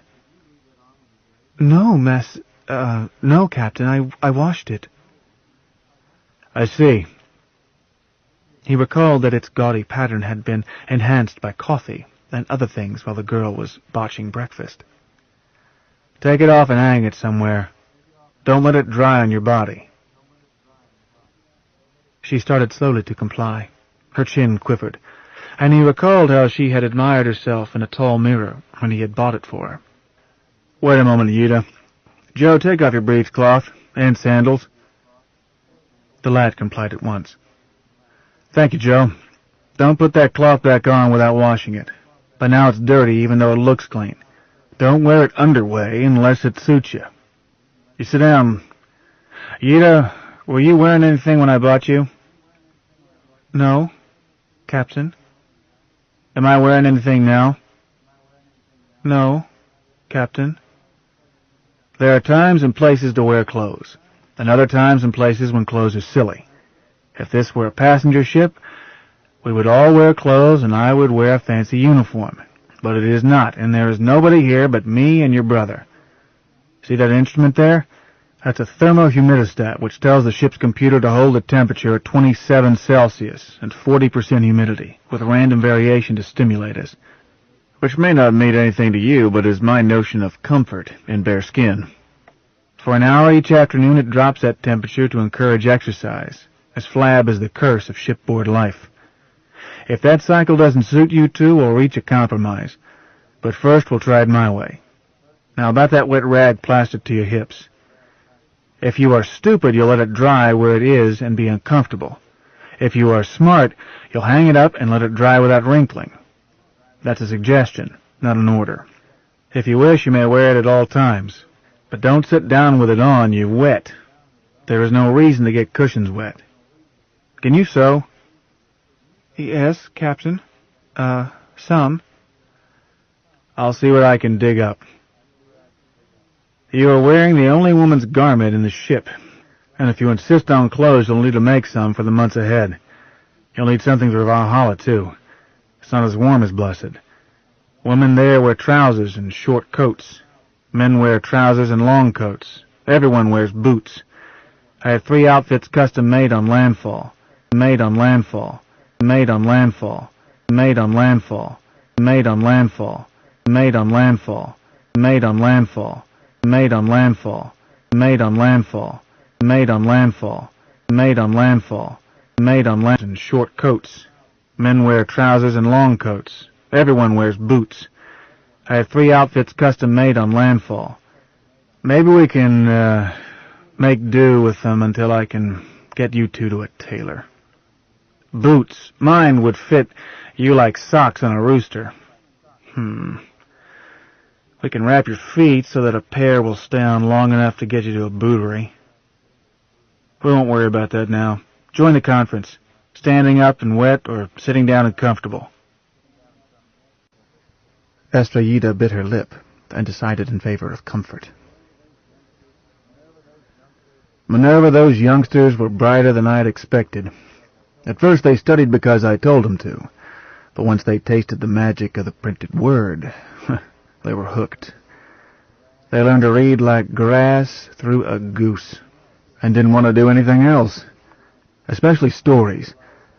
I had a good library, mostly in micro, thousands of those, but also a few dozen valuable bound books, facsimile antiques I had picked up on landfall where they speak English and use Galacta only as a trade tongue. Savvy Oz books, Minerva? Yes, of course you do. I helped plan the great library and included my childhood favorites as well as more sober things. I did make sure that Joe and Yida read a spread of sober stuff, but mostly I let them wallow in stories. The just-so stories, in the Oz books, an Alice in Wonderland, and a Child's Garden of Verses, and Two Little Savages, and such. Too limited. They were books from my childhood, 3 centuries before the diaspora. On the other hand, every human culture in the galaxy derives from that one. but I tried to make sure that they understood the difference between fiction and history. Difficult, as I wasn't certain that there was a difference. Then I had to explain that a fairy tale was still a different sort, one step farther along the spectrum from fact to fancy. Minerva, this is very hard to explain to an inexperienced mind. What is magic? You are more magical than any magic in fairy tales, and it does no good to say that you are a product of science rather than magic in speaking to kids who have no idea what is meant by science. And I wasn't sure that the distinction was valid even when I was explaining the distinction. In my wanderings, I have run across magic many times, which simply says that I have seen wonders I could not explain. I finally let it go by asserting ex cathedra, that some stories were just for fun and not necessarily true. Gulliver's Travels were not the same sort of thing as the adventures of Marco Polo, while Robinson Crusoe lay somewhere in between, and they should ask me, if in doubt. They did ask sometimes, and accepted my decision without argument, but I could see that they did not always believe me. That pleased me. They were starting to think for themselves. Didn't matter if they were wrong. Ida was simply politely respectful to me about Oz. She believed in the Emerald City with all her heart, and if she had had her druthers, she would have been going there, rather than to Valhalla. Well, so would I. The important thing was that they were cutting the cord. I did not hesitate to use fiction in teaching them. Fiction is a faster way to get a feeling for alien patterns of human behavior than is nonfiction. It is one stage short of actual experience, and I had only months in which to turn these cowed and ignorant animals into people. I could have offered them psychology and sociology and comparative anthropology. I had such books on hand, but Joe and Ida could not have put them together into a gestalt. And I recall another teacher who used parables in putting over ideas. They read every hour I would let them, huddled together like puppies and staring at the reading machine and nagging each other about how fast to raise the pages. Usually, Ida nagged Joe. She was quicker than he. But as may be, they spurred each other from illiterate to speed readers in zip time. I didn't let them have sound and picture tapes. I wanted them to read. Couldn't let them spend all their time reading. They had to learn other things, not just saleable skills, but much more important, that aggressive self-reliance necessary to a free human, which they totally lacked when I saddled myself with them. Shucks, I wasn't certain they had the potential. They might have been bred out of their line, but if the spark was in them, I had to find it and fan it into a flame, or I would never be able to make them run free. So I forced them to make up their own minds as much as possible, while being cautiously rough on them in other ways, and greeted every sign of rebellion, silently, in my mind, as a triumphant proof of progress. I started by teaching Joe to fight, just hand-to-hand. I didn't want either of us killed. One compartment was fitted as a gymnasium, with equipment that could be adapted for G or for freefall. I used it that hour a day of lowered temperature. Here I worked Joe out. Ida was required to attend, but just to exercise, although I had in mind that it might spur Joe along if his sister saw him getting the way knocked out of him. Joe needed that spur. He had a terrible time getting it through his head that it was okay to hit or kick me, that I wanted him to try, that I would not be angry if he succeeded, but that I would be angry if he didn't try his darndest. Took a while.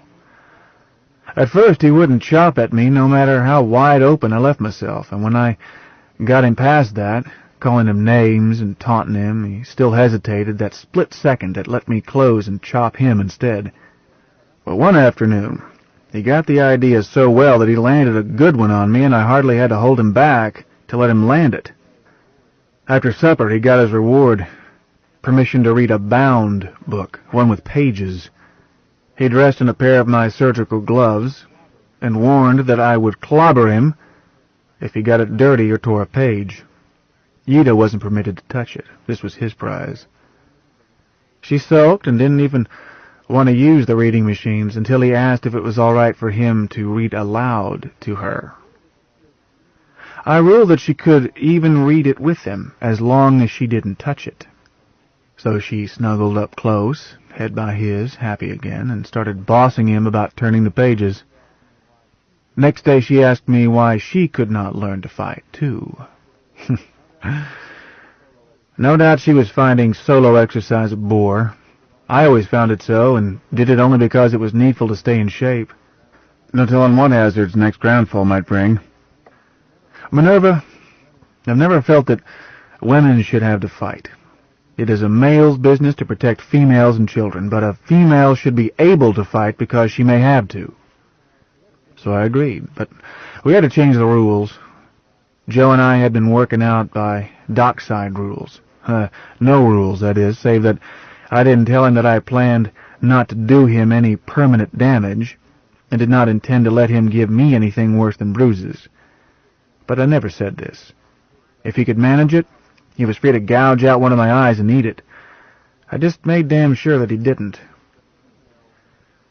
But females are built differently from males. I could not let Yida work out with us until I devised a plastron to protect her tits. Necessary. She was a bit oversized in that department, and we could have hurt her without intending to. Then I told Joe privately that bruises were okay, but if he broke one of her bones, I would break one of his, just for drill. But I put no restrictions on his sister, and I underestimated her. She was twice as aggressive as he was, untrained but fast, and she meant business. The second day we worked out with her, not only was she wearing that plastron, her brother and I were wearing jockstraps, and Yida had been allowed to read a real book the night before.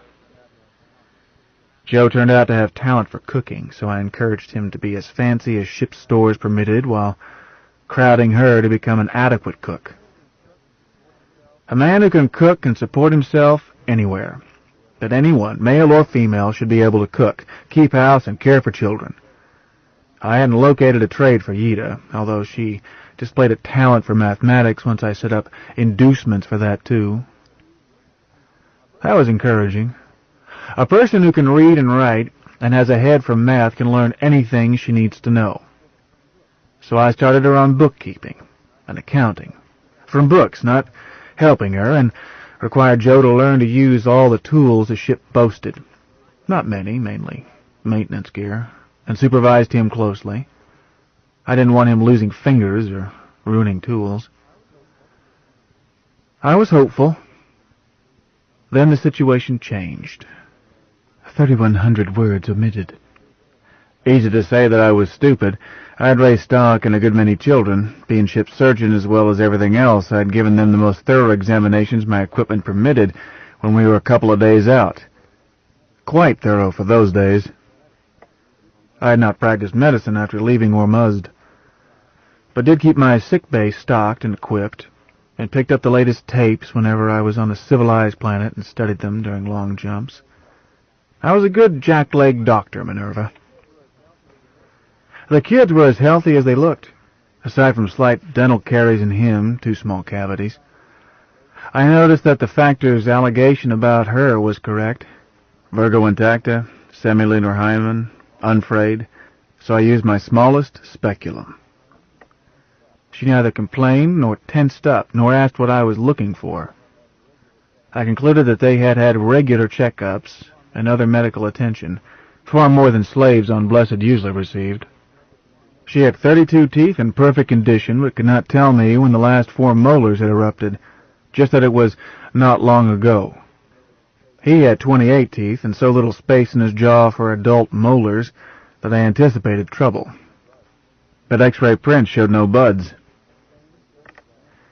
I cleaned and filled the cavities, and made note that he must have those fillings removed and the tissue regenerated on Valhalla, and be inoculated against further decay. Valhalla had good dentistry, far superior to what I could do. Yida could not tell me when she had last menstruated. She discussed it with Joe. He tried to count on his fingers how many days it had been since they had been taken from their home place, as they agreed that it was before that. I told her to let me know next time and each time so that I could determine her cycle. I gave her a tin of napkins, emergency supplies I hadn't known I had. Must have been in the ship 20 years. She did tell me, and I had to open the tin for her. Neither of them knew how. She was delighted with the little elastic panty included in the package and often wore it when she did not need it, as dress-up. The kid was crazy about clothes. As a slave, she had never had a chance to pamper her vanity. I told her it was all right as long as she washed it every time she wore it. I clamped down hard on cleanliness, inspecting their ears, sending them from the table to scrub their nails, and so forth. They had received no more training than a hog. She never had to be told twice. I picked on him and made sure that he met my standards, too. I found myself being more exacting with myself. I could not bring dirty fingernails to the table or skip a shower because I was sleepy. I had set the standards and had to live up to them. She was almost as unskilled a seamstress as she was a cook, but she taught herself because she liked clothes. I dug out some right-colored trade cloth and let her have fun, and used it as carrot and stick.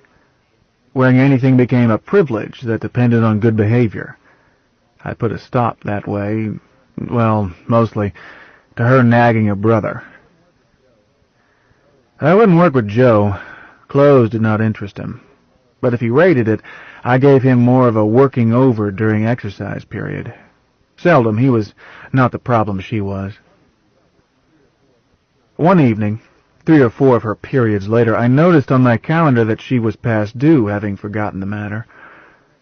Minerva, I never walked into their staterooms without knocking. Shipboard life required such privacy as can be managed. Too little, that is. Her door was open and her room was empty. I tapped on his door, got no answer. Went in, looked for her in the wardroom and galley, even in our little gym. I decided that she must be taking a bath, and I would speak to her in the morning. As I passed his stateroom again and heading back to my cabin, his door opened. She stepped out and closed it behind her. I said, "Oh, there you are," or some such. "I thought Joe was asleep." "He's just gone to sleep," Ida said. "Do you want him, Captain? Shall I wake him?" I said, "No, I was looking for you. But I tapped on his door 5 or 10 minutes ago and got no answer." She was contrite over not having heard my knock. "I'm sorry, Captain. I guess we were so busy we didn't hear you." She told me how they were busy.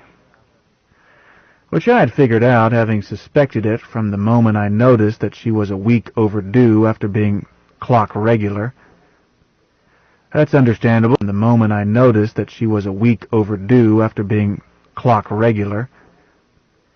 "That's understandable," I said. "I'm glad my knock didn't disturb you." "We try never to disturb you with it, Captain," she answered with sweet seriousness. "We wait till you go to your cabin at night, or sometimes when you take a siesta." I said, "Goodness, dear, you don't have to be that careful.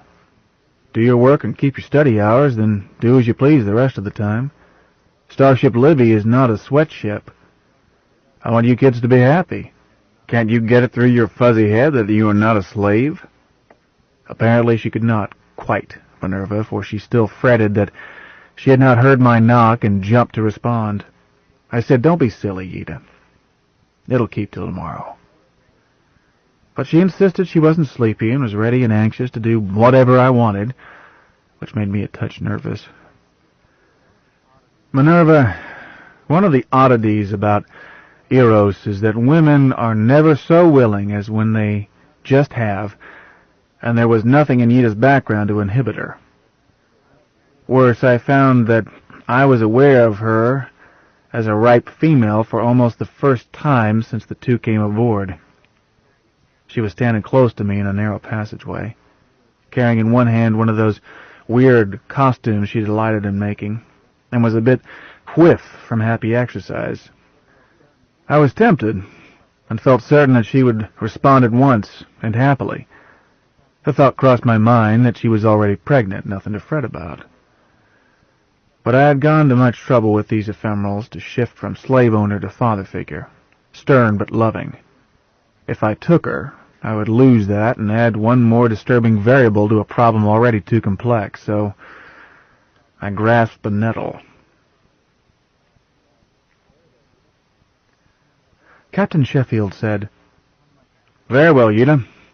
Come to my cabin." He headed toward it. She followed. Once there, he offered her a seat. She hesitated, then put her gaudy dress down and sat on it. Thoughtfulness that pleased him. As the ignorant animal she had been, would not have been capable of it. The humanizing process was working. He did not comment. "Yida, your period is a week overdue, is it not?" "It is, Captain." She seemed puzzled, but not troubled. Sheffield wondered if he could be mistaken. After he had taught her how to open a sealed tin, he had turned over to her the limited emergency supply, warning her that if she used it too lavishly, she would have to fashion by hand some make-do, as Valhalla was months away. Then he had dismissed the matter, other than to log it on his desk calendar whenever she reported onset. Could he have failed to notice? There had been 3 days last week when he had kept to his cabin, leaving the young people on their own and having his meals sent in, a habit he had when he wanted to concentrate on a problem. During such periods he ate little and slept not at all, and barely noticed anything not part of what he was studying. Yes, it was possible. "Don't you know, Yida? If you were on time, then you failed to report it." "Oh, no, Captain." She was round-eyed with distress. "You told me to tell you, and I have. Every time. Further questions showed first that despite her new grasp of arithmetic, she did not know when she should have experienced onset, and second, that it had not been last week, but a much longer time. Time to tell her. "Yida, dear, I think you're going to have a baby."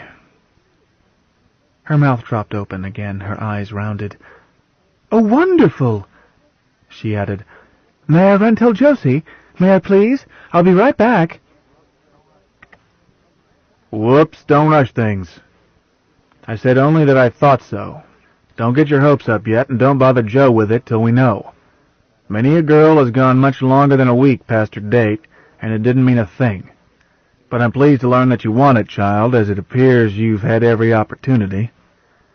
Tomorrow I'll examine you and try to find out." What did he have aboard for a pregnancy test? Damn it, if he must abort her, it should be as quickly as possible, when it's no worse than plucking a splinter. Then, no, there wasn't so much as a Monday morning pill in the ship, much less modern contraception. Woody, blast your stupid soul, don't ever go into space again so poorly equipped. In the meantime, don't get excited. But women always did get excited by it, of course. She was as dashed as she had been jubilant. "We tried so hard. Everything in the Kama Sutra and more. I thought we ought to ask you to show us what we were doing wrong, but Joe was certain we were doing it right." "I think Joe is correct." Sheffield got up, poured a cup of wine for each of them while performing legerdemain, which dosed her such that she would go to sleep before long. After some relaxed talk that she might not remember, he wanted the full picture. "Here." She looked at it dubiously. "I'll get silly. I know. I had a chance to try it once." "This isn't a popsicle they sell on Blessed. This is wine I fetched from landfall. Pipe down and drink it. Here's to your baby if you're having one, or here's to good luck next time." But how to handle that next time? If his worries were well grounded, these kids must not be saddled with a defective. A healthy baby would be burden enough while they were learning to stand on their own feet. Could he stave things off to Valhalla, then get her on proper contraception? Then what? Split them up? How? "Tell me about it, dear. When you came aboard, were you virgin?" "Oh, yes, certainly. They always kept me locked in that Virgin's basket, except when they shut me up and Brother had to sleep in the barracks, you know, when I bleed. She took a deep breath and smiled. Now it's ever so much nicer. Josie and I tried for the longest time to get around that awful steel basket, but we couldn't. Hurt him to try, and some ways we tried hurt me, too. Finally we gave up and just did fun things we had always done. Brother said to be patient. It wouldn't be forever, because we knew we would be sold together as a breeding pair. Estrellita looked radiant. And so we were, and now we are, and thank you, Captain. No, it wasn't going to be easy to split them up. Ida, have you ever thought of being bred by some other man than Joe? Sound her out, at least. It won't be hard to find her a husband. She's really quite attractive, that Earth Mother feeling. She looked puzzled. Oh, why, of course not. We knew what we were way back when we were almost babies. Our mother told us, and so did the priest. I've always slept with my brother, all my life. Why would I want anyone else? You seemed ready enough to sleep with me. You claimed you were eager, too. Oh, that's different. That's your right, but you didn't want me, she added, almost accusingly. That wasn't quite it, Ida. There were reasons that I won't go into now, not to take you no matter if I wanted you and you were willing. Although it was Joe you really wanted, you said so. Well, yes, but I was disappointed just the same.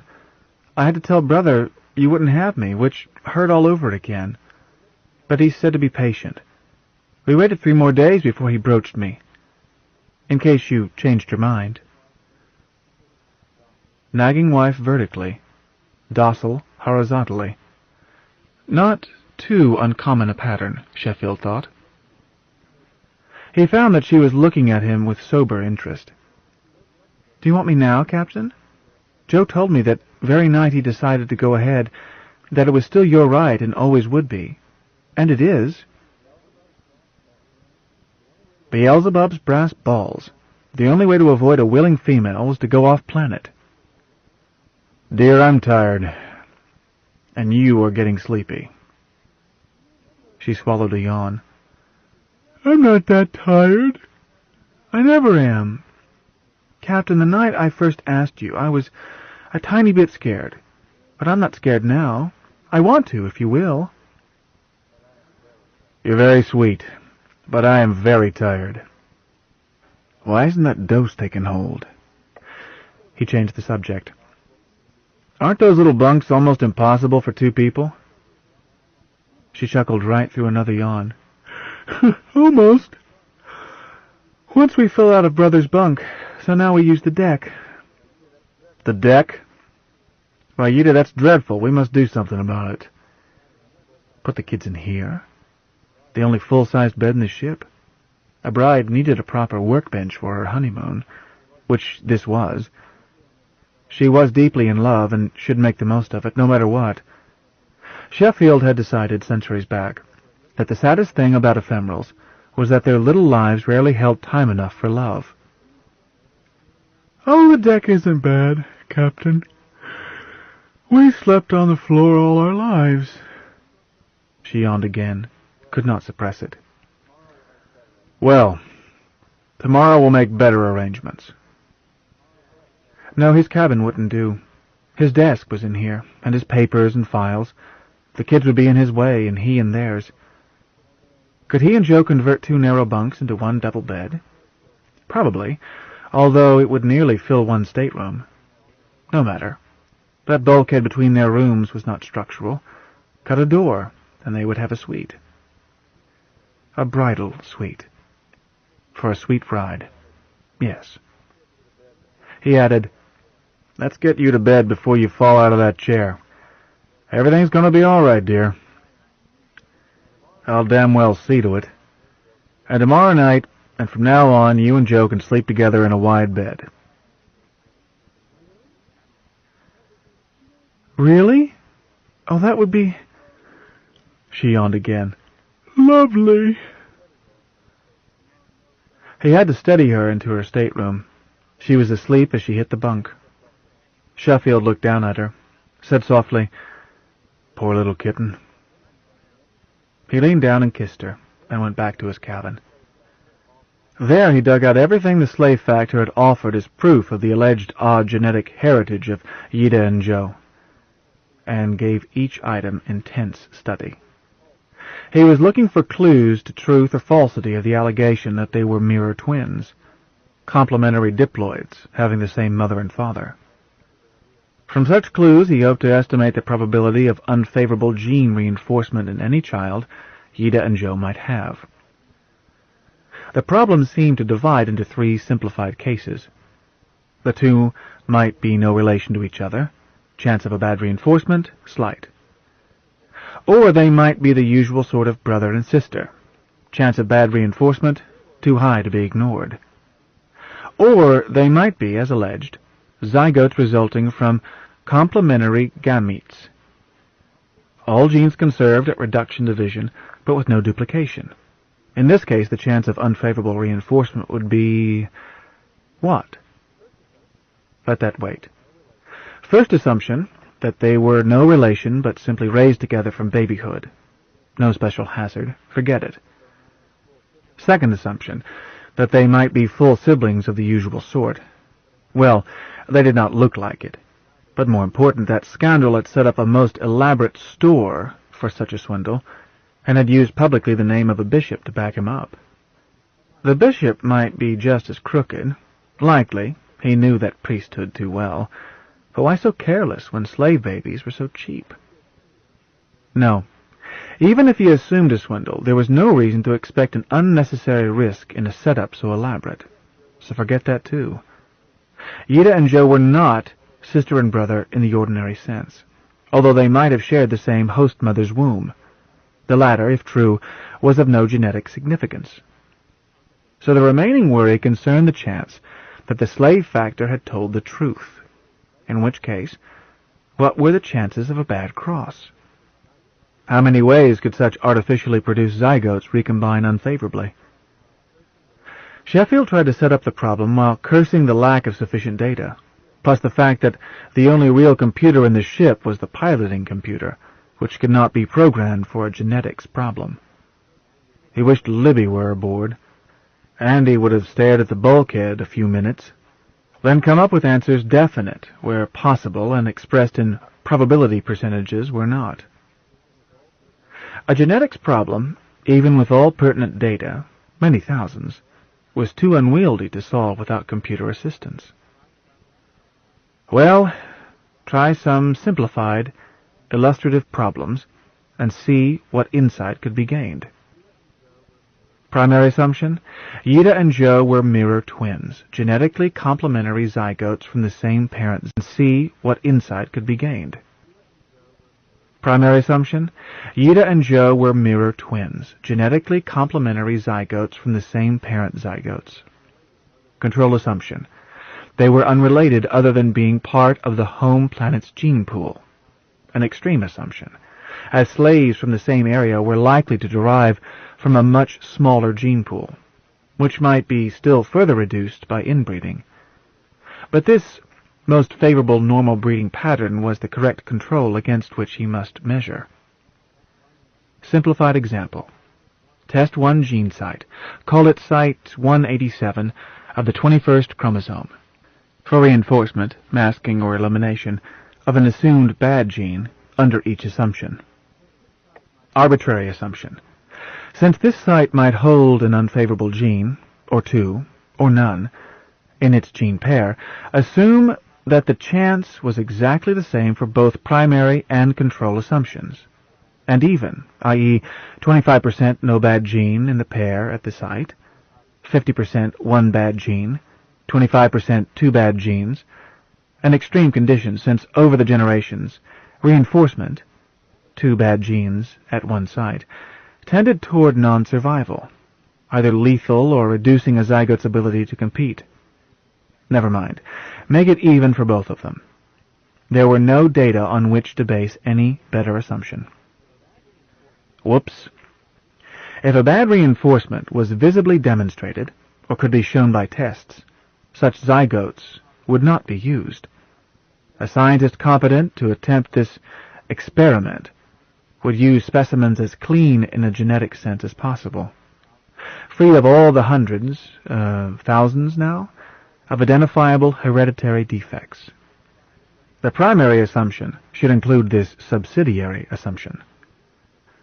These young people were free of any defects Sheffield could detect in a shipboard examination, which enhanced the probability that this horse thief had told the truth, and these exhibits were sober records of an exotic and successful experiment in gene manipulation.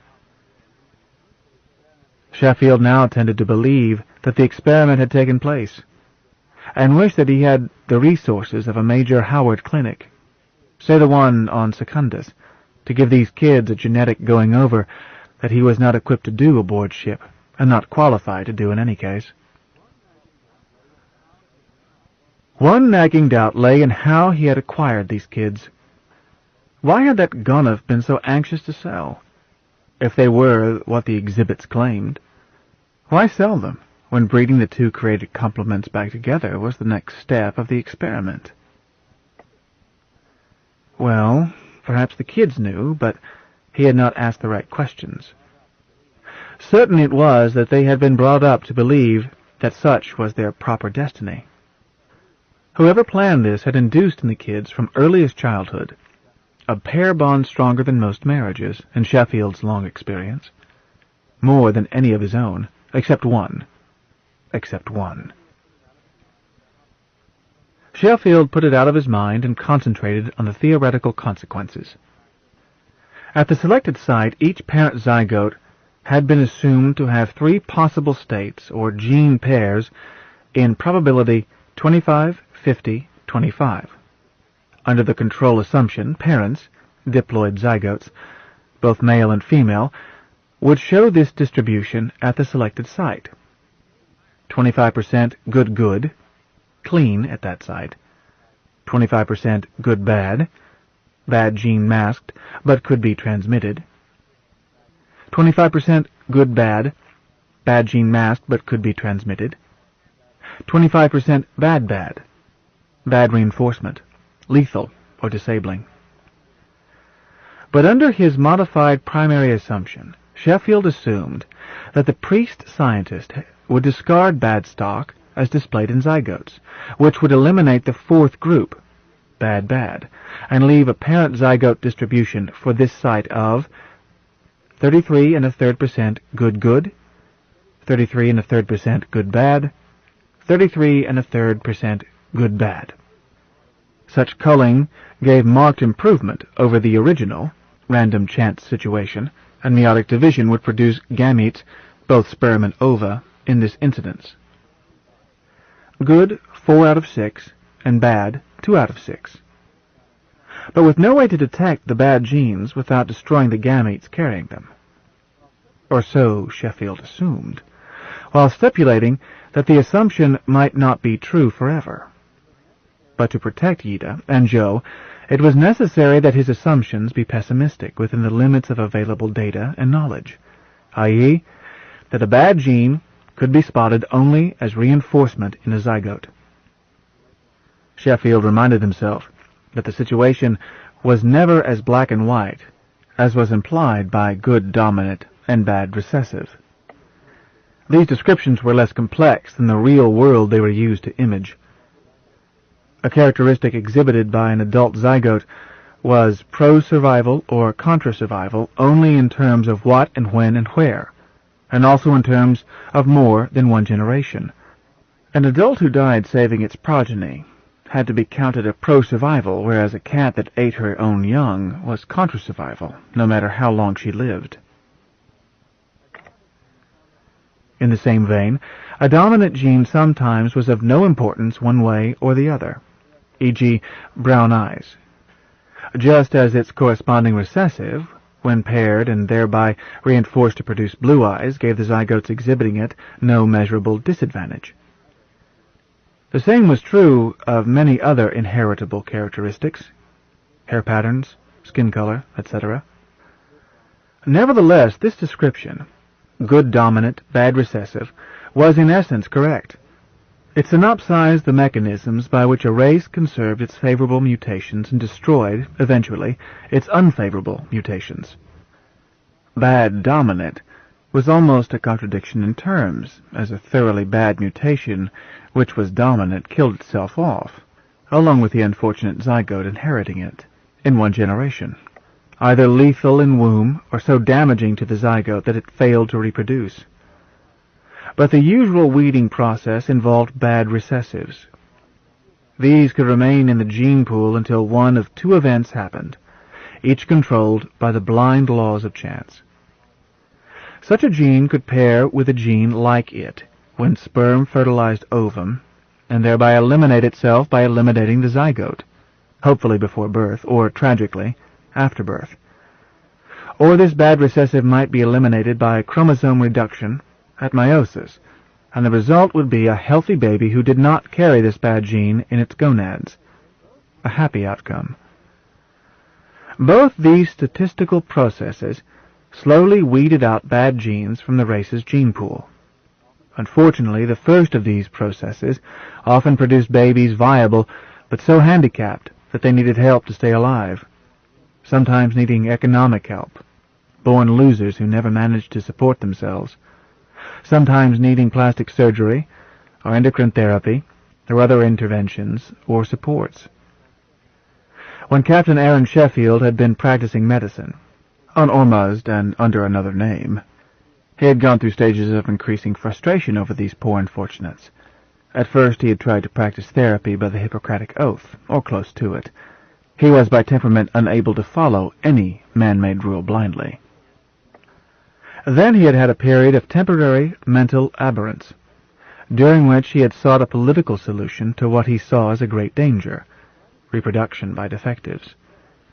He tried to persuade his colleagues to refuse therapy to hereditary defectives unless they were sterile or sterilized or willing to accept being sterilized as a precondition for receiving therapy. Worse yet, he had attempted to include in the definition of hereditary defective those who displayed no stigmata, save that they had never managed to be self-supporting. On a planet not overcrowded, and which he himself had selected centuries earlier as nearly ideal for human beings. He got nowhere. He encountered nothing but fury and contempt, save for a few colleagues who agreed with him privately and denounced him publicly. As for laymen, tar and feathers was the mildest medicine they prescribed for Dr. Genocide. When his license to practice was lifted, Lazarus regained his normal emotional detachment.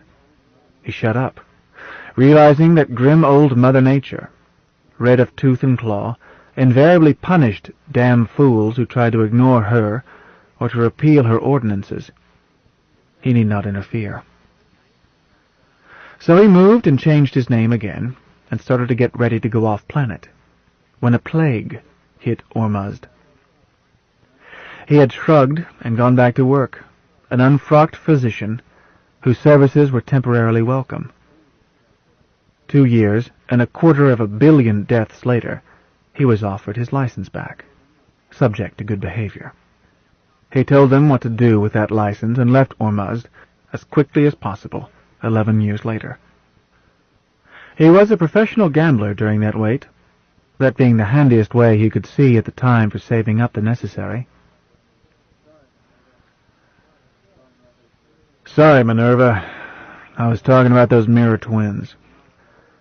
So, a silly little wench was knocked up, which caused me to slip back into my baby-catching country doctor persona, and I stayed up all night worrying about her and her brother and the baby they were going to have, unless I did something about it.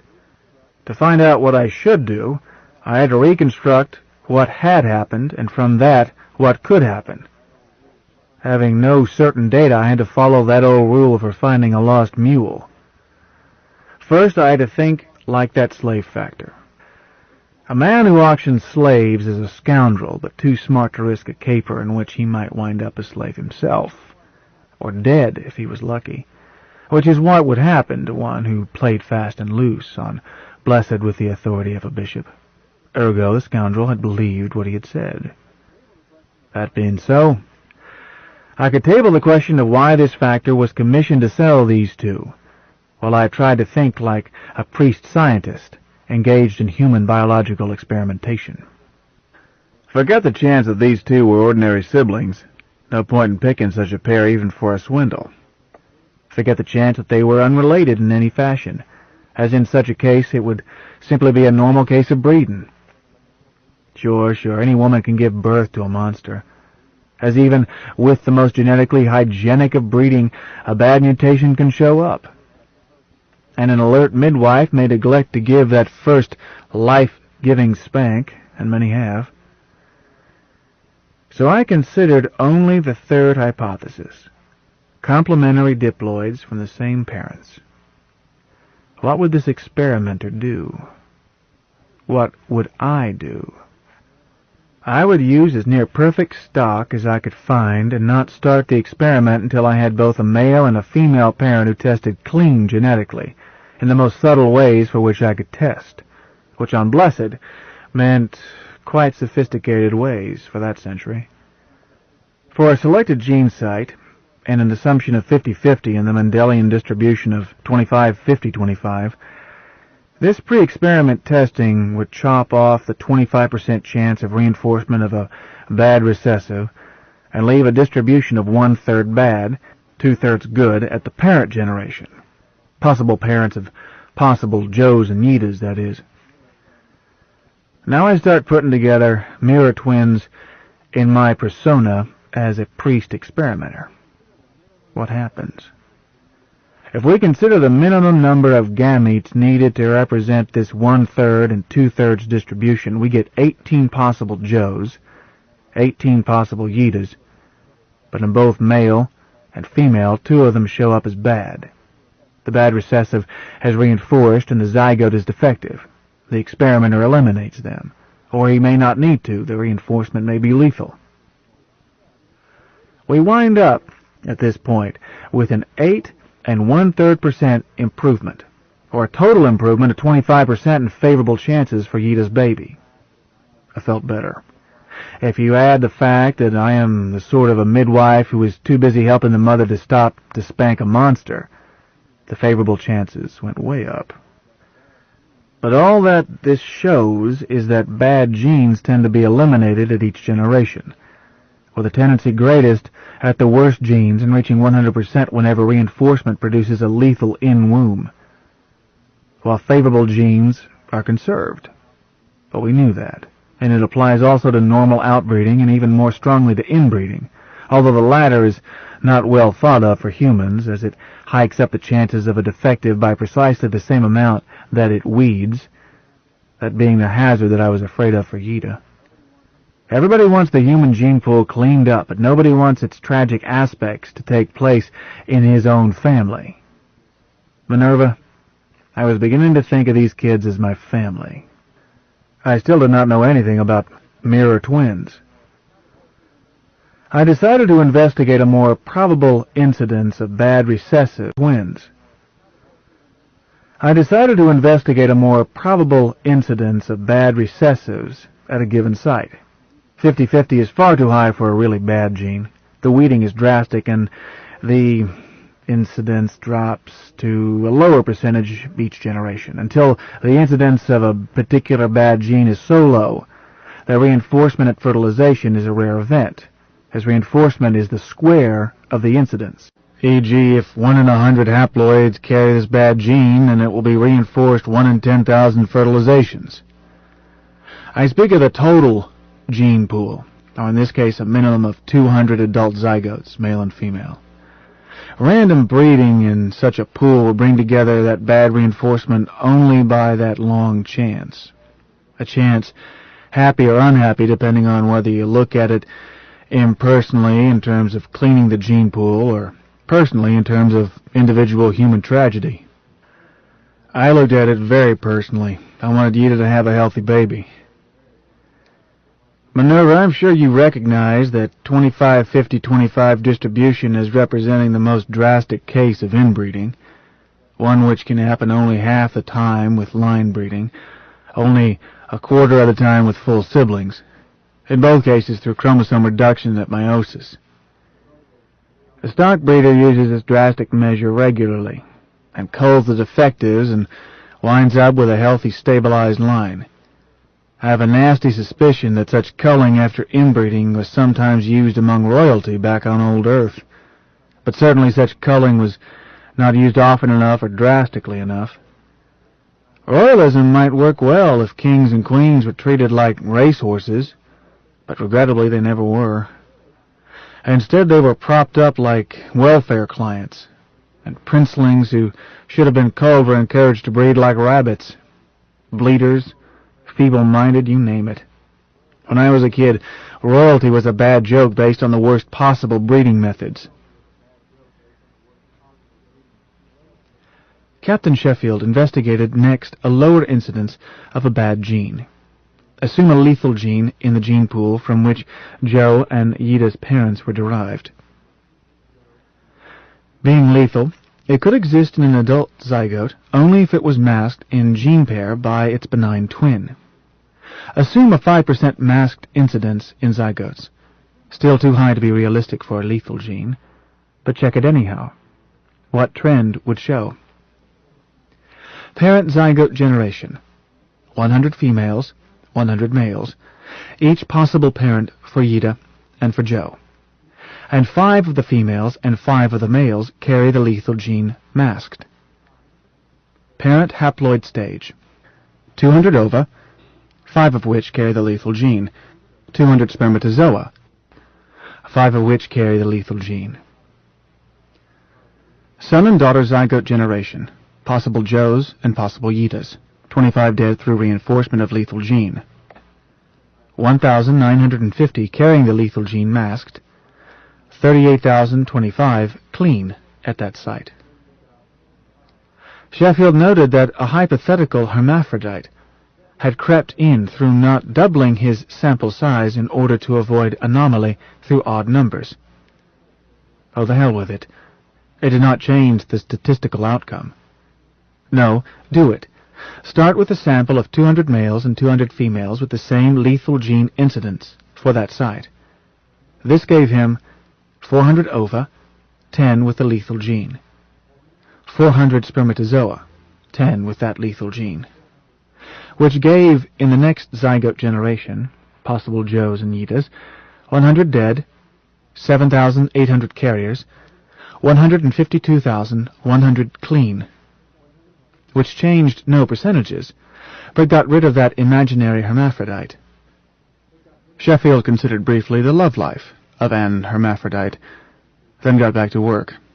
The numbers became very cumbersome, jumping to the billions in the next zygote generation, i.e., little nameless, now just starting in Yida's belly.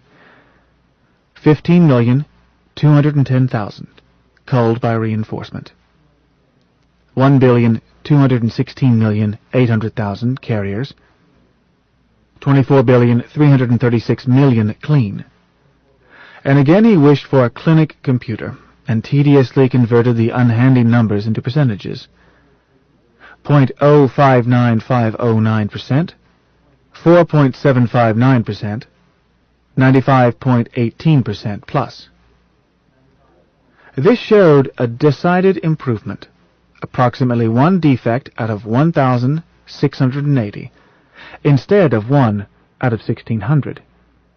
The percentage of carriers decreased to below 5%, and the number of clean increased to above 95% in one generation. Sheffield worked several such problems to confirm what he had seen by inspection.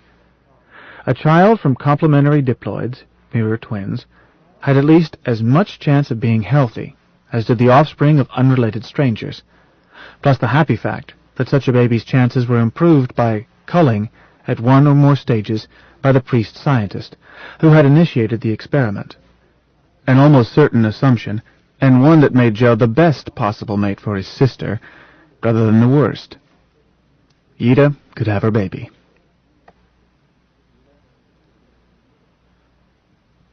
Variations on a theme. 7. Valhalla to landfall. I did the best I could for him, Minerva. Every so often some idiot tries to abolish marriage. Such attempts work as well as repealing the law of gravity, making pi equal to 3.0, or moving mountains by prayer. Marriage is not something thought up by priests and inflicted on mankind. Marriage is as much a part of mankind's evolutionary equipment as his eyes, and as useful to the races as eyes are to an individual. Surely marriage is an economic contract to provide for children and to take care of mothers while they bear kids and bring them up. But it is much more than that.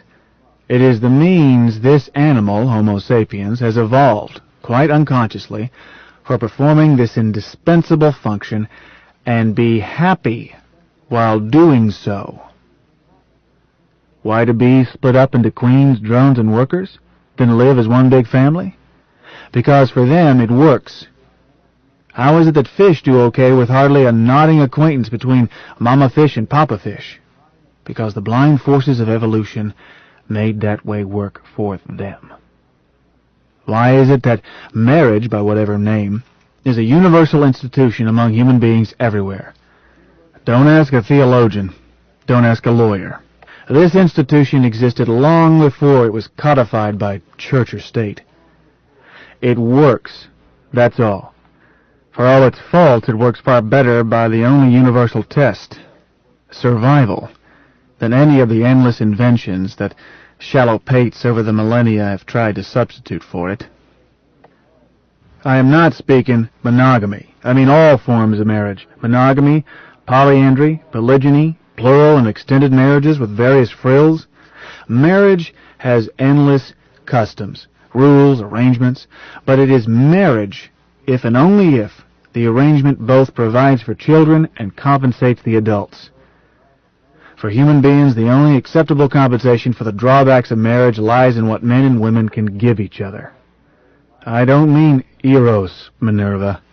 Sex baits the trap, but sex is not marriage, nor is it reason enough to stay married. Why buy a cow when milk is cheap? Companionship, partnership, mutual reassurance, someone to laugh with and grieve with, a loyalty that accepts foibles, someone to touch, someone to hold your hand. These things are marriage, and sex is but the icing on the cake. Oh, that icing can be wonderfully tasty, but it is not the cake. A marriage can lose that tasty icing, say through accident, and still go on and on and on, giving deep happiness to those who share it. When I was a ruddy and ignorant youngster, this used to puzzle me. As solemnly ceremonious as I could swing. Man lives by symbols. I wanted them to remember this occasion. I had Yida dress in her notion of fanciest best. She looked like a bloomin' Christmas tree, but I told her she looked beautiful, which she did. Brides can't help it. Joe I dressed in some of my clothes and gave them to him. Me I dressed in a preposterous ship's captain uniform, one I had for use on planets where such nonsense is customary. 4 wide gold stripes on my cuffs, chest spangled with decorations bought in hawk shops, a cocked hat Admiral Lord Nelson would have envied, and the rest as fancy as any Grand Master of a lodge. I preached him a sermon loaded with solemn amphigory, most of it lifted from the only church they knew, the established religion of Blessed. Easy for me, having been a priest there myself. But I added all sorts of things, telling her what she owed him, telling him what he owed her, telling them both what they owed the child in her belly and the other children they would have, and tacked on for both, but primarily for her, a warning that marriage was not easy, not to be entered into lightly, because there would be troubles they must face together. Grave troubles that would require the courage of the cowardly lion, the wisdom of the scarecrow, the loving heart of the tin woodsman, and the indomitable gallantry of Dorothy. That got her to weeping, so Joe started to drip tears, which was just what I wanted. So I had him kneel and prayed over them. Minerva, I make no apology for hypocrisy. I don't care whether some hypothetical god heard me or not. I wanted Yida and Joe to hear it. First in that jargon of Blessed, then in English and Galacta, then top it off by intoning as many lines of Aeneid as I could remember. When I got stuck, I closed with a schoolboy song. Omne bene sine poenam, tepes est londendi, finit hora, absquo mora, libros deponendi. And ended with a resounding, so mote it be. Had 'em stand, take each other's hands, and declare that, by the supreme authority vested in me as master of a vessel in space, they were now and forever husband and wife. Kiss her, Joe. All to a muted background of Beethoven's Ninth. That doggerel got in by accident when I'd run out of punishment lines of Virgil and needed a few more impressive sounds. But when I thought about it later, I saw that it translated as appropriately for their honeymoon as for a school holiday. All was indeed well, now that I knew that this joining of siblings could take place without punishment, without fear of genetic punishment. Londendi translates as amorous play, or eros as readily as gambling or child's play, or any other frolic. And I declared a 4-day ship's holiday. No work for him, no study hours. Libros deponendi. Starting in once.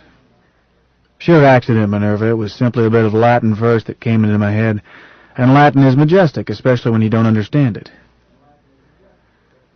We had a fancy supper, cooked by me. That lasted about 10 minutes for them. Ida could not eat, and Joe reminded me of Johnny's wedding night and why his mother-in-law fainted. So I piled a tray with tasty rations and handed it to Joe, and told him to get lost.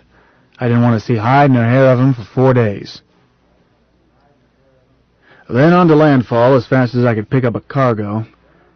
I could not leave him on Valhalla. Jose was not yet able to support a family, and Yida was going to be limited in what she could do, either pregnant or with a new baby. Nor would I be on hand to pick 'em up if they fell down. They had to go to landfall. Oh, Yida could have survived on Valhalla because they have the healthy attitude that a pregnant woman is prettier than the other sort, and that the farther along she is, the more beautiful she is. True in my opinion, and especially true in Yida's case. She had been passable when I bought her. When we grounded at Valhalla, she was almost 5 months gone and radiantly beautiful. If she went dirt-side unescorted, the first 6 men she encountered would want to marry her. If she had had one on her back as well as one in her belly, she could have married well the day we arrived. Fertility was respected there, and the planet wasn't half filled up. I didn't think she would jilt Joe that quickly, but I did not want her head turned by too much male attention. I did not want to risk even an outside chance that Yida might leave him for some wealthy bourgeois or freeholder. I had gone to much trouble to build up Joe's ego, but it was still fragile, and such a blow could kill it. He was standing tall and proud now, but his pride was based on being a married man with a wife and a child on the way. Did I mention that I had given them one of my names on their marriage certificate? They were now Freer og Fru Lang, Josef og Stune, for the duration of our stay on Valhalla, and I wanted them to remain Mr. and Mrs. Long for some years at least. Minerva, I had them take lifetime vows, never believing that they would keep them.